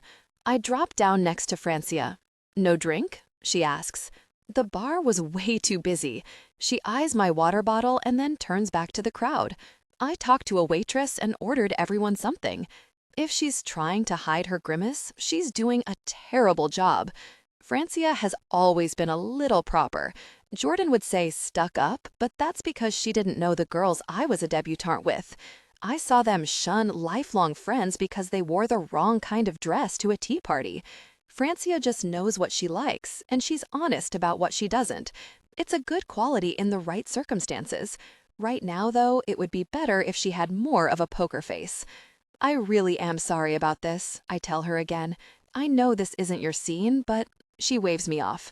"No, I'm sorry. I'm being a jerk. I'm like a cat, I think. Leave me in a room alone for long enough, and I start to go feral. I forgot how to interact with other humans. I'm sorry about that, too. I haven't been killed by one of Ivan's crazed ex-girlfriends, so I count myself lucky."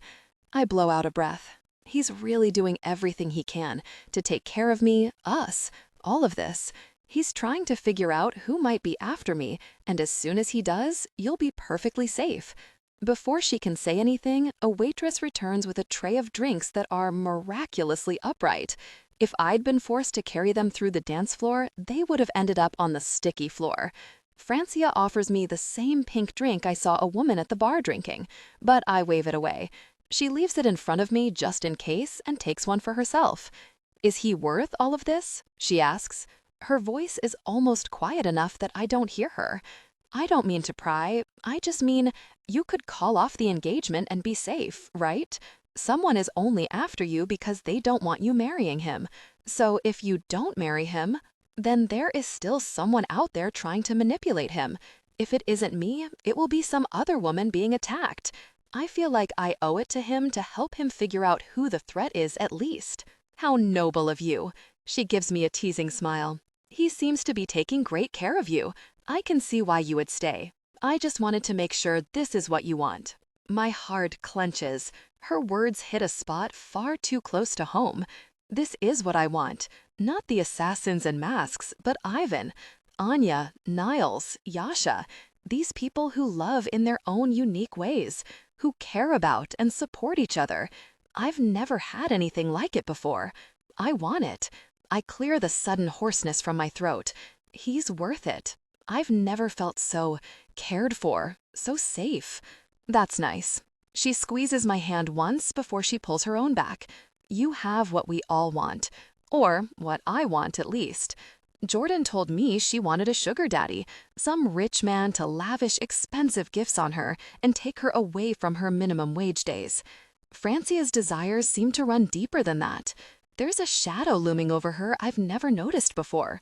What do you want? Someone who wants to take care of me. She shrugs. My parents were always busy, working all hours of the day and night to scrape by. They did it for me, but they weren't around. I was alone a lot. Then they sent me to a private school. They were trying to give me the best education they could, but I felt more alone than ever. Growing up rich adjacent without actually being rich was lonely. I can remember how isolated I felt at some of the parties my stepfather sent me to when I was a teenager. That's where I learned that you can be lonelier in a crowd of people than you can when you're all by yourself. I can relate to that. I just want to fit, she says. I want to find a person who makes me feel like I've found my place. It seems like you found that. I'm really happy for you. It's strange to feel like we're bonding while at the same time, Francia doesn't understand a single thing about what I'm going through right now. I do feel like I've found my fit. It's like Ivan and I are matching puzzle pieces. The trouble is, we're in the wrong puzzle box. We go together, but nothing around us makes any sense. I'm not sure it ever will. Tears well in my eyes. I blink them back hurriedly, hoping Francia won't notice. And, in celebration of that fit, Francia grabs one of the other drinks she ordered and holds it up to me. A toast for you and Ivan. I grab my water bottle, raise it in the air, and smile meekly. To me and Ivan. Ivan. I told Rooster the moment I walked into the back room that I was here strictly on business.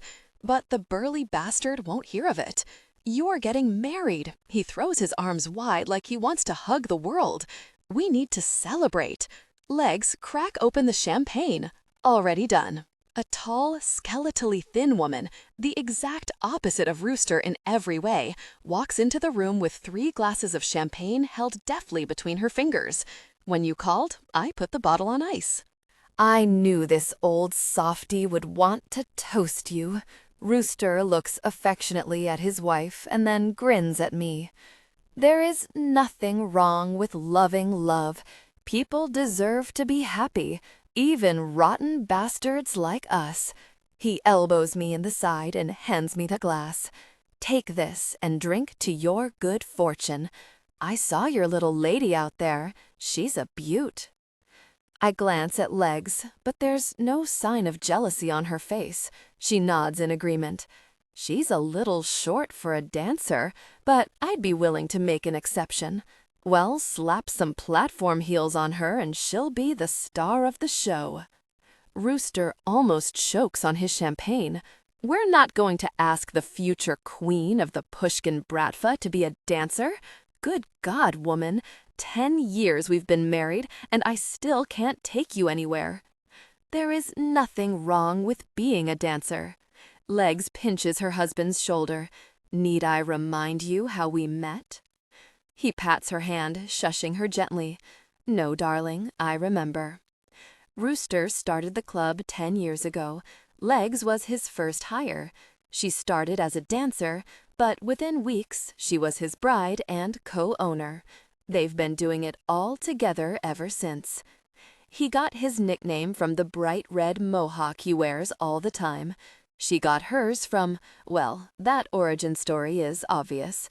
They've been my friends and allies for a long time. Legs smiles at me.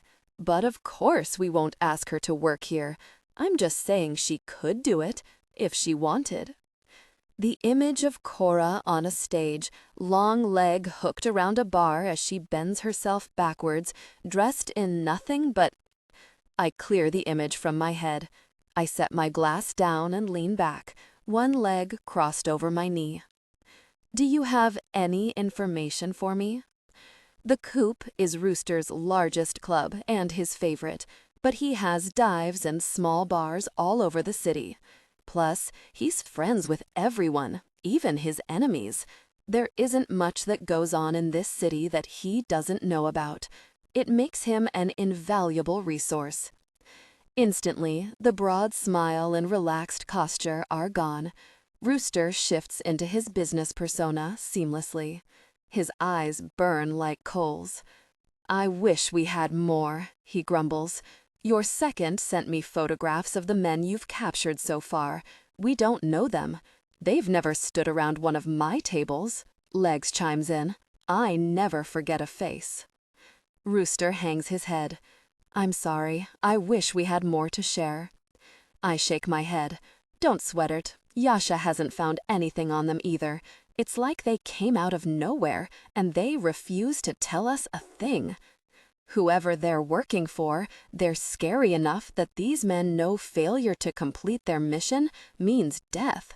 They're killing themselves before we can even question them.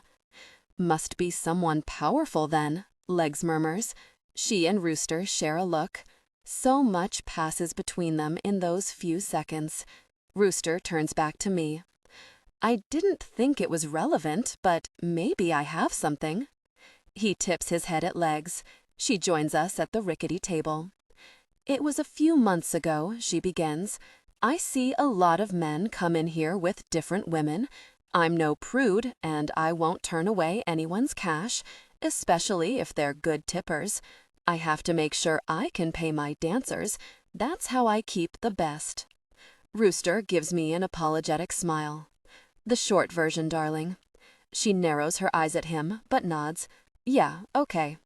I saw Konstantin Sokolov here with a woman who was not his wife. They sat together for hours. Given what I overheard at the restaurant, the Sokolov guards making it clear their leader isn't pleased with what he considers to be me backing out of our deal, I'm still counting on Konstantin Sokolov being somehow involved. But I'm not sure how this fits together. I know that sounds like nothing, gossip at most. But there was something about the meeting that didn't sit right with me. Konstantin met this woman here, but they didn't touch, they didn't dance, he didn't even order a drink. They just talked. At the end of it, money was exchanged. Did they leave together? She shakes her head. The woman left, but Konstantin stayed and held court for another hour. Who was the woman? She sighs. I have no idea. She had dark hair and she looked young, younger than Konstantin for sure. I don't think they were together. Legs gives me a tight, apologetic smile. It's not much to go on, but I hope it might help down the road. So many scraps of information, theories and snippets and half hints, but nothing solid. It's not enough, not nearly enough. I turn to Rooster. What do you know about Marcus St. Clair? I didn't plan to ask about Cora's family, but I can't stop myself, just in case. His face creases in thought. Then he shakes his head. Nothing. I don't recognize the name. Should I? What about Alexander McAllister? That one rings a bell. He's a regular, isn't he, Legs? She nods. Tall, skinny guy, pompous. He usually comes in with a group of men in suits. They drink and watch the girls, but they don't tip. She wrinkles her nose in obvious distaste. One of them grabbed one of my dancers, and I set the bouncer on him. They haven't been back in a while. It's not exactly news that he's a jerk. Cora made that clear with the bits and pieces of her story she's shared. I'll keep my eyes open, Rooster offers. I'll ask around, too. I want to tell him that Yasha has been looking into Cora's family for me, and he hasn't found much of anything, nothing useful. That should be a sign that all is well, but I can't shake the feeling that there is something I don't know, something important. Thanks, I tell him. It's our pleasure. We're always here to help you, Ivan, whatever you need.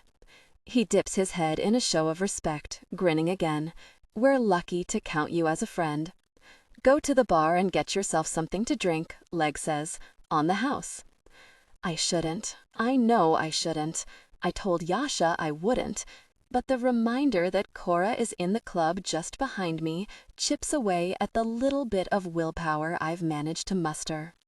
You can drink for free from now until Kingdom Come, Rooster says, sensing my hesitation. With all the business your sister brought in tonight, we owe you all. I frown. Anya made it sound like you were doing her the favor. He laughs. A private event this big makes double what we're usually pulling. Your fiancé must have a lot of friends. Freaking Anya. I should have known she'd do too much. Now I have no choice but to check it out for myself. At least, that's the excuse I'm going with. Point me to the bar, I grit out. Time for me to make an appearance. Rooster has one of his men guide me through the back hallways of the club. When I emerge into the main belly of the place, I see it's absolutely crawling with people. I'm going to kill Anya, I mutter to myself. The only benefit to the mass of people is that I'm able to blend in easily. I slip into the mayhem and carve a path from the bar towards the dance floor. Yasha should have told me what I was sending Cora into. The moment he got here, he should have told me how many people were here.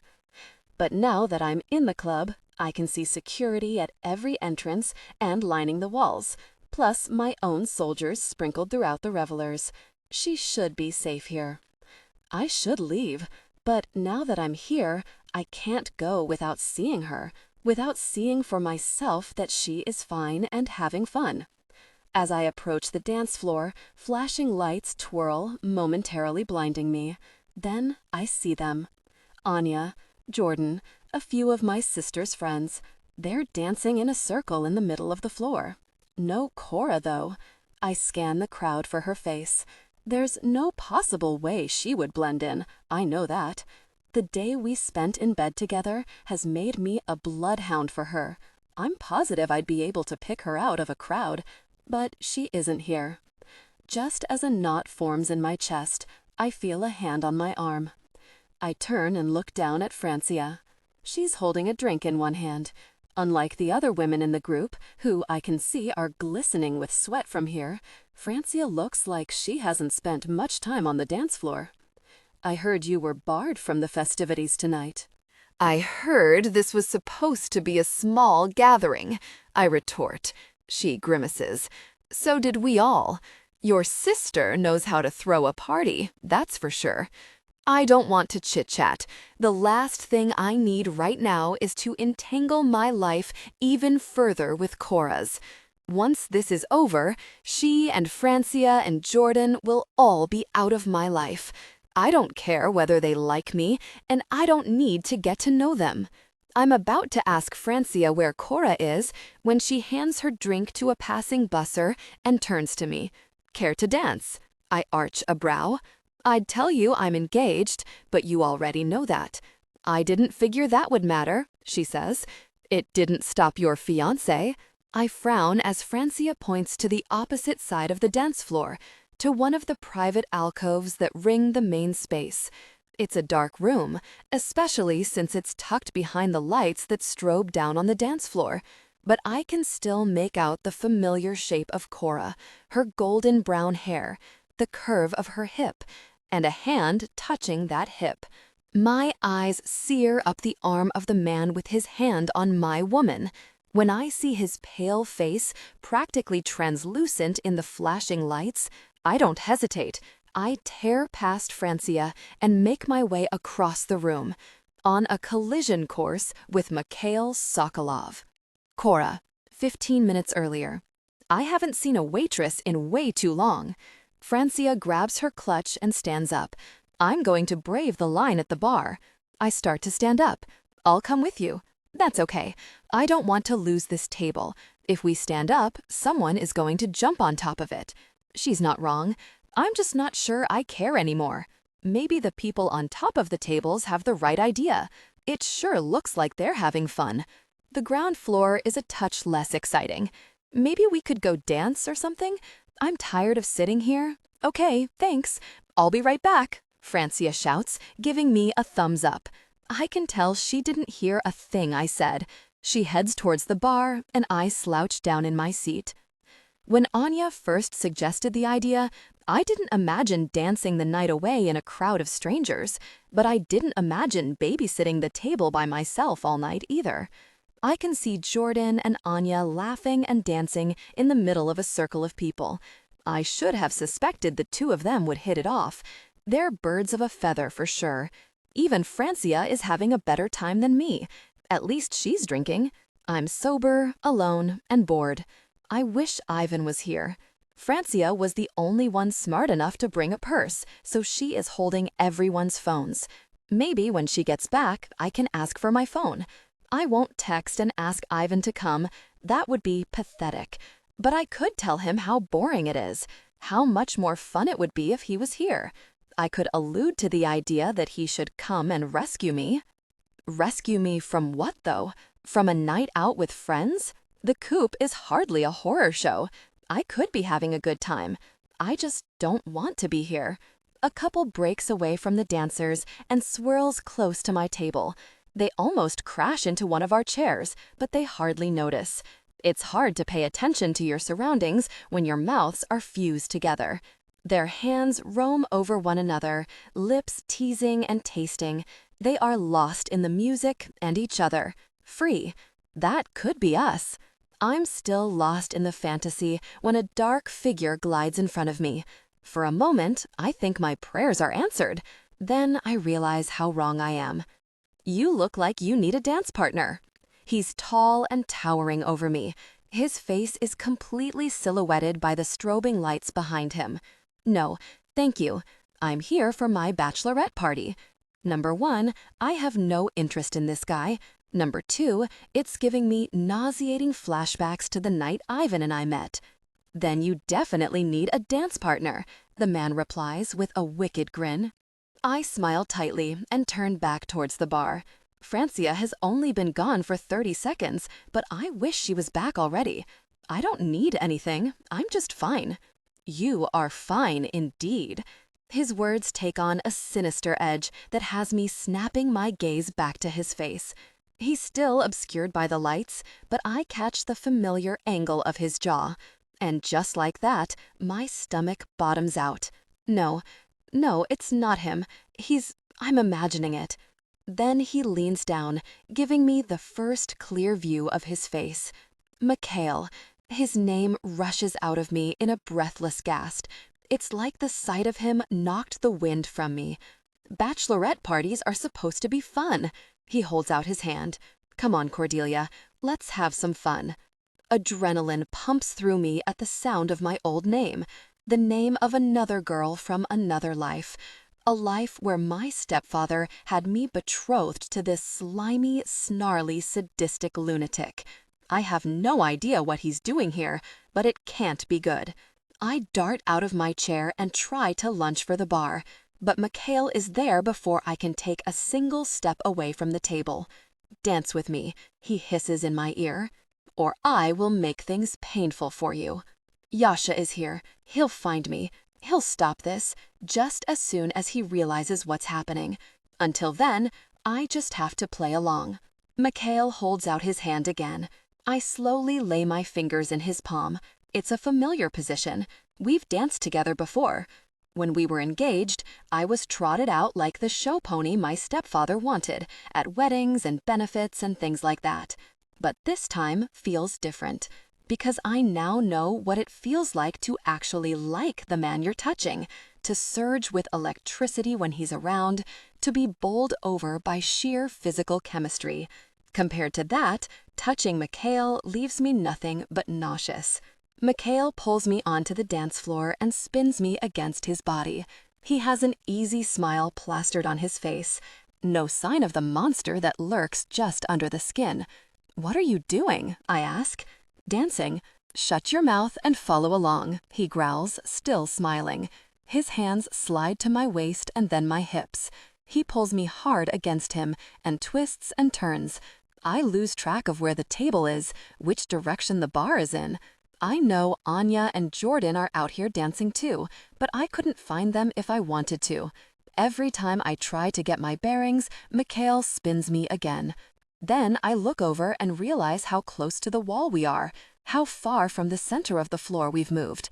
He's leading me into the shadows. I try to pull away, but he holds me with a crushing grip. No more running away. Not this time. What do you want? I hate the edge of panic in my voice. I hate it even more when Mikhail smirks. I want what was promised to me. He drags me against him and holds me firmly by the hips. His fingers dig into my skin. Don't even think about fighting. He glances back towards the dark alcove behind him. It yawns open like a cave. I have the feeling that if I go in there with him, I won't be coming back out. So I hold still and meet his eyes. I never made you any promises, Mikhail. Didn't you? He grabs my left hand and holds it up, twirling my ring around my finger. I put a ring here once too. Does Ivan know that? It hasn't come up. Lie. Ivan as much as asked me earlier today in bed. I told him as much of the truth as I was willing. Now I wonder if I shouldn't have told him everything. Yasha could have been on the lookout for Mikhail and my stepfather. He could have protected me from this, the way he has protected me from everything else. I'm an idiot. I thought the past would stay behind me. I should have known it wouldn't die so easily. His jaw clicks. How long have you even known him? It doesn't matter. Tell him nothing. I hear Ivan's voice in my head. Tell him not a really thing. Keep him calm. Get away. Mikhail glowers down at me. It does matter. It matters a lot. Answer the question. I'm engaged now. I shouldn't even be talking to you. I try to take a step back, but Mikhail glues our bodies together. His cologne cloys my senses. Are you worried you won't be able to control yourself around me, Cordelia? Are you worried your fiancé will find out your heart belongs to someone else? I'm just worried you're delusional and I won't be able to stop Ivan from killing you. I expect him to get mad and lash out. Instead, Mikhail trails a finger over my neck, tracing my jaw. I jerk my head back. Ivan is the one who needs to watch his back. He took what was mine. I was never yours. Whatever we had is over. I'm not Ivan's either. Not really. Not in the way I want to be. But Mikhail doesn't know that, and I have no intention of telling him. He leans his head to the side and studies me, but when I look in his eyes, I see nothing. They're dark and vacant, just black discs, as empty as deep space. He drags a hand over my hip. It's not over, Cordelia. It's just getting started. I shake my head. What are you? Now that I've found you again? He pulls me close. I'm not letting you go. I shove off of his chest, trying to get some space between us, trying to find some room to breathe. You're insane. He laughs viciously. You were promised to me, Cordelia. The deal we made is still on. You are my fiancé, no matter what lies Ivan really Pushkin has put in your head. There's anger there, rage in the way he says Ivan's name. Do you know him? I ask. He snorts. Everyone knows Ivan, for better or worse. How do you know him? I'm much more interested in how well you know him, he says. Have you met Boris yet? Mikhail might as well be reading from a note card. It's obvious he and my stepfather only want to know how much trouble they might be in with the Pushkins for stealing me away. How deep has this relationship gone? How invested is Boris in the idea of me? Maybe they'll decide I'm not worth the trouble, or maybe they'll feed me to the sharks. I've met him, I say evenly. Boris approves of our marriage. Another lie. Can Mikhail tell? Does he know Boris? If he does, he'll know there is no way the man could approve of me. But if he doesn't... Has your relationship deepened? I go rigid against him. How dare you? Don't act so precious, Cora. There are rumors going around about you. Nasty, nasty rumors. And you won't get any of them confirmed by me, I snap. I'm not telling you a really. He grabs my arm with bruising force and hauls me close. You'll tell me exactly what I want to know. I'm the one who might be receiving used goods, he hisses. I have a right to know who my future wife has been with, what kind of filth she's going to bring into our marriage bed. I stretch onto my toes, getting as close to him as I can. Really? You? Then I haul my free arm back and throw all of my strength into punching him square in the face.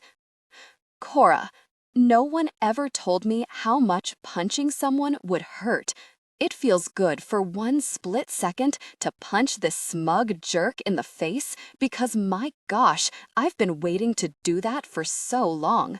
But that thrill is followed almost instantly by blistering pain in my knuckles. I'm still shaking out my hand when Mikhail turns back to me. He turns slowly, slowly, so slowly. His cheek is barely red from the hit, but his eyes are blazing with rage. A vein in his neck throbs as he rises to his full height. You really difficult person. He lunges for me. I throw my arms up to shield myself from a blow that never comes. Seconds that feel like minutes later, I crack my eyes open, just in time to see Mikhail thrown to the floor by a massive blur of black motion. He's crash lands flat on his back. When his eyes refocus, He's staring up at Ivan in unholy terror, who looms over him like the specter of death. I stagger back against the wall, relief and dread pulsing through me in equal measure. Ivan is here. He's going to save me. He's going to end this. Ivan is here. What will Mikhail tell him?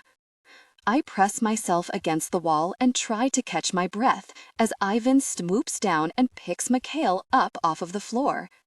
Apparently, he isn't finished with him yet. Mikhail is a stick figure compared to the rippling muscles of Ivan's arms and legs. He wraps a hand around Ivan's wrist, but he can't pry it loose, can't escape. It's nice to see the tables turned, to watch him squirm while he's manhandled by someone else. The music is so loud that I can't hear much of anything. I have no clue what they're saying to each other, but I don't have to hear to know it's heated. Mikhail's eyes are narrowed. His gaze cuts to me a couple times before Ivan twists him away. "Don't look at her," he barks over the thumping bass. "Look at me." Before I can discern anything else, Yasha steps between me and the two men.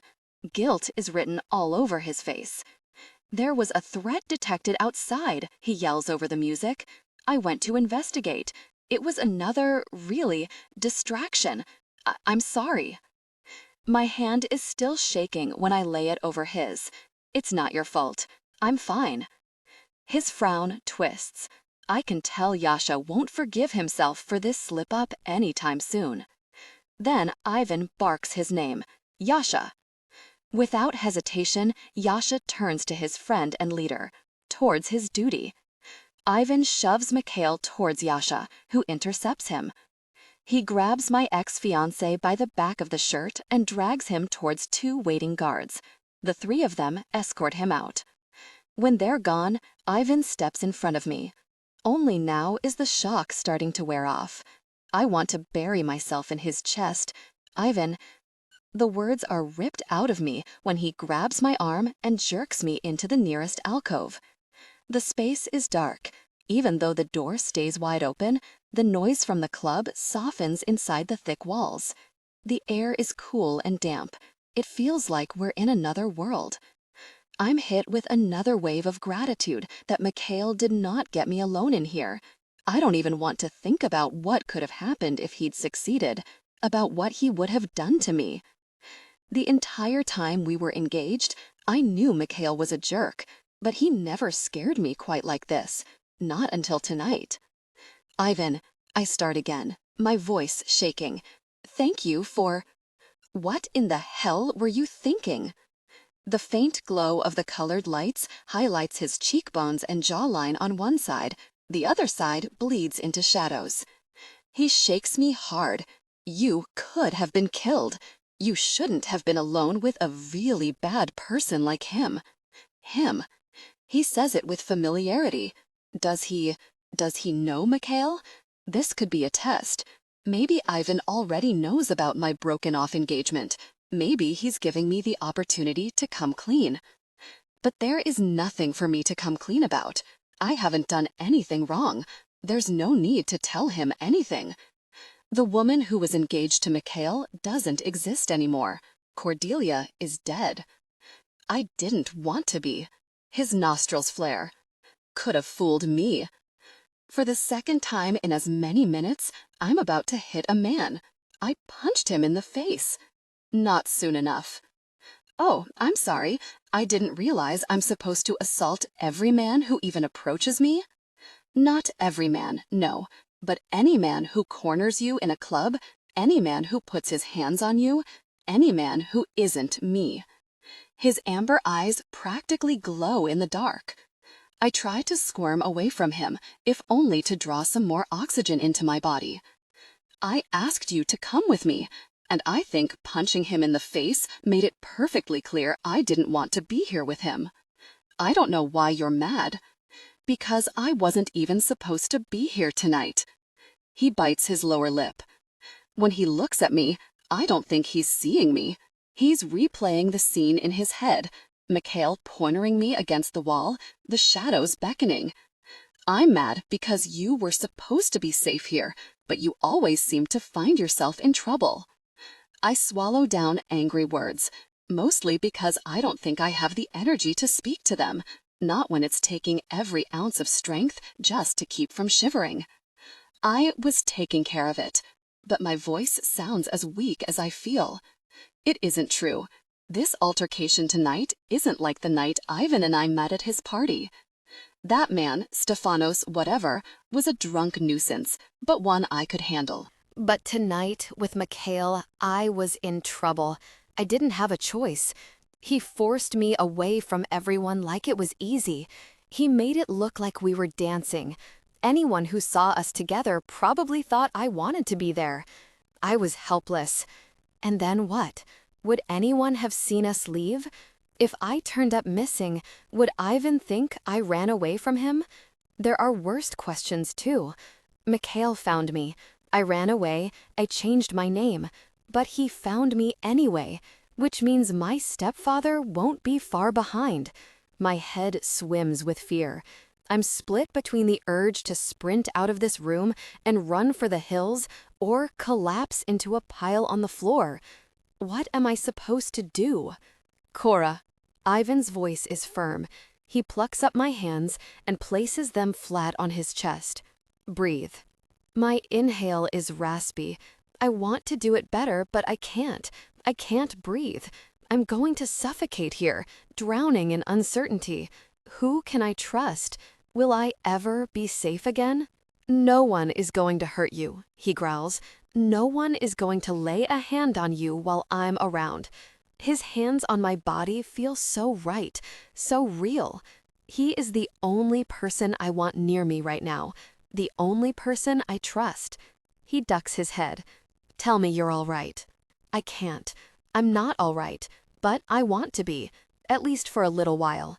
I grab his arm and arch against him. Dance with me. His dark brows pinch together.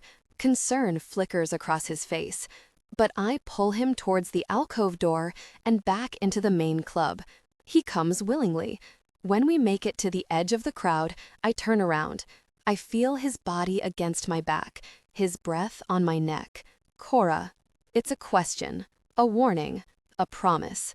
I reach back and hook my hand around his neck. I just want to be here with you, for a little while. He hesitates for a second. Then he grabs my hand and twirls me around so we are face to face. We can stay here as long as you like. Forever, I think. How about forever? Forever sounds nice. Ivan.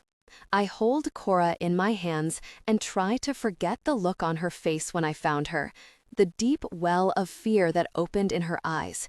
It was more than the fear of a woman cornered by a man. She looked terrified. What did Mikhail Sokolov say to her? What did he want with her? Cora is clinging to me, spinning and swaying as the music blasts through the speakers. It's so loud that I can't think about anything beyond the beat and the rhythm of her body against mine. I hold her tighter after every song, reminding myself that she is here, she is safe. She's breathing and alive in my arms. For now. But even now, I feel eyes on us, on her. We keep to the edge of the dance floor. The crowd of my sister's 1,000 closest friends give us a wide berth out of respect for me. But I feel them, watching, wondering. I grip her waist and slide my hands around to the exposed skin of her lower back. I curve her against me, urging our hips together. The chestnut waterfall of her hair catches the light. Her skin ripples with shifting colors. She's a kaleidoscope in my arms.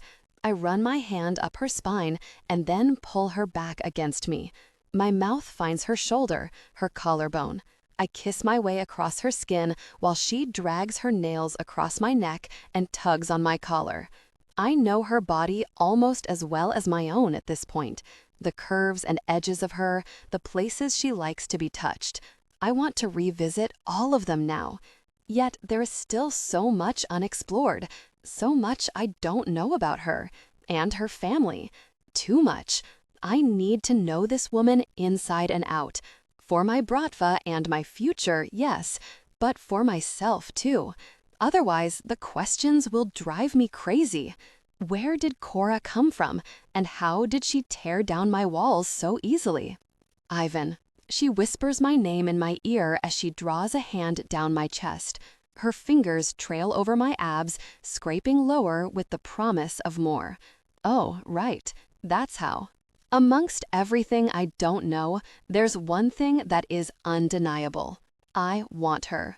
I grab her hand from where it's resting near my waistband and tug her off the dance floor. She doesn't ask where we're going, doesn't resist. Cora just twines her fingers through mine and follows as I lead her out of the club, through the empty room where Rooster and I just met, and into a service hallway beyond.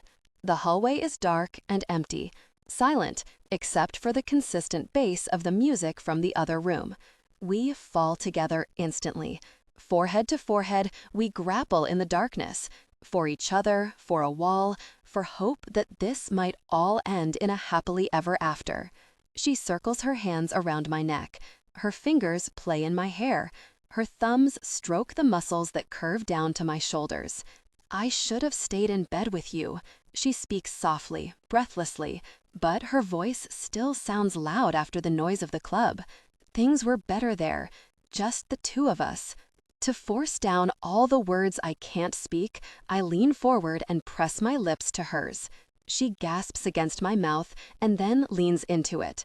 I smooth my hand down her back to the base of her spine.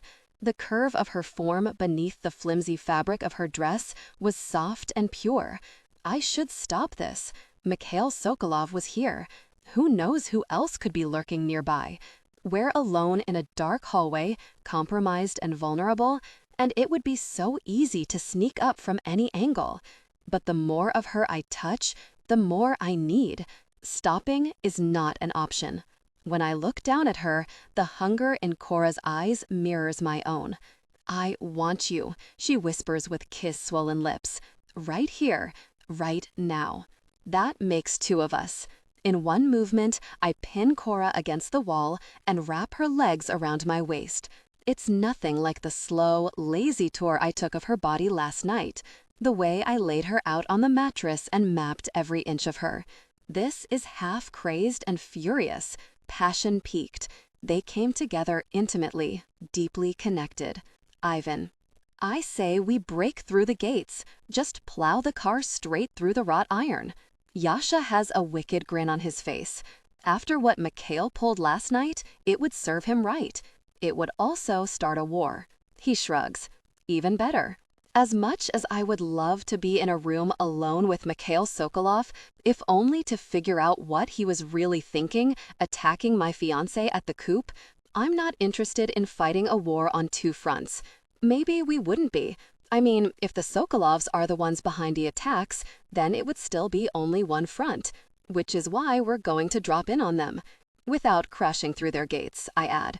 We'll feel them out, see if anything is out of the ordinary. Legs said she got a bad vibe from Konstantin Sokolov, which isn't surprising.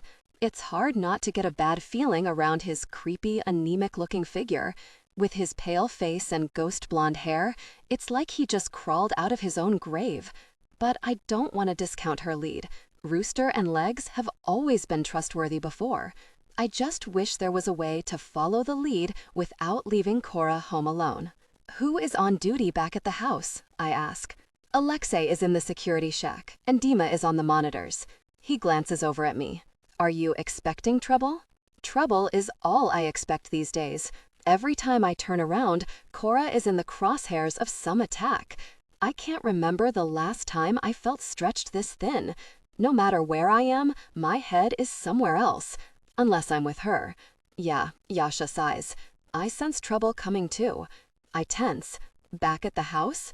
If you have information, you need to freaking tell me right now. I'm not worried about Cora. She's taken care of. He peeks sidelong at me. I'm worried about you, man. I blow out a harsh breath. Gosh, Yasha, don't say mess like that. I'm fine. I think you forget sometimes that my entire job is to gather intel. It's to be observant and pay attention to people. Even you. I know you too well to ignore what I'm seeing. My skin prickles with sudden awareness. But you know me well enough to know you should shut the freaking up right now. Anyone else would back down, but Yasha just laughs. That's true, and I will, but not until nothing. We need to prep for what we're going to say to Konstantin when we... Don't Pushkin is never going to approve of Cora, he finishes, ignoring me. He'll never agree to her joining the fold. I snap towards him, fist clenched. No one is asking him to approve of her. She's part of a plan, nothing more.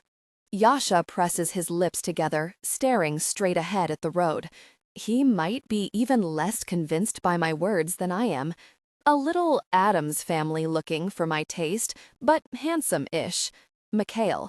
She has to be talking about Mikhail. She says she saw me with him, but if she saw the full extent of that interaction, she wouldn't be talking about it so flippantly. Oh, yeah, I guess he was okay. My voice sounds far away in my own ears. I can hear blood rushing through my veins. Okay, she snorts.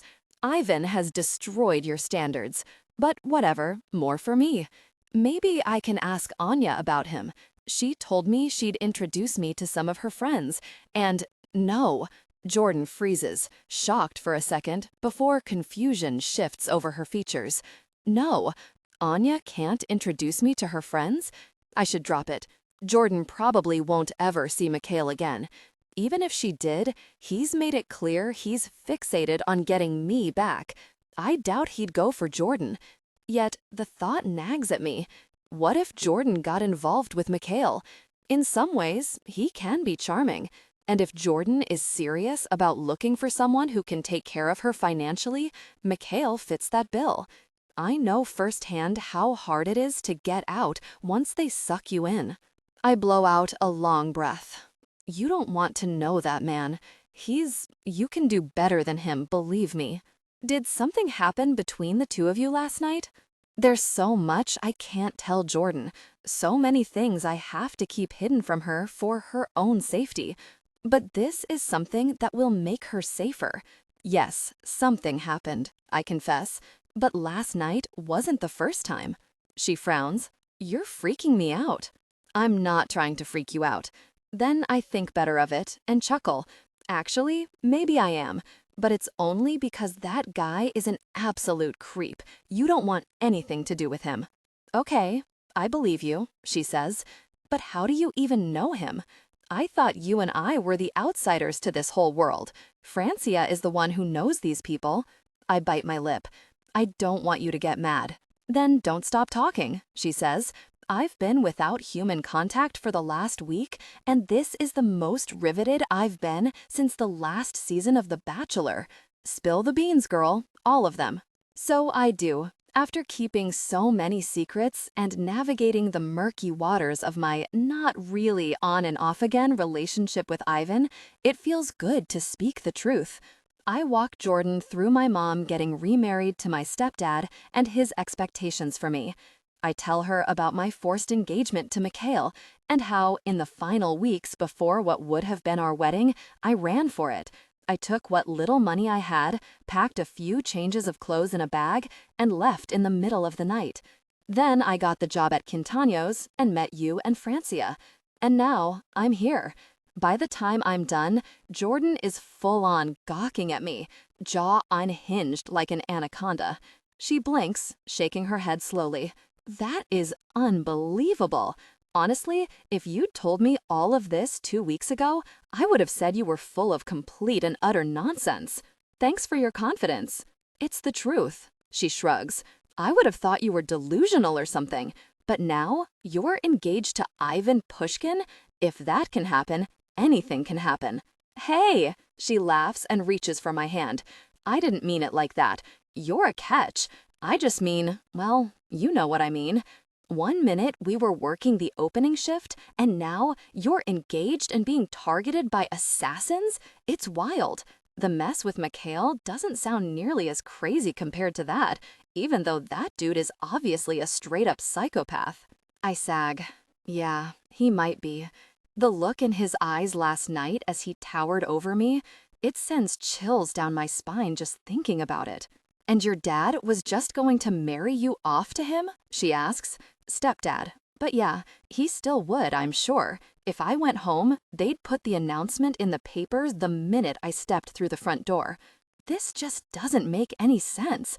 We're women in the modern era. You don't have to marry anyone you don't want to." I look down at my lap. "It's more complicated than that." "How? Explain it to me, because I'm lost. Why can't you just call the police on these people?" "Because they are the police," I snap. I take a deep breath to try and soothe my racing heart. "I'm sorry. I haven't thought about any of this stuff in a long time." Jordan lays a hand on my shoulder. "What happened?" "Before I left, I tried reporting my stepdad to the police. He was basically planning to lock me in the house until the wedding. Then you'll be Mikhail's problem," he said. "So I called the police and said I was being imprisoned." "What did they do?" I grit my teeth together, the memory as fresh now as it was that day.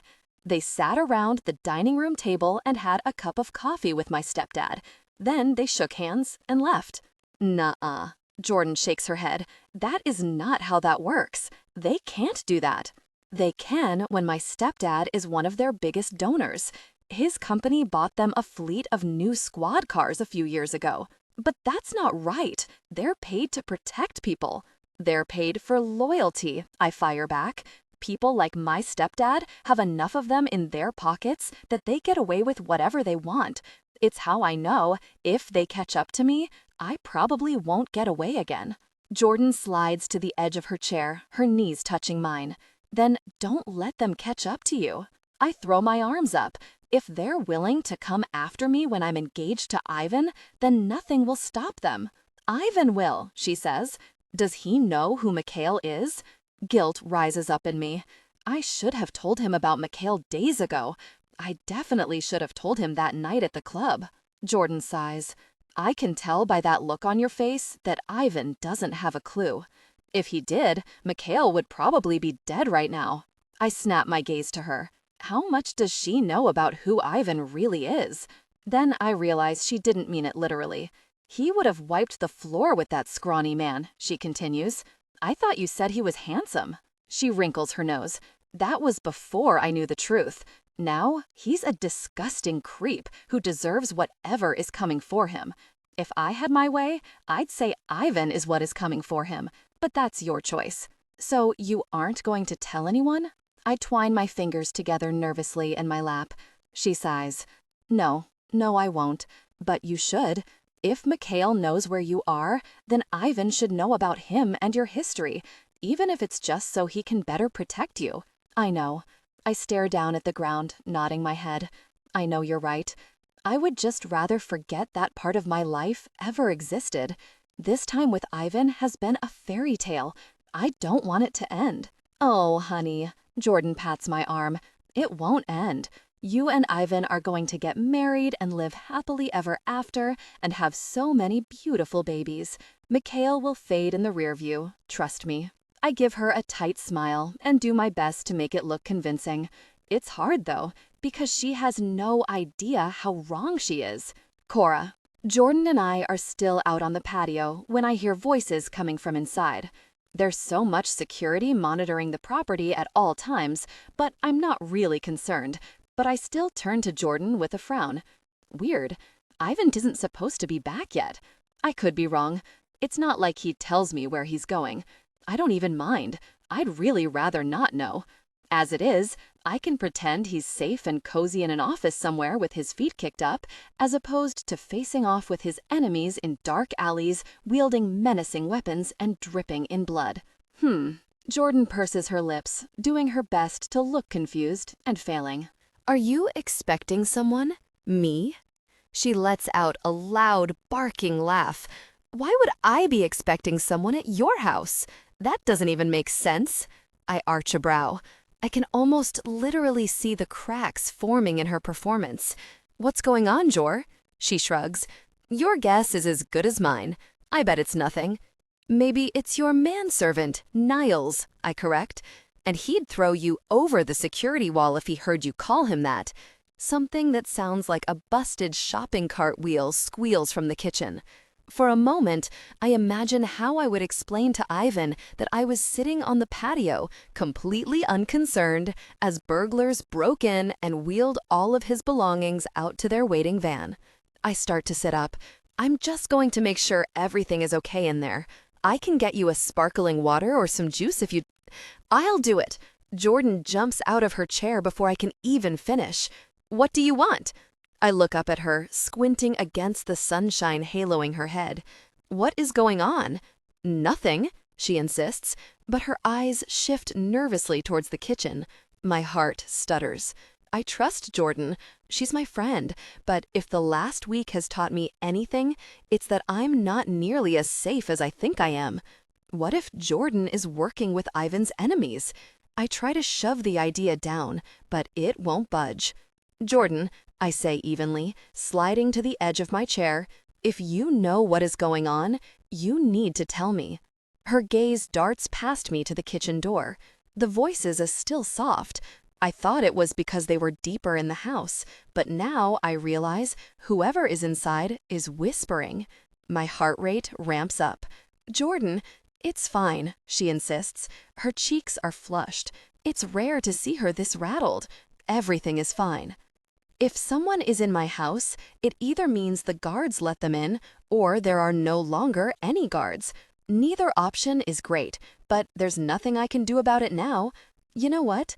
I'm not going to sit here and wait for someone to bust in, and I'm shoving past Jordan just as the double doors to the kitchen burst open. And Anya and Francia burst out. Surprise! I stumble back into Jordan, who wraps her arms around my waist in a tight hug. Sorry. Relief washes through me. I don't know what I thought. They wanted it to be a surprise, she explains. Anya grins. Was it a surprise? She heard you all squeaking around in the kitchen, Jordan reprimands. I could barely keep her out here. Was what a surprise? Why did I need to stay out here? Anya skips over to me and plants her hands on my shoulders. She walks backwards, leading me through the kitchen doors and towards the private staircase on the right. I had big, grand plans for you, Cora.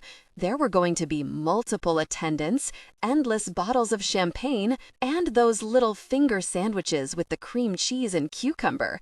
Anya chuckles and rolls her eyes. Niles can still make those for us. I'll put in a request. Jordan cheers behind me, but Francia doesn't say anything. Aside from the initial surprise, she hasn't said a word.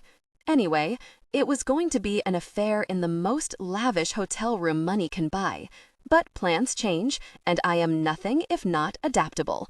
So here's the backup plan. Anya pushes open my bedroom door and ushers me inside, to a room of wall-to-wall wedding dresses. Movable clothing racks are arranged around the perimeter of the room, each one stuffed with lace and silk and velvet, all in varying shades of bridal white. Heels are lined up under each rack. I don't even need to check to know they're in my size. Wow, it's all I can say. The only word I can muster as I stare at the room overflowing with dresses that I'll never wear to the wedding I'll never have. As it turns out, Anya ordered dresses in everyone's size so we could all try things on. I knew Cora wouldn't love being the center of attention, whereas I live to be the center of attention. Anya laughs at her own joke. So we're all putting dresses on. It will be fun. 10 minutes later, it turns out she was right. At least in the sense that my friends all wearing gowns of their own does make me feel less ridiculous in my puffy-sleeved monstrosity straight out of the 1980s. Fun is a loose word, though. Francia looks like she's in as much pain as I am. Some of these are from the designer's vintage collection. Anya steps behind Francia in the mirror, admiring the frilly sleeves. It's right out of a fairy tale. Francia grimaces. Am I the evil stepsister in this fairy tale? Before Anya can answer, Jordan steps out of the closet with both arms wide, walking with her hips pressed forward and her shoulders pressed back. I look incredible. Now all I need is a groom. Anya wolf whistles. The trumpet silhouette is perfect for you. The gown is fitted through the middle and down her thighs, but flares out in a whirlwind of ruffles at her knees. It balances her out nicely. She looks gorgeous. You really do look amazing, I agree. Bookmark that dress for when you finally marry your sugar daddy. A sugar daddy? Anya raises both brows. Tell me more. Jordan shakes her head. There's nothing more to tell. Every man I meet is flirtatiously incompetent. What does that even mean? Francia pinches the tulle skirt of her dress between her fingers and drops it. No plans to say yes to that dress, apparently. It means they don't know how to woo me, she sighs. Anya nods. A girl needs to be wooed. It's important. Is that what Ivan was doing when he studied me intently before finally handing me his suit jacket to cover up? Was that wooing? If so, it worked. I thought you wanted a sugar daddy, Francia mutters. Francia's inner feral cat is coming out a bit today. She's been on edge since they arrived. Too much time locked away in the safe house by herself, I'd imagine. Jordan shoots a sharp look her way, but quickly schools her face into a lighthearted smile. I'm a complex human, Francia. I want both. Anya plucks a short, edgy veil from the top of one of the racks and tucks it into her hair. Based on what I saw at the club the other night, you want a certain friend of my brother's. Huh? Who? Jordan is playing dumb, but her cheeks are pink. I know where Anya is going with this. Even while Jordan was engaging with another man, she was watching Yasha. You know who. Don't play coy with me. You two were dancing around each other all night. Not literally, Anya adds, despite my best efforts. Your best efforts were not very subtle. Yasha probably knew you were trying to ship us. That's why he wouldn't talk to me all night. Anya waves her off. That was not my fault. Yasha wouldn't talk to you because he's bad with women. A laugh bursts out of me. Yasha would be so mad if he heard you say that. Of course he would, Anya says. All men would. It's just because they can't admit that they don't have a single really clue how to talk to a woman. Even Lev didn't know how to talk to me until at least a year into our marriage. Men need to be taught, trained.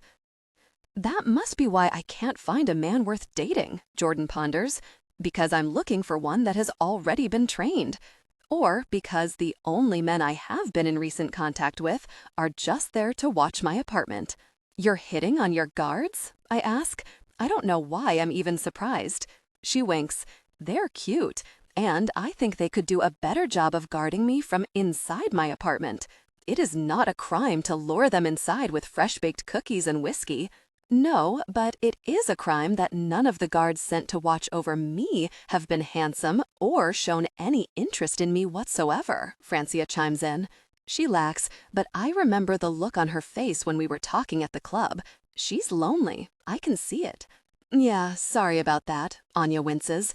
The apartment building where you're at is usually staffed with the family guys, men who need a set work schedule so they can get home to their wives and kids.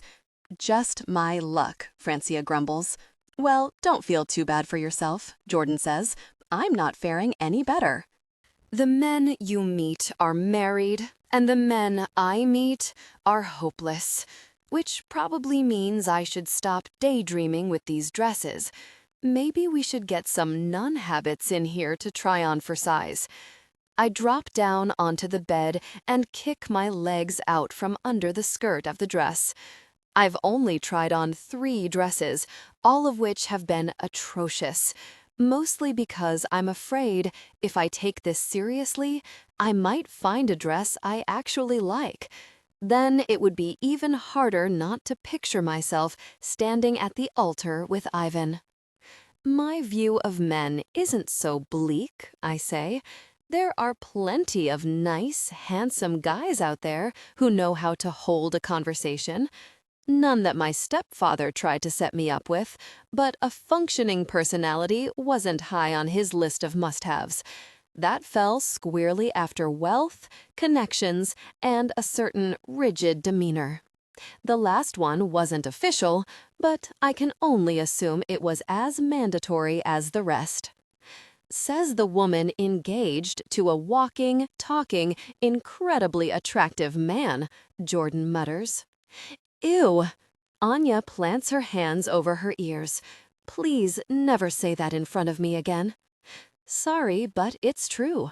Ivan is a higher breed of human. I mean, he had an entire party full of women wanting to marry him. Who gets that kind of response? Rich guys, Francia suggests. Anya points to Francia. She's right. Money covers a multitude of sins. Believe me, my brother has his fair share of relationship mess-ups and faux pas. If you don't believe me, ask Katerina. The air seems to get sucked out of the room. Or maybe it's just my air. Who is Katerina? Jordan asks. Anya's smile looks suddenly strained. No one. Just trust me. My brother has made his fair share of mistakes. No time like the present to spill the tea. Every woman wants to hear about her fiancé's exes while she's trying on wedding dresses. I honestly can't tell if Jordan is joking or not. Anya drops the veil back on the rack and slips out of her dress. She lunges for her trousers and sweater like there's a fire. That may be true, but there isn't a sister on the planet that wants to talk about their brother's love life. I've learned my lesson where that is concerned. Mind my own business. Since when? I chuckle before I can stop myself. She turns to me and I see something pleading in her gaze. Whatever she let slip, it was a mistake. Drop it, her eyes say. I'm begging you. Jordan is taking a deep breath, ready to launch into what will no doubt be a long-winded argument for why we deserve to know everything about Ivan's past. As supportive as she has been the last few days, I know she's still worried Ivan might be trouble. Before she can, I step in. I'm starved. Do you think there are any snacks ready? Yes, Anya says a little too quickly. I bet the finger sandwiches are ready. I'll go grab them. Then she is gone, only the ghost of her Chanel perfume hanging in the air. Jordan watches her leave and then does a slow turn back to us, eyebrow arched. That was weird, right? Anya is flighty. That's just how she is. I lie. No, that was a different level of weird. She was being evasive. What isn't she telling us? I stand up and start sorting through the dresses on the racks. She doesn't want to talk about her brother's personal life. We should respect that. I know the words coming out of my mouth are the sane, rational thing to say. It's responsible to respect people's privacy and let them divulge whatever secrets they may have to you when the time is right. Like the way I'm keeping Mikhail from Ivan until the time is right, even if I have no idea when that time will be. Do you have your phone? Jordan holds out a hand and wags her fingers at me. Why? So we can get our Google on, obviously. We need to figure out who this Katerina difficult person is. She's probably no one, and probably not a difficult person either. She might be just a friend. Or I turn to Francia, knowing I can count on her to be sane. You probably know something about Katerina, right? You know more about these people than we do. Tell Jordan she isn't important. Francia gives me an apologetic wince. I wish I could, but I don't know anything about her. Ooh, intrigue, hisses. She curls her fingers in my direction again. Get your phone out. Get your own phone out, I snap back. I left it downstairs on the patio. Why can't I use yours? Because I scramble to think of a good reason. We're on Ivan's Wi-Fi. What if they can look at my searches? You aren't living in a police state. It's your own very house. If only she knew the truth. I have a VPN, Francia blurts suddenly. Jordan spins towards her, her dress splaying out around her legs. A what? A VPN. It keeps my searches private. It's for my job. You're a waitress, Jordan deadpans. Francia pulls out her phone. My other job. What do you want me to look up? Nothing, I say. At the same time, Jordan rattles off what she wants Francia to type in the search bar. Katerina, Ivan Pushkin, Los Angeles. Jordan hovers over Francia's shoulder as she types. Both of them stare down at the phone as Francia scrolls for the search results. You two do whatever you want, but I don't want to hear a thing about it, I lie. If Ivan wants to tell me about her, he will. Lie, lie, lie. Ivan doesn't owe me anything. Honesty about his past relationships, least of all. Maybe if we were in a real relationship, I'd demand more information from him. But as it is, the fact he is keeping me alive is enough. It should be enough. I won't ask him for more than that. Then Jordan gasps. I can't help myself. I spin towards them. Jordan is looking down at the phone, eyes wide. Francia is looking at me with something like fear in her eyes. My willpower crumbles under the weight of my curiosity. I'm about to nosedive off the moral high ground and wallow in the mud of internet gossip. Then the door opens. We have a visitor, Anya says, peeking her head in to be sure we're decent. I can't be a visitor in my own house. His voice is gruff, but there's a smile on his face. He has no clue everyone in front of him was just poking their noses into his personal business. If Jordan and Francia can wipe the shock off of their faces, maybe it will even stay that way. Ivan. Cora's face is pale, her eyes wide. She looks like she's seen a ghost, or maybe she just caught a stray glimpse of herself in the mirror. What, I ask, looking her over from frilly head to bedazzled toe, in the hell are you wearing? Anya elbows me in the side. It's a wedding dress, jerk. Sure, but which corpse did you strip it off of? It looks ancient. There is an ungodly amount of fabric draping off of her shoulders. She looks like she is drowning in it. Throw her out on a windy day and she'd probably take flight. Apparently, the designer has a vintage collection. Cora tries and fails to flatten the volume around her waist. You don't like it? There's a playful edge to her voice. She knows I don't like it, and I know she would rather get married naked than in this. Come to think of it, that's not a bad idea. I've never been more eager to get you out of an item of clothing in my entire life. Then maybe it's a winner, Jordan suggests.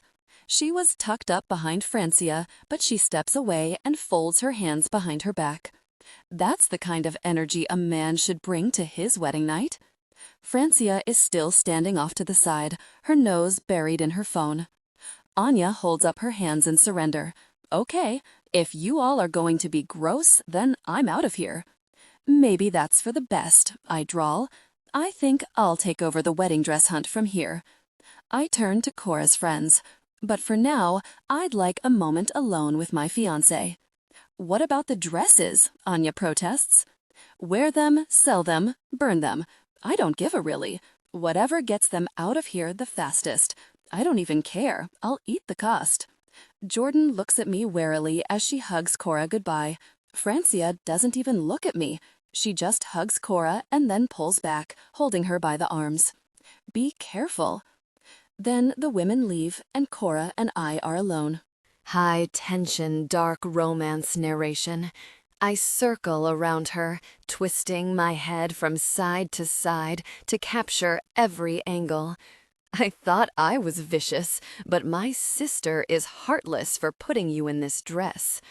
I lay a hand on her arm and have to compress 6 inches of material before I feel her body underneath. Believe it or not, I chose this myself. I arch a brow. If your goal is to get abandoned at the altar, then I'd say it's perfect. There won't be an altar to leave me at, remember? She turns back to the racks of dresses, the gowns swishing around her with every step. Why take this seriously if the wedding isn't real? She's right. I know she's right. Yet something inside me rages against the idea. I remember someone telling me that we needed to practice. She ducks her head. I can see a blush creeping up her cheeks. That was different. No, it wasn't. No one will believe we're getting married if we don't touch each other in public. You learned that lesson. And no one will believe we're getting married if you don't choose a dress. Same thing. If you say so. I've never been married before, she says with a forced, nonchalant shrug. I don't know how any of this is supposed to go. I step up behind her. Then let me teach you. Goosebumps spread across her shoulder blades. She snorts. You don't know anything about wedding dresses either, do you? She's asking something else, a question beneath the question, but I'm too focused on her to worry about it. I know what I like. I know what I'd like to see you in. As hideous as this dress is, I can't think of anything more beautiful. What would it be like on our wedding day? How much more would this moment mean after hours spent with her in her gown, after vows and cake and dancing? I imagined the intimacy of that night, claiming her as my wife. Suddenly, Cora spins around to face me.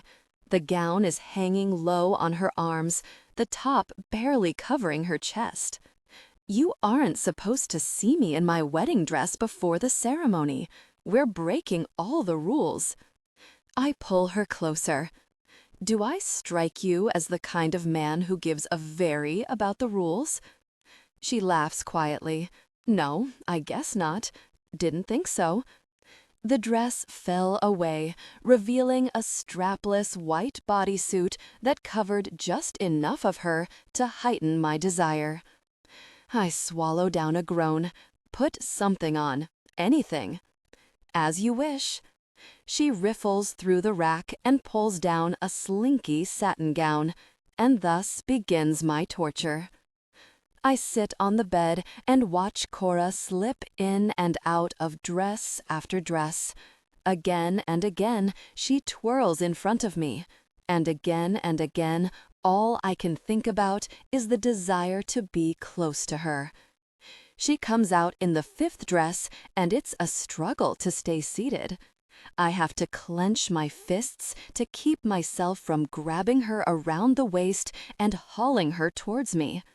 The dress is sheer, with meticulously overlaid lace. I could see the outline of her form through the fabric. She looked ethereal, like a dream. What do you think about this one? Long lashes bat at me. There is no very way she doesn't know what she is doing. I rise slowly from the bed, eyes locked on her. I hate it. She starts to smile, but then stops. Her brows pinch together in confusion. What? I hate it, I repeat, moving towards her, because every set of eyes in the room would be locked on you. I'd have no choice but to claim you as mine in front of everyone. I snag her waist and pull her close. Her back arches over my arm so she can look up at me. How would you do that? I whisper, pressing a kiss to the hollow of her throat. Consider it a rehearsal. Her phone vibrates on the dresser behind us, but Cora doesn't even glance at it. Her throat bobs as she swallows. Yes, show me. I took a gentle bite of her jawbone, her earlobe, then I pressed a kiss to her skin. Her phone vibrates again, and I feel her turn towards it, but then I pulled her closer. If seeing you in the dress is bad, I breathe, then being intimate with you in it must be unforgivable. Straight to hell, she agrees with a strained laugh. I press her back against the dresser. I'm already going to hell. What's another sin on the way down? Then her phone vibrates again and again, a non-stop series of messages that are impossible to ignore. She reaches for it with flamed cheeks. Sorry, I'll turn it off. But when she sees who's texting, her smile falls. She scrolls and scrolls, her expression growing stonier by the second. When she finally looks up at me, I feel like the last few minutes were a dream. I must have imagined them. You said you've killed someone before. It's a statement, not a question, but it comes from so far out of left field that I can't get my bearings. I shake my head. What? You told me before that you killed someone. You saw me kill someone, I remind her. That Mudak tried to snipe you. I killed him too. She shakes her head. Not him. I step away. Most people have the "how many people have you been intimate with" conversation. This is a new one. I'm not talking about your enemies, she says. I'm not talking about taking out people who attack you. You told me when I first got here that you had killed another girlfriend. Is that true? I remember it now. Cora and I were arguing. She wanted to leave. I wanted her to stay. What are you going to do? Kill me? It wouldn't be the first time, I said. Why are you asking me about this now? I ask, the heat inside of me turning to solid ice. Her eyes narrow. Tell me who Katerina is. And just like that, the other shoe drops. Ivan. Cora gets out of her dress and into normal clothes faster than should be possible. I still haven't said a word. There isn't a word to say. Not if I'm going to keep my promises. She turns to me, her laced bodysuit tucked into her jeans. Are you really not going to say anything? She hisses. Defend yourself. Explain this to me. There's nothing to explain. She holds up her phone. The screen is black now, but I can guess what the text messages were. The way Francia and Jordan acted when I showed up makes a lot more sense now. Your last girlfriend is missing. No one has seen her, she says. And when I asked if you were going to kill me, you said it wouldn't be the first time. I thought you were just saying that, but now I don't know. It looks like you know enough. I gesture to where she's slipping into her shoes. One text and you're ready to sprint out the door? Because you aren't telling me anything, she cries. She shoves her phone in her pocket and presses her hands over her eyes. When she pulls them away, there are tears gathering there, emotion threatening to overflow. She takes a deep breath and whirls towards me. You and I are in a weird, not really a relationship where we don't owe each other a lot. I'm doing you a favor and you're keeping me alive. It's quid pro quo. This is different. You owe me an explanation, Ivan. I know I do, but I can't. Katerina has nothing to do with you. There isn't even a comparison. I was forced to be with Katerina despite having no interest in her. With Cora, I want to be with her more than anything, but I can't. They're opposites in every way. She has a lot to do with me if I'm going to end up like her, she snaps. I take a step towards her, and she shrinks back, actually wilts in front of me. It's been a long time since she's been scared of me. I forgot how it feels to see her flinch when I approach. I retreat and fist my hands at my side. You don't know what you're talking about. Then tell me, she pleads. Tell me what is going on. Trust me with the truth. Tell me that you're the man that I think you are. My life is built on a foundation of lies. Cora wants the truth, but it isn't my truth to tell. I'm not the man you think I am. Her face falls. What? You're looking at me like that. I jab a finger in her direction.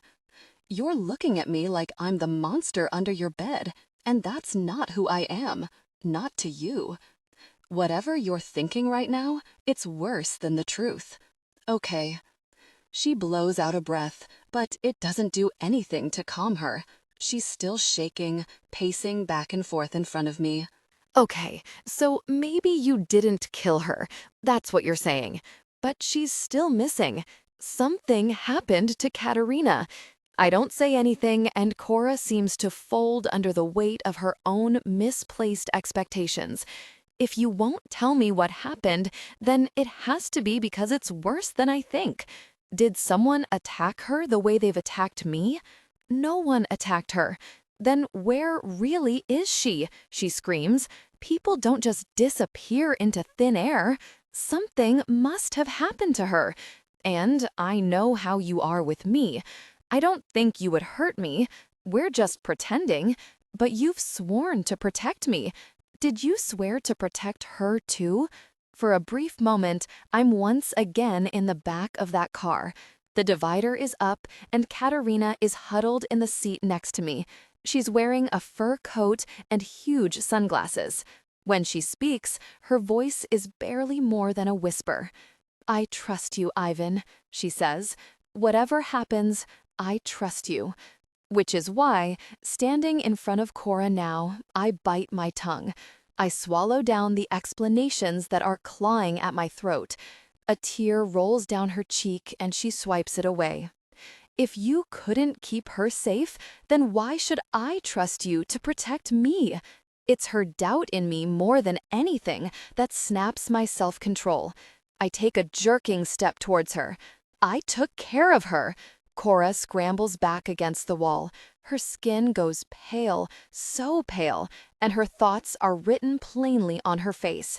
She thinks I took care of Katerina. After everything, Cora thinks I killed her. Oh, for gosh sake, I didn't mean. I want to leave. Cora crosses her arms over her chest like armor. I know you have other safe houses and more than enough guards. Put me up somewhere else. No, she frowns. Then chain me up. Lock me in a dungeon. Take care of me. The only way I will stay here with you is if you force me to stay. A dark part of me wanted to keep her from leaving until she understood. But nothing has changed. There is too much I can't tell her, too much she doesn't know. And in the end, it might be for the best if she leaves. She's been a distraction since the moment she arrived. Out of sight, out of mind. A man can hope, at least. Cora is glaring at me, preparing for the worst. So when I nod in agreement, the fight drains out of her. She sags, her shoulders drooping. I want to stay with Jordan. I scrub a hand through my hair. Jordan's apartment is a mess, but the location makes it surprisingly easy to guard. Plus, the private parking garage in the alley is a good entry and exit point. It's not where I'd like to put Cora, but it will do. Fine, Yasha can take you. I'll arrange it. Her knuckles turn white from clenching her phone so hard. She nods and looks down at her feet and mumbles something I don't catch. 15 minutes later, Cora is gone. The car disappears down the drive, a fog of dust trailing behind it. Once she's out of sight, I walk back into the silent, distraction-free house. It's never felt emptier. Cora. His last girlfriend disappeared. She is still missing. There are rumors he killed her to end their engagement.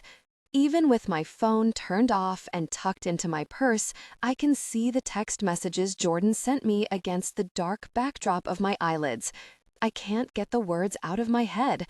Ivan's last girlfriend is missing, and he couldn't tell me what happened, couldn't or wouldn't. I'm not sure anymore. I'm not even sure it matters. The car takes a sharp turn, and I press against the back door. My limbs are weak. The fact I'm sitting up right now instead of curled in the fetal position feels like an accomplishment. Jordan reaches over and squeezes my knee. Are you okay? I look over and try to respond, but the moment I open my mouth, tears fill my eyes. I slam my mouth closed and shake my head. No, I'm not okay at all. It's not as if I thought Ivan was a saint. I've seen him kill a man. I know his world is violent and bloody. But I thought he was honest. I thought he was honest about who he is and what he has done.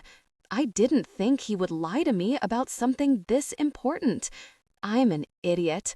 Men are trash, Jordan says. Worse than trash. They're germs. Hey, Yasha complains from the driver's seat. Not all men are germs.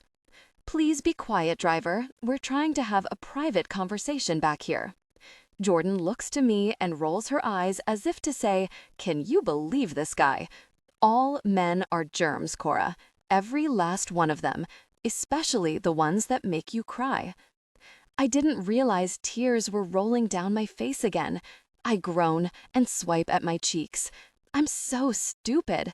I knew this was all pretend. Those are the words poised at the tip of my tongue. I knew this was too good to be true, I say instead. I let myself have hope anyway. I trusted him, and I thought he would trust me enough to confide in me. But Ivan doesn't confide in people, Yasha interrupts. Jordan elbows the back of his seat hard. This is a private conversation. Well, this is a small car, Yasha fires back, and you're talking about my best friend. I feel like I have a right to defend him.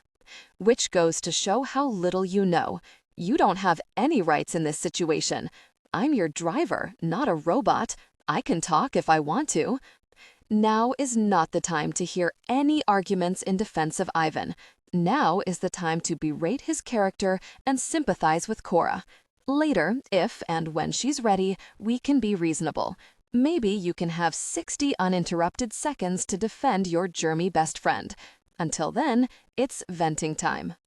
I give Jordan my best version of a thankful smile, though right now it feels more like a grimace than anything else.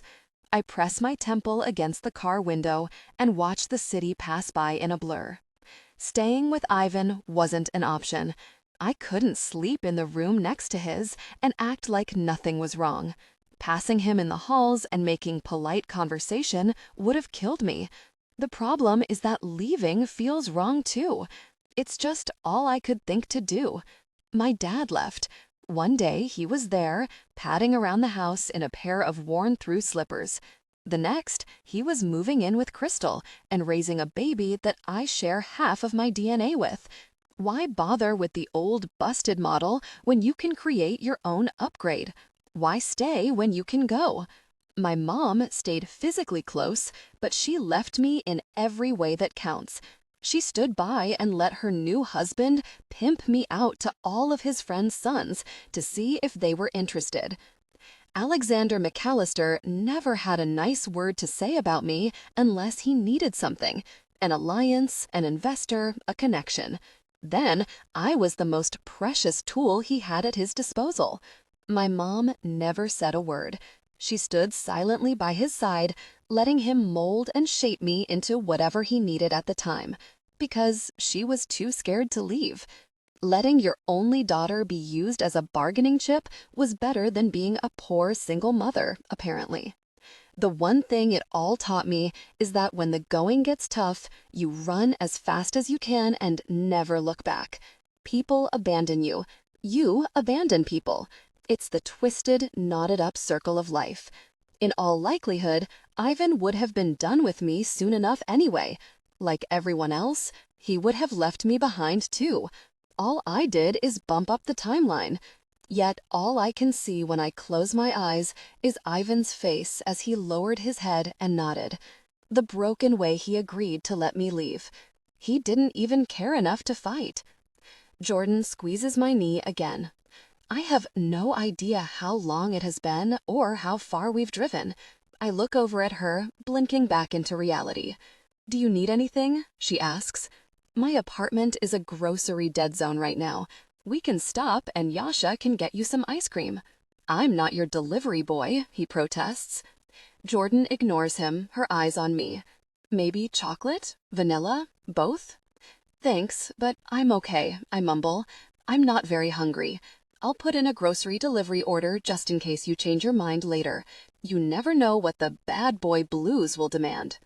"The bad boy blues?" I ask. She gives me a tight smile. I coined the term. It's when a jerk breaks your heart like the jerk he is, and then you need to fill the hole left behind with snacks. Mine usually calls for a bottle of wine and a bag of salt and vinegar chips. Jordan is trying to distract me, or at the very least, keep me from going catatonic, but I don't have it in me to joke or pretend. I just want to cry till I fall asleep, and then sleep until I'm dead. Ivan is not a bad boy, Yasha argues. Ivan is a good guy. This whole thing is a major misunderstanding. It hits me all at once that Yasha has been friends with Ivan for years. They are close. He's his best friend and his second in command. He probably knows things. Jordan slaps the back of his headrest, jostling the seat. "Pipe down up there. We don't want to hear anything from the help," says the waitress, Yasha mumbles, earning another slap to the headrest from Jordan. I wave her off. It's okay. Actually, Yasha, he's been trying to talk to me the entire drive, but as soon as I address him, he tenses. What? What do you know about Katerina? Me? He asks nervously. Oh, not much. Nothing. Which is it? Jordan bites. Not much or nothing? God, I love her. I don't have it in me to fight right now, but Jordan is in a take no prisoners kind of mood. Yasha sighs. I know her family is... They're the really worst. Katerina was raised like a horse for breeding. I can relate, I mumble. Yasha doesn't hear me and keeps talking. Ivan and her family have never gotten along. It was always tense because he didn't like the way they did things. They still don't see eye to eye on most things. Why did they get engaged in the first place if their families didn't get along? The words are out of my mouth before the likely answer comes to me. Did he love her? The knife twists in my gut. Ivan in love? What a sight that would be. What an experience to be on the receiving side of that. Ivan and I are close, but we aren't that close. We don't talk about love. Jordan clicks her tongue in disappointment. Classic men. God forbid you show your emotions. Yasha sits up and looks at her in the rearview mirror. I express my emotions just fine, thanks. I'm not afraid to bare myself to the world. Jordan rolls her eyes again, but I notice the blush creeping up her cheeks. Yasha pulls down a narrow alley and then into the private parking garage beneath the building. The pillars are crumbling and covered in layers of graffiti. Trash overflows in the trash cans and litters the cracked cement. But there's a guard waiting at the back door with a gun strapped to his hip. As Jordan gets out of the car, she wiggles her fingers at the man and grins. Hi, Leon. Yasha looks between the two of them and frowns. I know exactly what Jordan is doing, even if Yasha doesn't. My friend loops her arm through mine and pulls me towards the door, saying loudly, "You're going to love it here, Cora. So many handsome men hanging around to help you get over this little hurdle." Then Leon leads us wordlessly into the building as the door closes on Yasha. Cora. Despite all Jordan's smiling and flouncing, Leon doesn't say a word to her all the way up the elevator. When we reach her door, he assures us the apartment has been swept and tells Jordan to call if she needs anything. What about a back rub? She hollers after him. Leon doesn't answer. No sense of humor, she grumbles.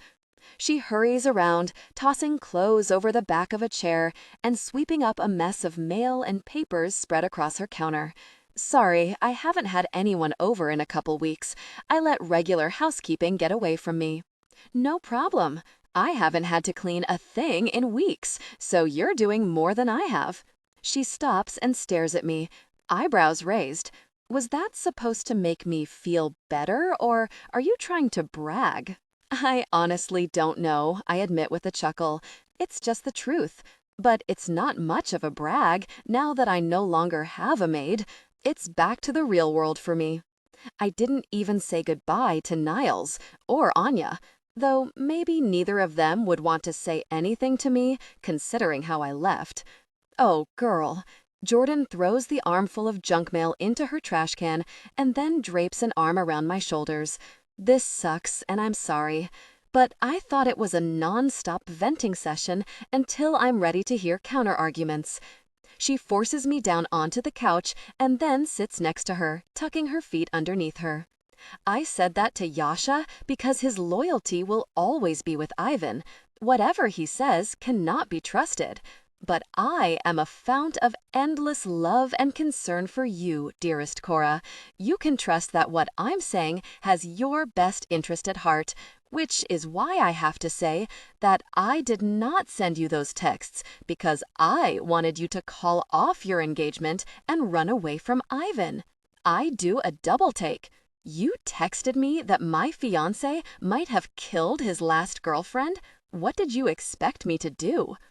I expected you to soak in your ginormous jacuzzi tub, drink some ridiculously expensive wine, and mull over your next move, she explains. I wanted you to be armed with all the information to make a thought-out, well-considered choice. I stare at her, blinking slowly. I've seen you throw a mug of hot coffee in a man's face because he whistled at you. It was lukewarm coffee. I have seen you throw your entire phone into a trash can because you got a text you didn't like. I dug it out of the trash 5 minutes later, she argues. And besides, those things were minor. They were bad experiences with men I barely knew.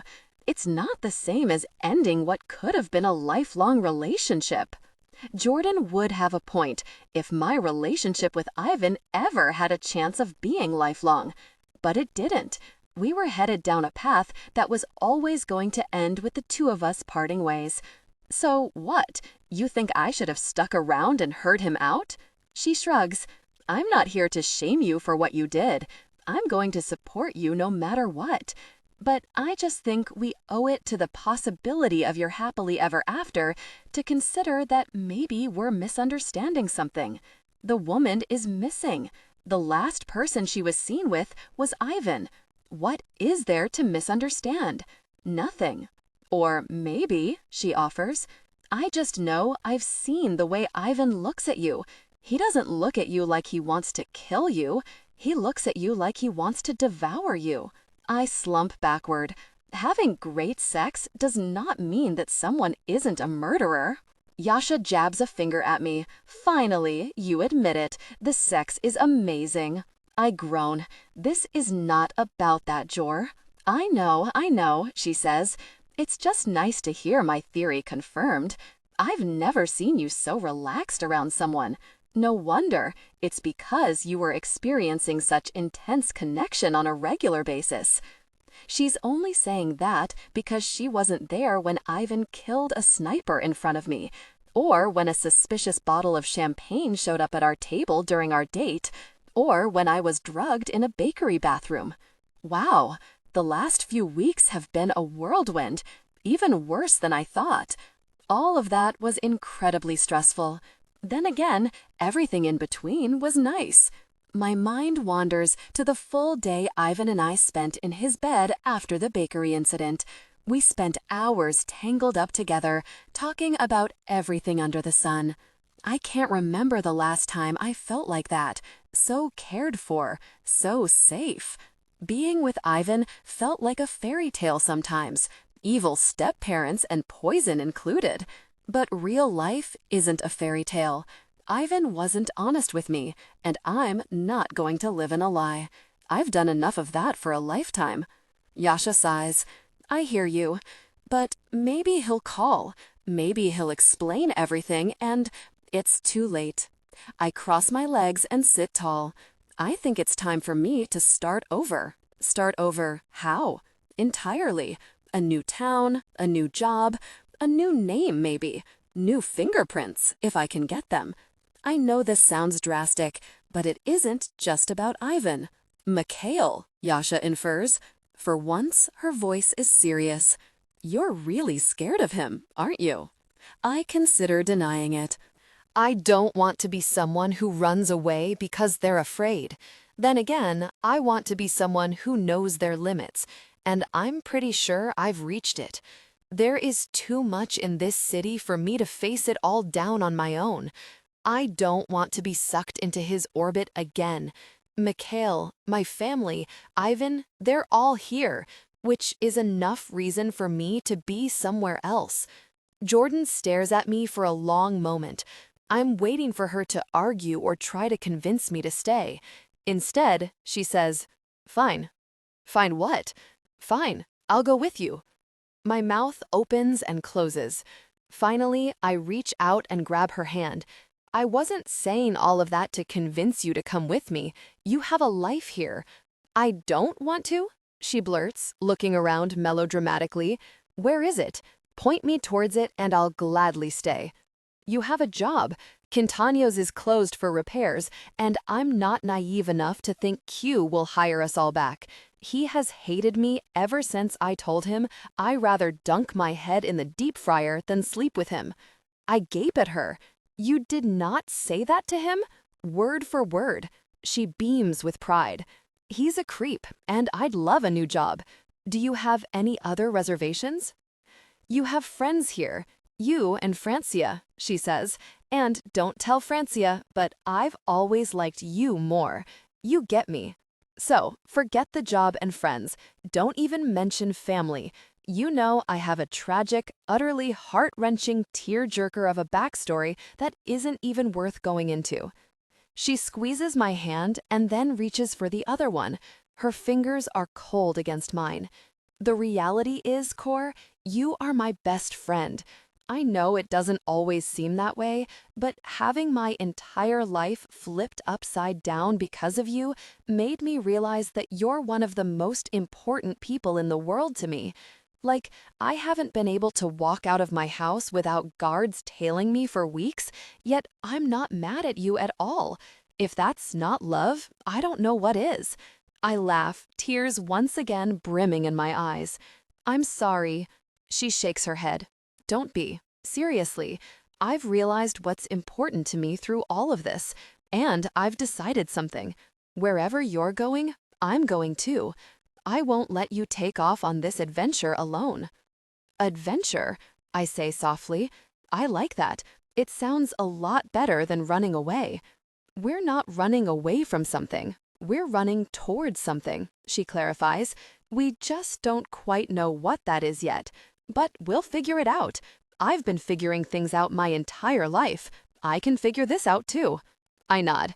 Okay, deal. Deal. Jordan flops back on the couch and lets out a cackle. God, this is going to be fun. Agreed, I say, even as some deep part of my brain is shouting that this is a dumb idea. I ignore it. This is the same brain that convinced me it was a good idea to get involved with a billionaire in the middle of his find a wife party. This brain makes mistakes. Leaving is the right call. This time, I'll just have to do a better job of covering my tracks. I hear the front door open, but I don't get up. I'm too busy drinking. The cognac I drank with Cora the night we met seemed like a morbidly appropriate choice. I don't bother with a glass, I just slug it straight from the bottle. The alcohol is still burning down my throat when my sister appears in the doorway. For the first time in a long time, there isn't a hint of a smile on her face. Well, this is every bit as pathetic as I thought it would be, she remarks. I never thought I'd hate to be proven right. Go away, Anya. She marches over to the sofa and holds out her hand. I know she wants the bottle of cognac, but I ignore her. Ivan, she warns. I glare up at her. Anya. She drops her hand and takes a step back. For a second, I think she's going to leave. Anya hates when I'm in a mood that alcohol inevitably makes even worse. Fine, be a booze-soaked jerk. Call me when you're sober, she shouted at me the last time I got drunk after a brawl with our father. But she surprises me this time. Instead of storming out, Anya kicks off her heels and curls up on the end of the sofa facing me. I know you're not really drunk. I scowl at her, refusing to say anything else. She's right, of course. I just sat down with this bottle 5 minutes ago. I've had the equivalent of 2 shots, maybe, and I'm already ready to be done. With everything going on right now, I can't afford to get very drunk, no matter how pleasant it would be to forget the events of tonight in a haze of liquor. I sit up and place the bottle on the coffee table. Why are you here? Because someone has to talk some sense into you, and I'm the only one qualified for the job. That is too depressing to be true. She shrugs. Such is your social life. Yasha lets you get away with far too much. Gosh, so he's out of the question. And, well, you know why Cora is no longer an option. My stomach twists at the sound of Cora's name. It's only been a few hours since Yasha drove her away, but it feels like days. Having her out of my world was supposed to help me focus on what matters. Why then has walking through this house been like fumbling through a dense fog? Nothing feels familiar anymore. In a matter of days, Cora showed up and turned my life on its head. Now, I don't know which way is up. A hand lands on my shoulder. I flinch and look over to see Anya is watching me with concern in her eyes. Tell the truth. I pull away from her. About what? About everything. You already know. Not to me. She gives me a sad smile. Cora wants to know you, Ivan. After she was drugged, I was there when she woke up. The first thing she wanted to know is if you were okay. She also wanted to know more about you. She had a lot of questions that I couldn't answer. Her voice trails off. I narrow my eyes. What did you tell her? I told her my story, she says, sitting tall. I told her she needed to ask you about a lot of things, but I told her about myself. Really, Anya? I drag a hand through my hair and snap my gaze back to my sister. You told her about Lev? You told her about the deal? She nods. I told her what you did for us, for me. Really? I growl again. I told Cora from the beginning that our relationship was just a facade. She knew it was going to end, but I never told her why. I wanted her to think I didn't care. It's easier if she thinks I'm some heartless jerk who can use her and toss her aside when I'm done. Now, she knows that it's not about not wanting to marry her or having no interest in her. It's that I can't marry her. I can't be with her because of my own bleeding really heart. What's done is done, so don't even bother trying to work yourself into a fuss about it. Better yet, drop it. All of it. This mask that you put on, this nonsense facade, just cut that gush out. Tell Cora who you really are. Tell her what you did for me and for Katerina. I shoot a warning look at my sister. She is the only person who knows about Katerina, about the truth of what I did. Anya looks me in the eyes. I know it's hard for you, but you really can trust me, Ivan. I know that. Good. She reaches out again and grabs my arm. This time, I don't pull away. Because I love you. You're my brother. And, as depressing as it is for both of us, you're one of my best friends, too. I wait for her to continue, but she doesn't. When I look over, she's blinking back tears. I shake her head. No, none of that. No crying. Sorry, now it's almost like I'm trying to scare you away. She laughs and dabs at her eyes. All I'm trying to say is I want you to be happy, and I can't remember ever seeing you as happy as these last couple weeks. Cora is a prop, I interrupt. She's here to help us catch whoever is going after our family, and then she'll be gone. It isn't any deeper than that. She sags, staring at me with obvious disappointment. I don't believe you. I don't care, I say flatly. You don't have to believe me. It's the truth. No, it isn't. Anya, no. She stands up and plants her hands on her hips. You're lying to yourself. Even worse, you're lying to me. You can hide from everyone else, but I'm your sister. I stand up, towering over her. Exactly. You're my sister, which means you know better than anyone the kind of pressure I'm under. I do know how much pressure you're under, and she wilts slightly. I know that some of that is my fault. A lot of it, probably. Which is why I can't let you walk away from this woman without a fight. You can't just give Otets what he wants. I'm not giving him anything. He takes, I hiss. All he really does is take, take, take. I won't be like that. That is why I let Cora go. Anya frowns. You let her go because you don't want to be like Dad? I don't. Cora looked me in my eyes and asked to leave. She told me she didn't want to stay here. She said I would have to tie her down against her will to keep her here. I am a lot of things, but I am not my father. I'll never do to Cora what he did to my mother. Anya seems to understand all at once. She sighs. Ivan, this is different. It's not like that. I know it's not, I say quickly, because I let her go. She wanted to leave, so I let her. It's not like it matters anyway. She would have left sooner or later. Might as well be sooner. Don't do this. Don't deny how you feel. Because Anya cuts off the same moment the front door opens. There are only 2 people on this planet who barge through the front door like they own the place. One of them is already in the room. And the other, Ivan, my father bellows. Anya groans. Just what this moment needs, 2 sullen jerks. You let her go, he snarls. You let her go? This woman was on my really payroll and you let her waltz really away? That's what I said. My father's eyes narrow. Don't talk to me like that. This plan was your idea, and now you've let it go completely off the rails. The plan is still on, Anya cuts in, trying to help. Ivan is still looking for the people responsible for. Enough, Anya. Otets swipes a hand to dismiss her and focuses on me. I want to hear Ivan explain himself. I hear that you barged into Konstantin Sokolov's office unannounced yesterday. Now you're cutting your bait loose without any leads. Make it make sense. I arch a brow. I didn't realize you kept in touch with Konstantin Sokolov. I have to, when my son decides he wants to start a really war, he hisses.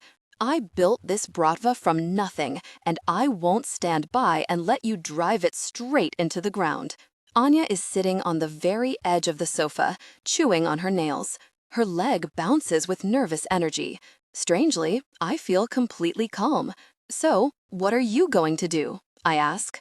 Otet's scowl deepens. What? If you won't stand by and watch me make the decision, then what are you going to do? I'll take back what is mine, you ungrateful little jerk. I'll force you out. I did it to one of my children already. I can do it again. Anya inhales sharply. She was forced out of all Bratva business the moment she chose Lev. Usually, our father has just enough tact not to bring it up. I nod. You can try. His lip curls. Try? I can do more than try. Maybe. There's a chance more of the men are loyal to you than to me. But I wouldn't bank on it. Are you suggesting I don't have control over my own soldiers? His face is going purple with rage. You don't want to start a civil war with me, son? It won't end well. I don't want a civil war, I admit freely, but I also don't want your approval. The only thing that matters to me is making the right calls and earning the loyalty of my men. That's what I've done. You sound sure? His tone is mocking, but he's fishing for leverage. He's trying to figure out how confident I am, how sure I am that I can take him. If you're not, then feel free to challenge me, I say casually. He opens and closes his mouth a few times, at a loss for what to do. We've towed the line of decorum over the last few years, even as his bitterness about being forced out has risen. But now, I'm saying, really, the line. This is my Bratva now. So, what's the brand plan, son? Your little wife isn't much use if she won't even talk to you. His eyes remain cold and hard as he takes me in. I shouldn't be surprised. You never could keep a woman around. I stand my ground. I guess I should have taken notes from you and locked her up. Maybe I should have slapped her around a bit to take the fight out of her, right? You little... Raise your hand to me and see if it ends well for you, father. I think you know it won't. His hand flops back by his side, though it stays knotted in a fist. His jaw works as he grinds his teeth. Finally, he says, "Good luck, son. You're going to need it." My father walks out of the room with his head held high, but he might as well have a tail tucked between his legs. Anya waits until the front door clicks shut behind him before she turns to me, mouth hanging open. "Are you the really Don now? Is that what just happened?" "It was a step," I tell her. "A lot of formalities need to happen between now and..." Anya throws her arms around me, squeezing my middle. Thank God, it's about very time. Reluctantly, I pat her back.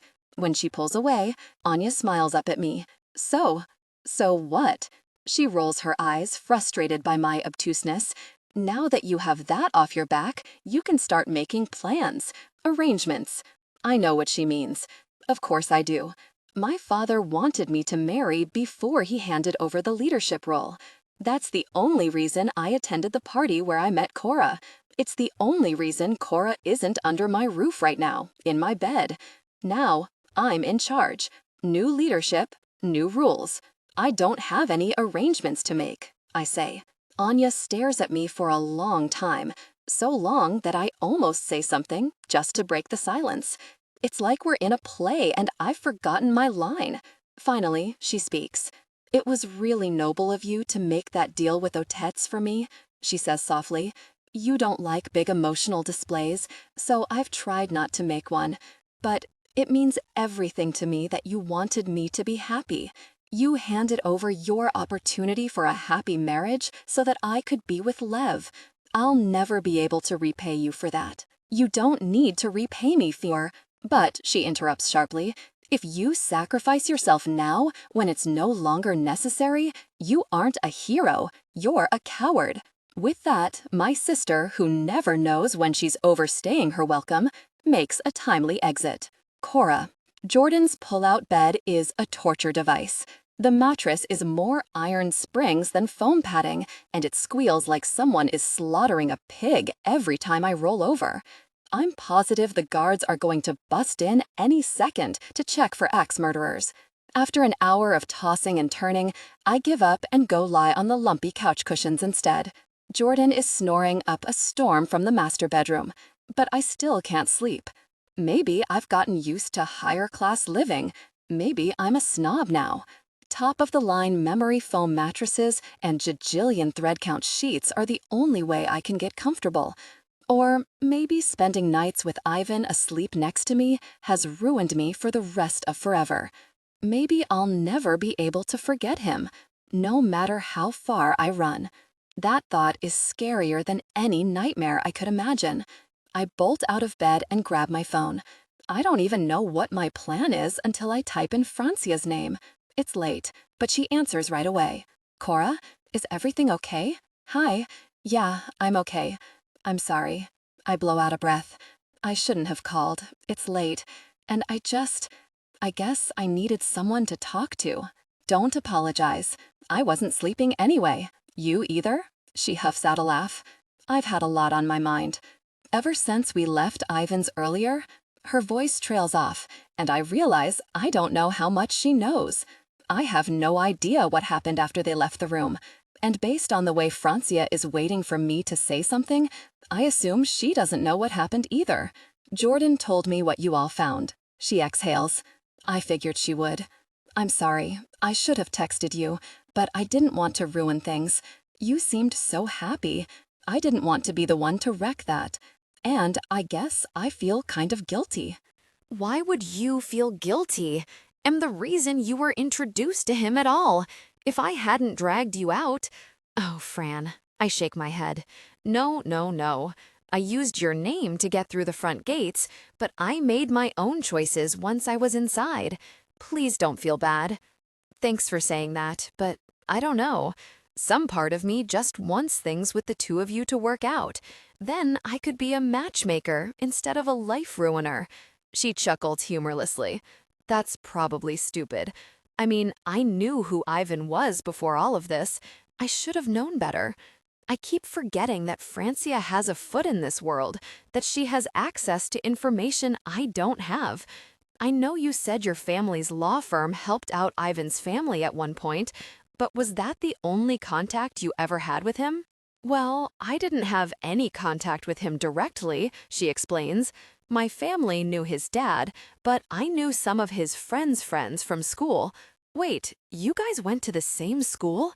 How has that not come up before? Oh no, she says quickly. I didn't go to school with him, but a lot of his rich friends went to the same private school I went to, so I knew all about him, mostly from all of the girls who had their hearts broken after they tried to date him. He was a real heartbreaker back then. Apparently, he still is. Are you still in contact with anyone from the school?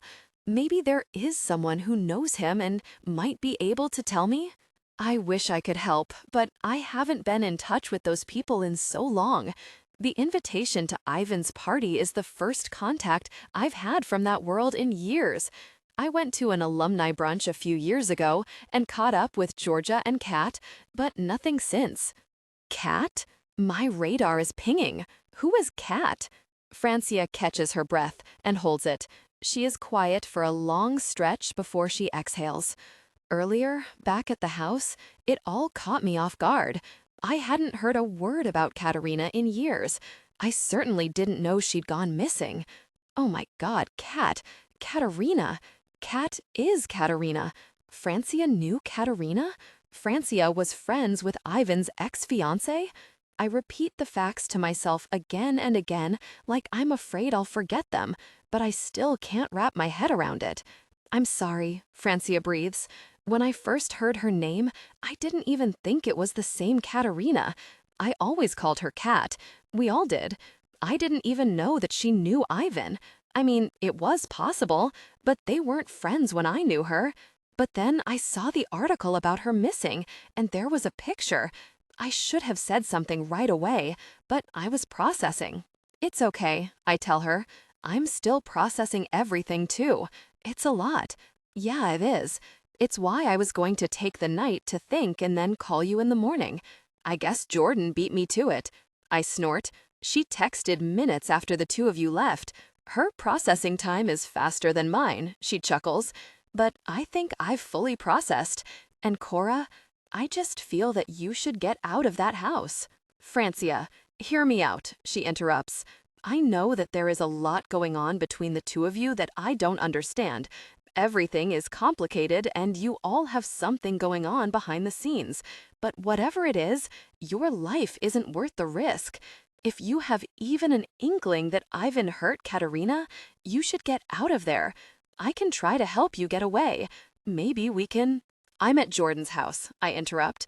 As soon as Jordan texted me, I told Ivan I wanted to leave. And he let you? She sounds surprised. I still am too, honestly. Again, the look on his face as he resigned to let me leave flashes in my mind. I blink it away. Yeah, he did. Yasha drove me to Jordan's, so I'm staying here until, well, until I don't know what. Someone out there has to know something about Katerina. Ivan won't tell me anything, Yasha wasn't forthcoming, and Francia doesn't know enough to be helpful. But maybe someone else. Maybe my mom? I filed a thought away as a last resort. Reaching out to my mom for anything is a risk. She may promise to keep things secret from my stepdad, but I know where her loyalty lies. And if I'm serious about getting out of the city, the less contact I have with her, the better. Still, I'd be dumb not to consider her if I get desperate enough. She spends so much time standing silently by her husband's side, like the arm tandy she is, that she probably sees and hears a lot.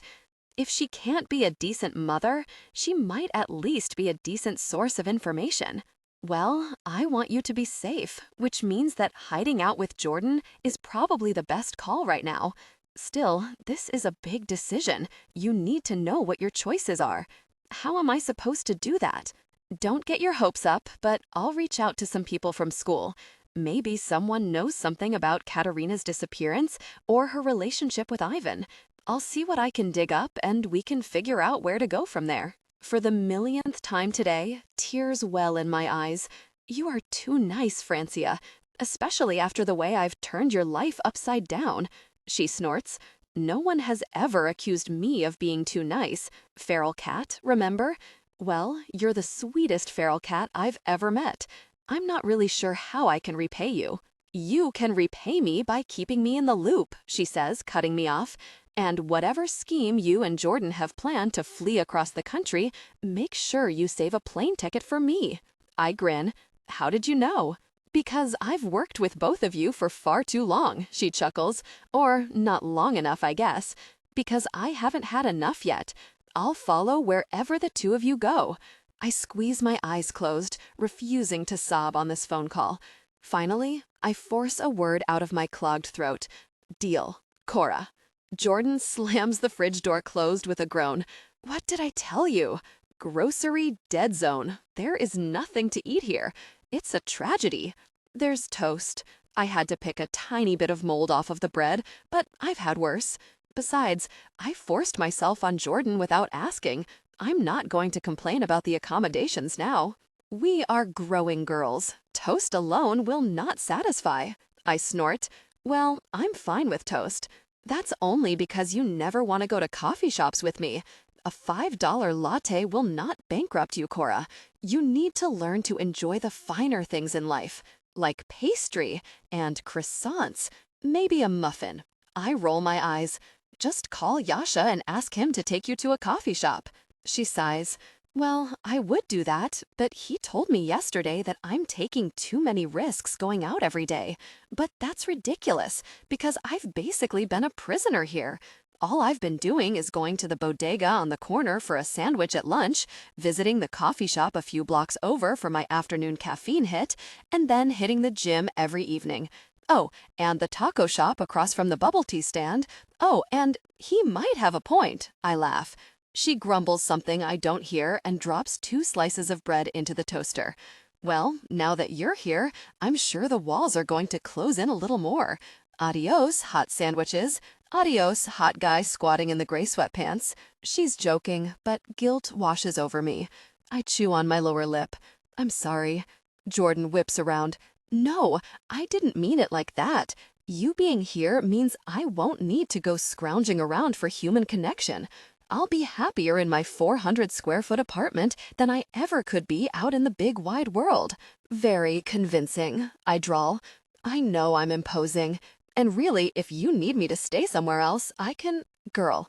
Jordan points 2 fingers at her eyes and then jabs them in my direction. Listen to me. I want you here, okay? Comprende? I still don't fully believe her, but there is no point arguing about it. So I nod. Okay, good. She leans back against the cabinet. Besides, how else are we going to plan our stunning new life if we aren't together? Good point. Do you have ideas? I haven't been able to think about much of anything beyond Ivan and Katerina. Thinking about my future feels like staring out an opaque window. I can't even make out blurry shapes on the other side. I don't want Francia to be burdened with my problems, but I hope she's able to find out something about Katerina, something that helps give me a peek into what the hell I'm supposed to do next. Jordan doesn't share in my uncertainty. I'm thinking somewhere cold, she muses. My aunt used to live in Montana. I never went, but she sent pictures, and they were pretty. I muster up a half-hearted grin. Is this the part where you start waxing poetic about the many upsides of dating a lumberjack? She laughs. I wasn't thinking that, but you won't catch me protesting. Flannel, manly forearms, swinging axes, building us like a log cabin in the middle of a pasture? Okay, I'm sold. Where do we sign up? Suddenly, Jordan's front door smashes open. It happens so fast that I can't even react. My heart lurches and I spin around, but my fight or flight instinct is frozen solid. I just stare as Yasha crashes inside, eyes wide and frantic. Are you okay? He's breathless, his chest heaving. I've never seen him like this. He's always joking around, lighthearted, so seeing him panicked sends a bolt of fear through me. Of course we're fine, Jordan scoffs. What happened to knocking before you? Why aren't you two answering your phones? He growls. Yasha stomps into the room and spins in a circle, searching. Where are they? Why haven't you responded? Jordan lifts her chin. I'm on a digital detox. You weren't on one last night. Jordan flushes. I have a feeling I don't want to know what they were texting about last night. Not if I want to look at either of them directly in the eyes again. He waves her away before she can respond and turns to me. What about you? Have you heard anything? Where is your phone? I haven't looked at it this morning. I cross to the couch and dig between the cushions until I find my phone. It's vibrating. The alarm I set last night has been going off for the last 30 minutes, but Jordan's couch absorbs everything, including both sound and my will to live. I silence the alarm and check my notifications. I have a bunch of missed messages from you. Anyone else? I double-check and shake my head. Gosh. Yasha pulls out his own phone and fires off a text. He drags a hand through his hair and curses again under his breath. Jordan steps closer, a hand reached towards him before she thinks better of it. What is going on, Yasha? I haven't been able to get in touch with security at the building where Francia is staying. No one has responded all morning. I also couldn't get in touch with you all, and I thought the worst. I got here as fast as I could, but still no word from Francia's building. I inhale, trying to fill my lungs with air before they can drown in panic. I talked to her last night. Jordan whirls on me. You did? I called her. I couldn't sleep, so we just talked. Everything seemed fine. But that was last night? He presses. Yeah, like 7 hours ago. Might as well be a lifetime. Anything could have happened to her between now and then. Have you sent anyone over yet? I don't know what I'm sending them into. I'm not going to send them in blind. Cameras, Jordan suggests. Look at the cameras. And down. They haven't been working since midnight. The guards on duty should have informed me, but they're MIA. He nods to me. Call her. I type in Francia's name and press my phone to my ear. She picked up immediately last night. It was late, but it was almost like she was waiting for my call. I pray for that to happen again. But the line rings and rings and rings. She isn't answering. My voice cracks. We can go. I'll go in blind. I don't care. If something is wrong, then sending you in will only make it worse. Jordan, you try to call her. If she isn't answering for Cora, she won't answer for me. But Jordan still dials her number and waits. She glances over at me as it rings and chews on her lower lip. Finally, she shakes her head and hangs up. This is my fault. My legs practically give out as I drop into a kitchen chair. Francia was going to look into Katerina's disappearance. She told me she'd ask around. What if she asked the wrong person? Maybe they went after her and... Gosh, this is all my fault. Yasha lays a hand on my shoulder and squeezes once. You two stay here. There are still guards watching you. I'm going to go check things out. You can't. You said it wasn't safe, Jordan protests. At the same time, I stand up. I'm coming with you. He looks between us, unsure which to respond to first. He starts with Jordan. If the men are in trouble, it's my fault. I have to get them out. Jordan's face creases with worry, but she stays uncharacteristically quiet. Yasha turns to me, finger raised in a point, and there's no way in hell you're coming with me. I can't just sit here while my friend is in trouble. If he is walking into trouble, someone should be by his side. Plus, whoever has Francia is probably after me. If I have to hand myself over to protect the two of them, then I will. Taking you with me is a death sentence, Yasha says. Even if I survived, Ivan would kill me. He doesn't care. Yasha snorts. He doesn't buy it, and truthfully, neither do I. Stay here, both of you. I'll call with updates. Then another horrifying thought occurs to me. Does Ivan know about this? Is he going with you? Guilt clouds Yasha's expression. I'll tell Ivan when he needs to know. This is my failure to fix. With that, he leaves. In the silence, Jordan's toast pops out of the toaster. The sudden noise makes us both jolt. Then Jordan plummets down into the chair next to me. Gosh, this is all my fault, I whisper. I shouldn't have used her name at the party. I shouldn't have called her last night. She said she wanted to come with us wherever we decide to go. And now she's going to be fine. Jordan pats my hand. Her own fingers are icy cold. Francia is one tough, difficult person. She'll be okay. I try to nod along in agreement, but my hand shifts towards my phone. If I want Francia to be okay, If I really want to make sure I do everything I possibly can to save her, then I know what I need to do, who I need to call. I just have to sift through a whole lot of pride to pick up the phone and do it. But if there is any way I can help, I have to try. There isn't another choice. Ivan. I slept like gosh last night. I have no one but myself to blame. That didn't stop me from trying. As I tossed and turned, I first started to blame Anya. It was her voice that kept ringing in my ears after all. If you sacrifice yourself now when it's no longer necessary, you aren't a hero, you're a coward. I drag a hand down my face and reach for my coffee.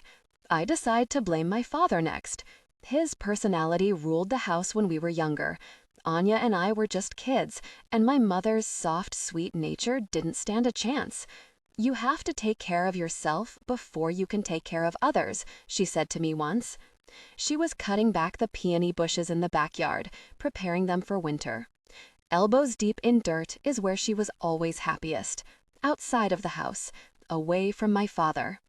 That's why I come out here every morning, she continued.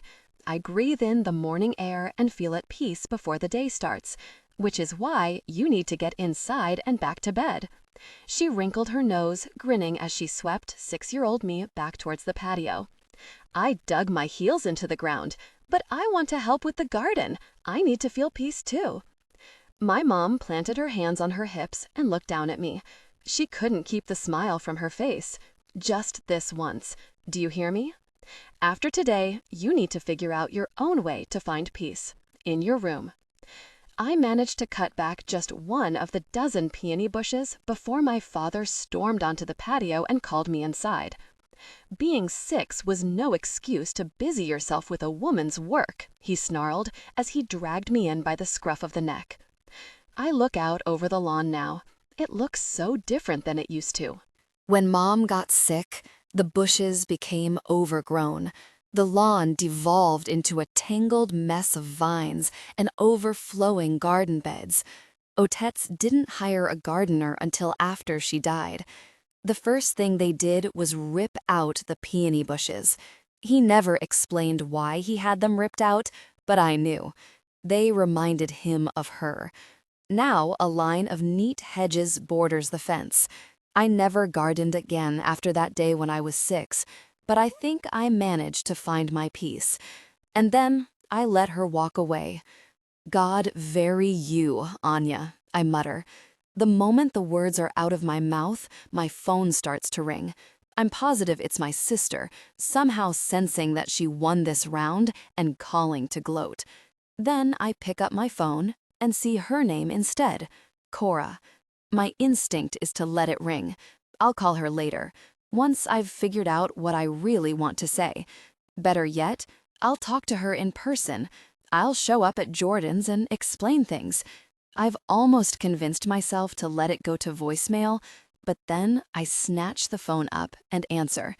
Before I can say anything, Cora's voice comes over the line. Ivan?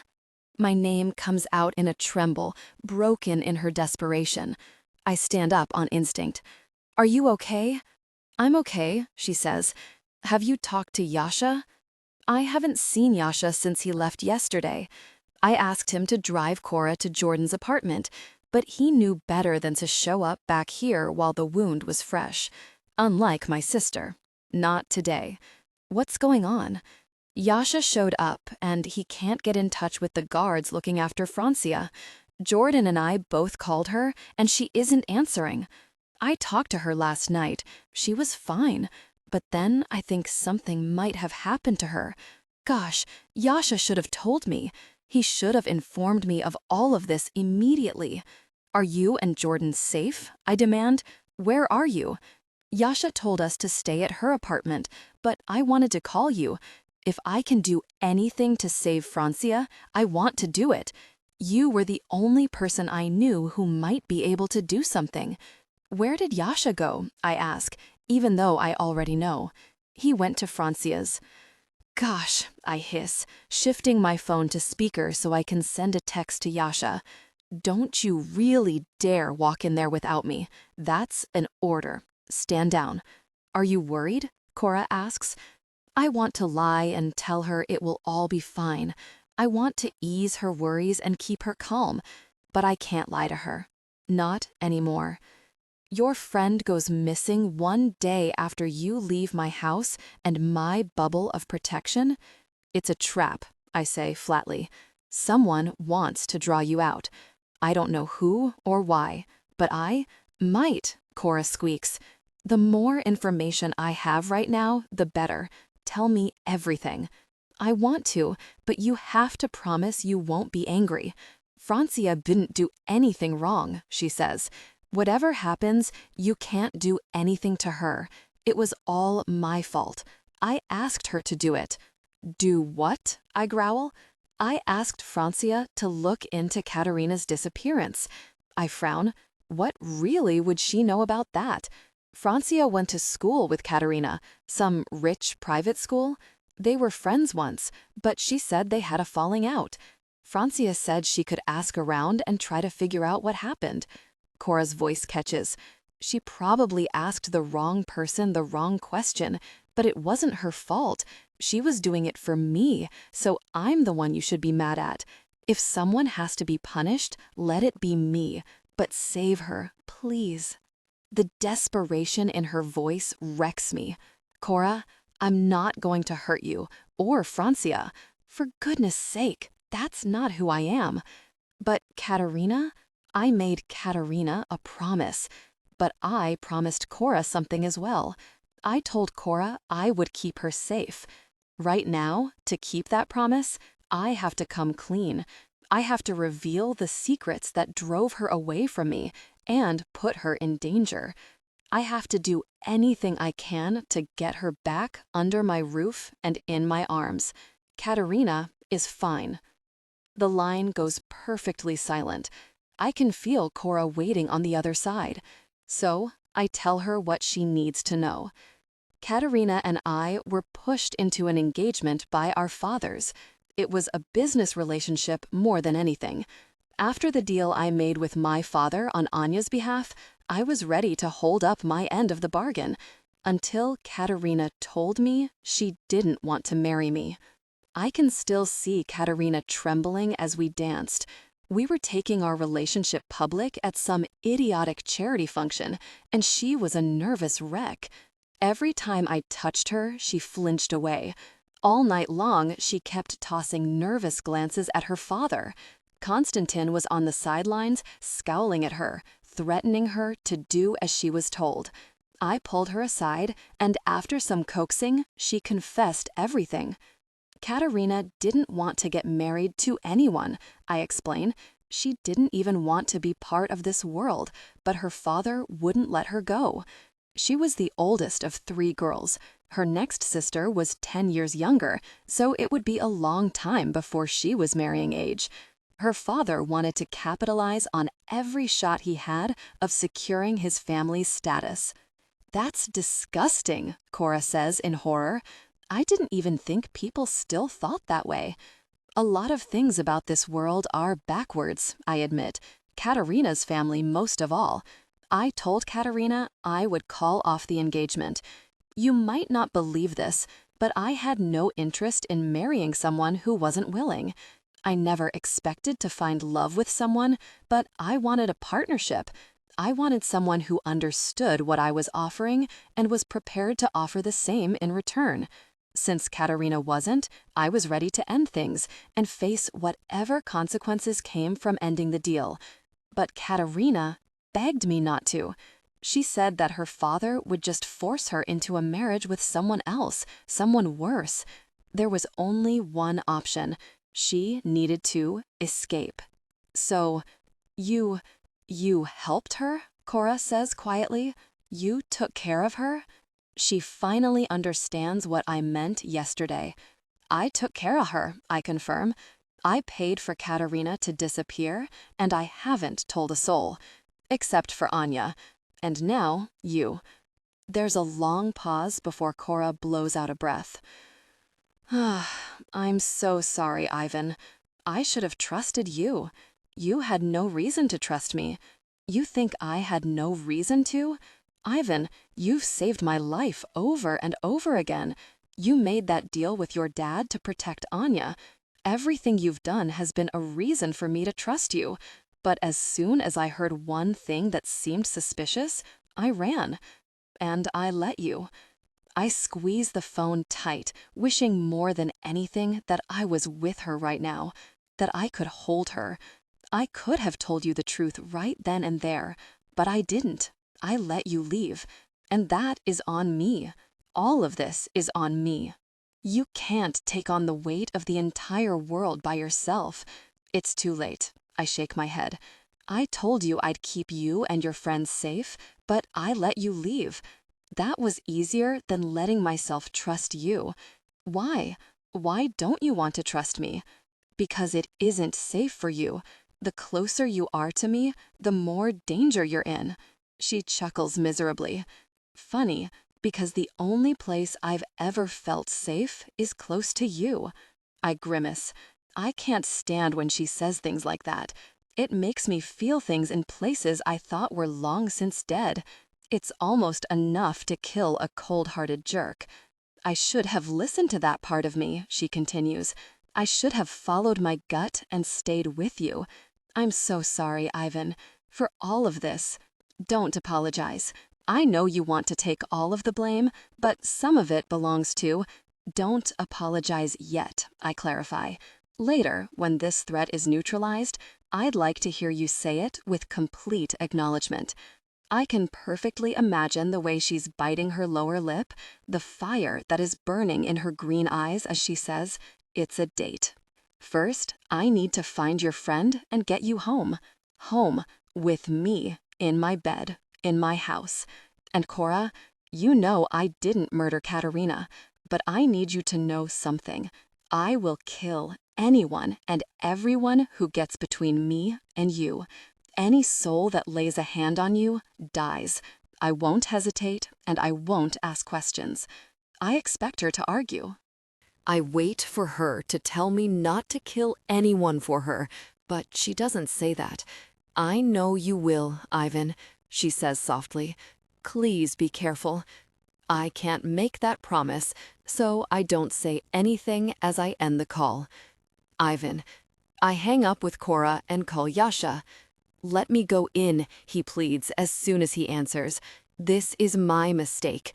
No one else should die because I didn't protect Francia well enough. Let me go in alone. Right now. Not a frickin' chance. Ivan, he growls. No, you're not going in there to die for this. We had no reason to believe Francia would be a target. Not after every attack for the last 2 weeks has been aimed directly at Cora. I should have anticipated it. That's my freaking job. Your job is to be my second, to do what I ask, I retort. You carried out the security measures I ordered, but I should have. Your job is also to do what I freaking say, not argue about who is at fault, I snap. Gosh hit the fan, and it's not time to figure out who threw it. It's time for us to clean up. That's our job. He lets out a frustrated breath. Okay, but someone has to go in. The place is like the frickin' Walking Dead. No one is answering calls, and the cameras are down. They could be holding the guards and Francia hostage inside the unit. Maybe, but people with hostages are looking for someone to talk to. It implies negotiations. Whoever did this, they aren't talking. I nod. You're right. This is something else. Something worse, I think, though I don't want to say that out loud. Where are you? There's a long pause. I know Yasha is trying to decide whether he should tell me or not. Following my orders has never been an issue for Yasha until his honor is on the line. Yasha, I bark. He sighs. I'm at the parking garage 1 block south. I wanted to get a vantage point on the building and come in on foot. Stay there and wait for me. We go in together. I hang up and turn to walk inside, only to find my father standing in the doorway. Our fearless leader is going to get himself killed on his first full day on the job, he sneers. What a legacy. He looks worse than he did when I saw him last night. I take it our conversation didn't sit well with him. If you don't have a good reason for being here, then get out of my way. I'm busy. I'm not sure why I'm here just yet. He shrugs and meanders casually across the patio. He runs his finger along the back of a chair as he walks. I might try to convince you not to make a huge mistake, or I might let you run into an unknown situation, get yourself killed, and run the Bratva into the ground, which would serve you right. I snort. Who told you about what's happening? Some of the men still know where their loyalty should lie. They thought the pecan ought to know what was going on. Then you know I'm busy. I start to walk towards the door, but he shifts into my path. You aren't going to waste time and money on a woman of no consequence. I sat back and let you shack up with your little girlfriend and protect her friends, but no one is going to die to save them. You didn't let me do anything, I growl. And the fact that you don't see that this is a direct attack on us and our credibility is just another reason in a long list why you should have stepped down years ago. Angry wrinkles fan out around his narrowed eyes. His jaw works back and forth. Our job is not to protect individual people. It's to protect the Bratva, the legacy of the Pushkin name and what I've built. You're not ready for the job if you're going to let some no-name difficult person distract you from. Talk about her like that again, and I'll kill you. He arches a brow, but doesn't say anything. He knows I mean every word. Francia was under the Pushkin Bratva's protection, I continue. An attack on her is an attack on us. Someone is trying to undermine our authority and make us look weak. She has to be rescued. Spoken like a soft-hearted fool. If you refuse to sacrifice anyone, then you'll get yourself killed and you'll take the Bratva down with you. Maybe he's right. Maybe I'll walk into that building and die today. Maybe this is the end of me. But if I die to protect Cora, then I'll die keeping my promise. I'll die as a man of my word. The people around you are not pawns you can sacrifice for your own ambition, Otets. But when you treat them that way, eventually you run out of pawns. Then you're left alone. I leave my father standing on the patio and go inside to prepare. Ivan. Yasha and I approach the building from the rear. Guns are concealed under my shirt, at my waist, and tucked at my ankle. Bratva men are stationed in a perimeter around the building, but they're further out than I'd like. If someone is inside the building with Francia, I don't want them to see us coming. Do you think anyone is in her apartment? Yasha asks quietly. I scan the windows and balconies. There are potted plants on ledges and lights hanging from rafters. A black cat sits in front of a screen on the second floor, watching us closely. I don't know. It depends who is doing this. It could be a small outfit, people looking for a ransom, or to boost their credibility. But if it's anything organized, the Sokolovs, you mean, they're the most likely. But we don't know until we get in there. I see an emergency door propped open to our right and turn towards it. It's time to find out. Yasha and I position ourselves on either side of the door, but just as he grabs the handle, my phone vibrates. I pull it out, expecting to ignore it. But it's Cora. Hold on, I grumble. I turn away and answer the call. I'll call as soon as I have an update. Just stay at Jordan's and wait for Ivan, Cora whispers. I can barely hear her, but she's sniffling. Her breathing is coming fast and heavy in the speaker. I go rigid. Every cell in my body is on high alert. Cora, tell me what's happening. Distantly, I hear banging, loud, echoing sounds coming from her end of the phone. Cora, I growl, what is... I don't know, she quietly sobs. I think someone is... Sound explodes through the speaker. It's like a bomb went off in her room. Then the screaming starts. I can't tell whether it's Cora or Jordan or both of them, but there is so much screaming. Yasha is next to me, his gaze murderous, as we're forced to stand here and listen to it. Then the noise fades. The sounds move further and further away until all is quiet. I'm electrified with rage. My body is trembling, and Yasha has to pry the phone out of my hands before I can turn to him. Trap, I growl. His eyes close as he shakes his head. Was it?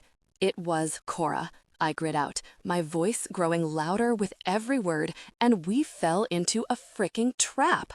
I spin around and kick the emergency door closed. The metal door bangs back into the frame, and I don't feel better. I won't feel better until I see Cora, until I'm holding her warm and alive in my arms. And I will. I have to believe that will happen. Otherwise, I won't be able to put one foot in front of the other. What's the plan now? Yasha asks. I snatch my phone out of his hand and stomp down the sidewalk. I hear him walking along behind me. We find whoever took them, and we eradicate each and every one of them from the face of the earth. Cora. For a second, I don't remember anything that happened. Then I pry open my bleary eyes and see my surroundings. Shadowy corners, dripping pipes. The air smells dank, like we're miles below the soil. I try to lift a hand to push my hair out of my face, but I can't, because my wrists are bound. Gosh, I hiss, jerking my arms against the chair I'm tied to. The metal rungs cut into my forearms, and the rope burns my skin. Gosh. A pale leg catches my eye. I turn and see Jordan slumped in the chair next to me. My stomach roils, threatening to upend the toast I barely nibbled on this morning. Jordan, I keep my voice low. I have no idea who did this to us or where they might be, and I don't want them to alert them. Jordan, hello? Are you? She's alive, I tell myself. She's alive, and we're going to get out of this, whatever this is. I'm still trying to talk myself back from the ledge when there's movement to my other side. I spin around, moving so quickly that my shoulders twinge painfully against the bindings. A sob wrenches out of my chest. Francia. She's in a chair facing me, her hands wrapped behind her chair. Her dark head is hanging forward. There's dirt on her arms and a rip in her shirt, but she's moving her legs. Francia, can you hear me? I whisper. Are you okay? She blinks slowly, opening her eyes wider each time. Finally, she lifts her head and looks around the room. It's strange to watch her shuffle through the same emotions I did. The confusion, the panic. Her eyes go wide, and I see her chest hitch like she's going to scream. Francia, I whisper again. Her gaze slams into me, and I feel every drop of her terror. Cora, where are we? What is happening? I take a deep breath and blow it out, hoping she'll follow suit. Nothing is going to get any better if we panic. I need her to stay calm and help me figure this out. Francia nods her head and takes a few deep breaths. When she's calmer, she takes in the room again. She looks to Jordan and then to me, noticing the rope around my wrists. What happened? Her voice is hoarse. I wonder how long she has been down here. Since our phone call last night? I don't know, I admit. You went missing, so Yasha was trying to find you.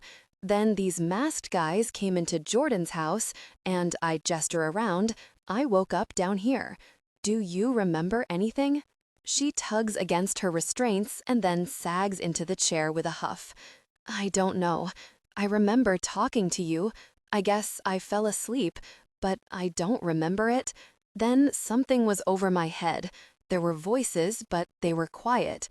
They grabbed me and I... She shakes her head, fighting back tears. I'm so sorry. The apology is dredged up from the deepest part of me. This is all my fault. I got you both into this, and I'm so sorry.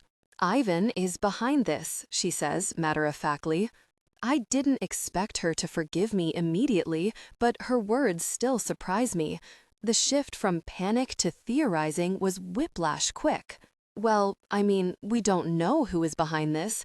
I haven't thought about it yet. This is why I needed Francia to be clear-headed and not panicked. I may not like her theory, but she's already trying to think about what is happening here and how to get out of it. If there's anyone I'd want to be trapped in a prison with, it would be her. Of course he's behind this, she insists. I thought it was strange that he let you walk out of his house so easily. Now I know why. Because he always planned to get you back, no matter what. A few hours ago, I may have believed her. But now, Ivan isn't what you think, I tell her. He isn't what I thought either. He's different. Come on, Cora, look around. Who else could organize something like this?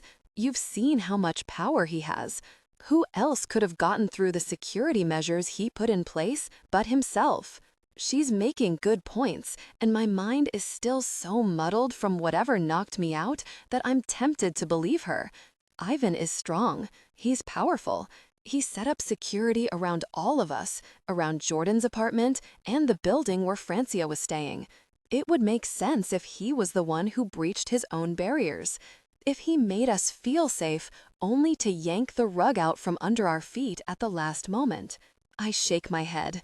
I can't tell you everything, but I know Ivan didn't do this.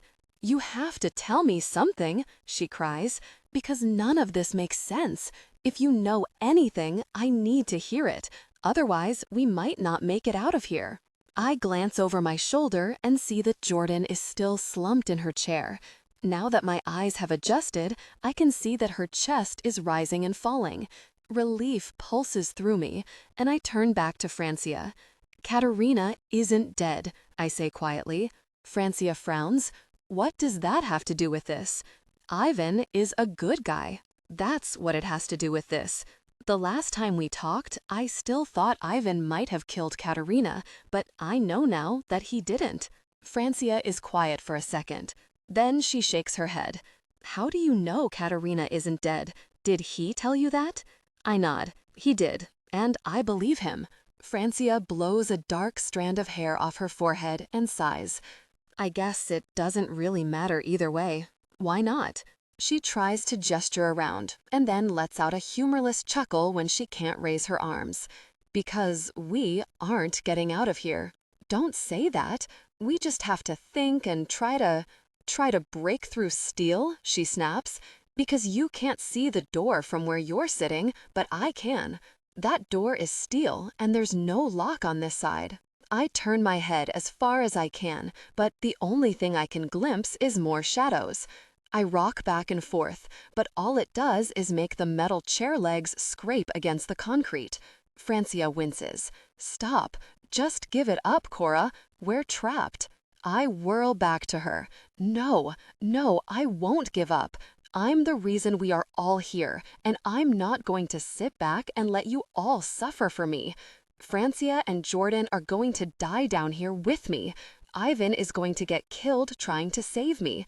Everyone I care about is going to die, and it will all be my fault. What do you plan to do? Francia asks. What have you done so far? What do you mean? When you were almost sniped at work? When you were poisoned? When Mikhail cornered you at the club? I frown. Did Jordan tell you about that? I didn't think anyone else. What did you do all of those times? She asks, lowering her eyes to meet mine. Nothing, that's what. You did nothing and waited for Ivan to save you. I press back into my chair and stare at her. I'm too stunned to say anything. She's right, a voice in the back of my head says. You've never been able to save yourself. You won't be able to save yourself now. It's over. But I shake the thought loose and try to drum up a response. Before I can, Francia releases a sudden sob. She wasn't crying before, but now she's shaking. It came on suddenly. Shock, probably. A delayed response to the stress we're under. We can't save ourselves, she cries. So who is going to save us? I told you, Ivan is going to... What big muscled man is going to burst through the door and take us in his arms? She continues. Who is going to put us on his white steed and gallop us out of danger? Something isn't right. The feeling comes over me suddenly. The hair on the back of my neck stands up. Goosebumps prickle against the ropes around my wrists. Francia, what are you talking about? She looks up at me, all signs of tears gone. Her cheeks are dry, and her face is once again flat. Emotional.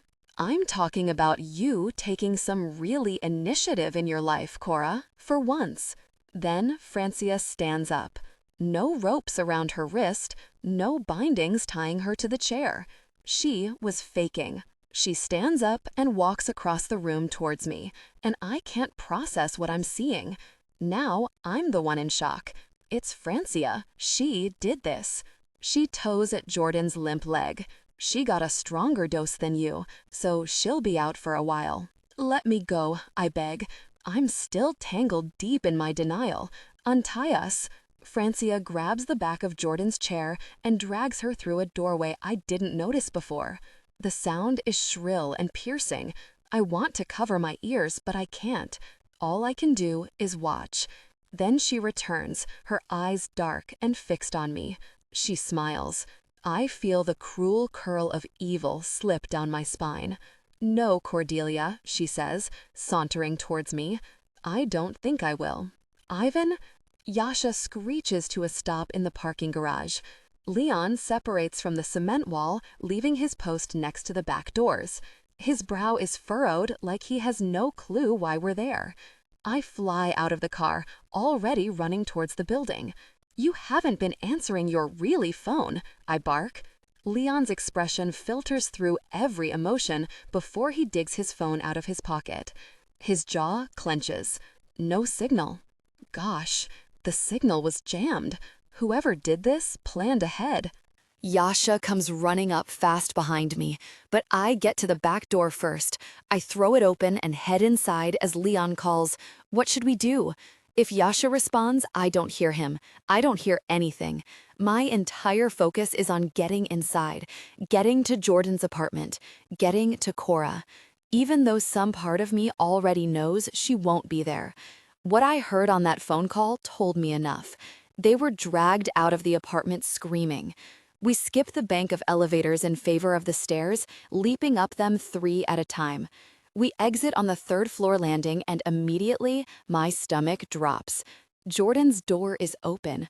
More specifically, it's open because someone kicked it in with enough force that the trim lipped off the wall. Gosh, Yasha spits.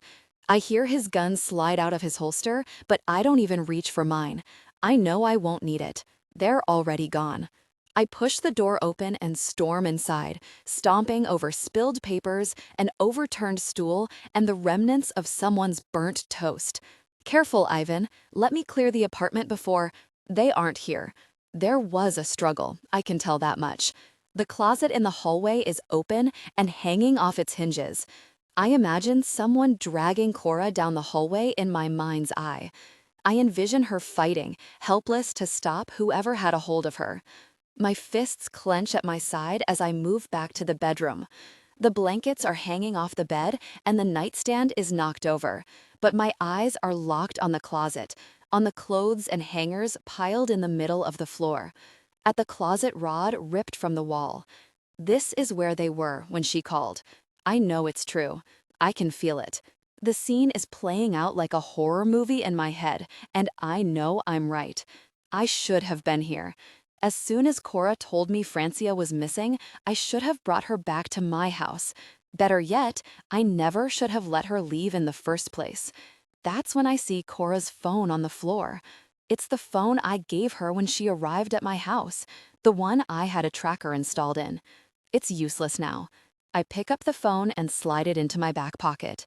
Yasha has cleared the bedroom and the bathroom already.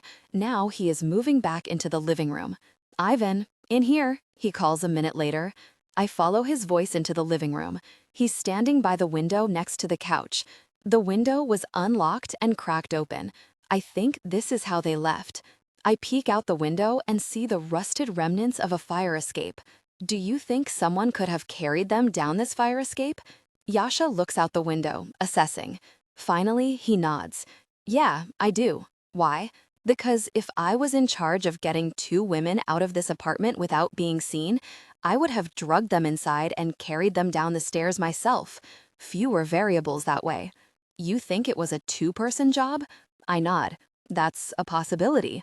Or, Yasha spins around, brow furrowed. You're not really saying what I think you are, right? I watched that girl around you for 2 weeks. If she is guilty of anything, it's not spying. It's being in love with you. I shake my head and grit my teeth. Or she was just a good, really actress. This is ridiculous. Look around, Ivan. Look at this place. Yasha throws his arms wide. I don't think you're seeing this clearly. The place is trashed. We both heard that screaming. The sound of it is still echoing in my ears. So is the thought that something isn't right. Francia went missing. As we were checking on that, Cora and Jordan go missing. And all 3 of them are gone without a trace, without any witnesses, without anyone seeing anything. I shake my head.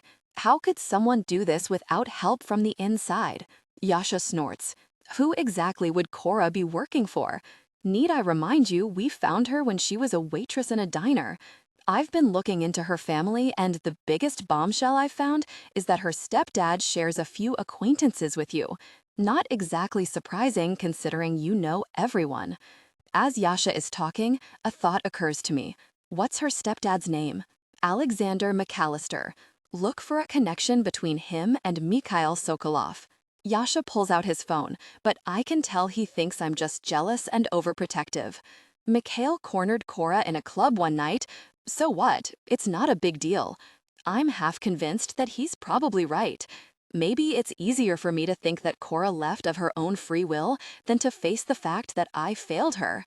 I watch Yasha scrolling and typing away. Then, suddenly, he goes still. The blood drains from his face. He swallows and starts again. I kept searching for Cora's name alongside Alexander's, but nothing appeared. No one had any clue who she was, and there were no red flags with her stepdad. It all seemed normal. I bounce on my heels, waiting for the but. Yasha shakes his head. But you're going to want to see this. He holds his phone out to me, and I reach for it with numb fingers. I'm operating on autopilot. I'm floating outside of my own body, watching myself move through the motions. The screen is lit up, filled with some throwaway article from a boring socialite-style gossip rag. But there's a photo in the center. Of Cora. She's in a frilly pink and white gown that makes her look like Little Bo Peep. And she's standing next to a man. She's standing next to Mikhail Sokolov. I grit out. How really didn't we catch this earlier? She knew him, and she didn't tell me. I dragged Mikhail off of her and had him thrown out of the coop, and Cora didn't breathe a word. She never told me she knew him. Mikhail didn't mention it either when I was at the Sokolov estate. Konstantin said that Mikhail had the pleasure of meeting my fiancé. He didn't mention they'd already met. Like I said, I searched for Cora's name, Yasha repeats. Then he tips his head to the phone.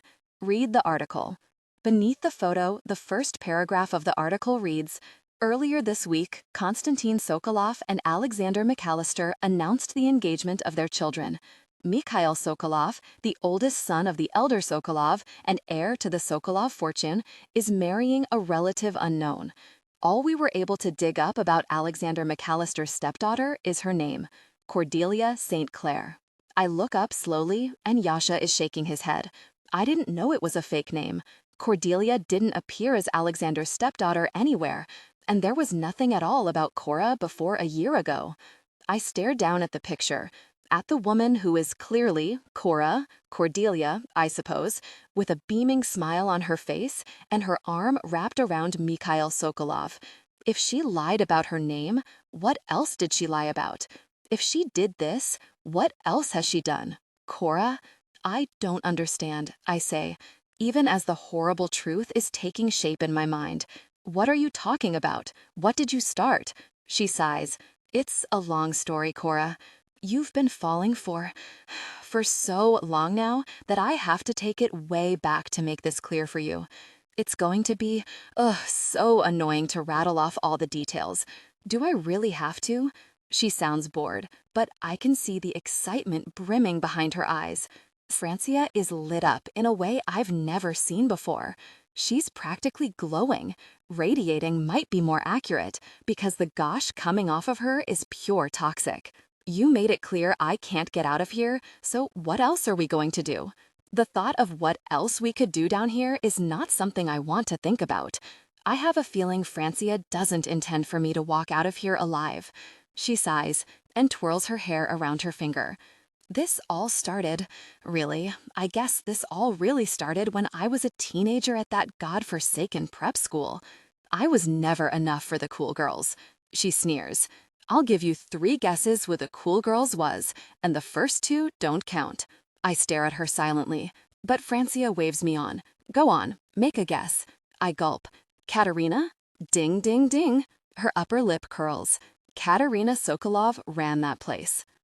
If you wanted to be anyone, you needed to know her? Katerina Sokolov? I frown. Was she Mikhail's sister? Yeah. Really? Keep up? She snaps. How were you engaged to a guy and you didn't even know his family? Because I wasn't really engaged to him, I want to say. It was all for show. Our father set it up, and then suddenly I was going to parties with Mikhail and picking out a ring.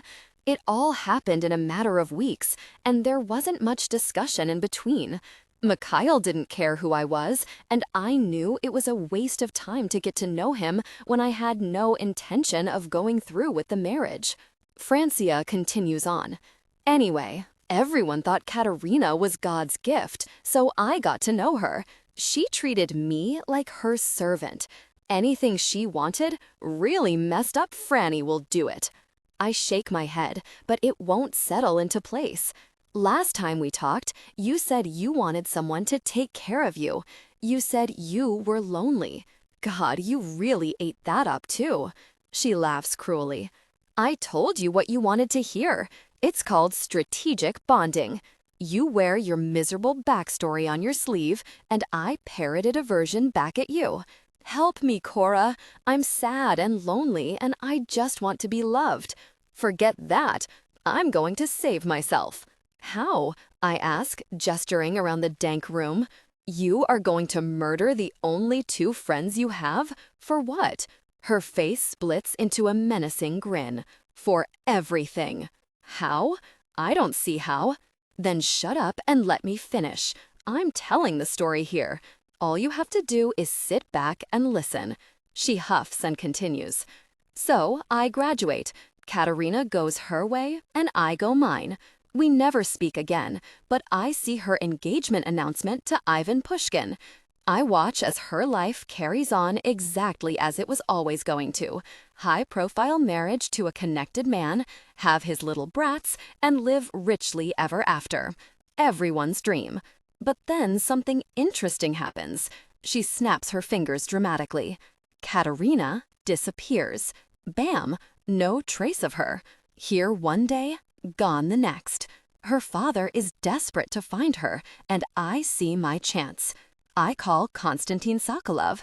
I offer my condolences, and I tell him my plan. What plan? I ask, unable to keep the question inside. My plan to worm my way into Ivan's life and figure out what happened to Katerina. My stomach drops. That's why Francia had so many questions about Katerina. That's why she wanted proof. I just told Francia what happened to Katerina, or what didn't happen to her at least. She didn't die, and now Francia knows that. Konstantin loved my idea, and he paid up front for it, she says. He gave me money for clothes I could only dream about, an apartment with a view, and access to every party I could ever want. All I had to do was hook Ivan Pushkin. Her face sours slightly. But Ivan didn't bite. The bastard didn't even recognize me when he showed up at Cantanio's to find you. I frown. If you wanted to meet him, why did you send Jordan and me to his party? She groans. You don't listen. God, you really are stupid. Ivan wasn't paying attention to me. He wasn't interested. So I had to pivot. I had to come up with a new plan. And I knew that you and Jordan were my best chance. If there's anything men like Ivan love, it's a couple of empty-headed skanks to flaunt around in front of him. I want to defend Ivan. She doesn't know him at all. That is everything he didn't want in a woman. But I keep my mouth shut. The longer Francia talks, the longer I stay alive. Just like I thought, Ivan made a beeline straight for you. But what I didn't anticipate, she says, that unsettling smile curling the corners of her mouth again, is how upset Mikhail Sokolov would be about the whole situation. My heart is thundering in my chest. All the buried threads of my life, the past I hoped I would never have to unearth, are being laid bare in front of me. Francia knows everything. Mikhail was upset because his fiancée had disappeared on him. She pouts dramatically. She ran off, leaving him jilted, only to pop up again under a new name on the arm of Ivan Pushkin. Realization dawns. That's how Mikhail knew we were at the coop the other night. You told him. Genius, right? She laughs. When Ivan showed up, I hoped he would see the two of you together and get jealous. But you had him wrapped too tightly around your finger by then. He threw Mikhail out without asking any questions. He wanted you. God knows why, but he did. The venomous rage running through Francia's words is obvious. No matter how powerful she claims to be, she hates that I caught Ivan when she couldn't. She despises me for it. Naturally, I realized I was being presented with yet another opportunity, she continues. In an attempt to find one missing daughter, I discovered another, and I wanted my due. So I called your stepfather. My head throbs. Everything is falling apart. The fragile life I built is crumbling under my feet, and I'm not sure what hell is going to swallow me whole. But I know it won't be good. So who are you delivering me to? I ask bitterly. My stepfather or Mikhail? The Sokolovs gave me more than enough to search for Katerina, and I'm sure there will be an even bigger payout when I tell them what you just revealed. Thanks for that, by the way. She winks at me. And your stepdad was a bit cheap, to be honest. I figured he'd pay a bit more to find out where you are, but you must not be worth that much to him. Either way, I got my money there too. Why's the point of this then? That is your problem, Cora. Oh, wait, do you prefer Cora or Cordelia? She waves a hand through the air. It doesn't matter. Your problem is a failure to think creatively. I mean, you had so many powerful men at your disposal, and you ran from all of them. For what? To be a waitress? To live in a messy studio apartment and scrape by? It's pathetic how you wasted every opportunity thrown your way. One woman's opportunity is another's prison, I deadpan. She rolls her eyes. Well, your prison with Ivan looked really nice. Over and over again, he put himself on the line. To save you, he risked his position as Pakhan and all his connections for you. It would have been romantic if it hadn't been so pathetic. But it gave me an idea. She paces back and forth in front of me. If you weren't going to appreciate what you'd been given, then I would take it for myself, by any means necessary. Ivan? I ask, not quite able to believe what I'm hearing. You think that you are somehow going to trick Ivan into wanting you? He doesn't need to want me. I'm not naive enough to think something like that is important.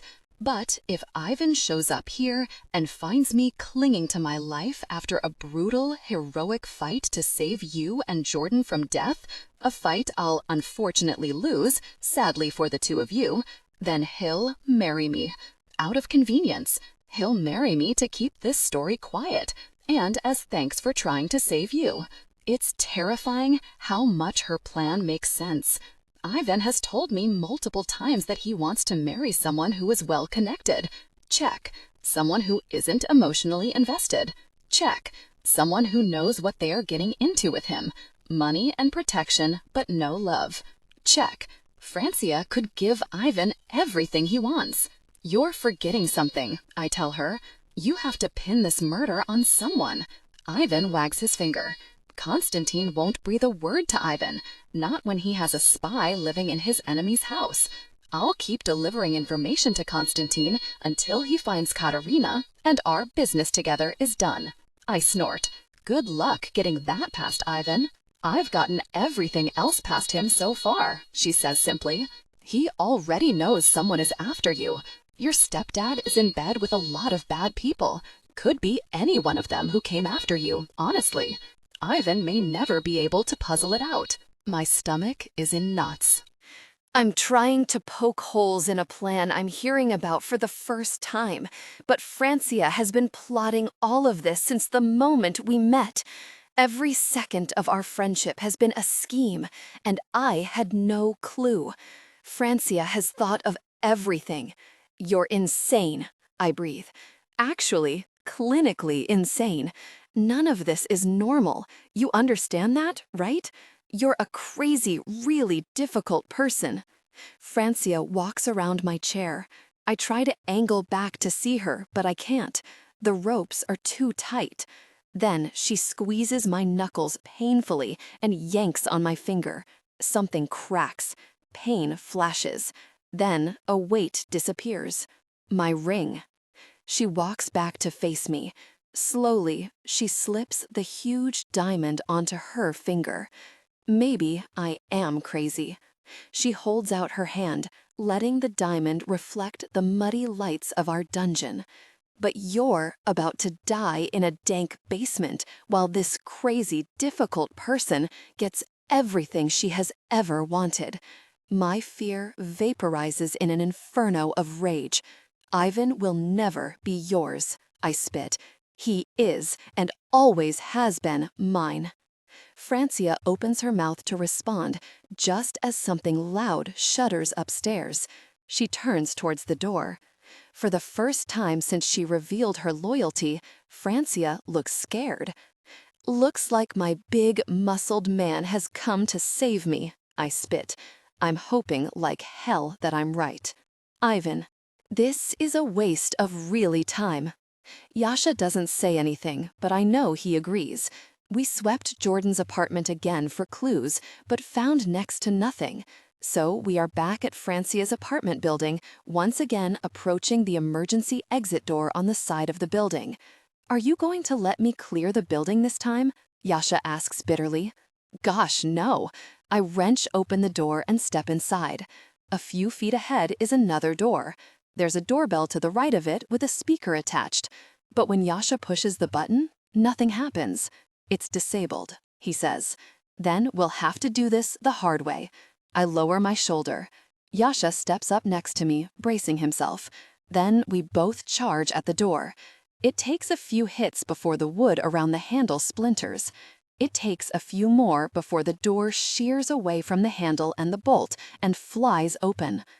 An alarm should be sounding at this point. We've made enough noise that there should be guards waiting for us on the other side. But there's nothing. No lights, no alarms, no sounds. The building sounds abandoned, even though I know there are people living here. Yasha points towards the front of the building. We can check the front lobby first. I doubt anyone is manning the desk, given what we're seeing, but we could check. And somewhere nearby, a hinge squeals. Yasha stops talking. His eyes narrow as he drops into a crouch and eases forward. I take up position behind him. Maybe this won't be such a waste of time after all. Maybe the kidnappers are using this building as their home base. Maybe Cora is here. Footsteps sound from the hallway up ahead. Yasha throws out an arm to stop me. Who the gosh are you? He roars down the corridor. A second later, a figure appears at the end of the hallway with their hands raised. Don't move, Yasha yells. Don't take another. Francia? Sure enough, she lifts her head, and as her dark hair parts, I see Francia's pale face. When she sees us, she sobs. I'm so sorry. I shift around Yasha and kneel down next to Francia. Who did this? I don't know. She swipes at her nose with her sleeve. Her shirt is torn and she's dirty, but she looks otherwise unharmed. Suddenly, Francia grabs my shirt and hauls herself against me.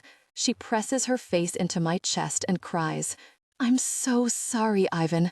I tried. I glance over my shoulder, and Yasha's face is creased. Sorry about what? Yasha asks the question, but Francia looks up at me. I couldn't save them. Our eyes meet. Dread pools low in my stomach. Suddenly, it doesn't matter if Cora is a spy. It doesn't matter if every word out of her mouth has been a lie. Nothing at all matters. If she's already gone? Francia buries her face back in my shirt. I can't formulate the words to ask her what she means, but Yasha can. You couldn't save who? Jordan, she sniffles, trying to gather herself before collapsing into more sobs. And Cora. Gosh, Yasha bellows. He slams the palm of his hand against the wall, then wheels back around. Who took you? Tell me everything that has happened, in as much detail as you can. Now. There isn't time for Francia to gather herself or calm down. She's telling us Cora and Jordan are dead, but Yasha is going to keep working until we find bodies. Bodies. The term feels so cold, so callous. Cora can't be just a body. She can't be gone. She can't be. I close my eyes and sense around me for some sign of her. I don't feel anything, but maybe that's good, because if she was gone, really gone, I'd feel a whole lot worse than nothing. Francia sits up and curls her body into mine. She's leaning on me like a crutch, her arm clutched around my bicep. They put a bag over my head while I was asleep. I never saw their faces. Then it all happened so fast. Jordan and Cora were there, but before, I didn't hear them anymore. Did she suffer? Did she scream? Did she cry out for me? Questions that will haunt me until the day I die ring out in my head, but I don't ask them. I can't ask them. Why did they leave you here? I ask. She turns to me, her eyes wide and watery. I think they wanted you to find me. Like a message? Unless they gave you a message to send to me, that doesn't make any really sense. She lays her head on my shoulder, her breath humid against my neck. The only thing that makes sense to me is that you're here. I knew you would find me. I look to Yasha. He circles his hand in the air. We need to check the rest of the building. We can't leave without making sure Jordan and Cora aren't here somewhere. I extricate myself from Francia and press her against the wall. Stay here. We're going to do a search. She bites her lower lip. By myself? Scream if you need help, Yasha says. Then we both continue down the hallway, Francia disappearing into the shadows behind us. We turn a corner up ahead, and I stop. Something about this isn't right, Yasha mutters. I nod.